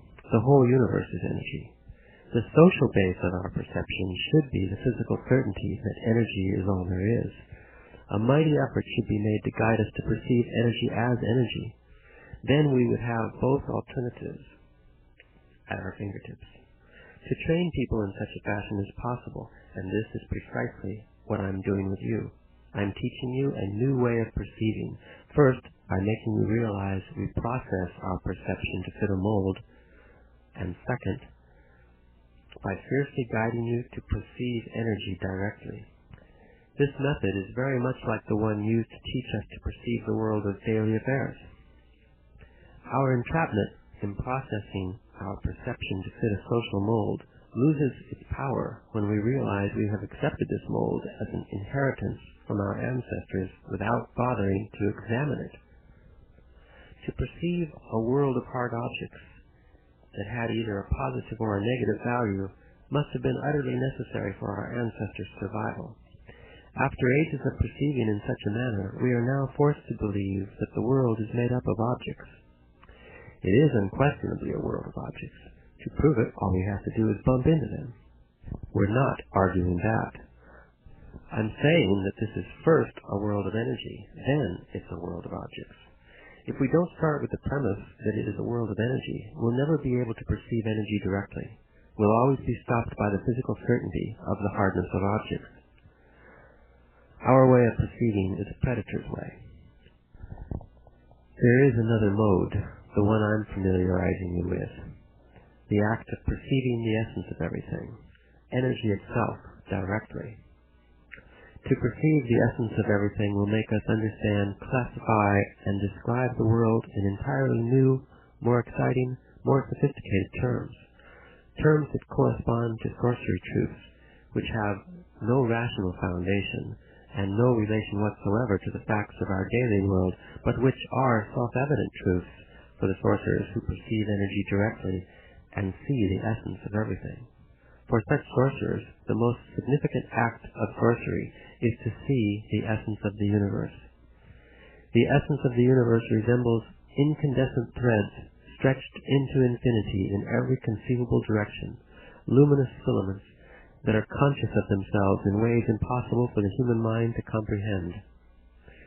From seeing the essence of the universe, sorcerers go on to see the energy essence of human beings and depict human beings as bright shapes that resemble giant eggs and call them luminous eggs. When sorcerers see a human being, they see a giant luminous shape that floats, making as it moves a deep furrow in the energy of the earth, just as if the luminous shape had a taproot that was dragging. The decisive finding of the sorcerers of antiquity and the crucial feature of human beings as luminous balls is a round spot of intense brilliance, the size of a tennis ball, permanently lodged inside the luminous ball, flush with its surface about 2 feet back from the crest of a person's right shoulder blade. The luminous ball is much larger than the human body. The spot of intense brilliance is part of this body of energy, and it is located on a place at the height of the shoulder blades, at an arm's length from a person's back. The old sorcerers named it the assemblage point after seeing what it does. It makes us perceive. In human beings, perception is assembled there, on that point. Seeing that all living beings have such a point of brilliance, the old sorcerers surmised that perception in general must take place on that spot in whatever pertinent manner. What they saw that made them conclude that perception takes place on the assemblage point was first, that out of the millions of the universe's luminous energy filaments passing through the entire luminous ball, only a small number pass directly through the assemblage point, as should be expected, since it is small in comparison with the whole. Next, they saw that a spherical extra glow, slightly bigger than the assemblage point, always surrounds it, greatly intensifying the luminosity of the filaments passing directly through that glow. Finally, they saw 2 things. 1, that the assemblage points of human beings can dislodge themselves from the spot where they are usually located, and 2, that when the assemblage point is on its habitual position, perception and awareness seem to be normal, judging by the normal behavior of the subjects being observed. But when their assemblage points and surrounding glowing spheres are on a different position than the habitual one, their unusual behavior seems to be the proof that their awareness is different, that they are perceiving in an unfamiliar manner. The conclusion the old sorcerers drew from all this was that the greater the displacement of the assemblage point from its customary position, the more unusual the consequent behavior and, evidently, the consequent awareness and perception. Notice that when I talk about seeing, I always say having the appearance of, or seemed like. Everything one sees is so unique that there is no way to talk about it except by comparing it to something known to us. The most adequate example of this difficulty is the way sorcerers talk about the assemblage point and the glow that surrounds it. They describe them as brightness, yet it cannot be brightness because seers see them without their eyes. They have to fill out the difference, however, and say that the assemblage point is a spot of light and that around it there is a halo, a glow. We are so visual, so ruled by our predator's perception, that everything we see must be rendered in terms of what the predator's eye normally sees. After seeing what the assemblage point and its surrounding glow seemed to be doing, the old sorcerers advanced an explanation. They proposed that in human beings the assemblage point, by focusing its glowing sphere on the universe's filaments of energy that pass directly through it, automatically and without premeditation, assembles those filaments into a steady perception of the world. How those filaments are assembled into a steady perception of the world, no one can possibly know. Sorcerers see the movement of energy. but just seeing the movement of energy cannot tell them how or why energy moves. Seeing that millions of conscious energy filaments pass through the assemblage point, the old sorcerers postulated that in passing through it they come together, amassed by the glow that surrounds it. After seeing that the glow is extremely dim in people who have been rendered unconscious or are about to die, and that it is totally absent from corpses, they were convinced that this glow is awareness. The assemblage point and its surrounding glow are the mark of life and consciousness. The inescapable conclusion of the sorcerers of antiquity was that awareness and perception go together and are tied to the assemblage point and the glow that surrounds it. I can't explain to you why, but there is no way sorcerers can be mistaken about their seeing. Now, the conclusions they arrive at from their seeing might be wrong, but that would be because they are naive, uncultivated. In order to avoid this disaster, sorcerers have to cultivate their minds in whatever form they can. It certainly would be infinitely safer for sorcerers to remain solely at the level of describing what they see, but the temptation to conclude and explain, even if only to oneself, is far too great to resist. When the assemblage point is displaced to another position, a new conglomerate of millions of luminous energy filaments come together at that point. The sorcerers of antiquity saw this and concluded that since the glow of awareness is always present wherever the assemblage point is, perception is automatically assembled there. Because of the different position of the assemblage point, the resulting world, however, cannot be our world of daily affairs. The old sorcerers were capable of distinguishing two types of assemblage point displacement. One was a displacement to any position on the surface or in the interior of the luminous ball. This displacement they called a shift of the assemblage point. The other was a displacement to a position outside the luminous ball. They called this displacement a movement of the assemblage point. They found out that the difference between a shift and a movement was the nature of the perception each allows. Since the shifts of the assemblage point are displacements within the luminous ball, the worlds engendered by them, no matter how bizarre or wondrous or unbelievable they might be, are still worlds within the human domain. The human domain is the energy filaments that pass through the entire luminous ball.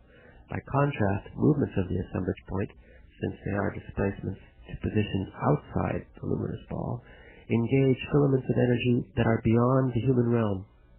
Perceiving such filaments engenders worlds that are beyond comprehension, inconceivable worlds with no trace of human antecedents in them.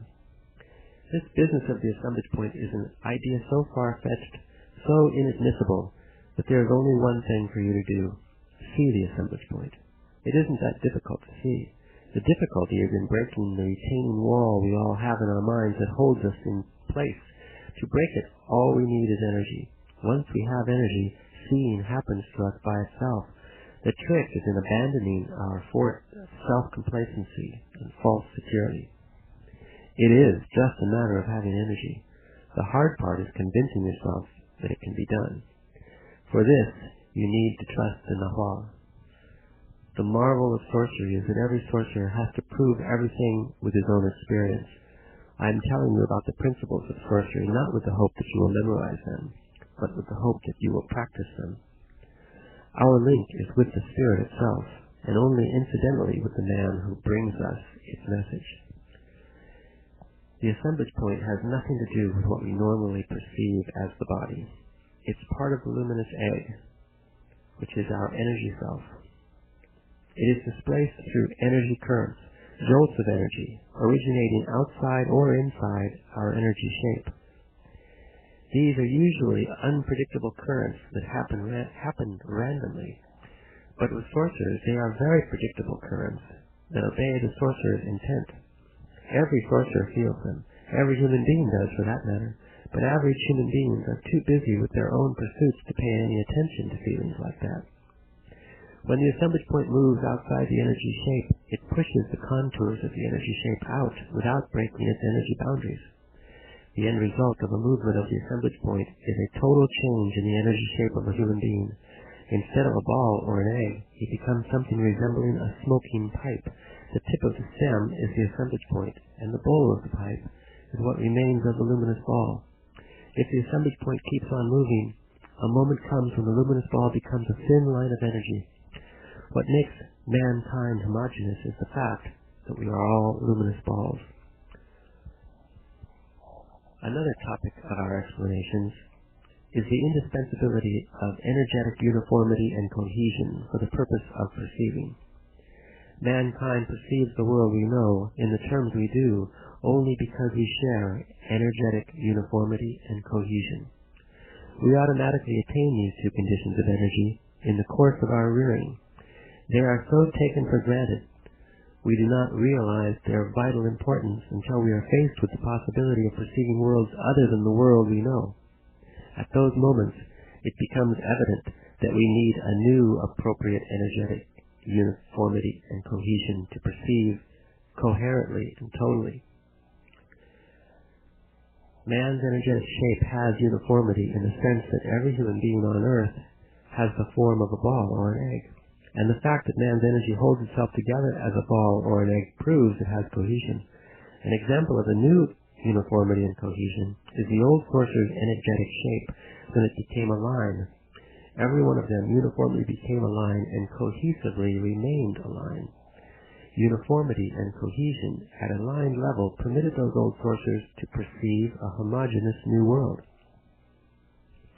The key to acquiring uniformity and cohesion is the position of the assemblage point, or rather, the fixation of the assemblage point. Those old sorcerers could have reverted to being egg-like, but they did not. And then the line cohesion set in and made it impossible for them to go back. What really crystallized that line cohesion and prevented them from making the journey back was a matter of choice and greed. The scope of what those sorcerers were able to perceive and do as lines of energy was astronomically greater than what an average man or any average sorcerer can do or perceive. The human domain, when one is an energy ball, is whatever energy filaments pass through the space within the ball's boundaries. Normally, we perceive not all the human domain, but perhaps only 1,000th of it. If we take this into consideration, the enormity of what the old sorcerers did becomes apparent. They extended themselves into a line 1,000 times the size of a man as an energy ball, and perceived all the energy filaments that passed through that line. Make a giant effort to understand the new model of energy configuration I'm outlining for you. To understand all this certainly isn't an exercise for your reason. I have no way of explaining what sorcerers mean by filaments inside and outside the human shape. When seers see the human energy shape, they see one single ball of energy. If there is another ball next to it, the other ball is seen again as a single ball of energy. The idea of a multitude of luminous balls comes from our knowledge of human crowds.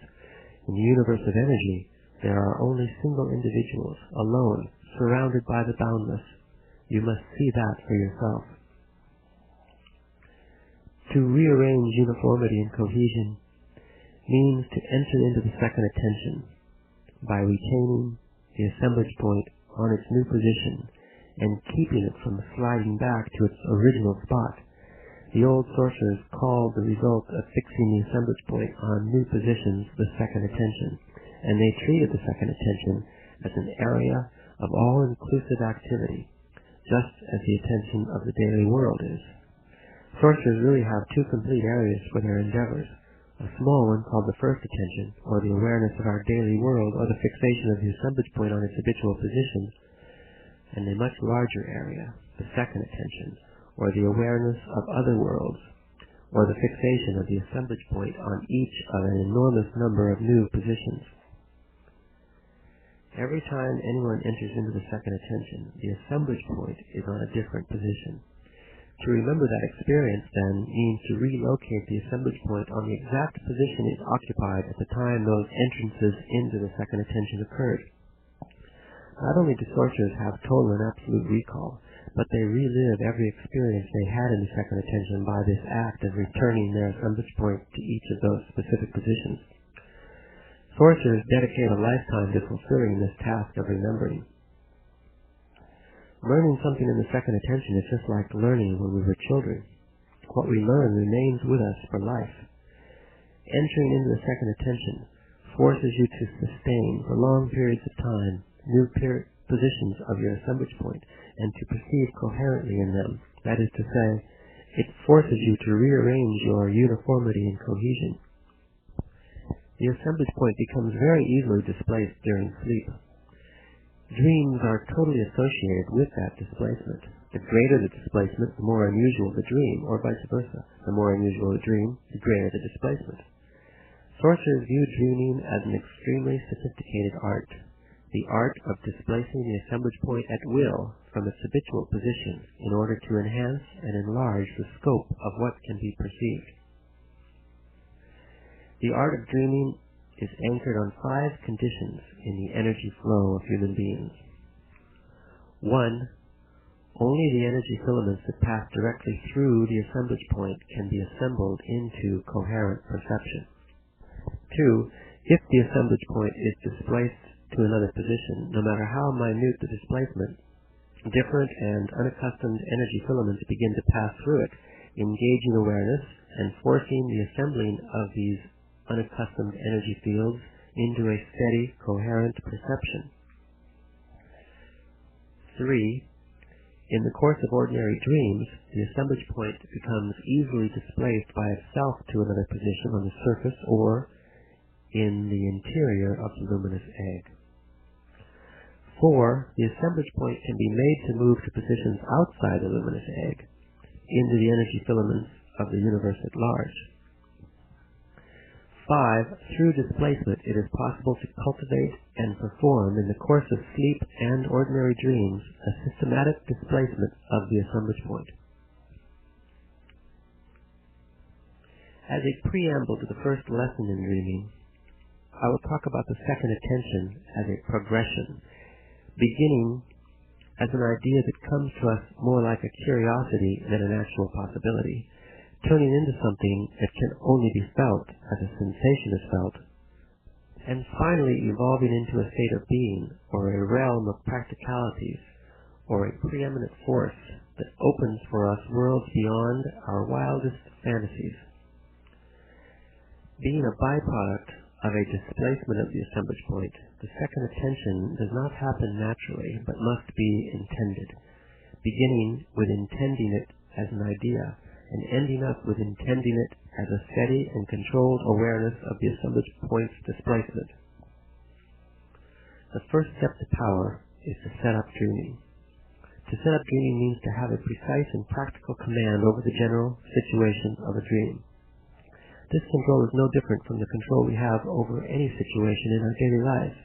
Sorcerers are used to it and get it every time they want or need it. In order for you to get used to it, I taught you to look at your hands while dreaming. Explanations always call for deep thought. But when you actually dream, be as light as a feather. Dreaming has to be performed with integrity and seriousness, but in the midst of laughter and with the confidence of someone who doesn't have a worry in the world. Only under these conditions can our dreams actually be turned into dreaming.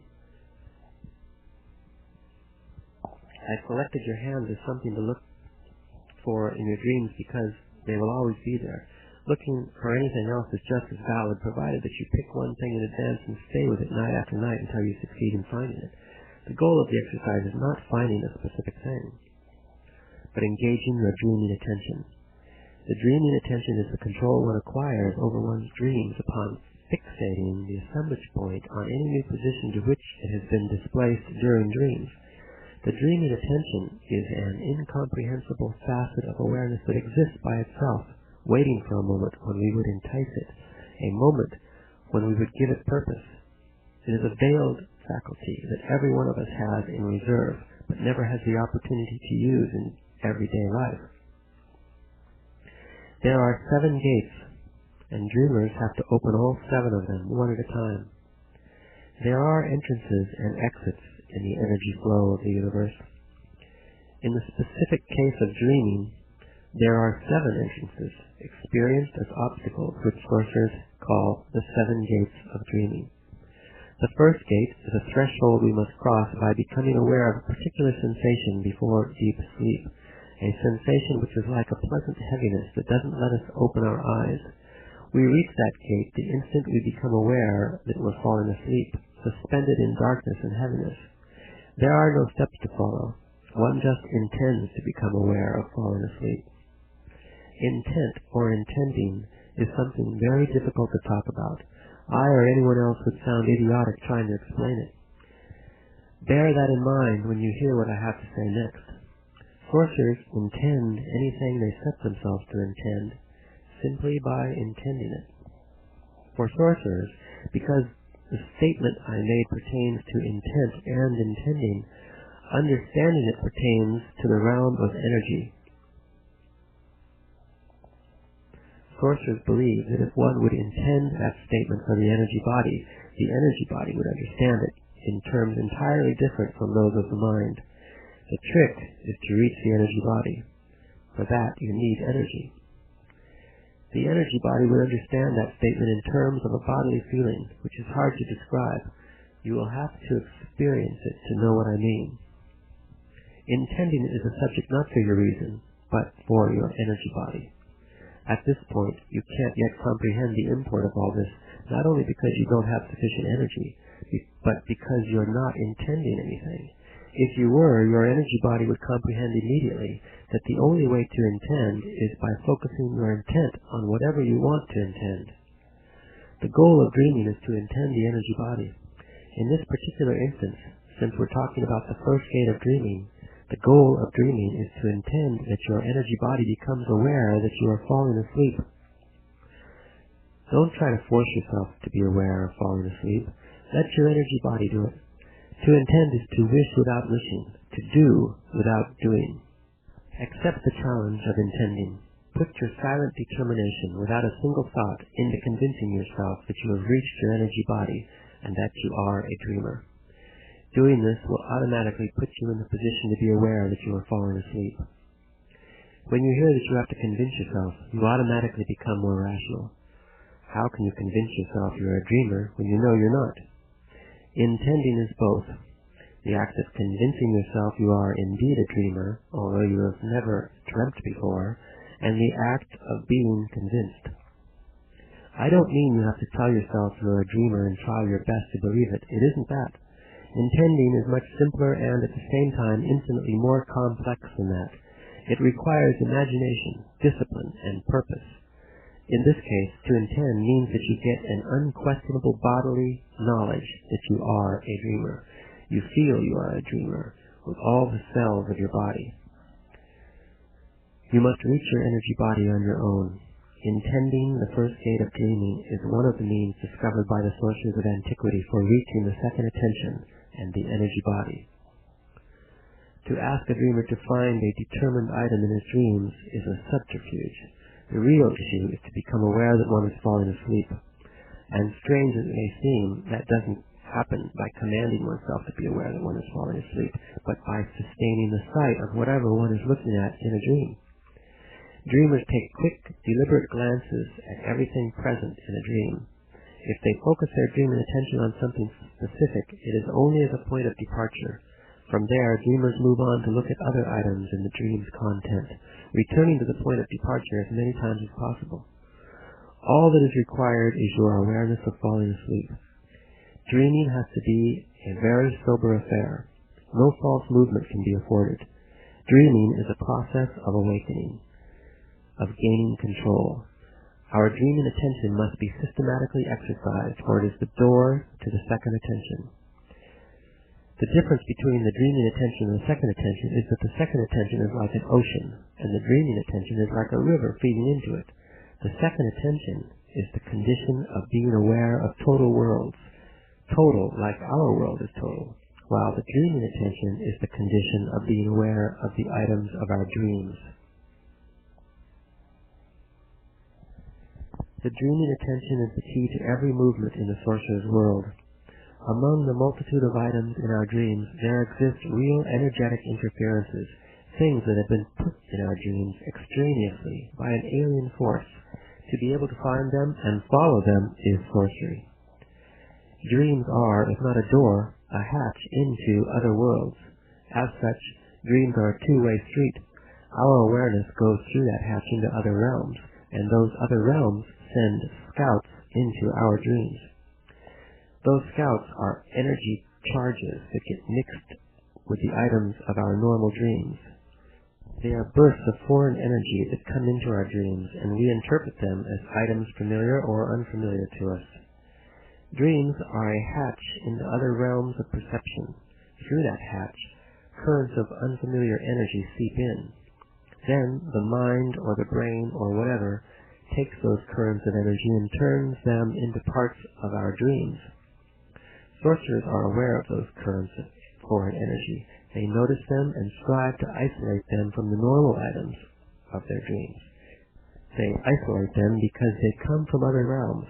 If we follow them to their source, they serve us as guides into areas of such mystery that sorcerers shiver at the mere mention of such a possibility. Sorcerers isolate them from the normal items of their dreams by the exercise and control of their dreaming attention. At one moment, our dreaming attention discovers them among the items of a dream and focuses on them. Then,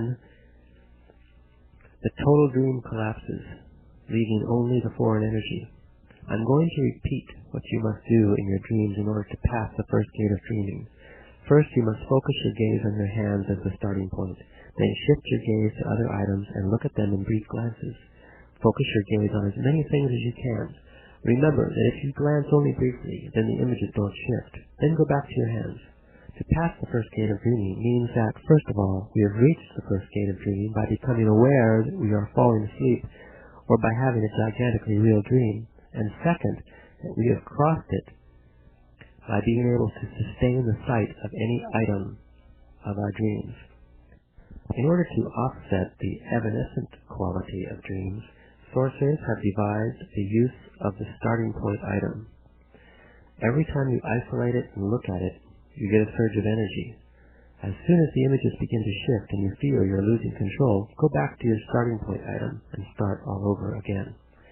The most astounding thing that happens to dreamers is that on reaching the first gate, they also reach the energy body. The energy body is the counterpart of the physical body, a ghost-like configuration made of pure energy. The physical body also is made out of energy. The difference is that the energy body has only appearance but no mass.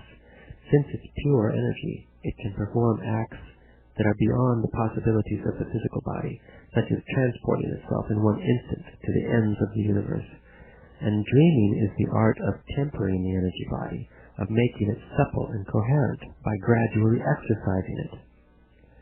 Through dreaming, we condense the energy body until it's a unit capable of perceiving. Its perception, although affected by our normal way of perceiving the daily world, is an independent perception. It has its own sphere. That sphere is energy. The energy body deals with energy in terms of energy. There are three ways in which it deals with energy in dreaming.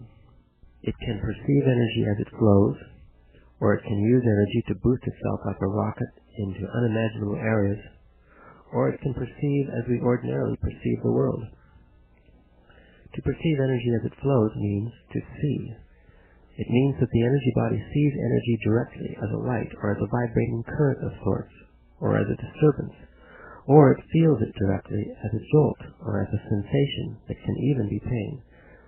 Since energy is its sphere, it is no problem for the energy body to use currents of energy that exist in the universe to propel itself. All it has to do is isolate them, and off it goes with them. Sorcerers isolate in their dreams scouts from other realms. Their energy bodies do that. They recognize energy and go for it. But it isn't desirable for dreamers to indulge in searching for scouts. I was reluctant to tell you about it because of the facility with which one can get swayed by that search. Reaching with deliberate control the first gate of dreaming is a way of arriving at the energy body. But to maintain that gain is predicated on energy alone. Sorcerers get that energy by redeploying in a more intelligent manner the energy they have and use for perceiving the daily world. We all have a determined quantity of basic energy.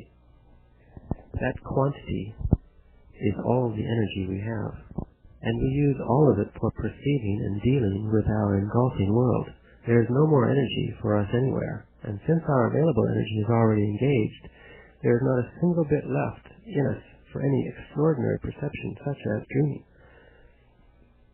That leaves us to scrounge energy for ourselves wherever we can find it. Sorcerers have a scrounging method. They intelligently redeploy their energy by cutting down anything they consider superfluous in their lives. They call this method the sorcerer's way. In essence, the sorcerer's way is a chain of behavioral choices for dealing with the world, choices much more intelligent than those our progenitors taught us. These sorcerer's choices are designed to revamp our lives by altering our basic reactions about being alive. Those basic reactions are the two ways of facing our being alive. One is to surrender to it, either by acquiescing to its demands or by fighting those demands. The other is by molding our particular life situation to fit our own configurations. One's particular life situation can be molded to fit one's specifications. Dreamers do that. A wild statement? Not really, if you consider how little we know about ourselves. My interest as a teacher is to get you thoroughly involved with the themes of life and being alive, that is to say, with the difference between life as a consequence of biological forces and the act of being alive as a matter of cognition. When sorcerers talk about molding one's life situation, they mean molding the awareness of being alive. Through molding this awareness, we can get enough energy to reach and sustain the energy body, and with it we can certainly mold the total direction and consequences of our lives. Don't merely think about what I've told you. Turn my concepts into a viable way of life by a process of repetition. Everything new in our lives, such as the sorcerer's concepts I'm teaching you, must be repeated to us to a point of exhaustion before we open ourselves to it. Repetition is the way our progenitors socialized us to function in the daily world.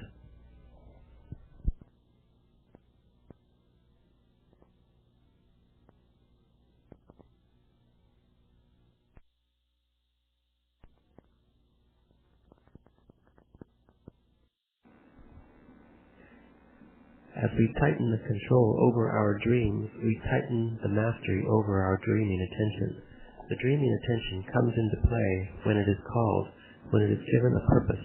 Its coming into play is not really a process, as one would normally understand a process.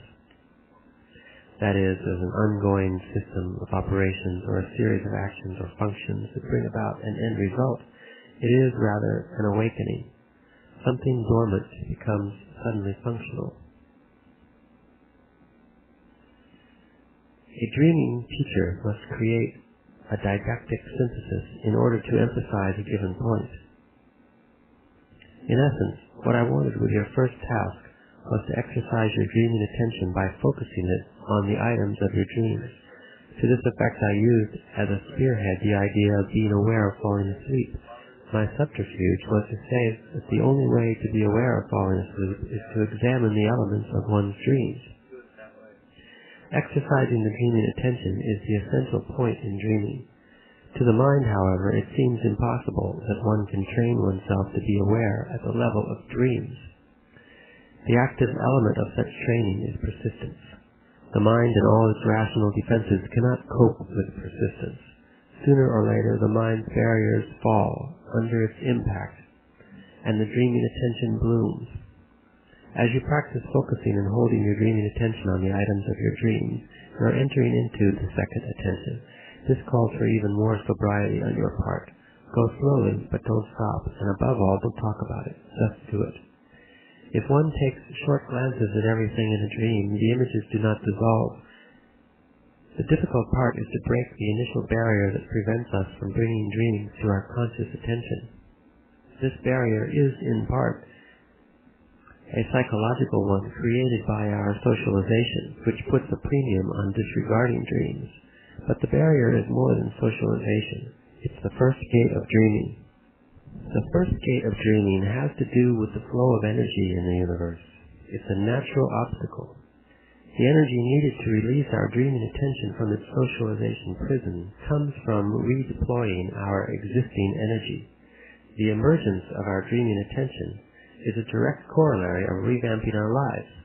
Since we have no way to plug into an external source for a boost of energy, we must redeploy our existing energy by any means available. The Sorcerer's Way is the best means to oil, so to speak, the wheels of energy redeployment. Of all the items in the Sorcerer's Way, the most effective is losing self-importance. This is indispensable for everything sorcerers do, and for this reason I put an enormous emphasis on guiding all my students to fulfill this requirement. Self-importance is not only the sorcerer's supreme enemy, but the nemesis of mankind. Most of our energy goes into upholding our importance. This is most obvious in our endless worry about the presentation of the self, about whether or not we are admired or liked or acknowledged. If we are capable of losing some of that importance, two extraordinary things happen to us. One, we free our energy from trying to maintain the illusory idea of our grandeur, and two, we provide ourselves with enough energy to enter into the second attention to catch a glimpse of the actual grandeur of the universe. The capability of examining the contents of one's dreams is the product of a natural configuration of our being. We are not alone in this world. There are other worlds available to dreamers, total worlds. From those other total worlds, energetic entities sometimes come to us. You can't explain dreaming by way of things you know or suspect you know. Believe me, the most extravagant feature of sorcery is that configuration called out of this world. You reach the second gate of dreaming when you wake up from a dream into another dream. You can have as many dreams as you want, or as many as you are capable of, but you must exercise adequate control and not wake up in the world we know. I'm not saying that you should never wake up in this world, but I have to tell you that that is an alternative. The sorcerers of antiquity used to do that, never wake up in the world we know. It certainly can be done, but I don't recommend it. What I want is for you to wake up naturally when you are through with dreaming. But while you are dreaming, I want you to dream that you wake up in another dream. This control is no different from the control we have over any situation in our daily lives. There's one problem with the second gate. It's a problem that can be serious, depending on one's bent of character. If our tendency is to indulge in clinging to things or situations, we are in for a sock in the jaw.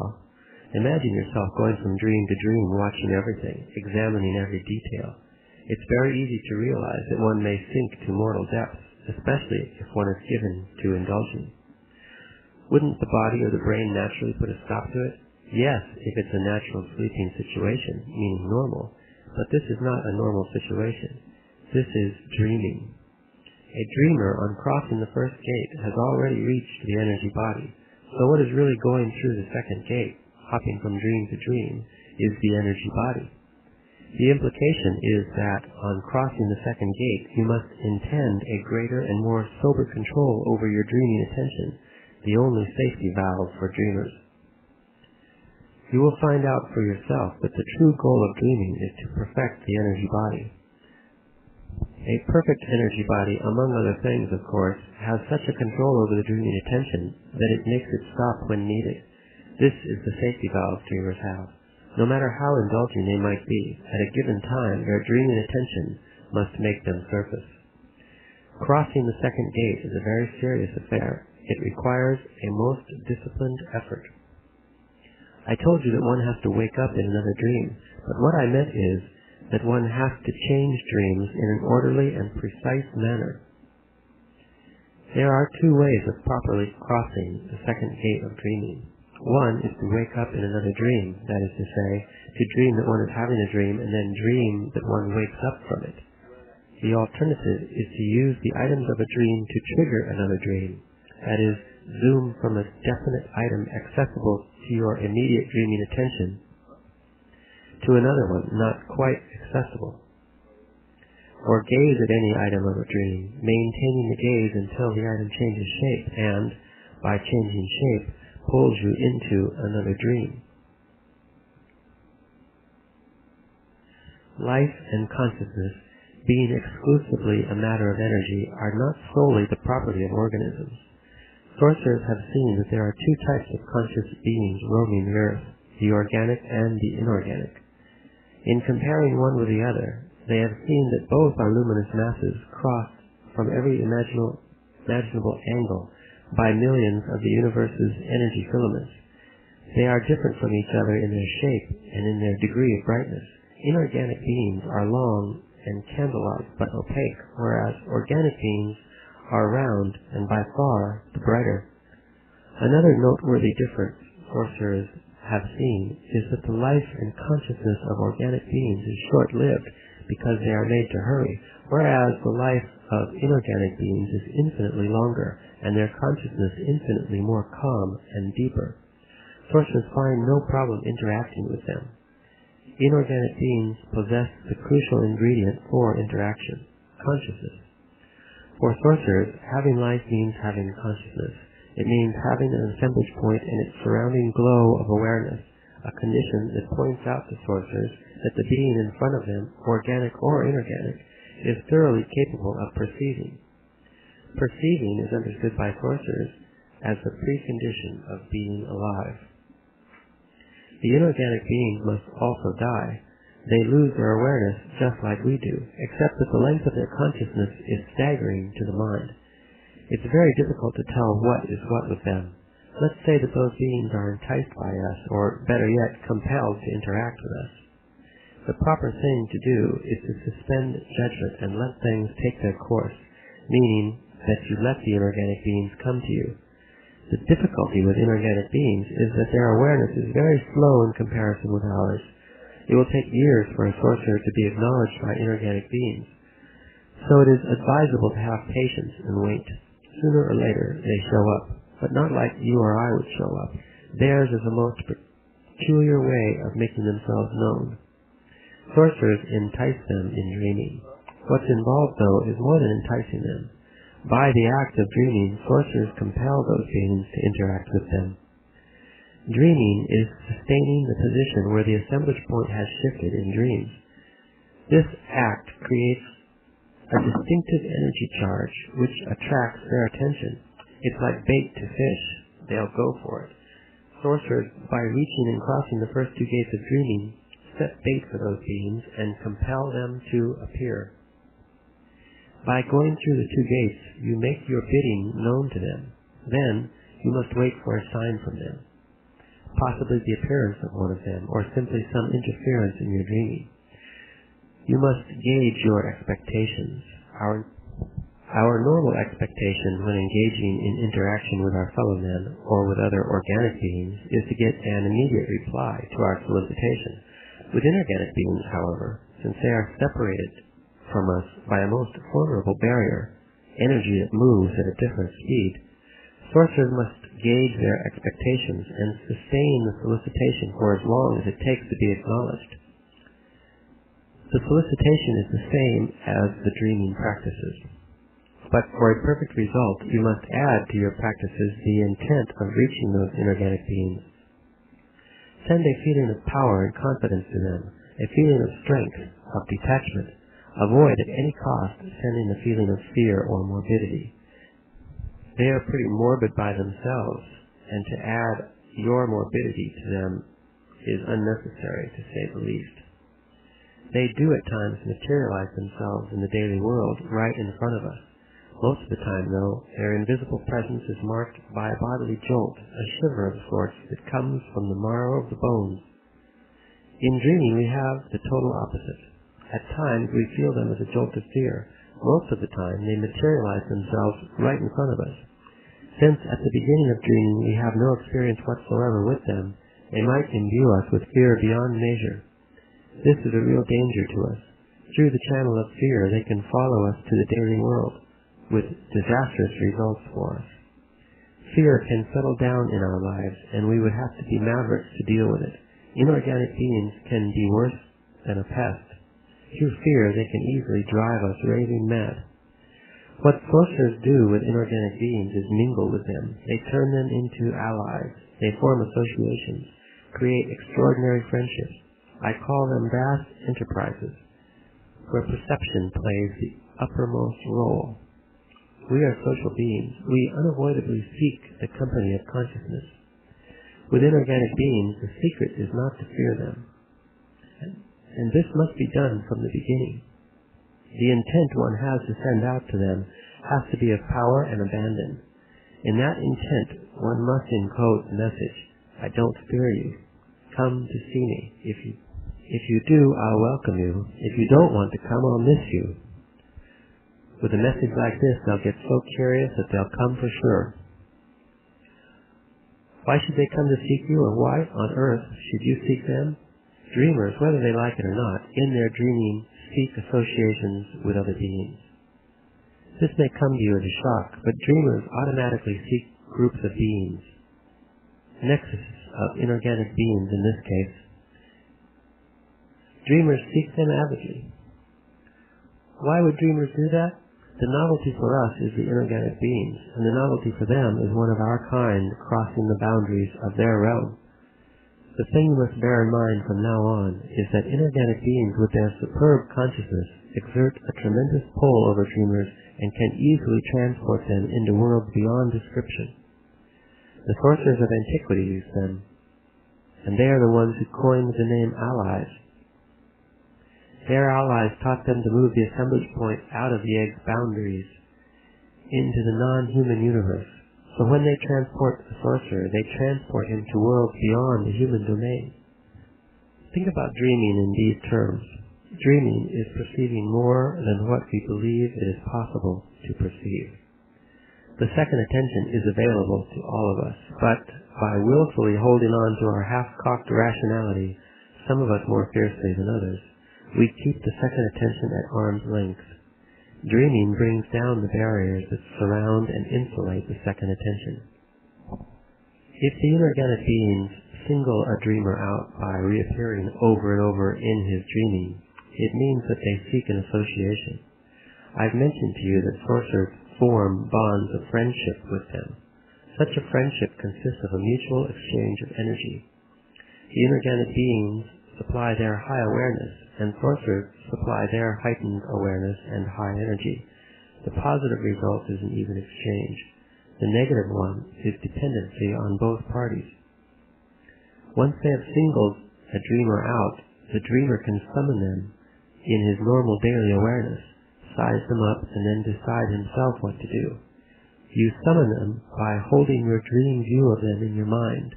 The reason they would saturate a dreamer with their presence in his dreams is that they want to create a memory of their shape in his mind. You can then use that memory by closing your eyes and visualizing their shape until they are just like they are in your dreams. When you have them in focus, open your eyes, then get up and grab one of them and don't let go, no matter how it shakes you. You drop it, and you're done for. If you feel the inorganic being's energy like water, not going to have helping friends among the inorganic beings, but relationships of annoying dependency. Be in that case extremely careful. Watery inorganic beings are more given to excesses. The old sorcerers believed that they were more loving, more capable of imitating, or perhaps even having feelings, as opposed to the other kind, the fiery ones, who were thought to be more serious, more contained than the others, but also more pompous. My recommendation is that you vanquish fear from your dreams and from your life in order to safeguard your unity. In matters of the inorganic beings, I am nearly a novice. I refused that part of the sorcerer's knowledge on the ground that it is too cumbersome and capricious. I don't want to be at the mercy of any entity, organic or inorganic. By means of their dreaming contacts with inorganic beings, the old sorcerers became immensely well versed in the manipulation of the assemblage point, a vast and ominous subject. The inorganic beings have never been my cup of tea. My reason for that is the best reason in the world. We are antithetical. They love slavery and I love freedom. They love to buy and I don't sell. The best thing to do with inorganic beings is deny their existence, but visit with them regularly and maintain that you are dreaming, and in dreaming anything is possible. This way you don't commit yourself. If one is to accept that inorganic beings are as real as people, where in the physicality of the universe is the realm in which they exist? That realm exists in a particular position of the assemblage point, just like our world exists in the habitual position of the assemblage point. Upon crossing the first or second gate of dreaming, dreamers reach a threshold of energy and begin to see things or to hear voices. Not really plural voices, but a singular voice. Sorcerers call it the voice of the dreaming emissary. The dreaming emissary is alien energy that has conciseness. Alien energy that purports to aid dreamers by telling them things. The problem with the dreaming emissary is that it can only tell what the sorcerers already know or should know. Were they worth their salt? It's alien energy, an impersonal force that we turn into a very personal one because it has a voice. Some sorcerers swear by it. They even see it.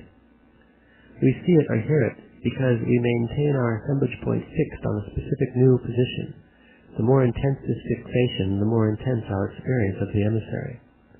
This force is capable of materializing itself. It all depends on how fixed the assemblage point is, but rest assured, if you are capable of maintaining a degree of detachment, nothing happens. The emissary remains what it is, an impersonal force that acts on us because of the fixation of our assemblage points. Is its advice safe and sound? It cannot be advice. It only tells us what's what, and then we draw the inferences ourselves. It's just like I said, the emissary doesn't tell you anything new. Its statements are correct, but it only seems to be revealing things to you. What the emissary does is merely repeat what you already know. You know now infinitely more about the mystery of the universe than what you rationally suspect. But that's our human malady, to know more about the mystery of the universe than we suspect. The emissary tells me things I focus my intent on, things I don't want to take the trouble to follow up myself. Let's say that the dreaming emissary is a force that comes from the realm of inorganic beings. This is the reason dreamers always encounter it. Every dreamer hears or sees the emissary, though very few feel it. I don't have any explanation for this. Besides, I don't really care about the emissary. At one point in my life, I had to make a decision whether to concentrate on the inorganic beings and follow in the footsteps of the old sorcerers, or to refuse it all. My teacher helped me make up my mind to refuse it. I've never regretted that decision. The whole realm of inorganic beings is always poised to teach, perhaps because inorganic beings have a deeper consciousness than ours. They feel compelled to take us under their wings. I didn't see any point in becoming their pupil. Their price is too high.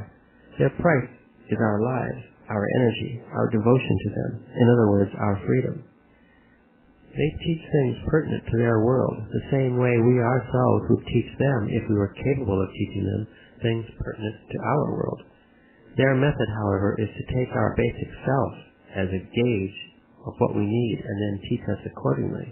A most dangerous affair. If someone was going to take your basic self as a gauge, with all your fears and greed and envy, etc., and teach you what fulfills that horrible state of being, what do you think the result would be? The problem with the old sorcerers was that they learned wonderful things, but on the basis of their unadulterated lower selves. The inorganic beings became their allies, and by means of deliberate examples, they taught the old sorcerers marvels. Their allies performed the actions, and the old sorcerers were guided step by step to copy those actions without changing anything about their basic nature. Involvements of this nature curtail our search for freedom by consuming all our available energy. If a sorcerer wants to live in the realm of the inorganic beings, the emissary is the perfect bridge. It speaks, and its bent is to teach, to guide. I neither approve of that realm nor like it. It belongs to another mood, the old sorcerer's mood. Besides, its teachings and guidance in our world are nonsense, and for that nonsense the emissary charges us enormities in terms of energy. Just because we haven't been taught to emphasize dreams as a genuine field for exploration doesn't mean that they are not one. Dreams are analyzed for their meaning or are taken as portents, but never are they taken as a realm of real events. To my knowledge, only the old sorcerers did that, but at the end they flubbed it. They got greedy, and when they came to a crucial crossroads, they took the wrong fork. They put all their eggs in one basket, the fixation of the assemblage point on the thousands of positions it can adopt. Out of all the marvelous things the old sorcerers learned exploring those thousands of positions, only the art of dreaming and the art of stalking remain. The art of dreaming is concerned with the displacement of the assemblage point. Stalking is the art that deals with the fixation of the assemblage point on any location to which it is displaced. To fixate the assemblage point on any new spot means to acquire cohesion.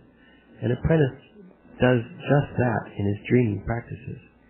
He is perfecting his energy body. He is doing that and much more. He is learning to have cohesion. Dreaming does it by forcing dreamers to fixate the assemblage point. The dreaming attention, the energy body, the second attention, the relationship with inorganic beings, the dreaming emissary, are but byproducts of acquiring cohesion. In other words, they are all byproducts of fixating the assemblage point on a number of dreaming positions. A dreaming position is any new position to which the assemblage point has been displaced during sleep.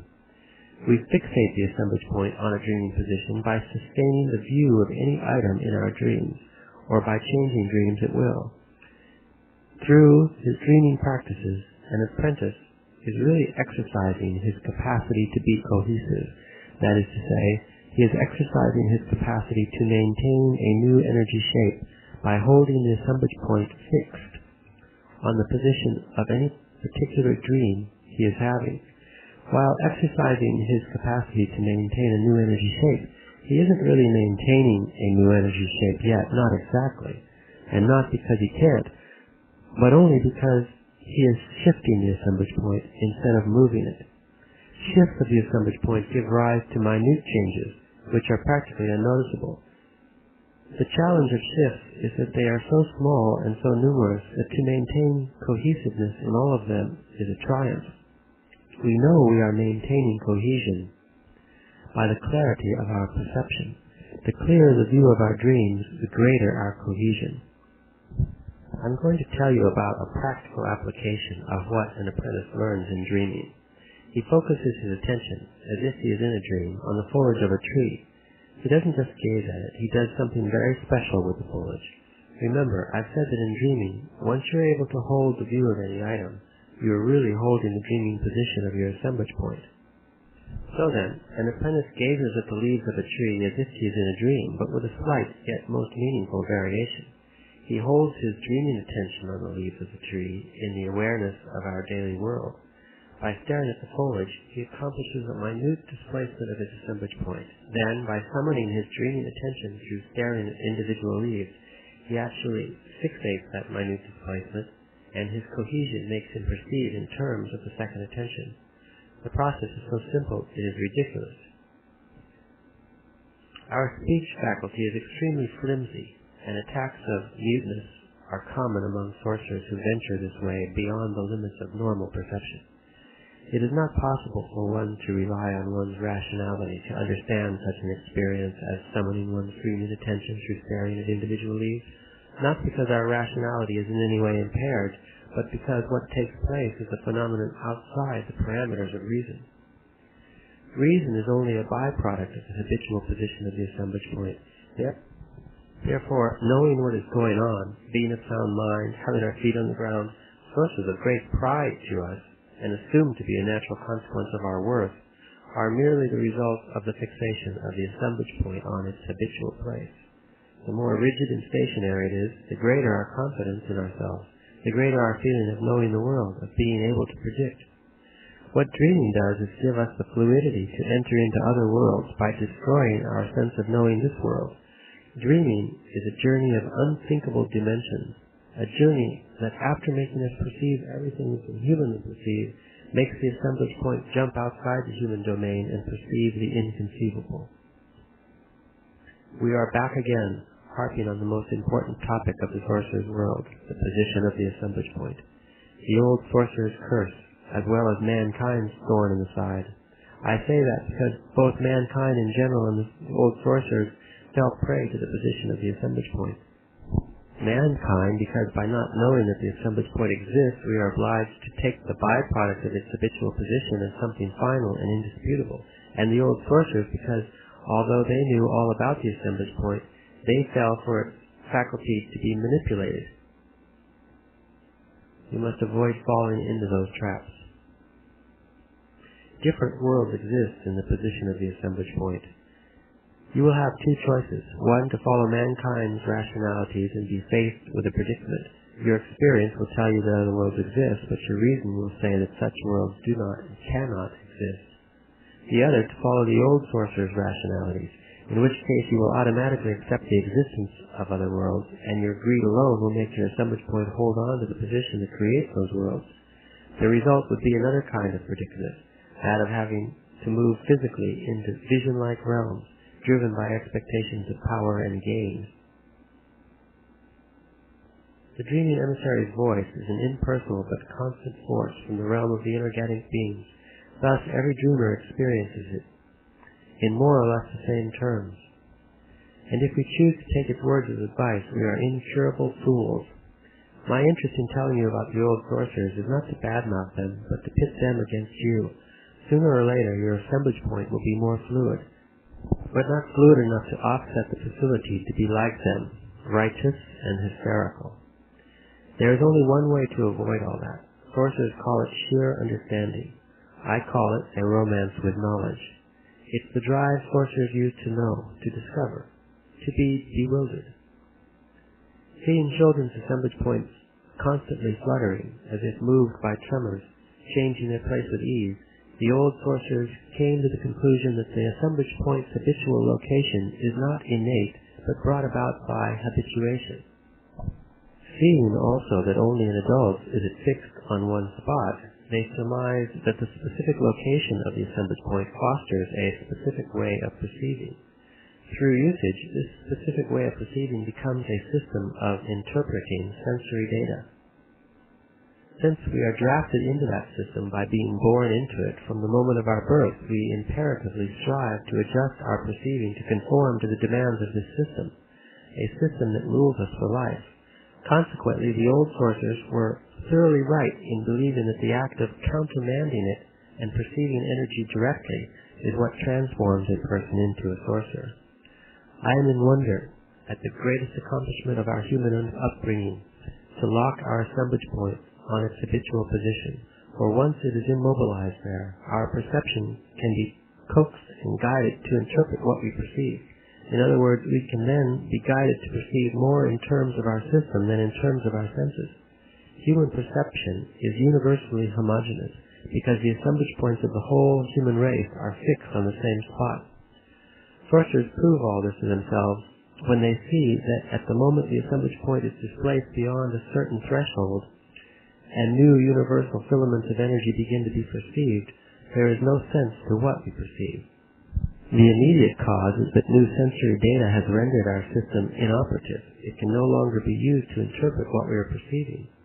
Perceiving without our system is, of course, chaotic, but strangely enough, when we think we have truly lost our bearings, our old system rallies. It comes to our rescue and transforms our new incomprehensible perception into a thoroughly comprehensible new world, just like what happens to an apprentice when he gazes at the leaves of a tree and his dreaming attention comes forth. His perception is chaotic for a while. Everything comes to him at once, and his system for interpreting the world doesn't function.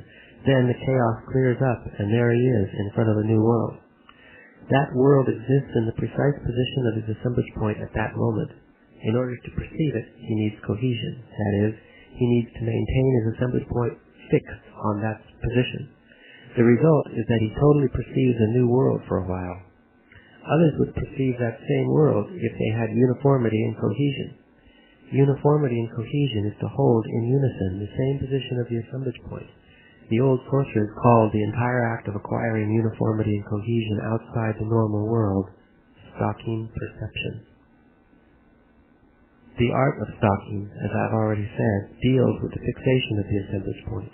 The old sorcerers discovered through practice that important as it is to displace the assemblage point, it is even more important to make it stay fixed on its new position, wherever that new position might be. If the assemblage point does not become stationary, there is no way that we can perceive coherently. We would experience then a kaleidoscope of dissociated images. This is the reason the old sorcerers put as much emphasis on dreaming as they did on stalking. One art cannot exist without the other, especially for the kinds of activities in which the old sorcerers were involved. The old sorcerers called them the intricacies of the second attention, or the grand adventure of the unknown. These activities stem from the displacements of the assemblage point. Not only had the old sorcerers learned to displace their assemblage points to thousands of positions on the surface or on the inside of their energy masses, but they had also learned to fixate their assemblage points on those positions and thus retain their cohesiveness indefinitely. We can't talk about the benefits of that. We can only talk about end results. The cohesiveness of the old sorcerers was such that it allowed them to become perceptually and physically everything the specific position of their assemblage points dictated. They could transform themselves into anything for which they had a specific inventory. An inventory is all the details of perception involved in becoming, for example, a jaguar, a bird, an insect, etc., etc. It is possible, not so much for you and me, but for them. For them it was nothing. The old sorcerers had superb fluidity. All they needed was the slightest shift of their assemblage points, the slightest perceptual cue from their dreaming, and they would instantaneously stock their perception, rearrange their cohesiveness to fit their new state of awareness, and be an animal, another person, a bird, or anything. Sorcerers bring order to the chaos. Their preconceived transcendental purpose is to free their perception. Sorcerers don't make up the world they are perceiving. They perceive energy directly, and then they discover that what they are perceiving is an unknown new world, which can swallow them whole, because it is as real as anything we know to be real. What happens as an apprentice gazes at the leaves of a tree is that initially he is perceiving the energy of the tree.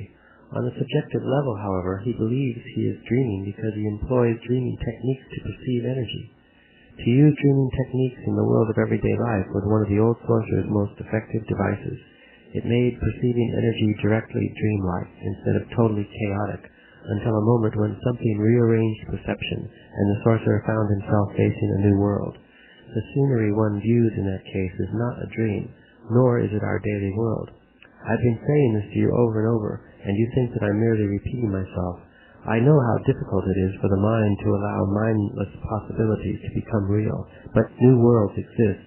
They are wrapped one around the other, like the skins of an onion. The world we exist in is but one of those skins. So then, is the goal of my teaching to prepare you to go into those other worlds? No, I don't mean that. We go into those worlds only as an exercise. Those journeys are the antecedents of the sorcerers of today. We do the same dreaming as the old sorcerers used to do, but at one moment we deviate into new ground.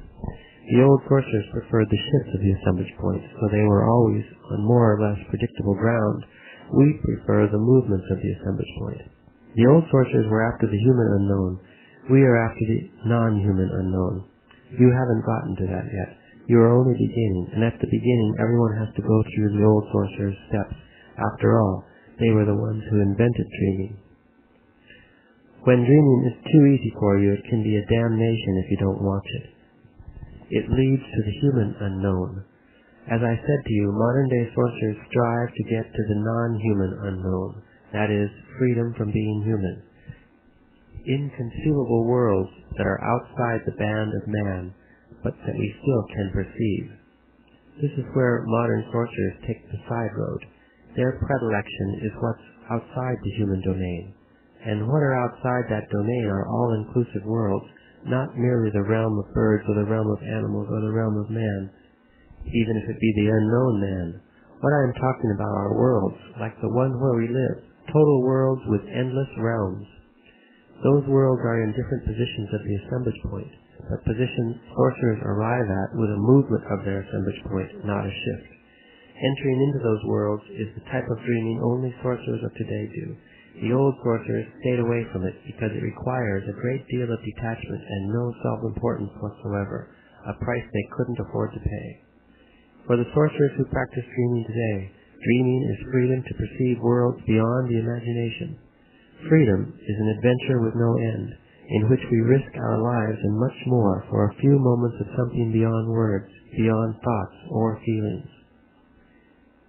What can be the driving force to do all this? To seek freedom is the only driving force I know.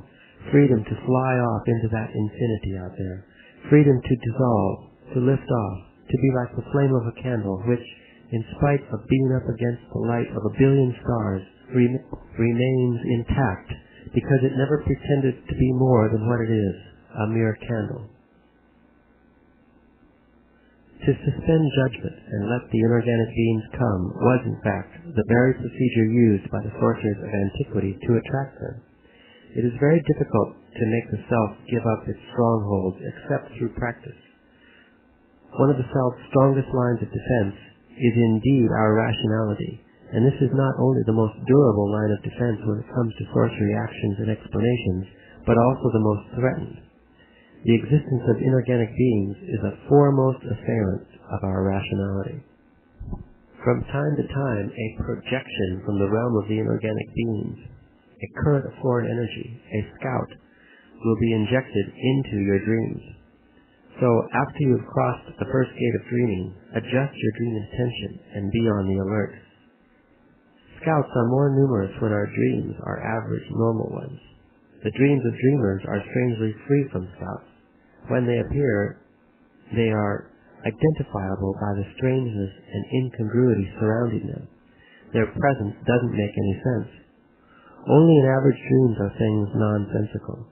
I would say that this is so because more scouts are injected then, because average people are subject to a greater barrage from the unknown. In my opinion, what takes place is a balance of forces.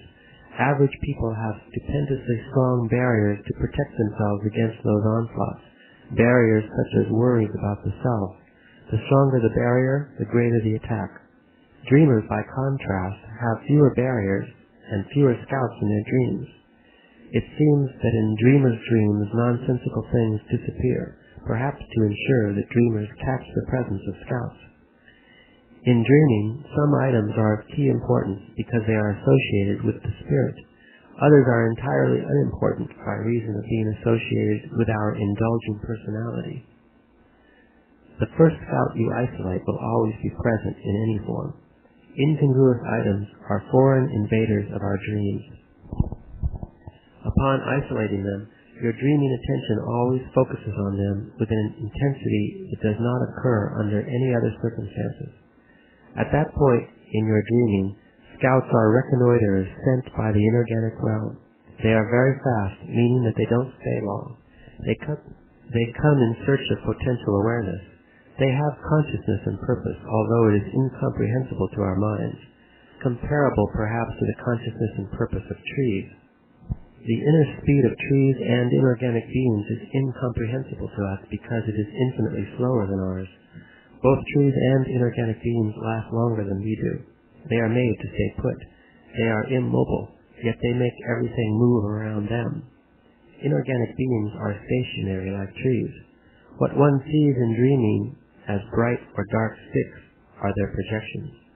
What one hears as the voice of the dreaming emissary is equally their projection. And so are their scouts. Trees also have projections like that.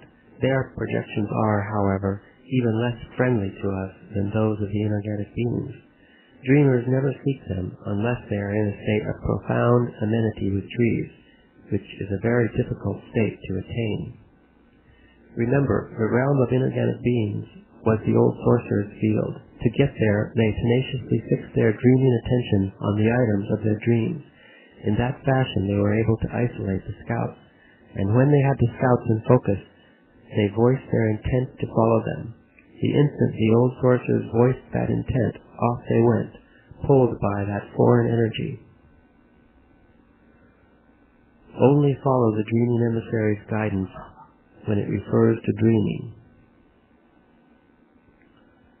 The dreaming attention comes from behind the roof of the mouth. Feel in dreaming that you are pressing the roof of your mouth with the tip of your tongue.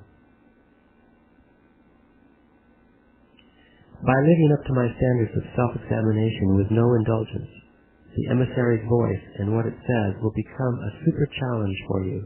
You have to avoid at all costs succumbing to the temptation of the emissary's promise of knowledge, and you have to do this all by yourself. The diabolical nature of the inorganic being's realm is that it might very well be the only sanctuary dreamers have in a hostile universe. It really is a haven for some dreamers. Not for me. I don't need props or railings. I know what I am. I am alone in a hostile universe, and I have learned to say, so be it. Under the influence of dreaming, reality suffers a metamorphosis. Two options are faced by all dreamers. Either we carefully revamp, or we completely disregard our system of sensory input interpretation. To revamp our interpretation system means to intend its reconditioning. It means that one deliberately and carefully attempts to enlarge its capabilities. By living in accordance with the sorcerer's way, dreamers save and store the necessary energy to suspend judgment and thus facilitate that intended revamping. If we choose to recondition our interpretation system, reality becomes fluid, and the scope of what can be real is enhanced without endangering the integrity of reality. Dreaming, then, indeed opens the door into other aspects of what is real. If we choose to disregard our system, the scope of what can be perceived without interpretation grows inordinately. The expansion of our perception is so gigantic that we are left with very few tools for sensory interpretation, and thus a sense of an infinite realness that is unreal, or an infinite unrealness that could very well be real but is not. The existence of inorganic beings is the foremost assailant of our rationality. Only after you have really suspended judgment will you get any relief. An apprentice's energy level, which steadily grows, one day reaches a threshold that allows him to disregard assumptions and prejudgments about the nature of man, reality, and perception. That day he becomes enamored with knowledge, regardless of logic or functional value, and above all, regardless of personal convenience. The inorganic beings are after our awareness. They'll give us knowledge, but they'll extract a payment, our total being. Inorganic beings can't force anyone to stay with them. To live in their world is a voluntary affair. Yet they are capable of imprisoning any one of us by catering to our desires, by pampering and indulging us. Beware of awareness that is immobile. Awareness like that has to seek movement, and it does this, as I've told you, by creating projections, phantasmagorical projections at times. Inorganic beings hook on to dreamers' innermost feelings and play them mercilessly. They create phantoms to please dreamers or frighten them. Inorganic beings are superb projectionists who delight in projecting themselves like pictures on the wall. The old sorcerers portrayed the inorganic being's world as a blob of caverns and pores floating in some dark space, and they portrayed the inorganic beings as hollow canes bound together like the cells of our bodies. Every dreamer sees the world in the same terms, as it is. The inorganic beings create for dreamers the sense of being unique, exclusive, plus a more pernicious sense yet, the sense of having power. Power and uniqueness are unbeatable as corrupting forces. Watch out. You can avoid that danger by going to that world a few times and then never going back. In the opinion of sorcerers, the universe is predatorial, and sorcerers more than anyone else have to take this into account in their daily sorcery activities. Consciousness is intrinsically compelled to grow, and the only way it can grow is through strife, through life or death confrontations.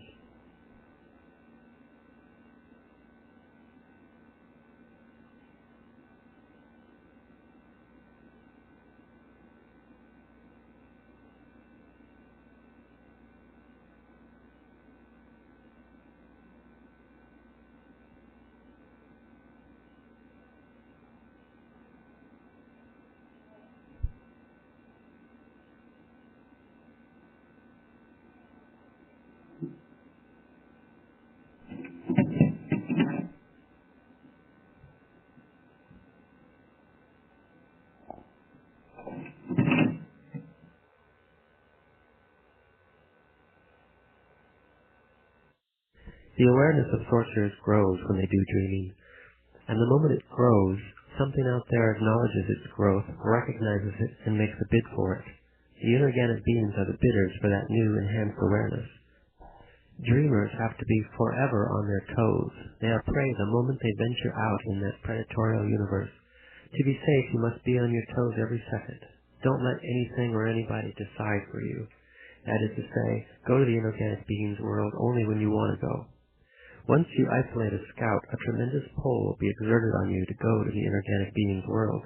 You can consciously stop that pull of the scouts. Always remember you can change the course of your dreaming by intending that course.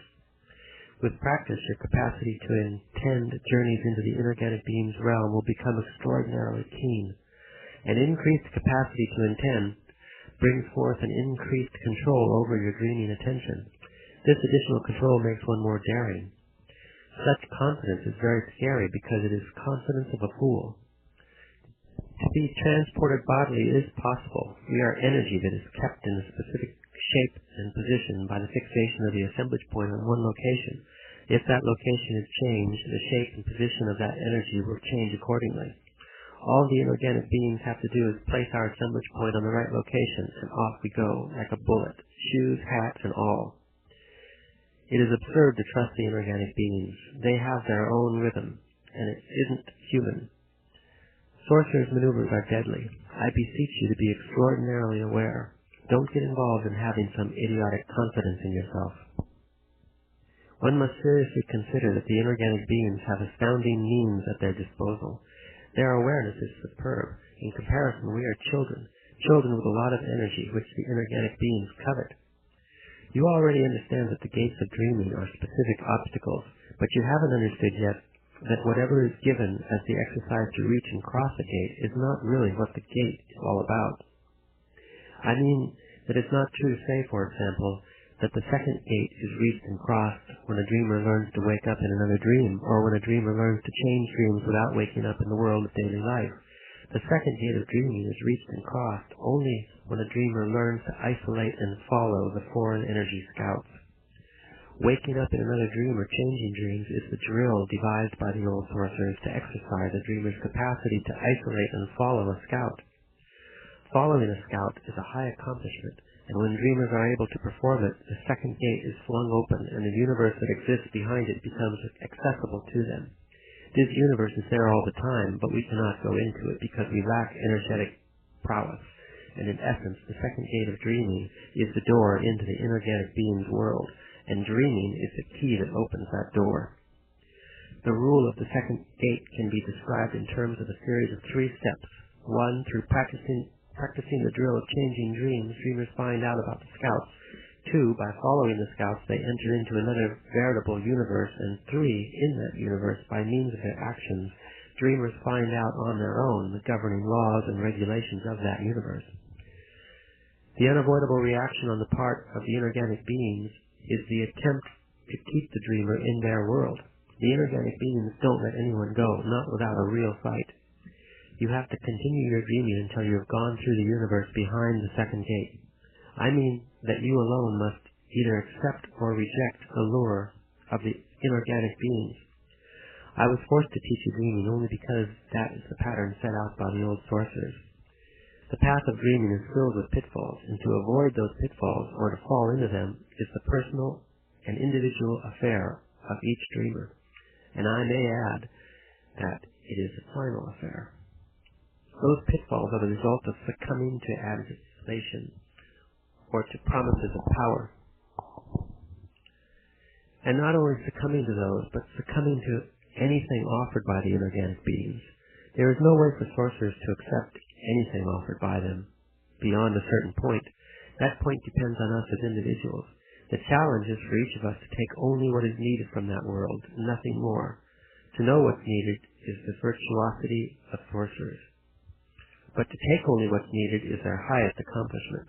To fail to understand this simple rule is the surest way of plummeting into a pitfall. If you fall, you pay the price, and the price depends on the circumstances and the depth of the fall. But there is really no way of talking about an eventuality of this sort because we are not facing a problem of punishment. Energetic currents are at stake here, energetic currents which create circumstances that are more dreadful than death. Everything in the sorcerer's path is a matter of life or death, but in the path of dreaming, this matter is enhanced 100-fold. You may come to think you are extremely disciplined and conscientious with your dreaming practices. That's the time for you to be even more disciplined and handle everything related to dreaming with kid gloves. Be above all vigilant. One can't foretell where the attack will come from. The universe behind the second gate is the closest to our own, and our own universe is pretty crafty and heartless, so the two can't be that different. The universe of the inorganic beings is always ready to strike, but so is our own universe. That's why you have to go into their realm exactly as if you were venturing into a war zone. I don't mean that dreamers always have to be afraid of that world.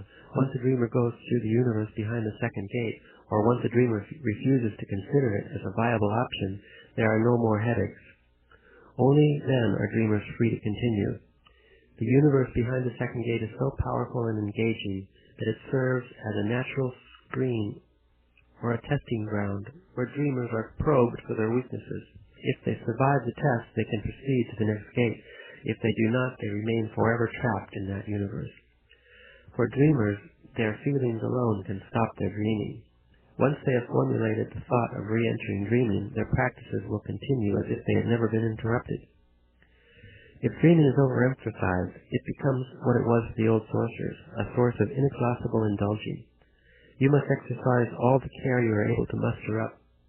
The old sorcerers' law was that they took to the inorganic being's realm like fish take to water. When dreamers realize that the inorganic beings have no appeal, it is usually too late for them, because by then the inorganic beings have them in the bag. The inorganic beings are like fishermen. They attract and catch awareness. You're suffering from anxiety, you say? That means nothing. Gain back your energy and don't worry about nonsense. The inorganic beings are forever in search of awareness and energy. The inorganic beings cannot lie. The third gate of dreaming is reached when you find yourself in a dream, staring at someone else who is asleep, and that someone else turns out to be you. There are two phases to each of the gates of dreaming. The first is to arrive at the gate. The second is to cross it. By dreaming that you see yourself asleep, you arrive at the third gate. The second phase is to move around once you've seen yourself asleep. At the third gate of dreaming, you begin to deliberately merge your dreaming reality with the reality of the daily world. This is the drill, and sorcerers call it completing the energy body. The merge between the two realities has to be so thorough that you need to be more fluid than ever. Examine everything at the third gate with great care and curiosity. Our tendency at the third gate is to get lost in detail. To view things with great care and curiosity means to resist the nearly irresistible temptation to plunge into detail. The given drill at the third gate is to consolidate the energy body. Dreamers begin forging the energy body by fulfilling the drills of the first and second gates. When they reach the third gate, the energy body is all ready to come out, or perhaps it would be better to say that it is ready to act. Unfortunately, this also means that it's ready to be mesmerized by detail. The energy body is like a child who's been imprisoned all its life. The moment it is free, it soaks up everything it can find, and I mean everything. Every irrelevant, minute detail totally absorbs the energy body. The most asinine detail becomes a world for the energy body. The effort that dreamers have to make to direct the energy body is staggering. I know that it sounds awkward to tell you to view things with care and curiosity, but that is the best way to describe what you should do. At the third gate, dreamers have to avoid a nearly irresistible impulse to plunge into everything, and they avoid it by being so curious, so desperate to get into everything, that they don't let any particular thing imprison them. My recommendations, which I know sound absurd to the mind, are directly aimed at your energy body. Your energy body has to unite all its resources in order to act.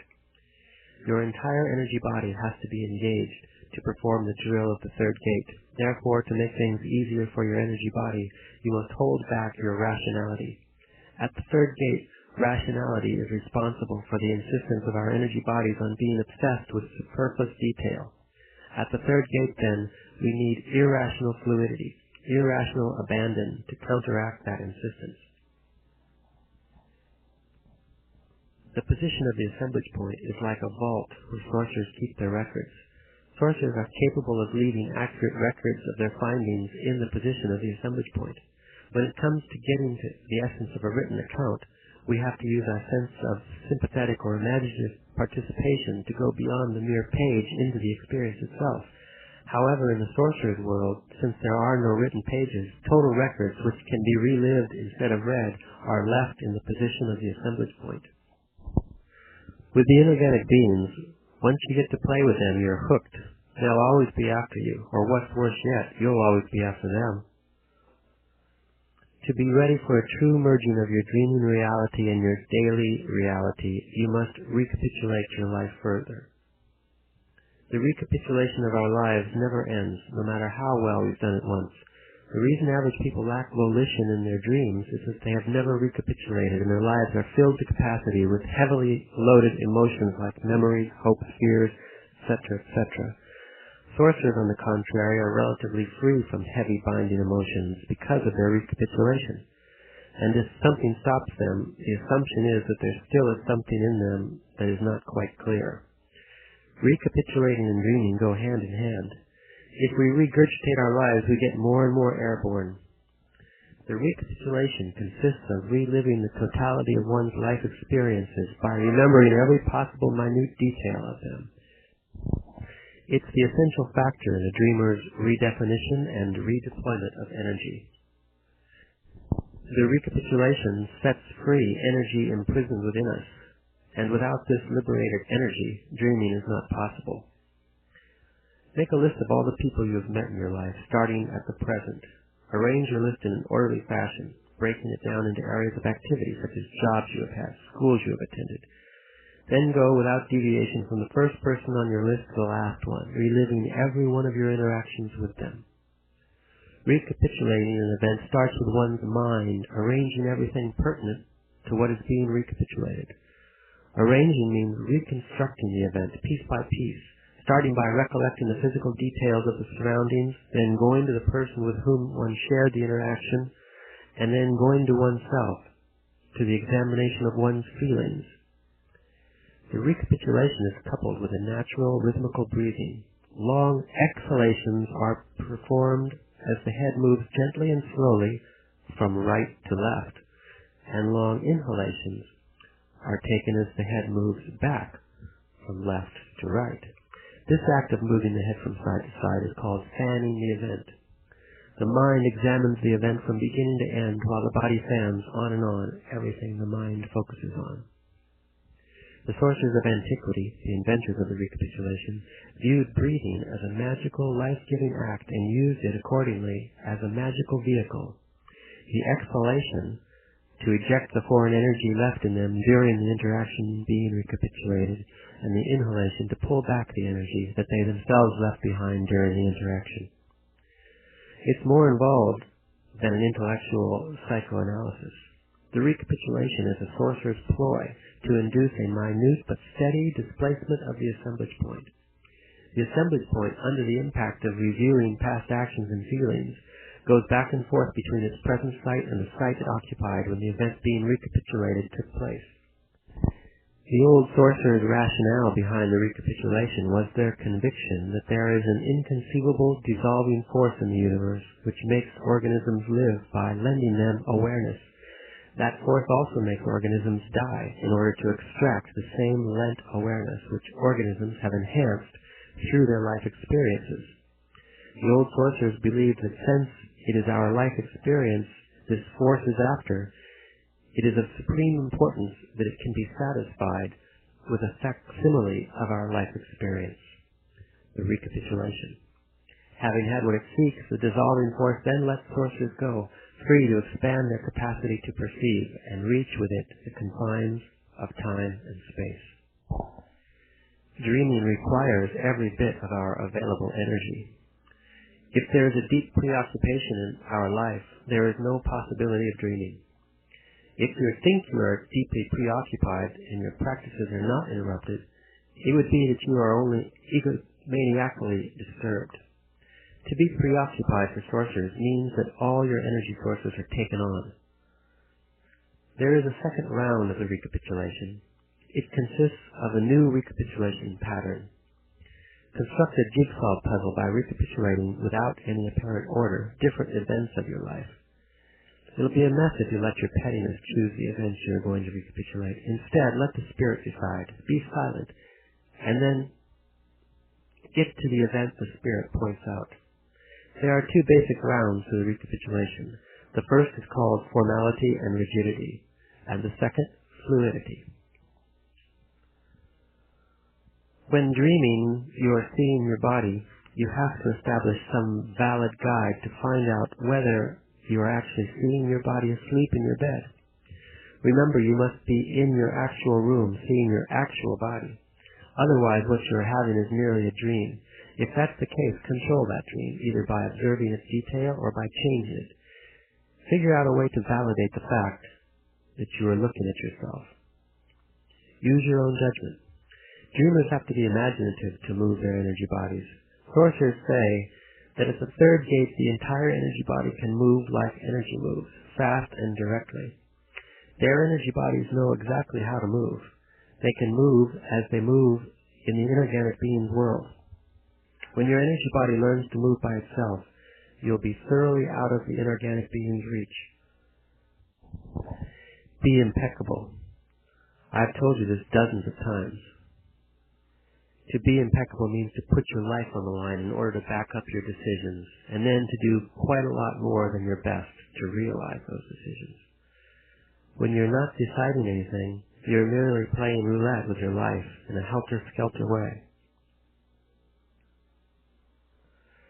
Instead of struggling to walk in dreaming, one wills oneself to move.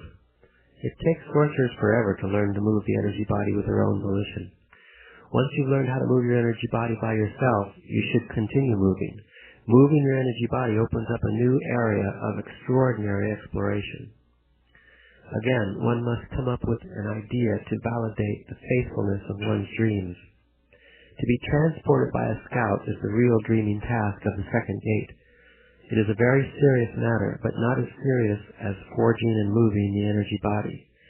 Therefore, when the time comes, you have to make sure by some means of your own whether you are actually seeing yourself asleep or whether you are merely dreaming that you're seeing yourself asleep. One's new extraordinary exploration hinges on really seeing oneself asleep.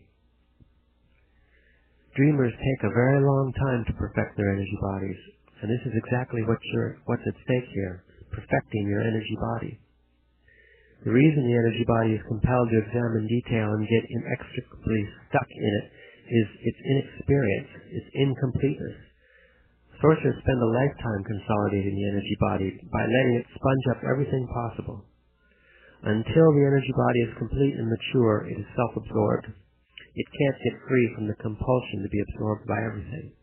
But if one takes this into consideration, instead of fighting the energy body, one can lend it a hand by directing its behavior, that is to say, by stalking it. Since everything related to the energy body depends on the appropriate position of the assemblage point, and since dreaming is nothing else but the means to displace it, stalking is, consequently, a way to make the assemblage point stay put on the perfect position, in this case, the position where the energy body can become consolidated and from which it can finally emerge. The moment the energy body can move on its own, sorcerers assume that the optimum position of the assemblage point has been reached.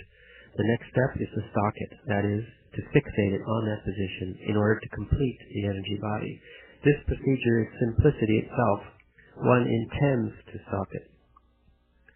Let your energy body intend to reach the optimum dreaming position.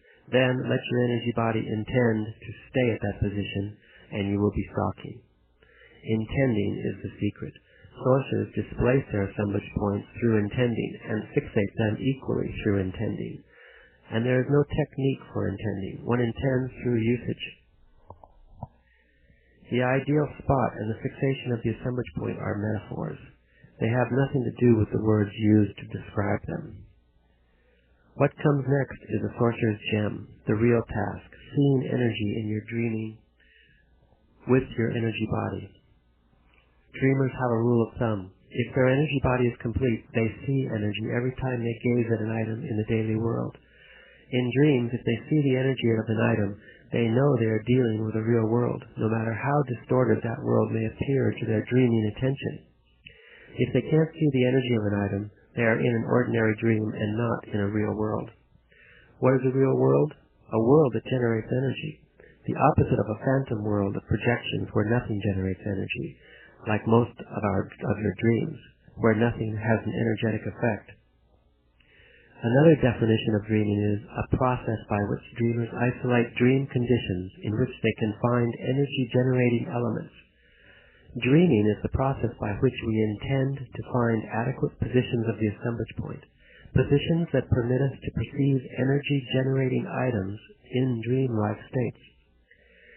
The energy body is also capable of perceiving energy that is quite different from the energy of our own world, as in the case of items of the inorganic beings realm, which the energy body perceives as sizzling energy. In our world, nothing sizzles. Everything here wavers. From a certain point, the issue of your dreaming will be to determine whether the items on which you focus your dreaming attention are energy-generating, mere phantom projections, or generators of foreign energy. Seeing energy is the gauge to determine whether or not you are observing your real body asleep. In order to see in dreaming, not only do you have to intend seeing, but you have to put your intent into words. You have to speak up. There are other means to accomplish the same result, but voicing one's intent is one of the simplest and most direct ways. You need to have patience. You are learning to do something extraordinary. You are learning to intend to see in your dreams. Someday, you will not have to voice your intent. You will simply will it silently. If nothing happens when you voice your intent to see, it means that your dream is an ordinary dream. Phantom projections, images that have life only in your dreaming attention. Don't give up or get discouraged. Keep on trying. Sooner or later, you'll hit the right note. The drill for the third gate of dreaming is to make the energy body move on its own. In special dreams, our dreaming attention focuses on the daily world, and it moves instantly from one real object to another in the world. What makes this movement possible is that the assemblage point is on the proper dreaming position. From that position, the assemblage point gives the dreaming attention such fluidity that it can move in a split second over incredible distances, and in doing so, it produces a perception so fast, so fleeting, that it resembles an ordinary dream. When your dreaming body is complete and functioning, the implication that you see energy in your dream is that you are perceiving a real world through the veil of a dream. Unless we see in dreaming, we can't tell a real energy-generating thing from a phantom projection. The world is like an onion. It has many skins. The world we know is but one of them. Sometimes we cross boundaries and enter into another skin, another world, very much like this one, but not the same. In the view of sorcerers, the universe is constructed in layers, which the energy body can cross. Do you know where the old sorcerers are still existing to this day? In another layer, in another skin of the onion. The idea of a real pragmatic journey taken in dreams is very difficult to understand or to accept. The journey of the energy body depends exclusively on the position of the assemblage point. Our problem is our cynicism. Cynicism doesn't allow us to make drastic changes in our understanding of the world. It also forces us to feel that we are always right. I propose that you do one nonsensical thing that might turn the tide. Repeat to yourself incessantly that the hinge of sorcery is the mystery of the assemblage point. If you repeat this to yourself long enough, some unseen force takes over and makes the appropriate changes in you. Cut your cynical attitude. Repeat this in a bona fide manner. The mystery of the assemblage point is everything in sorcery, or rather, everything in sorcery rests on the manipulation of the assemblage point. You may know all this, but you have to repeat it. There is an enormous difference between the thoughts and deeds of the men of antiquity and those of modern men. The men of ancient times had a very realistic view of perception and awareness because their view stemmed from their observations of the universe around them. Modern men, in contrast, have an absurdly unrealistic view of perception and awareness because their view stems from their observations of the social order and from their dealings with it. You are a modern man involved with the views and observations of men of antiquity, and none of those views and observations are familiar to you. Now, more than ever, you need sobriety and a plumb. I'm trying to make a solid bridge, a bridge you can walk on between the views of men of ancient times and those of modern men. Of all the transcendental observations of the men of ancient times, the only one with which you are familiar, because it is filtered down to our day, is the idea of selling our souls to the devil in exchange for immortality, which sounds to me like something coming straight out of the relationship of the old sorcerers with the inorganic beings. Succumbing to the lure of the inorganic beings is not just an idea, it's real. Dreaming likewise is real. It is an energy-generating condition. You hear my statements, and you may understand what I mean, but your awareness hasn't caught up with the total implication of it yet. When you are fully aware of what an energy-generating condition means, you will measure dreaming with the greatest care and deliberation. When you believe you are just dreaming, you take blind chances. Faulty reasoning tells you that no matter what happens at a given moment, the dream will be over and you will wake up. I'm talking to you about the views of men of antiquity and the views of modern men because your awareness, which is the awareness of modern men, prefers to deal with an unfamiliar concept as if it were an empty ideality. If I left it up to you, you'd regard dreaming as an idea. Of course, I'm sure you take dreaming seriously, but you don't quite believe in the reality of dreaming. I'm saying all this because the time will come when you are in the proper position to understand that dreaming is an energy-generating condition. Then you will understand that ordinary dreams are the honing devices used to train the assemblage point to reach the position that creates this energy-generating condition we call dreaming. Since dreamers touch and enter real worlds of all-inclusive effects, they ought to be in a permanent state of the most intense and sustained alertness. Any deviation from total alertness imperils the dreamer in ways more than dreadful. Regard dreaming as something extremely dangerous, and begin that now. When you can displace your assemblage point quickly and easily, that ease can have the tendency to make the displacement erratic. Then you must bring that ease to order, and don't allow yourself even a fraction of an inch leeway. Faithfully and daily repeat what I asked you to repeat, that everything in sorcery rests on the manipulation of the assemblage point. The results of your litany-like invocation will be incredible. It has the same effect on one's awareness that exercise has on the muscles of the body. Your assemblage point becomes more agile, which means that seeing energy and dreaming becomes the sole goal of your practices. A moment then comes when you're able just to intend seeing without saying a word and actually experience the same result as when you voice out loud your intent to see. The energy of our world wavers. It scintillates. Not only living beings, but everything in our world glimmers with an inner light of its own.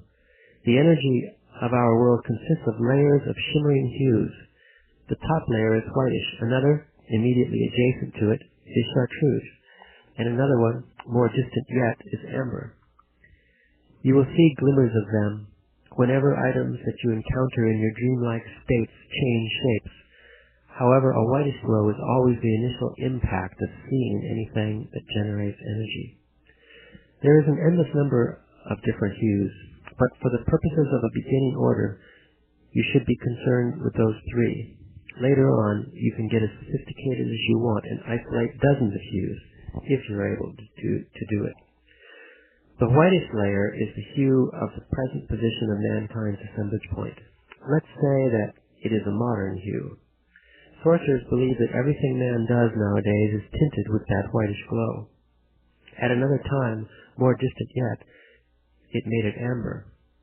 The color of sorcerer's energy is amber, which means that they are energetically associated with the men who existed in the distant past. The present whitish hue may change someday if man is capable of evolving. The grand task of sorcerers is to bring forth the idea that, in order to evolve, man must first free his awareness from its bindings to the social order. Once awareness is free, intent will redirect it into a new evolutionary path. Sorcerers have succeeded in that task. They themselves are the proof. To convince others of the value and import of evolving is another matter. The other kind of energy present in our world, but alien to it, is the scout's energy, the energy that sizzles. Bear in mind that not every scout you're going to find belongs to the realm of the inorganic beings.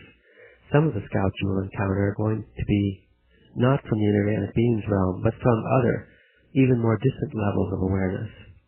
Since scouts are aware of themselves, they make contact with us when we are awake.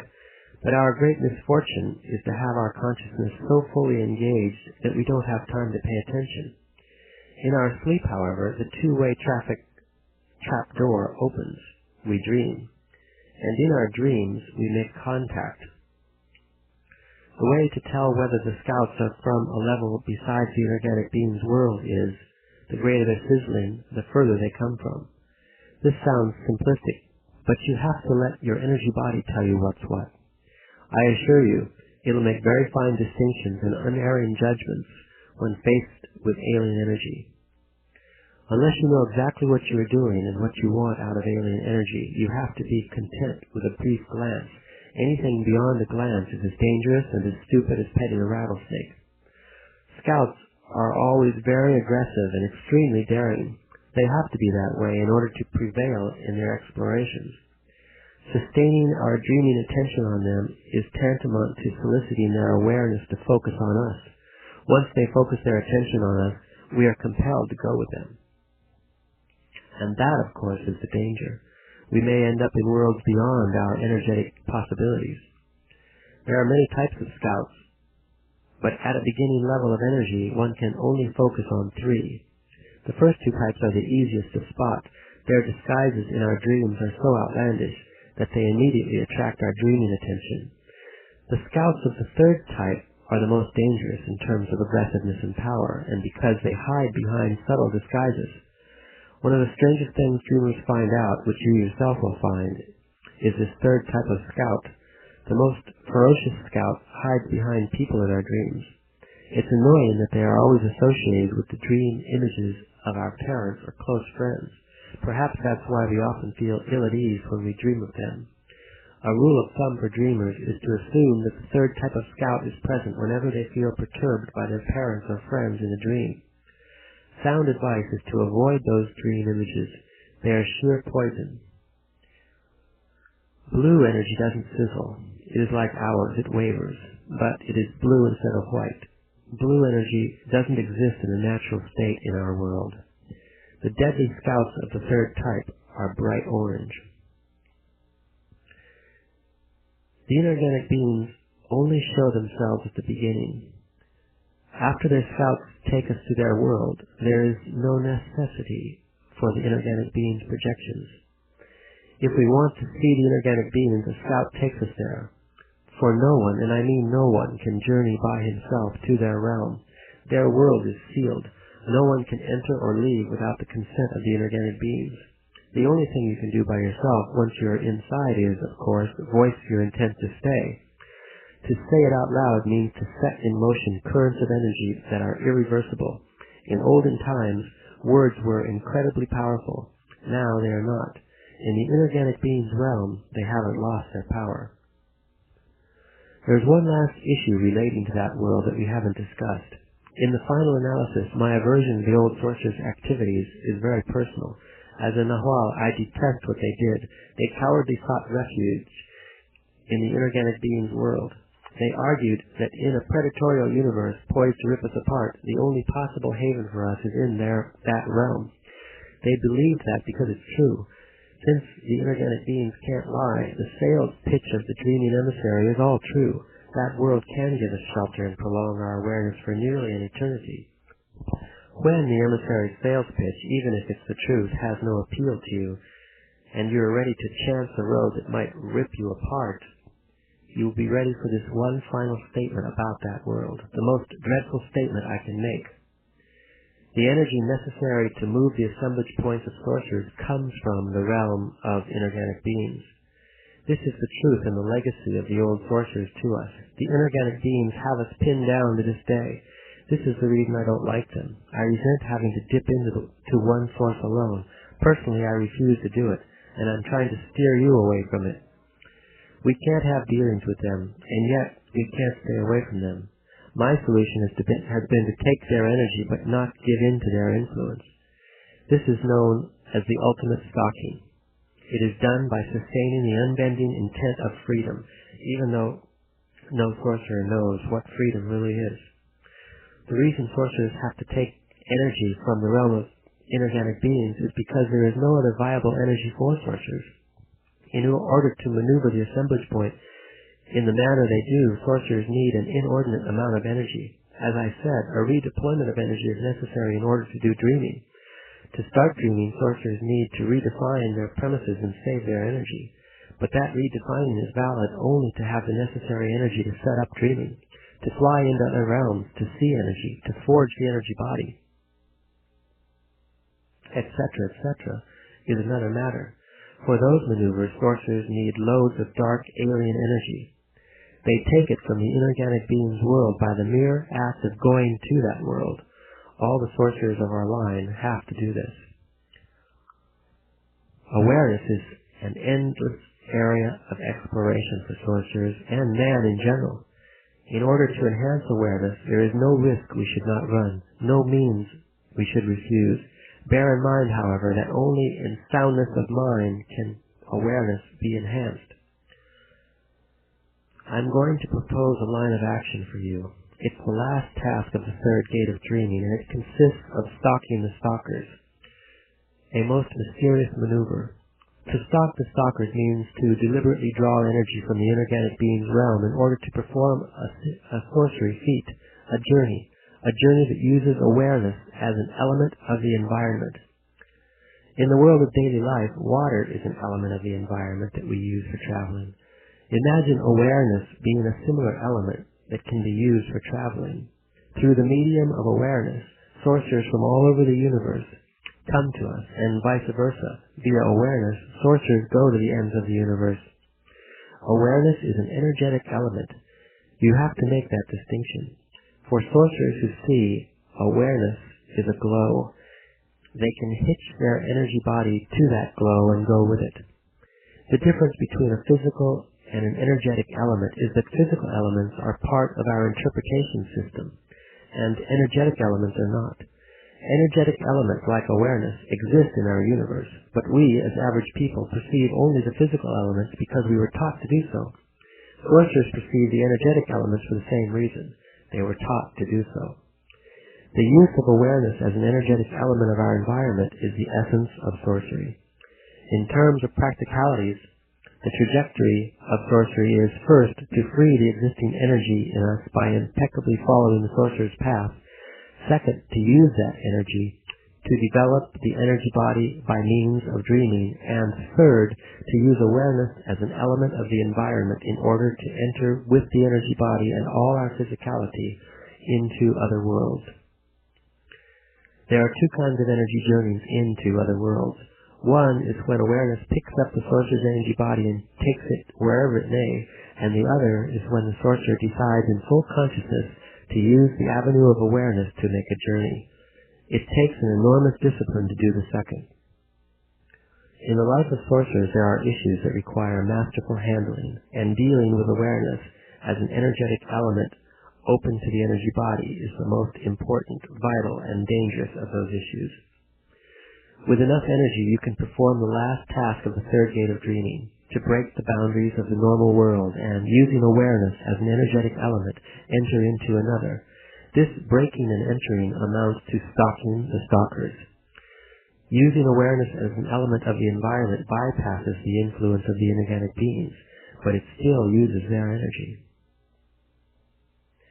In a pinch, your energy body is perfectly capable of taking care of itself.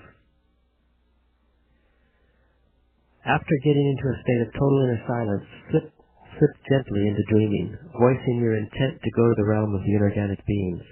Once you're in the world of the inorganic beings, you have to voice your intent to transfer your normal awareness to your energy body. What is important is that you intend the transfer of the total awareness of your daily world to your energy body. Transferring awareness is purely a matter of voicing your intent and having the necessary amount of energy to tip the scales. This means to be able to add one's total physical mass to the energy body. Using awareness as a medium to make the journey into another world is not the result of applying any techniques, but is the corollary of intending and having enough energy to be energetically capable of pulling our physicality and placing it on the energy body in order to make that journey. In order to enter into that other world, your total physical mass has to be added to your energy body. The great difficulty of this maneuver is to discipline the energy body. Lack of discipline is the only reason you may fail in performing this feat of ultimate stalking. Sometimes as a fluke, an average person ends up performing it and entering into another world, but this is immediately explained away as insanity or hallucination. Forget the self and you will fear nothing. During an exercise of stalking the stalkers, one realizes that perceiving is an all-inclusive act when the assemblage point has been immobilized on one position. I have told you that the power our daily world has over us is the result of the fact that our assemblage point is immobile on its habitual position. This immobility is what makes our perception of the world so inclusive and overpowering that we cannot escape from it.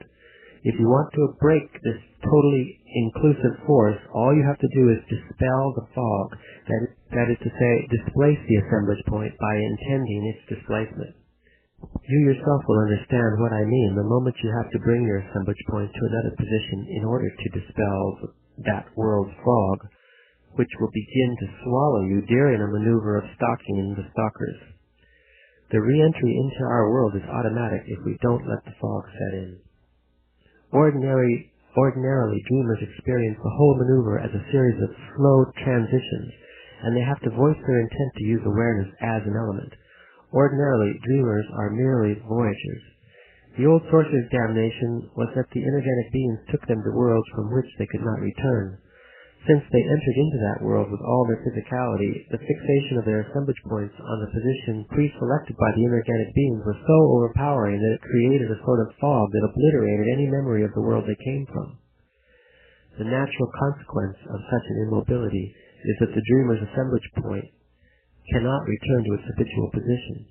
Think about this. Perhaps this is exactly what has happened to all of us in the world of daily life.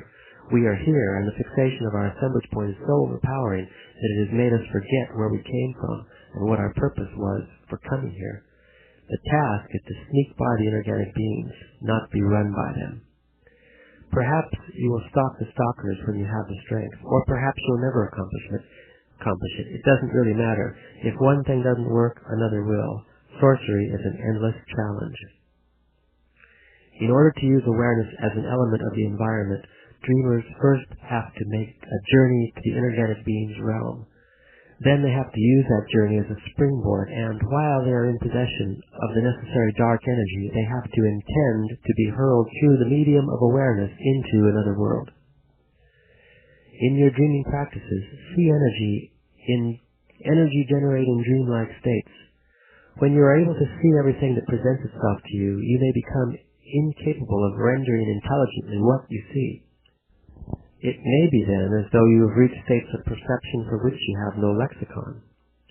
Such incomprehensible and indescribable visions would be your energy body using awareness as an element not for journeying, because you wouldn't yet have enough energy, but for entering into the energy fields of inanimate matter or of living beings. At the fourth gate of dreaming, the energy body travels to specific concrete places. There are three ways of using the fourth gate. 1, to travel to concrete places in this world. 2, to travel to concrete places out of this world. And 3, to travel to places that exist only in the intent of others. Whether or not you can cross the fourth gate by yourself is up to the spirit. Modern-day sorcerers have realized that only if they remain totally detached can they have the energy to be free. Theirs is a peculiar type of detachment, which is born not out of fear or indolence, but out of conviction. Stretch your arms in front of you, to the sides and then behind you. It relaxes the body. For modern-day sorcerers, to perceive energy directly is a matter of personal attainment. We maneuver the assemblage point through self-discipline.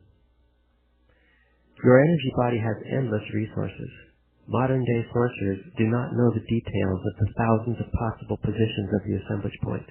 By details, I mean particular ways of treating the energy body in order to maintain the assemblage point fixed on specific positions. Most of the shifts modern-day sorcerers experience are mild shifts within a thin bundle of energetic luminous filaments inside the luminous egg, a bundle called the band of man, or the purely human aspect of the universe's energy. Beyond that band, but still within the luminous egg, lies the realm of the grand shifts. When the assemblage point shifts to any spot on that area, perception is still comprehensible to us, but extremely detailed procedures are required for perception to be total. Every grand shift has different inner workings, which modern sorcerers could learn if they knew how to fixate the assemblage point long enough at any grand shift. By inducing a systematic displacement of the assemblage point, dreaming liberates perception, enlarging the scope of what can be perceived.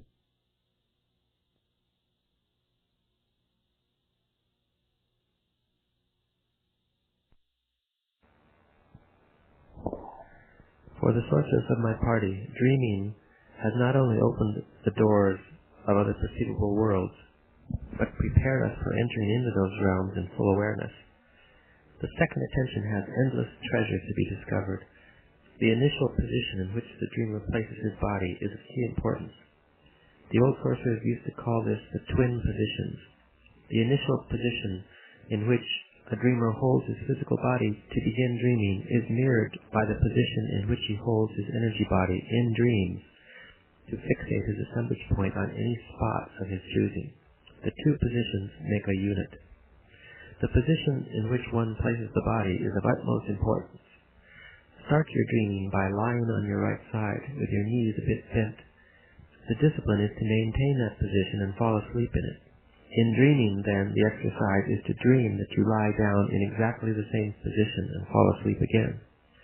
It makes the assemblage point stay put, and I mean really stay put, in whatever position it is at the instant of that second falling asleep. The result of this exercise is total perception. The four variations of the exercise are to fall asleep lying on the right side, the left, the back, and the stomach. Then in dreaming, the exercise is to dream of falling asleep a second time in the same position as the dreaming had been started. I came from a line of sorcerers who knew how to move about in the second attention by projecting their intent. They practiced the art of projecting their thoughts in dreaming in order to accomplish the truthful reproduction of any object or structure or landmark or scenery of their choice. The sorcerers of my line used to start by gazing at a simple object and memorizing every detail of it. They would then close their eyes and visualize the object and correct their visualization against the true object until they could see it in its completeness with their eyes shut. The next thing in their developing scheme was to dream with the object and create in the dream, from the point of view of their own perception, a total materialization of the object. This act is called the first step to total perception. From a simple object, those sorcerers went on to make more and more complex items. Their final aim was for all of them together to visualize a total world, and then dream that world, and thus recreate a total, veritable realm where they could exist.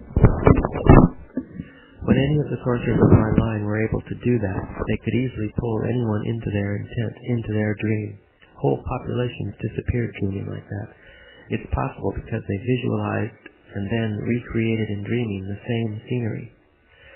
To cross the fourth gate and travel to places that exist only in someone else's intent is perilous, since every item in such a dream has to be an ultimately personal item. The essence of my explanation is that if you were, for instance, dreaming of your hometown and your dream had started when you lay down on your right side, you could very easily stay in the town of your dream. If you would lie on your right side in the dream and dream that you had fallen asleep, the second dream not only would necessarily be a dream of your hometown, but would be the most concrete dream one can imagine.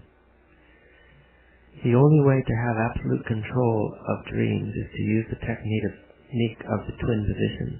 And don't ask me why, it just happens, like everything else. The thought of evil cannot withstand examination. In the universe, only energy exists.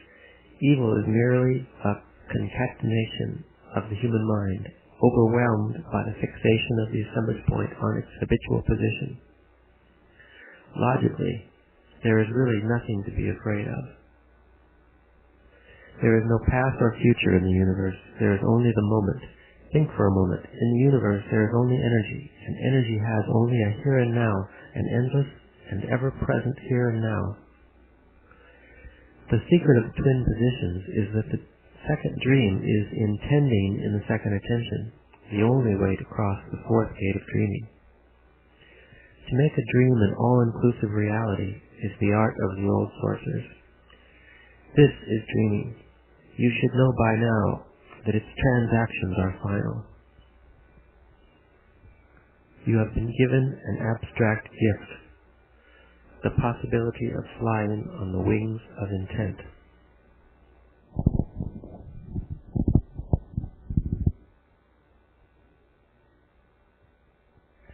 I suggest that you gather a collection of the memorable events of your life. The shamans of ancient Mexico conceived of the collection of memorable events as a bona fide device to stir caches of energy that exist within the self. They explain these caches as being composed of energy that originates in the body itself and becomes displaced, pushed out of reach by the circumstances of our daily lives. In this sense, the collection of memorable events is the means for redeploying our unused energy. The prerequisite for this collection is the genuine and all-consuming act of putting together the sum total of one's emotions and realizations without sparing anything. The shamans of our lineage were convinced that the collection of memorable events was the vehicle for the emotional and energetic adjustment necessary for venturing in terms of perception into the unknown. The total goal of the shamanistic knowledge that we are handling is the preparation for facing the definitive journey, the journey that every human being has to take at the end of his life. Through their discipline and resolve, shamans are capable of retaining their individual awareness and purpose after death. For them, the vague, idealistic state that modern man calls life after death is a concrete region filled to capacity with practical affairs of a different order than the practical affairs of daily life, yet bearing a similar functional practicality. To collect the memorable events in their lives is, for shamans, the preparation for their entrance into that concrete region which they call the active side of infinity. Every warrior, as a matter of duty, collects an album that reveals the warrior's personality, an album that attests to the circumstances of his life. Above all, it is like an album of pictures made out of memories, the recollection of memorable events, memorable because they have a special significance in one's life. Put in it the complete account of various events that have had profound significance for you. Not every event has a profound significance for you. There are a few, however, that I would consider likely to have changed things for you, to have illuminated your path. Ordinarily, events that change our path are impersonal affairs, and yet are extremely personal. Don't think about this album in terms of banalities, or in terms of a trivial rehashing of your life experiences. Every one of us human beings has two minds. One is totally ours, and it is like a faint voice that always brings us order, directness, purpose. The other mind is a foreign installation. It brings us conflict, self-assertion, doubts, hopelessness. It's ourselves as the me center of the world. Let's put the topic of our two minds aside and go back to the idea of preparing your album of memorable events. Such an album is an exercise in discipline and impartiality. Consider this album to be an act of war. As such, it has all the meaning in the world. We are not naturally petty and contradictory. Our pettiness and contradictions are rather the result of a transcendental conflict that afflicts every one of us, but of which only sorcerers are painfully and hopelessly aware. the conflict of our two minds. One is our true mind, the product of all our life experiences, the one that rarely speaks because it has been defeated and relegated to obscurity. The other mind we use daily for everything we do is a foreign installation. To resolve the conflict of the two minds is a matter of intending it. Sorcerers beckon intent by voicing the word intent loud and clear. Intent is a force that exists in the universe. When sorcerers beckon intent, it comes to them and sets up the path for attainment, which means that sorcerers always accomplish what they set out to do. Intent can be called, of course, for anything, but sorcerers have found out the hard way that intent comes to them only for something that is abstract. That's the safety valve for sorcerers. Otherwise, they would be unbearable. Beckoning intent to resolve the conflict of your two minds, or to hear the voice of your true mind, is not a petty or arbitrary matter. Quite the contrary. It is ethereal and abstract, and yet as vital to you as anything can be. Your album, being an act of war, demands a super careful selection. It is a precise collection of the unforgettable moments of your life and everything that led you to them. Concentrate in it what has been and will be meaningful to you. A warrior's album is something most concrete, something so to the point that it is shattering. Sit down alone and let your thoughts, memories, and ideas come to you freely. Make an effort to let the voice from the depths of you speak out and tell you what to select. The selection is not an easy matter. This is the reason I say that making this album is an act of war. You have to remake yourself 10 times over in order to know what to select. Don't include stories that relate exclusively to you as the person who thinks, feels, cries, or doesn't feel anything at all. The memorable events of a shaman's album are affairs that will stand the test of time because they have nothing to do with him, and yet he is in the thick of them. He'll always be in the thick of them, for the duration of his life, and perhaps beyond, but not quite personally. In my time, not only did I not know what to choose, I thought I had no experiences to choose from. It seemed that nothing had ever happened to me. Of course, everything had happened to me, but in my efforts to defend the idea of myself, I had no time or inclination to notice anything. The stories of a warrior's album are not personal, not assertions about you as the center of everything. You feel, you don't feel, you realize, you didn't realize. All of that type of story is just you. The memorable events we are after have the dark touch of the impersonal. That touch permeates them. I don't know how else to explain this. Don't explain yourself too much. Sorcerers say that in every explanation there is a hidden apology. So when you are explaining why you cannot do this or that, you're really apologizing for your shortcomings, hoping that whoever is listening to you will have the kindness to understand them. Every one of us, young and old alike, is making figures in front of a mirror in one way or another. Tally what you know about people. Think of any human being on this earth, and you will know without a shadow of a doubt that no matter who they are or what they think of themselves or what they do, the result of their actions is always the same. Senseless figures in front of a mirror. Listen to your inner voice. Don't listen to the superficial voice that makes you angry. Listen to that deeper voice that is going to guide you from now on. The voice that is laughing. Listen to it and laugh with it. Laugh. Laugh. It is the nature of infinity, once we cross a certain threshold, to put a blueprint in front of us. Don't waste your energy worrying about things. Everyone is locked in a vicious cycle. We all have our magic cure, which we trust will cure everything and resolve every one of our problems. At the moment, perhaps we can't afford it, but we have great hopes that we eventually will be able to. Sorcerers' aspirations are to reach infinity and to be conscious of it. The task of sorcerers is to face infinity. They plunge into it daily as a fisherman plunges into the sea.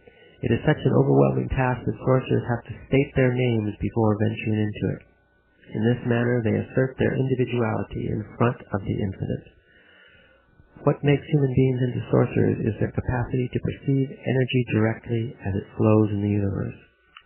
Human beings are not only capable of seeing energy directly as it flows in the universe, but they actually do see it, although they are not deliberately conscious of seeing it. Awareness is energy, and energy is constant flux, a luminous vibration that is never stationary but always moving of its own accord. The novel Elias and the novel Juan were astoundingly alike in that there was nothing inside them. They were empty. The novel Elias was a collection of astounding, haunting stories of regions unknown. The novel Juan was a collection of stories that would have anybody in stitches, sprawling on the ground laughing. Whenever I tried to pin down the man in them, the real man, the way I could pin down the man in my father, the man in everybody I knew, I found nothing. Instead of a real person inside them, there was a bunch of stories about persons unknown. Each of the two men had his own flair, but the end result was just the same: emptiness. An emptiness that reflected not the world, but infinity. The moment one crosses a peculiar threshold in infinity, either deliberately or unwittingly, everything that happens to one from then on is no longer exclusively in one's own domain, but enters into the realm of infinity. Infinity is everything that surrounds us, the spirit, the dark sea of awareness. It is something that exists out there and rules our lives. My steps and yours are guided by infinity. The circumstances that seem to be ruled by chance are in essence ruled by the active side of infinity, intent. What put you and me together was the active side of infinity. It is impossible to determine what this intent of infinity is, yet it is there, as palpable as you and I are. Sorcerers say that it is a tremor in the air. The advantage of sorcerers is to know that the tremor in the air exists, and to acquiesce to it without any further ado. For sorcerers, there is no pondering, wondering, or speculating. They know that all they have is the possibility of merging with the intent of infinity, and they just do it. A novel is empty. That emptiness doesn't reflect the world. It reflects infinity. A novel has no boisterousness on his part, or assertions about the self. There is not a speck of a need to have either grievances or remorse. His is the emptiness of a warrior traveler, seasoned to the point where he doesn't take anything for granted. A warrior traveler who doesn't underestimate or overestimate anything. A quiet, disciplined fighter whose elegance is so extreme that no one, no matter how hard they try to look, will ever find the seam where all that complexity has come together. What's happening to you is the workings of infinity. Your sensation of nervousness is due to the subliminal realization that your time is up. You are aware of it, but not deliberately conscious of it. You feel the absence of time, and that makes you impatient. I know this, for it happened to me and to all the soldiers of my lineage. At a given time, a whole era in my life, or their lives, ended. Now it's your turn. You have simply run out of time. Your malady is a very simple one.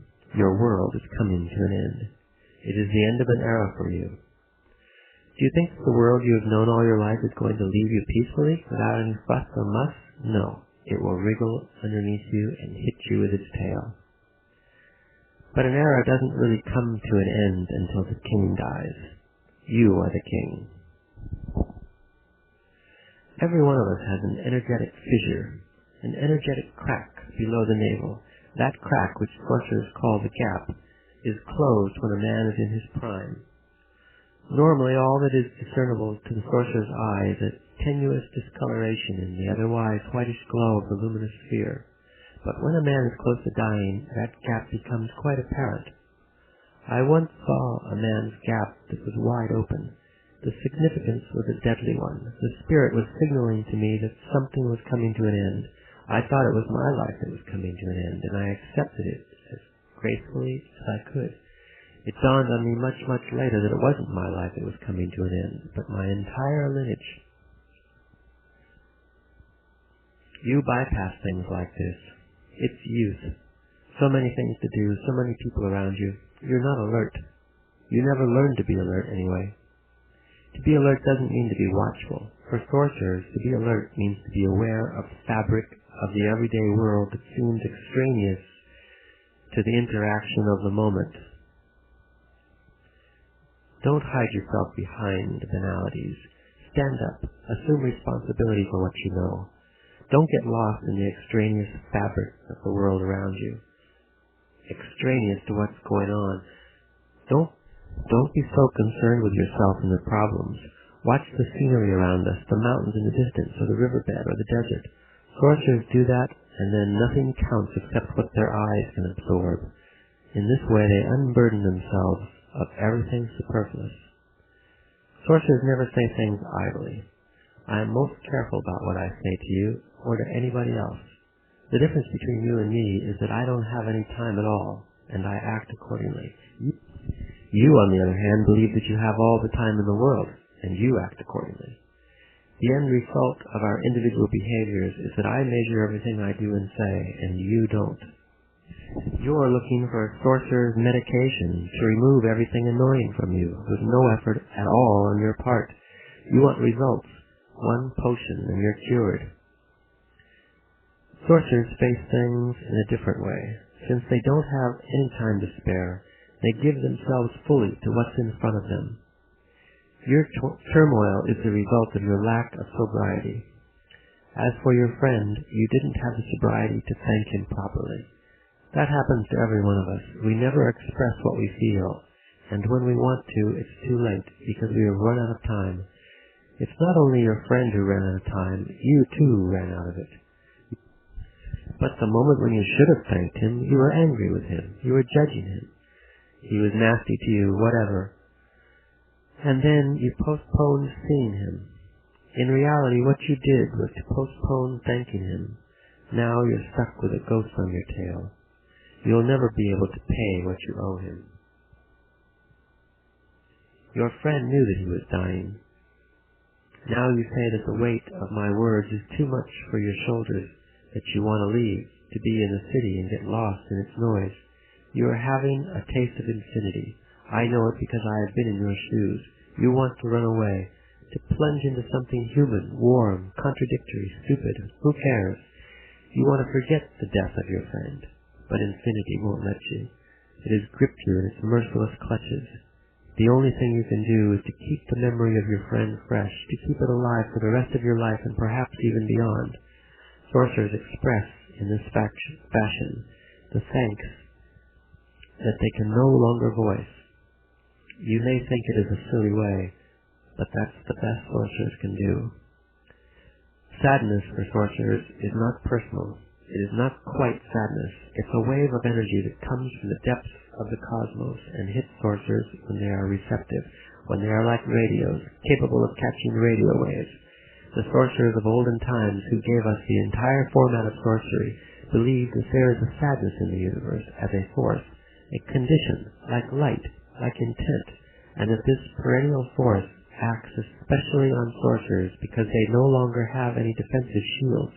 They cannot hide behind their friends or their studies. They cannot hide behind love or hatred or happiness or misery. They can't hide behind anything.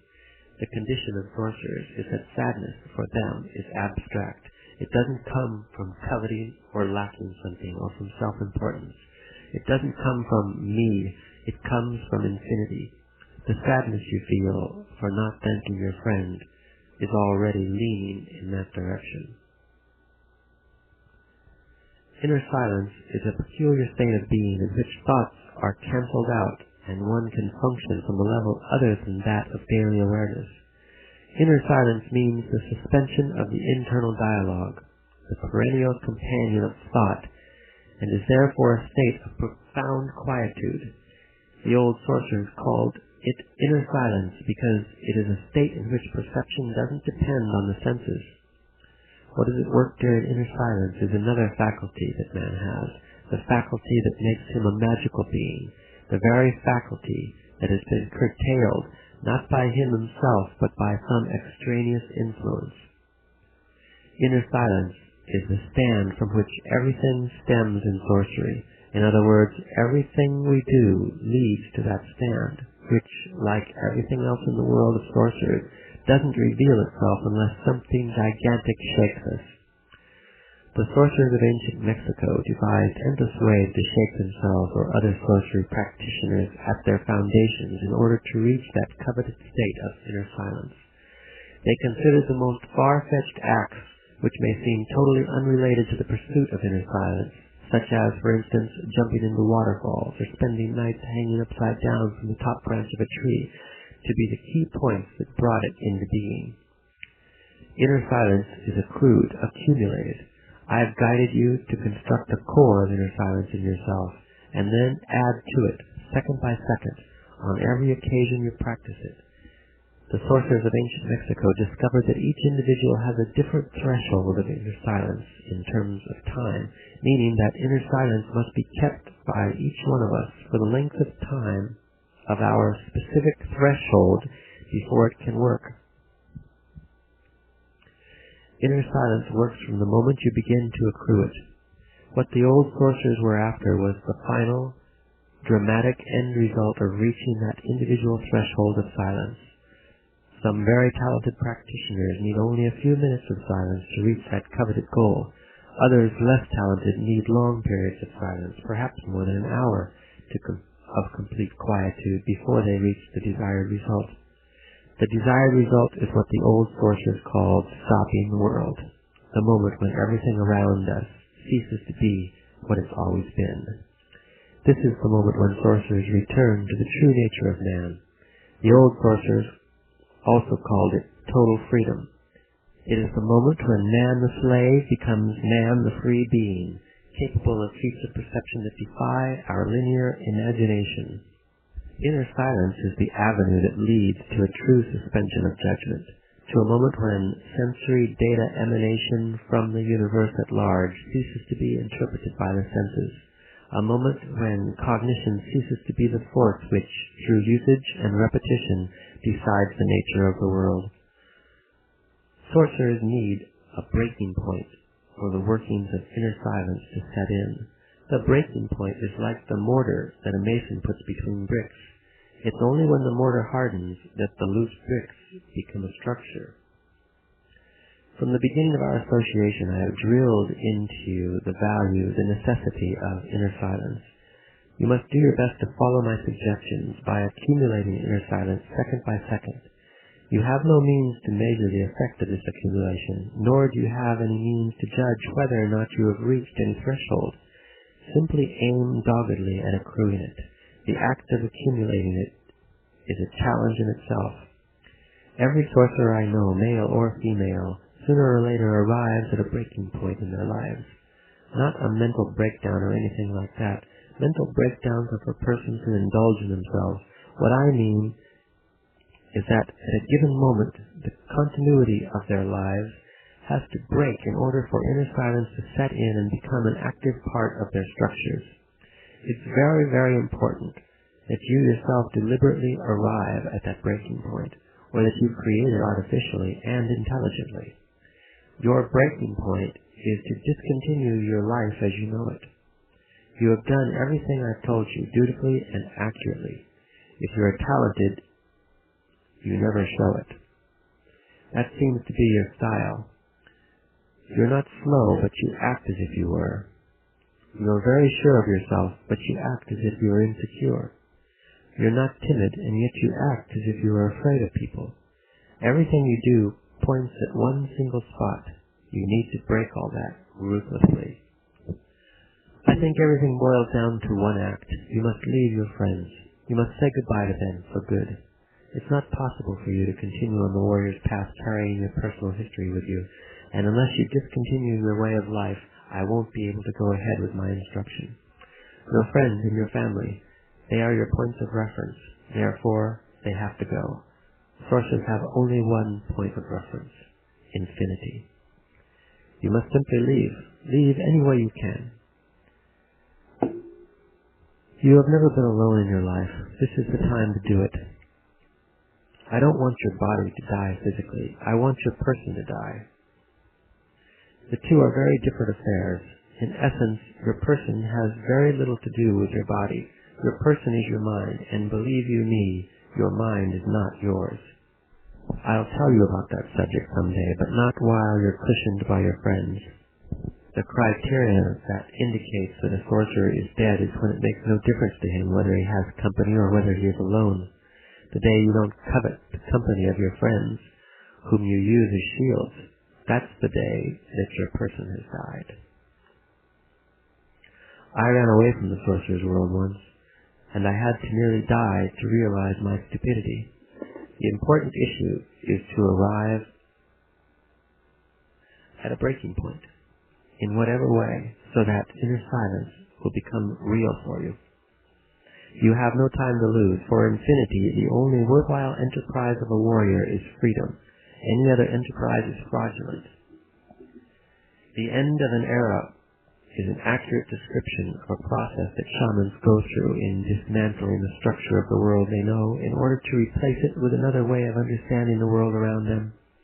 I've endeavored from the very instant we met to introduce you to the cognitive world of the shamans of ancient Mexico.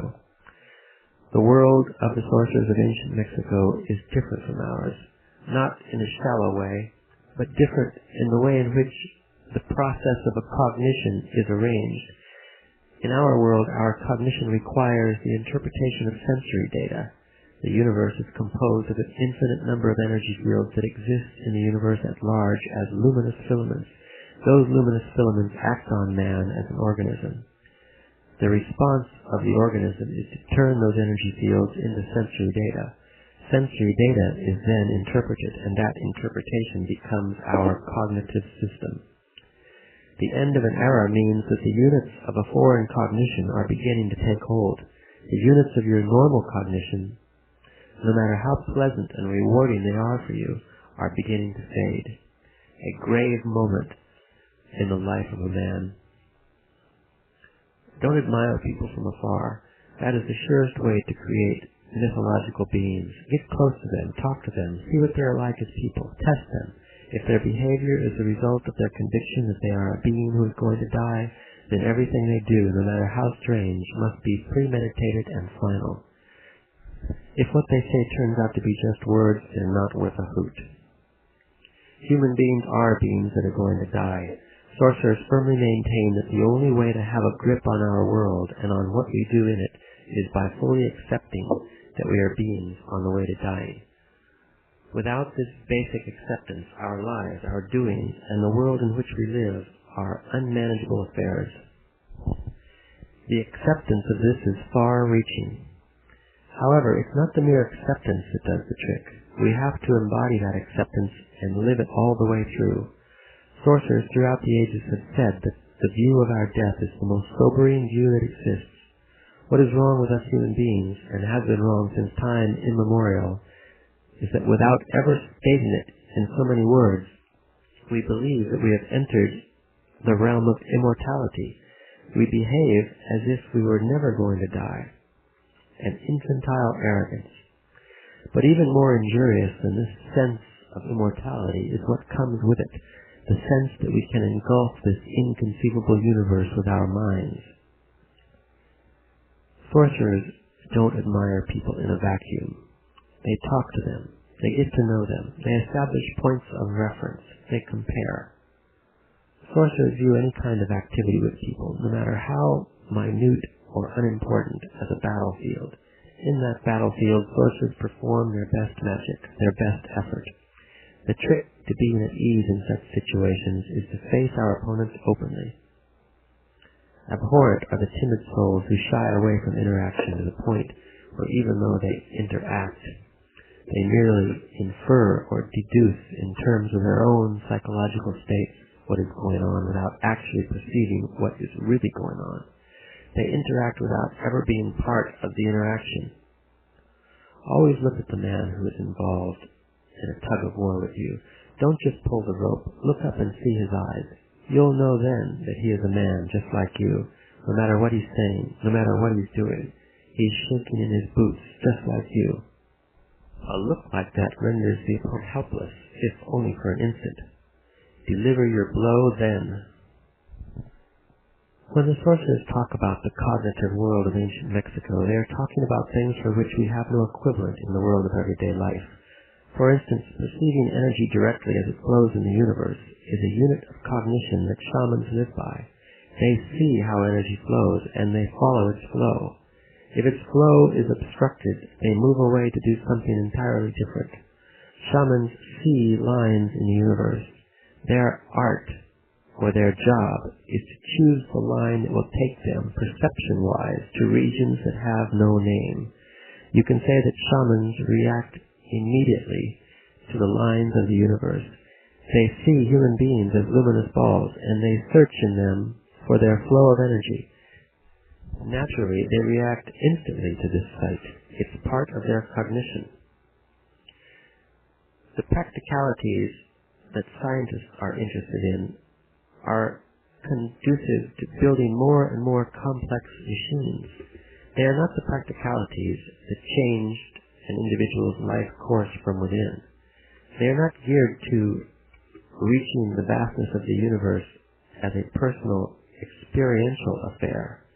The stupendous machines in existence, or those in the making, are cultural affairs, the attainment of which has to be enjoyed vicariously, even by the creators of those machines themselves.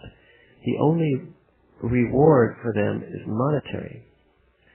Perhaps you can recall what I said to you about one of our biggest flaws as average human beings. The big flaw I'm talking about is something you ought to bear in mind every second of your existence. For me, it's the issue of issues, which I will repeat to you over and over until it comes out your ears. We are beings on our way to dying. We are not immortal, but we behave as if we were.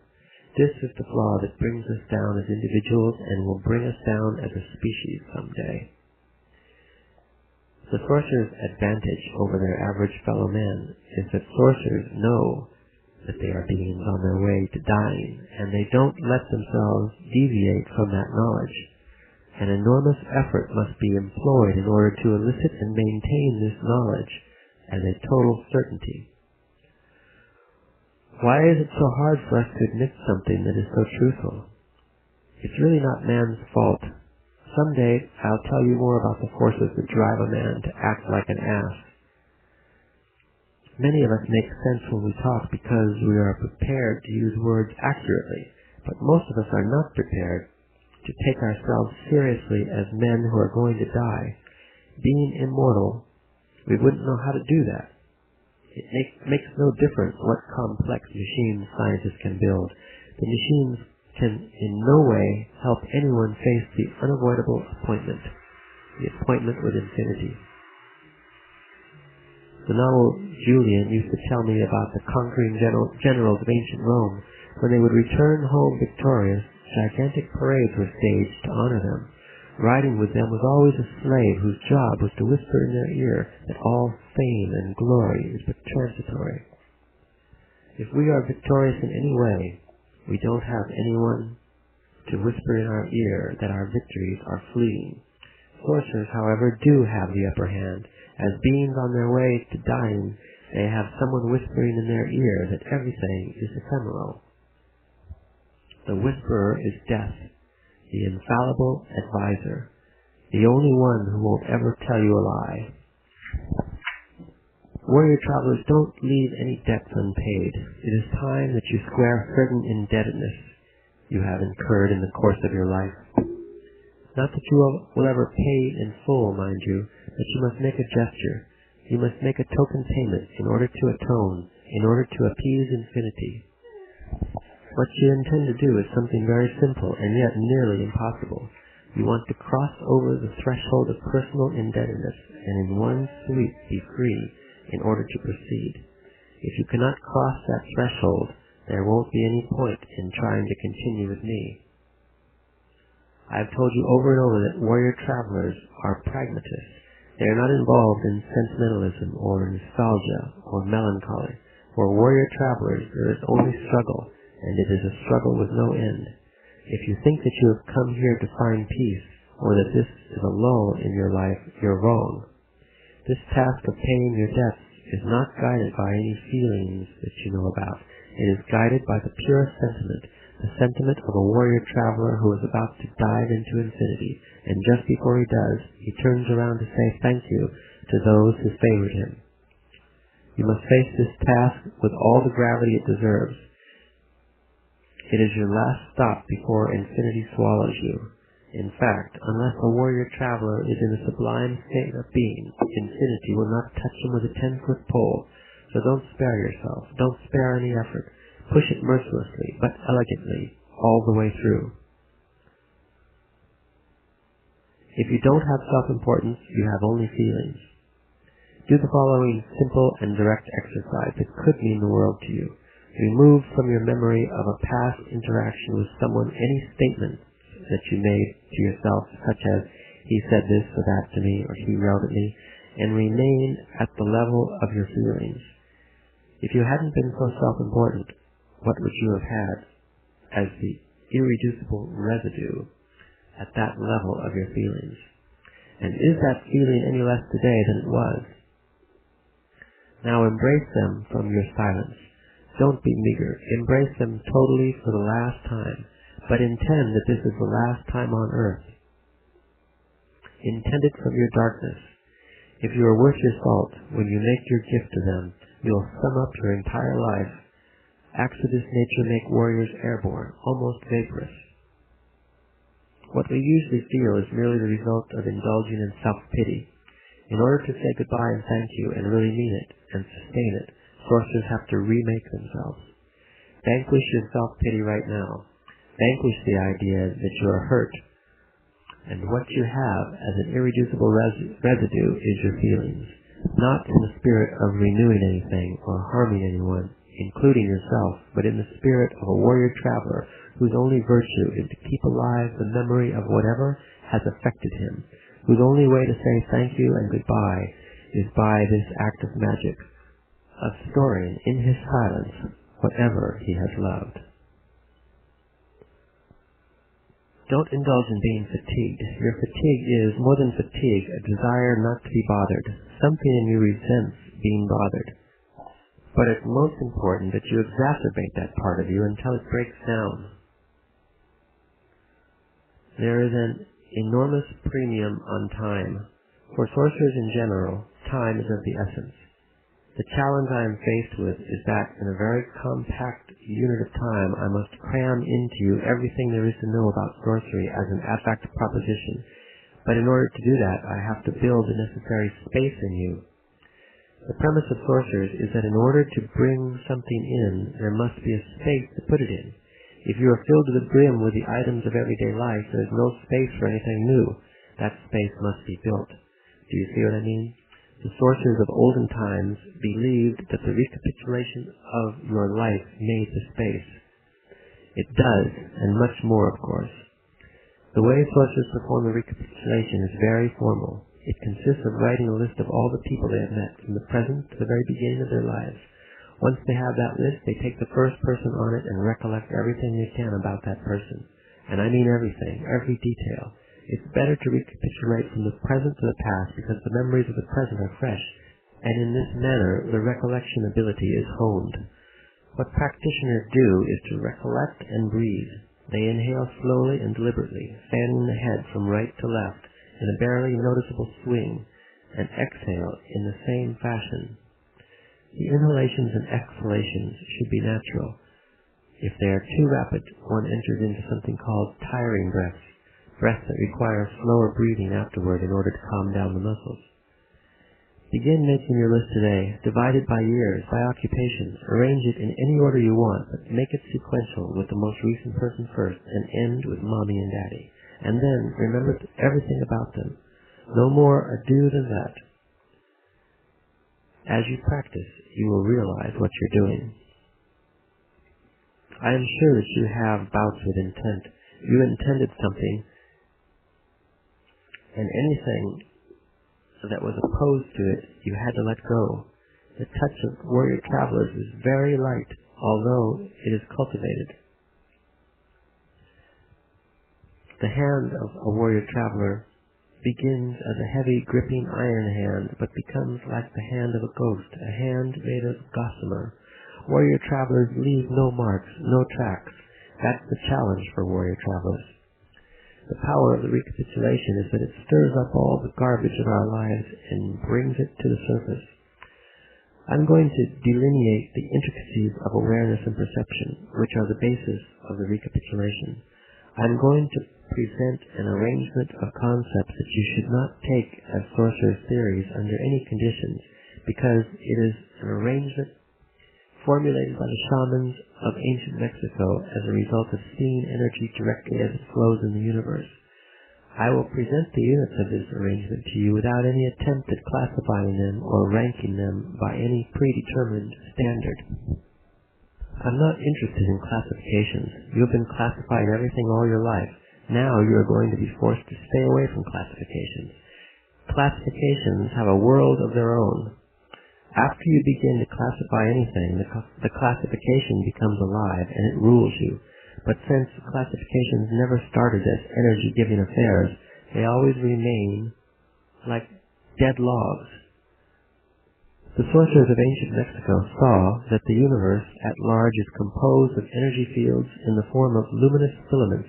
They saw zillions of them.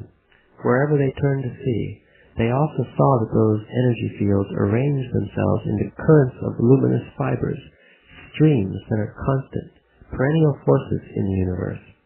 The current or stream of filaments that is related to recapitulation was named by those sorcerers the dark sea of awareness, and also the eagle.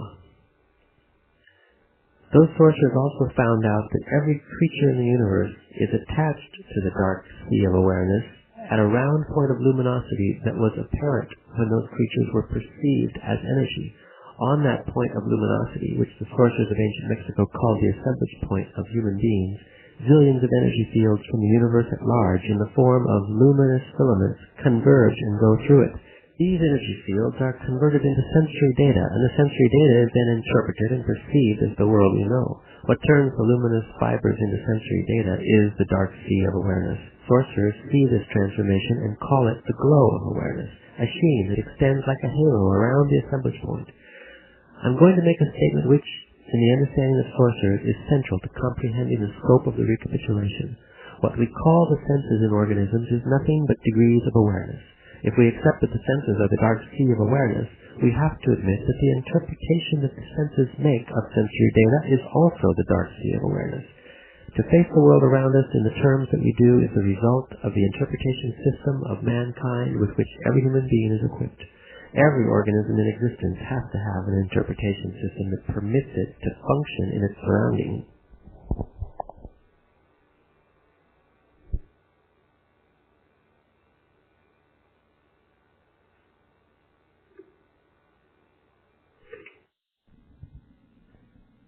The old sorcerers saw that at the moment of death, the dark sea of awareness sucked in, so to speak, through the assemblage point, the awareness of living creatures. They also saw that the dark sea of awareness had a moment's, let's say, hesitation when it was faced with sorcerers who had done a recounting of their lives. Unbeknownst to them, some had done it so thoroughly that the dark sea of awareness took their awareness in the form of their life experiences, but didn't touch their life force. Sorcerers had found out a gigantic truth about the forces of the universe. The dark sea of awareness wants only our life experiences, not our life force. Sorcerers believe that as we recapitulate our lives, all the debris, as I told you, comes to the surface. We realize our inconsistencies, our repetitions, but something in us puts up a tremendous resistance to recapitulating. Sorcerers say that the road is free only after a gigantic upheaval, after the appearance on our screen of the memory of an event that shakes our foundations with its terrifying clarity of detail. It's the event that drags us to the actual moment that we lived it. Sorcerers call that event the usher, because from then on every event we touch on is relived, not merely remembered. Walking is always something that precipitates memories. The sorcerers of ancient Mexico believe that everything we live, we store as a sensation on the backs of the legs. They consider the backs of the legs to be the warehouse of man's personal history. Walking will have you ready to begin this sorcerer's maneuver of finding an usher, an event in your life that you will remember with such clarity that it will serve as a spotlight to illuminate everything else in your recapitulation with the same or comparable clarity. Do what sorcerers call recapitulating pieces of a puzzle. Something will lead you to remember the event that will serve as your usher. Give it your best shot. Do your best. To recount events is magical for sorcerers. It isn't just telling stories. It is seeing the underlying fabric of events. This is the reason recounting is so important and vast. Warrior travelers roll with the punches. They go wherever the impulse may take them. The power of warrior travelers is to be alert, to get maximum effect from minimal impulse, and above all, their power lies in not interfering. Events have a force, a gravity of their own, and travelers are just travelers. Everything around them is for their eyes alone.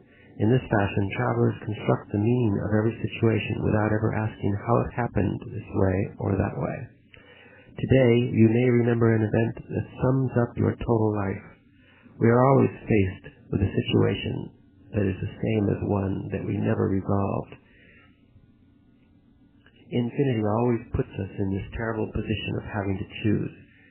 We want infinity, but at the same time we want to run away from it. You want to tell me to go and jump in the lake, but at the same time you are compelled to stay. It would be infinitely easier for you to just be compelled to stay. Something in you will begin to collapse for sure. It has been collapsing all along, but it repairs itself very quickly every time its supports fail. I've told you already, we have two minds, and only one of them is truly ours. There is a secret option to the recapitulation. Just like I told you that there is a secret option to dying, an option that only sorcerers take. In the case of dying, the secret option is that human beings could retain their life force and relinquish only their awareness, the product of their lives. In the case of the recapitulation, the secret option that only sorcerers take is to choose to enhance their true minds. Any haunting memory of your recollections can come only from your true mind. The other mind that we all have and share is, I would say, a cheap model, economy strength, one size fits all, but this is a subject that we will discuss later. What is at stake now is the advent of a disintegrating force, but not a force that is disintegrating you. I don't mean it that way. It is disintegrating what the sorcerers call the foreign installation, which exists in you and in every other human being. The effect of the force that is descending on you, which is disintegrating the foreign installation, is that it pulls sorcerers out of their syntax. I know how difficult it is for you to deal with this facet of your life. Every sorcerer that I know has gone through it. The males going through it suffer infinitely more damage than the females. I suppose it's the condition of women to be more durable. The sorcerers of ancient Mexico, acting as a group, tried their best to buttress the impact of this disintegrating force. In our day, we have no means of acting as a group, so we must brace ourselves to face in solitude a force that will sweep us away from language, for there is no way to describe adequately what is going on. Sorcerers face the unknown in the most common incidents one can imagine. When they are confronted with it and cannot interpret what they are perceiving, they have to rely on an outside source for direction. I've called that source infinity, or the voice of the spirit. If sorcerers don't try to be rational about what can't be rationalized, the spirit unerringly tells them what's what. Infinity is a force that has a voice and is conscious of itself. Consequently, I have prepared you to be ready to listen to that voice and act efficiently always, but without antecedents, using as little as possible the railings of the a priori. Infinity is a conscious force that deliberately intervenes in the lives of sorcerers. You will seek explanations with linear cause and effect. Each of your recollections will become more and more vivid, more and more maddening to you, because, as I told you already, you have entered an irreversible process. Your true mind is emerging, waking up from a state of lifelong lethargy. Infinity is claiming you. Whatever means it uses to point that out to you cannot have any other reason, any other cause, any other value than that.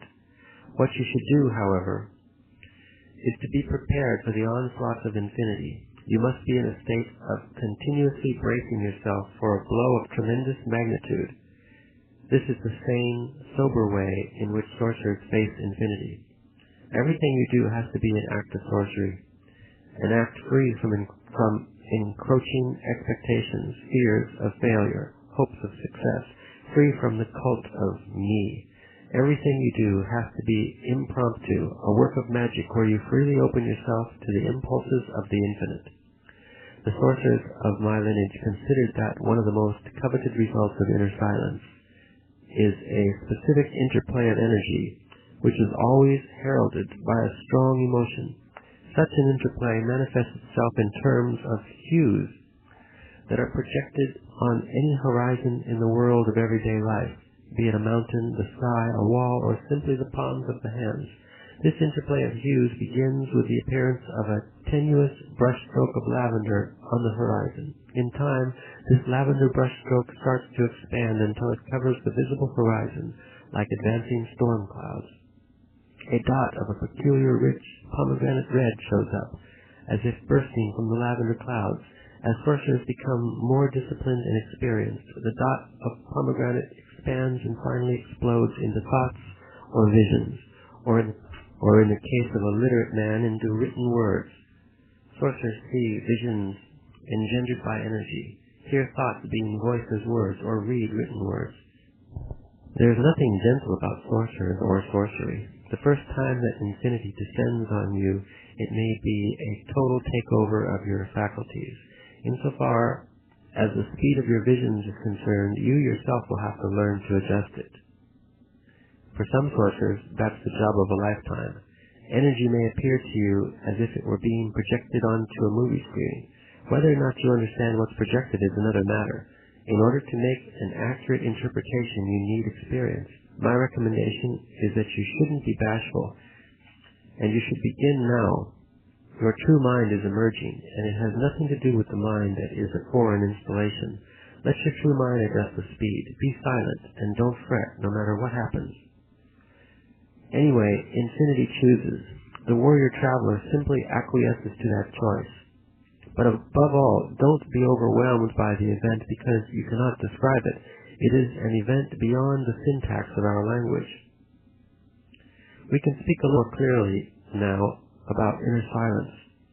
Dreaming is the act of changing the point of attachment with the dark sea of awareness. If you view it in this fashion, it's a very simple concept and a very simple maneuver. It takes you all you have to realize it, but it's not an impossibility. Nor is it something surrounded with mystical clouds. Dreaming is a term that weakens a very powerful act. It makes it sound arbitrary. It gives it a sense of being a fantasy. And this is the only thing it is not. I tried to change the term myself, but it's too ingrained. Maybe someday you could change it yourself, although, as with everything else in sorcery, I'm afraid that by the time you could actually do it, you won't give a damn about it because it won't make any difference what it is called anymore. Dreaming is an art, discovered by the sorcerers of ancient Mexico, by means of which ordinary dreams are transformed into bona fide entrances to other worlds of perception. Dreaming attention is the capacity to pay a special kind of attention, or to place a special kind of awareness on the elements of an ordinary dream.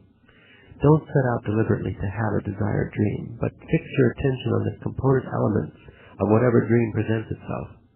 The assemblage point is displaced very naturally during sleep. To see the displacement is a bit difficult because it requires an aggressive mood. Such an aggressive mood was the predilection of the sorcerers of ancient Mexico. Those sorcerers found all premises of their sorcery by means of this mood. It is a very predatory mood.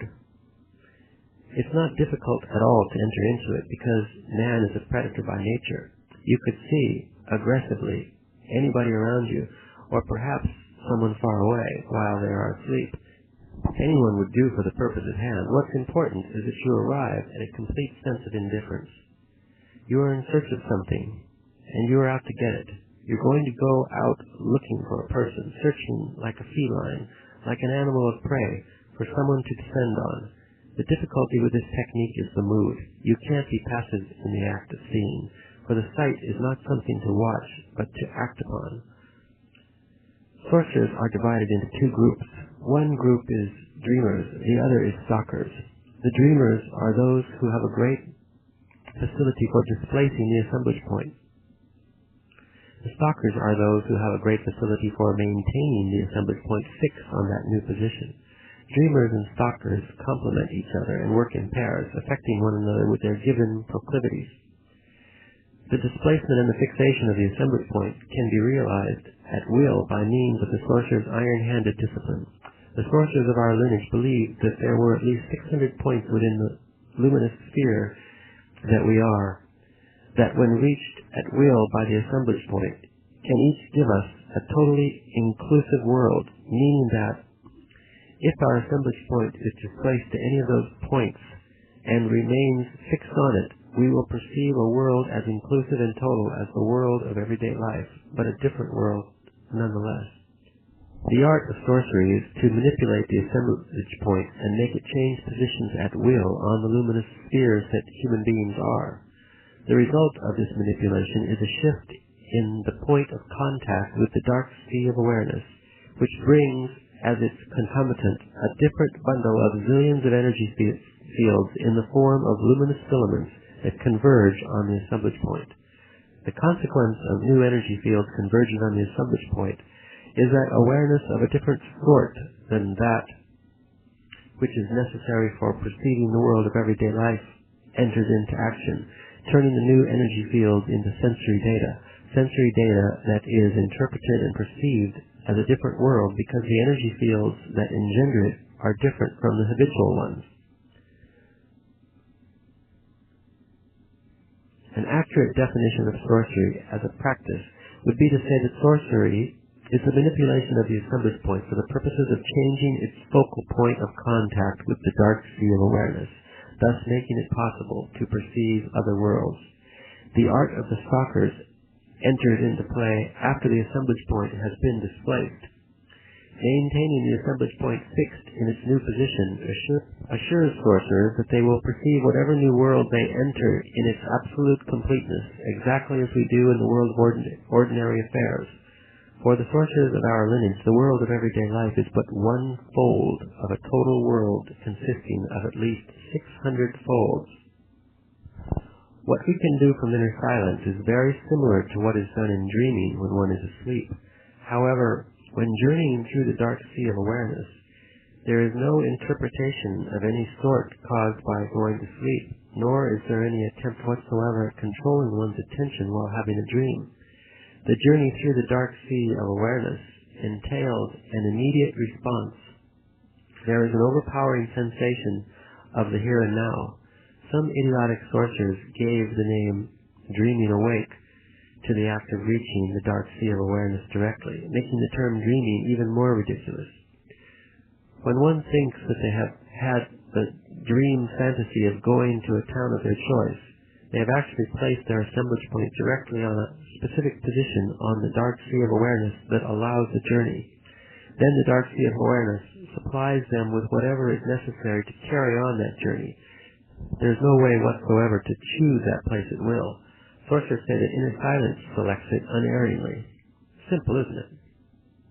Choice for warrior travelers is not really the act of choosing, but rather the act of acquiescing elegantly to the solicitations of infinity. Infinity chooses. The art of the warrior traveler is to have the ability to move with the slightest insinuation. The art of acquiescing to every command of infinity. For this, a warrior traveler needs prowess, strength, and above everything else, sobriety. All those three put together give, as a result, elegance. The universe has no limits, and the possibilities at play in the universe at large are indeed incommensurable. So don't fall prey to the axiom, I believe only what I see, because it is the dumbest stand one can possibly take. You must deliberately journey through the dark sea of awareness, but you'll never know how this is done. Let's say that inner silence does it, following inexplicable ways that cannot be understood, but only practiced. You are not unique in your pettiness. It is a condition in which human beings are trapped, a condition that is not even human, but imposed from the outside. A break in the continuity of time, that is what inner silence does. The interruption of that flow of continuity that makes the world understandable to us is sorcery. You journey through the dark sea of awareness. You see people as they are, engaged in people's business. And then you see the strand of energy that joins specific lines of human beings. You witness something specific and inexplicable. You understand what people are saying without knowing their language, and you see the strand of energy that connects human beings to certain other beings. And you select those aspects through an act of intending it. This intending is not something conscious or volitional. This intending is done at a deep level and is ruled by necessity. You need to become cognizant of some of the possibilities of journeying through the dark sea of awareness, and inner silence guides intent, a perennial force in the universe, to fulfill that need. You already know that there exists in the universe a perennial force, which the sorcerers of ancient Mexico called the dark sea of awareness. While they were at the maximum of their perceiving power, they saw something that made them shake in their boots. They saw that the dark sea of awareness is responsible not only for the awareness of organisms, but also for the awareness of entities that don't have an organism. The old shamans discovered that the entire universe is composed of twin forces that are at the same time opposed and complementary to each other. It is inescapable that our world is a twin world. Its opposite and complementary world is one populated by beings that have awareness, but not an organism. For this reason, the old shamans called them inorganic beings. I told you that it's our twin world, so it's intimately related to us. The sorcerers of ancient Mexico didn't think like most do in terms of space and time. They thought exclusively in terms of awareness.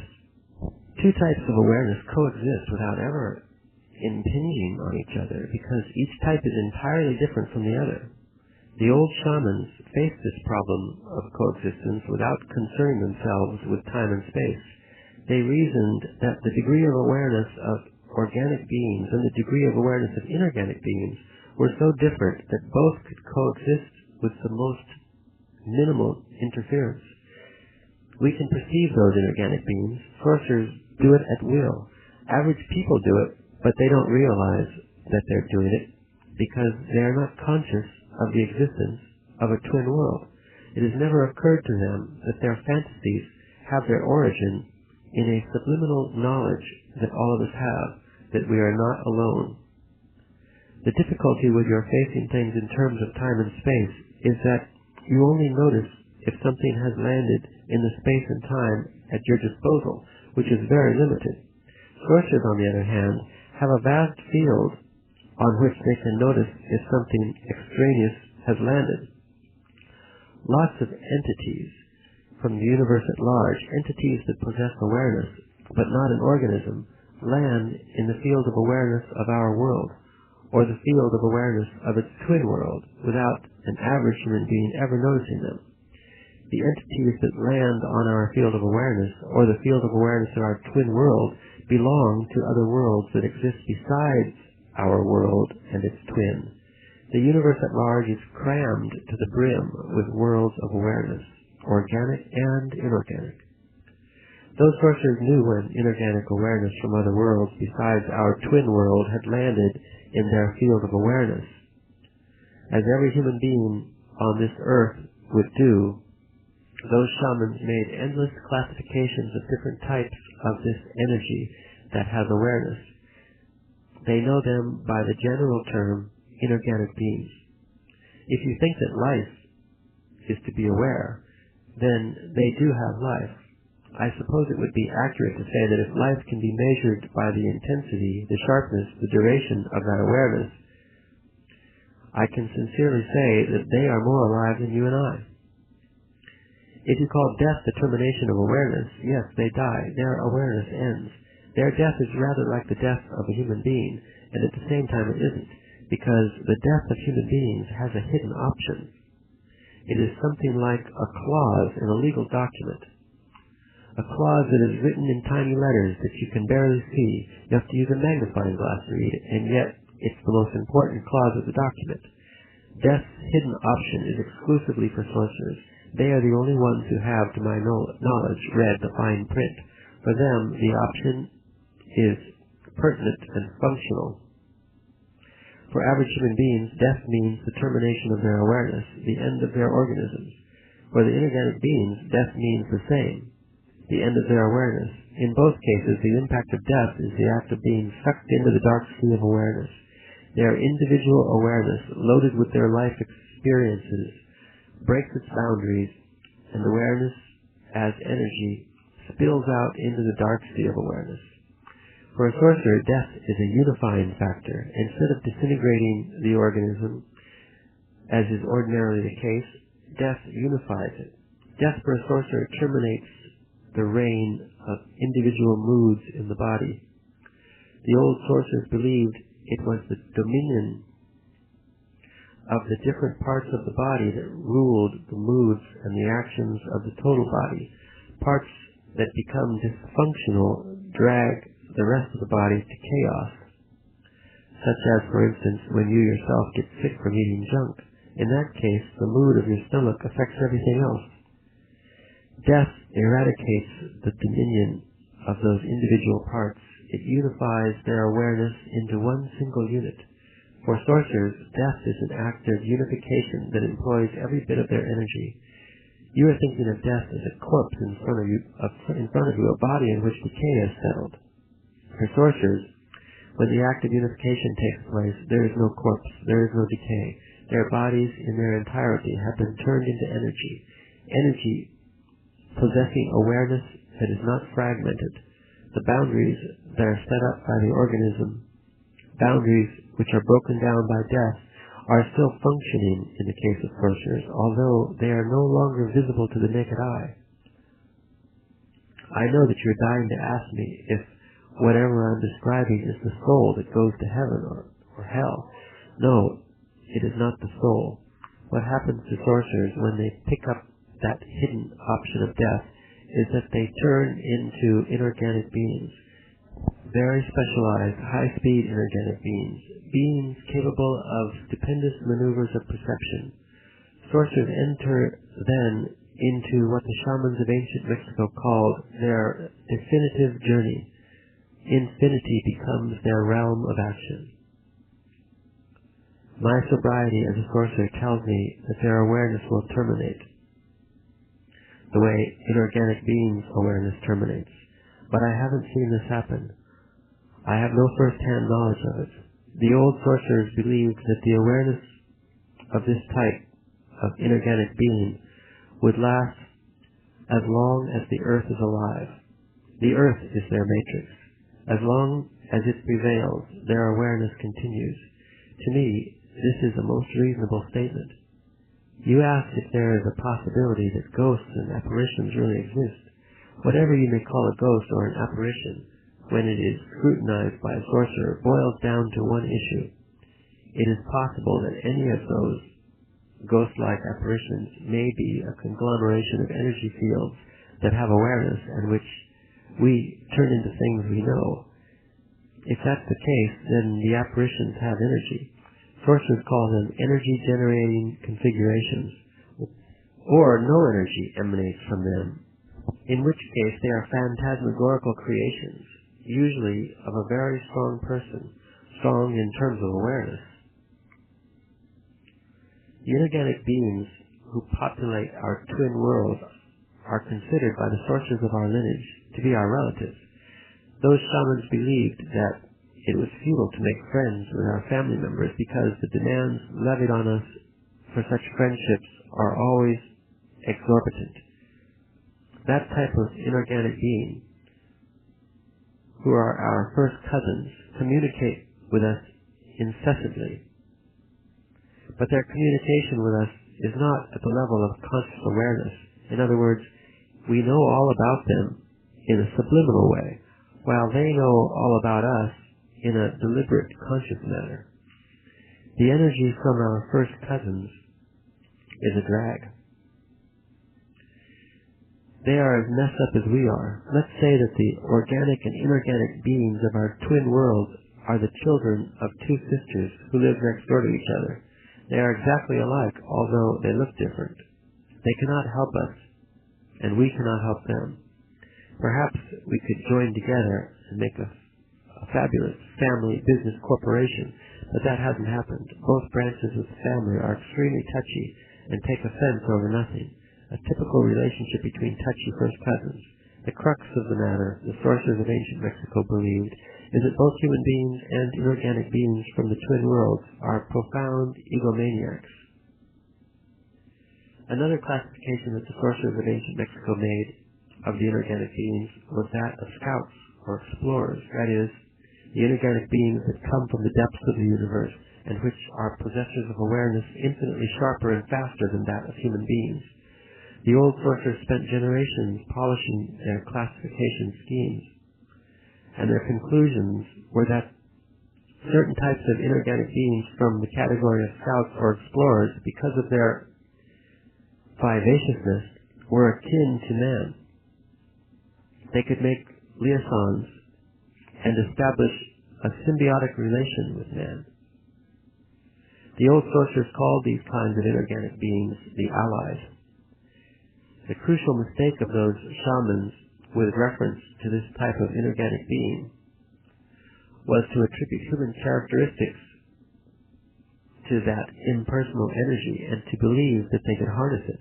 They thought of those blocks of energy as their helpers, and they relied on them without comprehending that, being pure energy, they didn't have the power to sustain any effort. I've told you all there is to know about inorganic beings. The only way you can put this to the test is by means of direct experience. Energy is the irreducible residue of everything. As far as we are concerned, to see energy directly is the bottom line for a human being. Perhaps there are other things beyond that, but they are not available to us. You must realize that it is our cognition, which is, in essence, an interpretation system that curtails our resources. Our interpretation system is what tells us what the parameters of our possibilities are, and since we have been using that system of interpretation all our lives, we cannot possibly dare to go against its dictums. The energy of those inorganic beings pushes us, and we interpret that push as we may, depending on our mood. The most sober thing to do for a sorcerer is to relegate those entities to an abstract level. The fewer interpretations sorcerers make, the better off they are. From now on, whenever you are confronted with the strange sight of an apparition, hold your ground and gaze at it with an inflexible attitude. If it is an inorganic being, your interpretation of it will fall off like dead leaves. If nothing happens, it is a worthless aberration of your mind, which is not your mind anyway.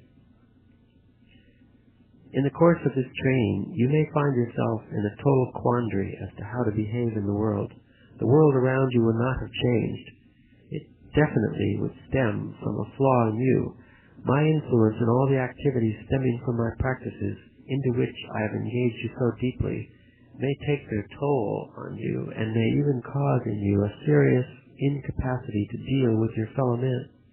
The flaw would be your compulsion to measure everyone using me as a yardstick. I am a being who lives my life professionally in every aspect of the term, meaning that every one of my acts, no matter how insignificant, counts. You are surrounded by people who believe that they are immortal beings. who contradict themselves every step of the way. They are beings whose acts could never be accounted for. You are accustomed to the novel's unalterable behavior, to his total lack of self-importance, and to the unfathomable scope of his intellect. Very few of the people you know are even aware that there exists another pattern of behavior that fosters those qualities. Most of them know only the behavioral pattern of self-reflection, which renders men weak and contorted. Consequently, you may find yourself having a very difficult time. I've recommended to you that warrior travelers should have a romance with knowledge, in whatever form knowledge is presented. Warrior travelers are sorcerers who, by being warriors, travel in the dark sea of awareness. Human beings are travelers of the dark sea of awareness, and this earth is but a station on their journey. For extraneous reasons, the travelers have interrupted their voyage. Human beings are caught in a sort of eddy, a current that goes in circles, giving them the impression of moving while they are in essence stationary. Sorcerers are the only opponents of whatever force keeps human beings prisoners, and by means of their discipline, sorcerers break loose from its grip and continue their journey of awareness. What is important is the exercise of discipline. It doesn't make any difference, for example, how good a reader a student is, and how many wonderful books he can read. What's important is that he has the discipline to read what he doesn't want to read. The crux of the sorcerer's exercise of going to school is in what you refuse, not in what you accept. Warrior travelers don't complain. They take everything that infinity hands them as a challenge. A challenge is a challenge. It isn't personal. It cannot be taken as a curse or a blessing. A warrior traveler either wins the challenge or the challenge demolishes him. It's more exciting to win, so win. You say that it's easy for me to say, but that to carry it out is another matter, and that your tribulations are insoluble because they originate in the incapacity of your fellow men to be consistent. It's not the people around you who are at fault. They cannot help themselves. The fault is with you, because you can help yourself, but you are bent on judging them at a deep level of silence. Any idiot can judge. If you judge them, you will only get the worst out of them. All of us human beings are prisoners, and it is that prison that makes us act in such a miserable way. Your challenge is to take people as they are. Leave people alone. You may not understand what I'm talking about. If you're not conscious of your desire to judge them, you are in even a worse shape. This is the flaw of warrior travelers. When they begin to resume their journeys, they get cocky, out of hand. You admit to me that your complaints are petty in the extreme. You say that you are confronted with daily events that have the nefarious quality of wearing down all your resolve, and that you are embarrassed to relate to me the incidents that weigh heavily on your mind. Come on, out with it. Don't have any secrets from me. I'm an empty tube. Whatever you say to me will be projected out into infinity. You say that you have only complaints, and that you are exactly like all the people you know, that there's no way to talk to a single one of them without hearing an overt or a covert complaint. In the ups and downs of daily living, you win and you lose, and you don't know when you win or when you lose. This is the price one pays for living under the rule of self-reflection. There is nothing that I can say to you, and there's nothing that you can say to yourself. I could only recommend that you not feel guilty because you fail, but that you strive to end the dominion of self-reflection. Every human being has the potential to see energy directly. Every human being already sees energy directly, but doesn't know it. Anything is possible if one departs from inner silence. The clear view, or losing the human form, is the time when human pettiness vanishes, as if it had been a patch of fog looming over us, a fog that slowly clears up and dissipates. The sorcerer's world is not an immutable world like the world of everyday life, where they tell you that once you reach a goal, you remain a winner forever. In the Sorcerer's world, to arrive at a certain goal means that you have simply acquired the most efficient tools to continue your fight, which, by the way, will never end. The energy body is a conglomerate of energy fields, the mirror image of the conglomerate of energy fields that makes up the physical body when it is seen as energy that flows in the universe. It is smaller, more compact, and of heavier appearance than the luminous sphere of the physical body. The body and the energy body are two conglomerates of energy fields compressed together by some strange agglutinizing force. The force that binds the group of energy fields together is, according to the sources of ancient Mexico, the most mysterious force in the universe. My personal estimation is that it is the pure essence of the entire cosmos, the sum total of everything there is. The physical body and the energy body are the only counterbalanced energy configurations in our realm as human beings. By means of discipline, it is possible for anyone to bring the energy body closer to the physical body. Normally, the distance between the two is enormous. Once the energy body is within a certain range, which varies for each of us individually, anyone through discipline can force it into the exact replica of their physical body, that is to say, a three-dimensional solid being, hence the sorcerer's idea of the other, or the double.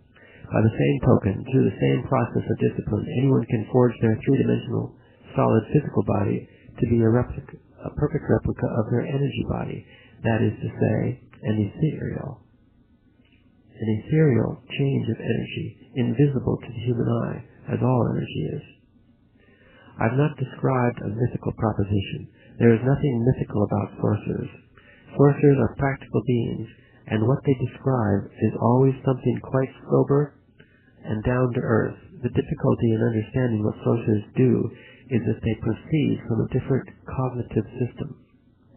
The energy body is of key importance in whatever has been taking place in your life. It is an energetic fact that your energy body, instead of moving away from you, as it normally happens, is approaching you with great speed. It means that something is going to knock the daylights out of you. A tremendous degree of control is going to come into your life, but not your control, the energy body's control. There are scores of outside forces controlling you at this moment. The control that I am referring to is something outside the domain of language.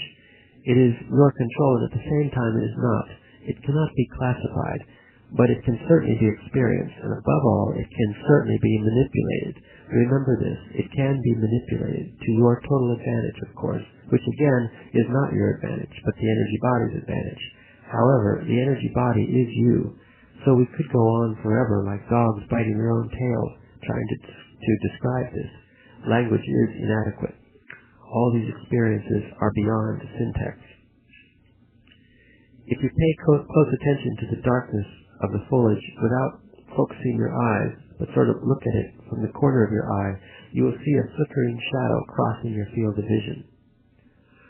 Early night is the appropriate time of day for doing what I'm asking you to do. It takes a moment to engage the necessary attention in you to do it. Don't stop until you catch that fleeting black shadow. Fleeting black shadows are shadows all over the place. That's the universe at large. Incommensurable. Non-linear. Outside the realm of syntax. The sorcerers of ancient Mexico were the first ones to see those flickering shadows, so they followed them around. They saw them as you will see them, and they saw them as energy that flows in the universe. And they did discover something transcendental. They discovered that we have a companion for life. We have a predator that came from the depths of the cosmos and took over the rule of our lives. Human beings are its prisoners. The predator is our Lord and Master. It has rendered us docile, helpless. If we want to protest, it suppresses our protest. If we want to act independently, it demands that we don't do so. It's pitch black around us, but if you look out of the corner of your eye, you will still see fleeting shadows jumping all around you. You have arrived, by your effort alone, to what the shamans of ancient Mexico called the topic of topics. I have been beating around the bush all this time, insinuating to you that something is holding us prisoner. Indeed, we are held prisoner. This was an energetic fact for the sorcerers of ancient Mexico. There is an explanation which is the simplest explanation in the world. They took over because we are food for them, and they squeeze us mercilessly because we are their sustenance. Just as we rear chickens in chicken coops, the predators rear us in human coops. Therefore, their food is always available to them. Well, you haven't heard it all yet. Wait a bit longer and see how you feel. I'm going to subject you to a blitz. That is, I'm going to subject your mind to tremendous onslaughts, and you cannot get up and leave because you're caught. Not because I'm holding you prisoner, but because something in you will prevent you from leaving, while another part of you is going to go truthfully berserk. So brace yourself. I want to appeal to your analytical mind. Think for a moment and tell me how you would explain the contradiction between the intelligence of man, the engineer, and the stupidity of his systems of beliefs, or the stupidity of his contradictory behavior. Sorcerers believe that the predators have given us our systems of beliefs, our ideas of good and evil, our social mores. They are the ones who set up our hopes and expectations and dreams of success or failure. They have given us covetousness, greed, and cowardice. It is the predators who make us complacent, routinary, and egomaniacal.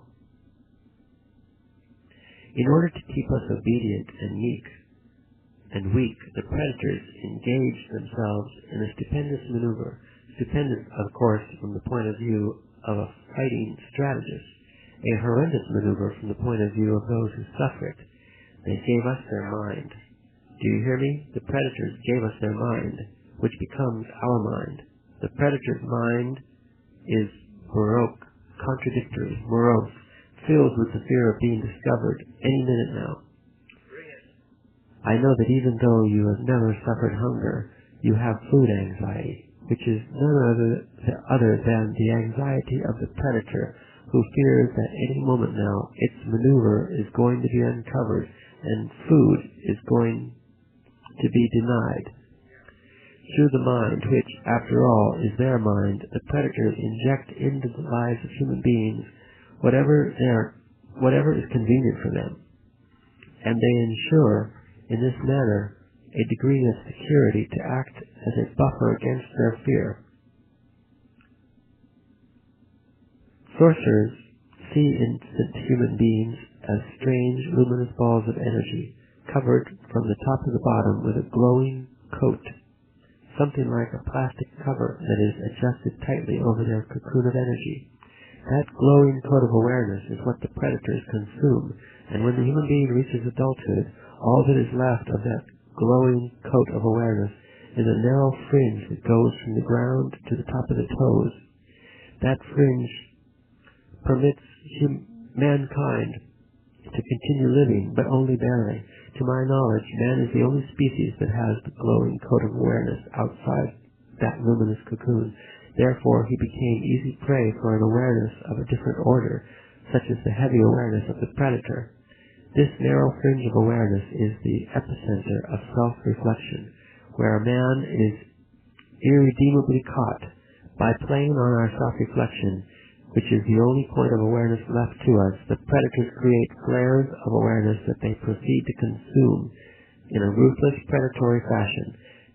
They give us inane problems that force those flares of awareness to rise, and in this manner they keep us alive in order for them to feed with the energetic flare of our pseudo-concerns. There's nothing that you and I can do about it. All we can do is discipline ourselves to the point where they do not touch us. How can you ask your fellow men to go through those rigors of discipline? They'll laugh and make fun of you, and the more aggressive ones will beat the crap out of you. And not so much because they don't believe it. Down in the depths of every human being, there's an ancestral, visceral knowledge about the predator's existence.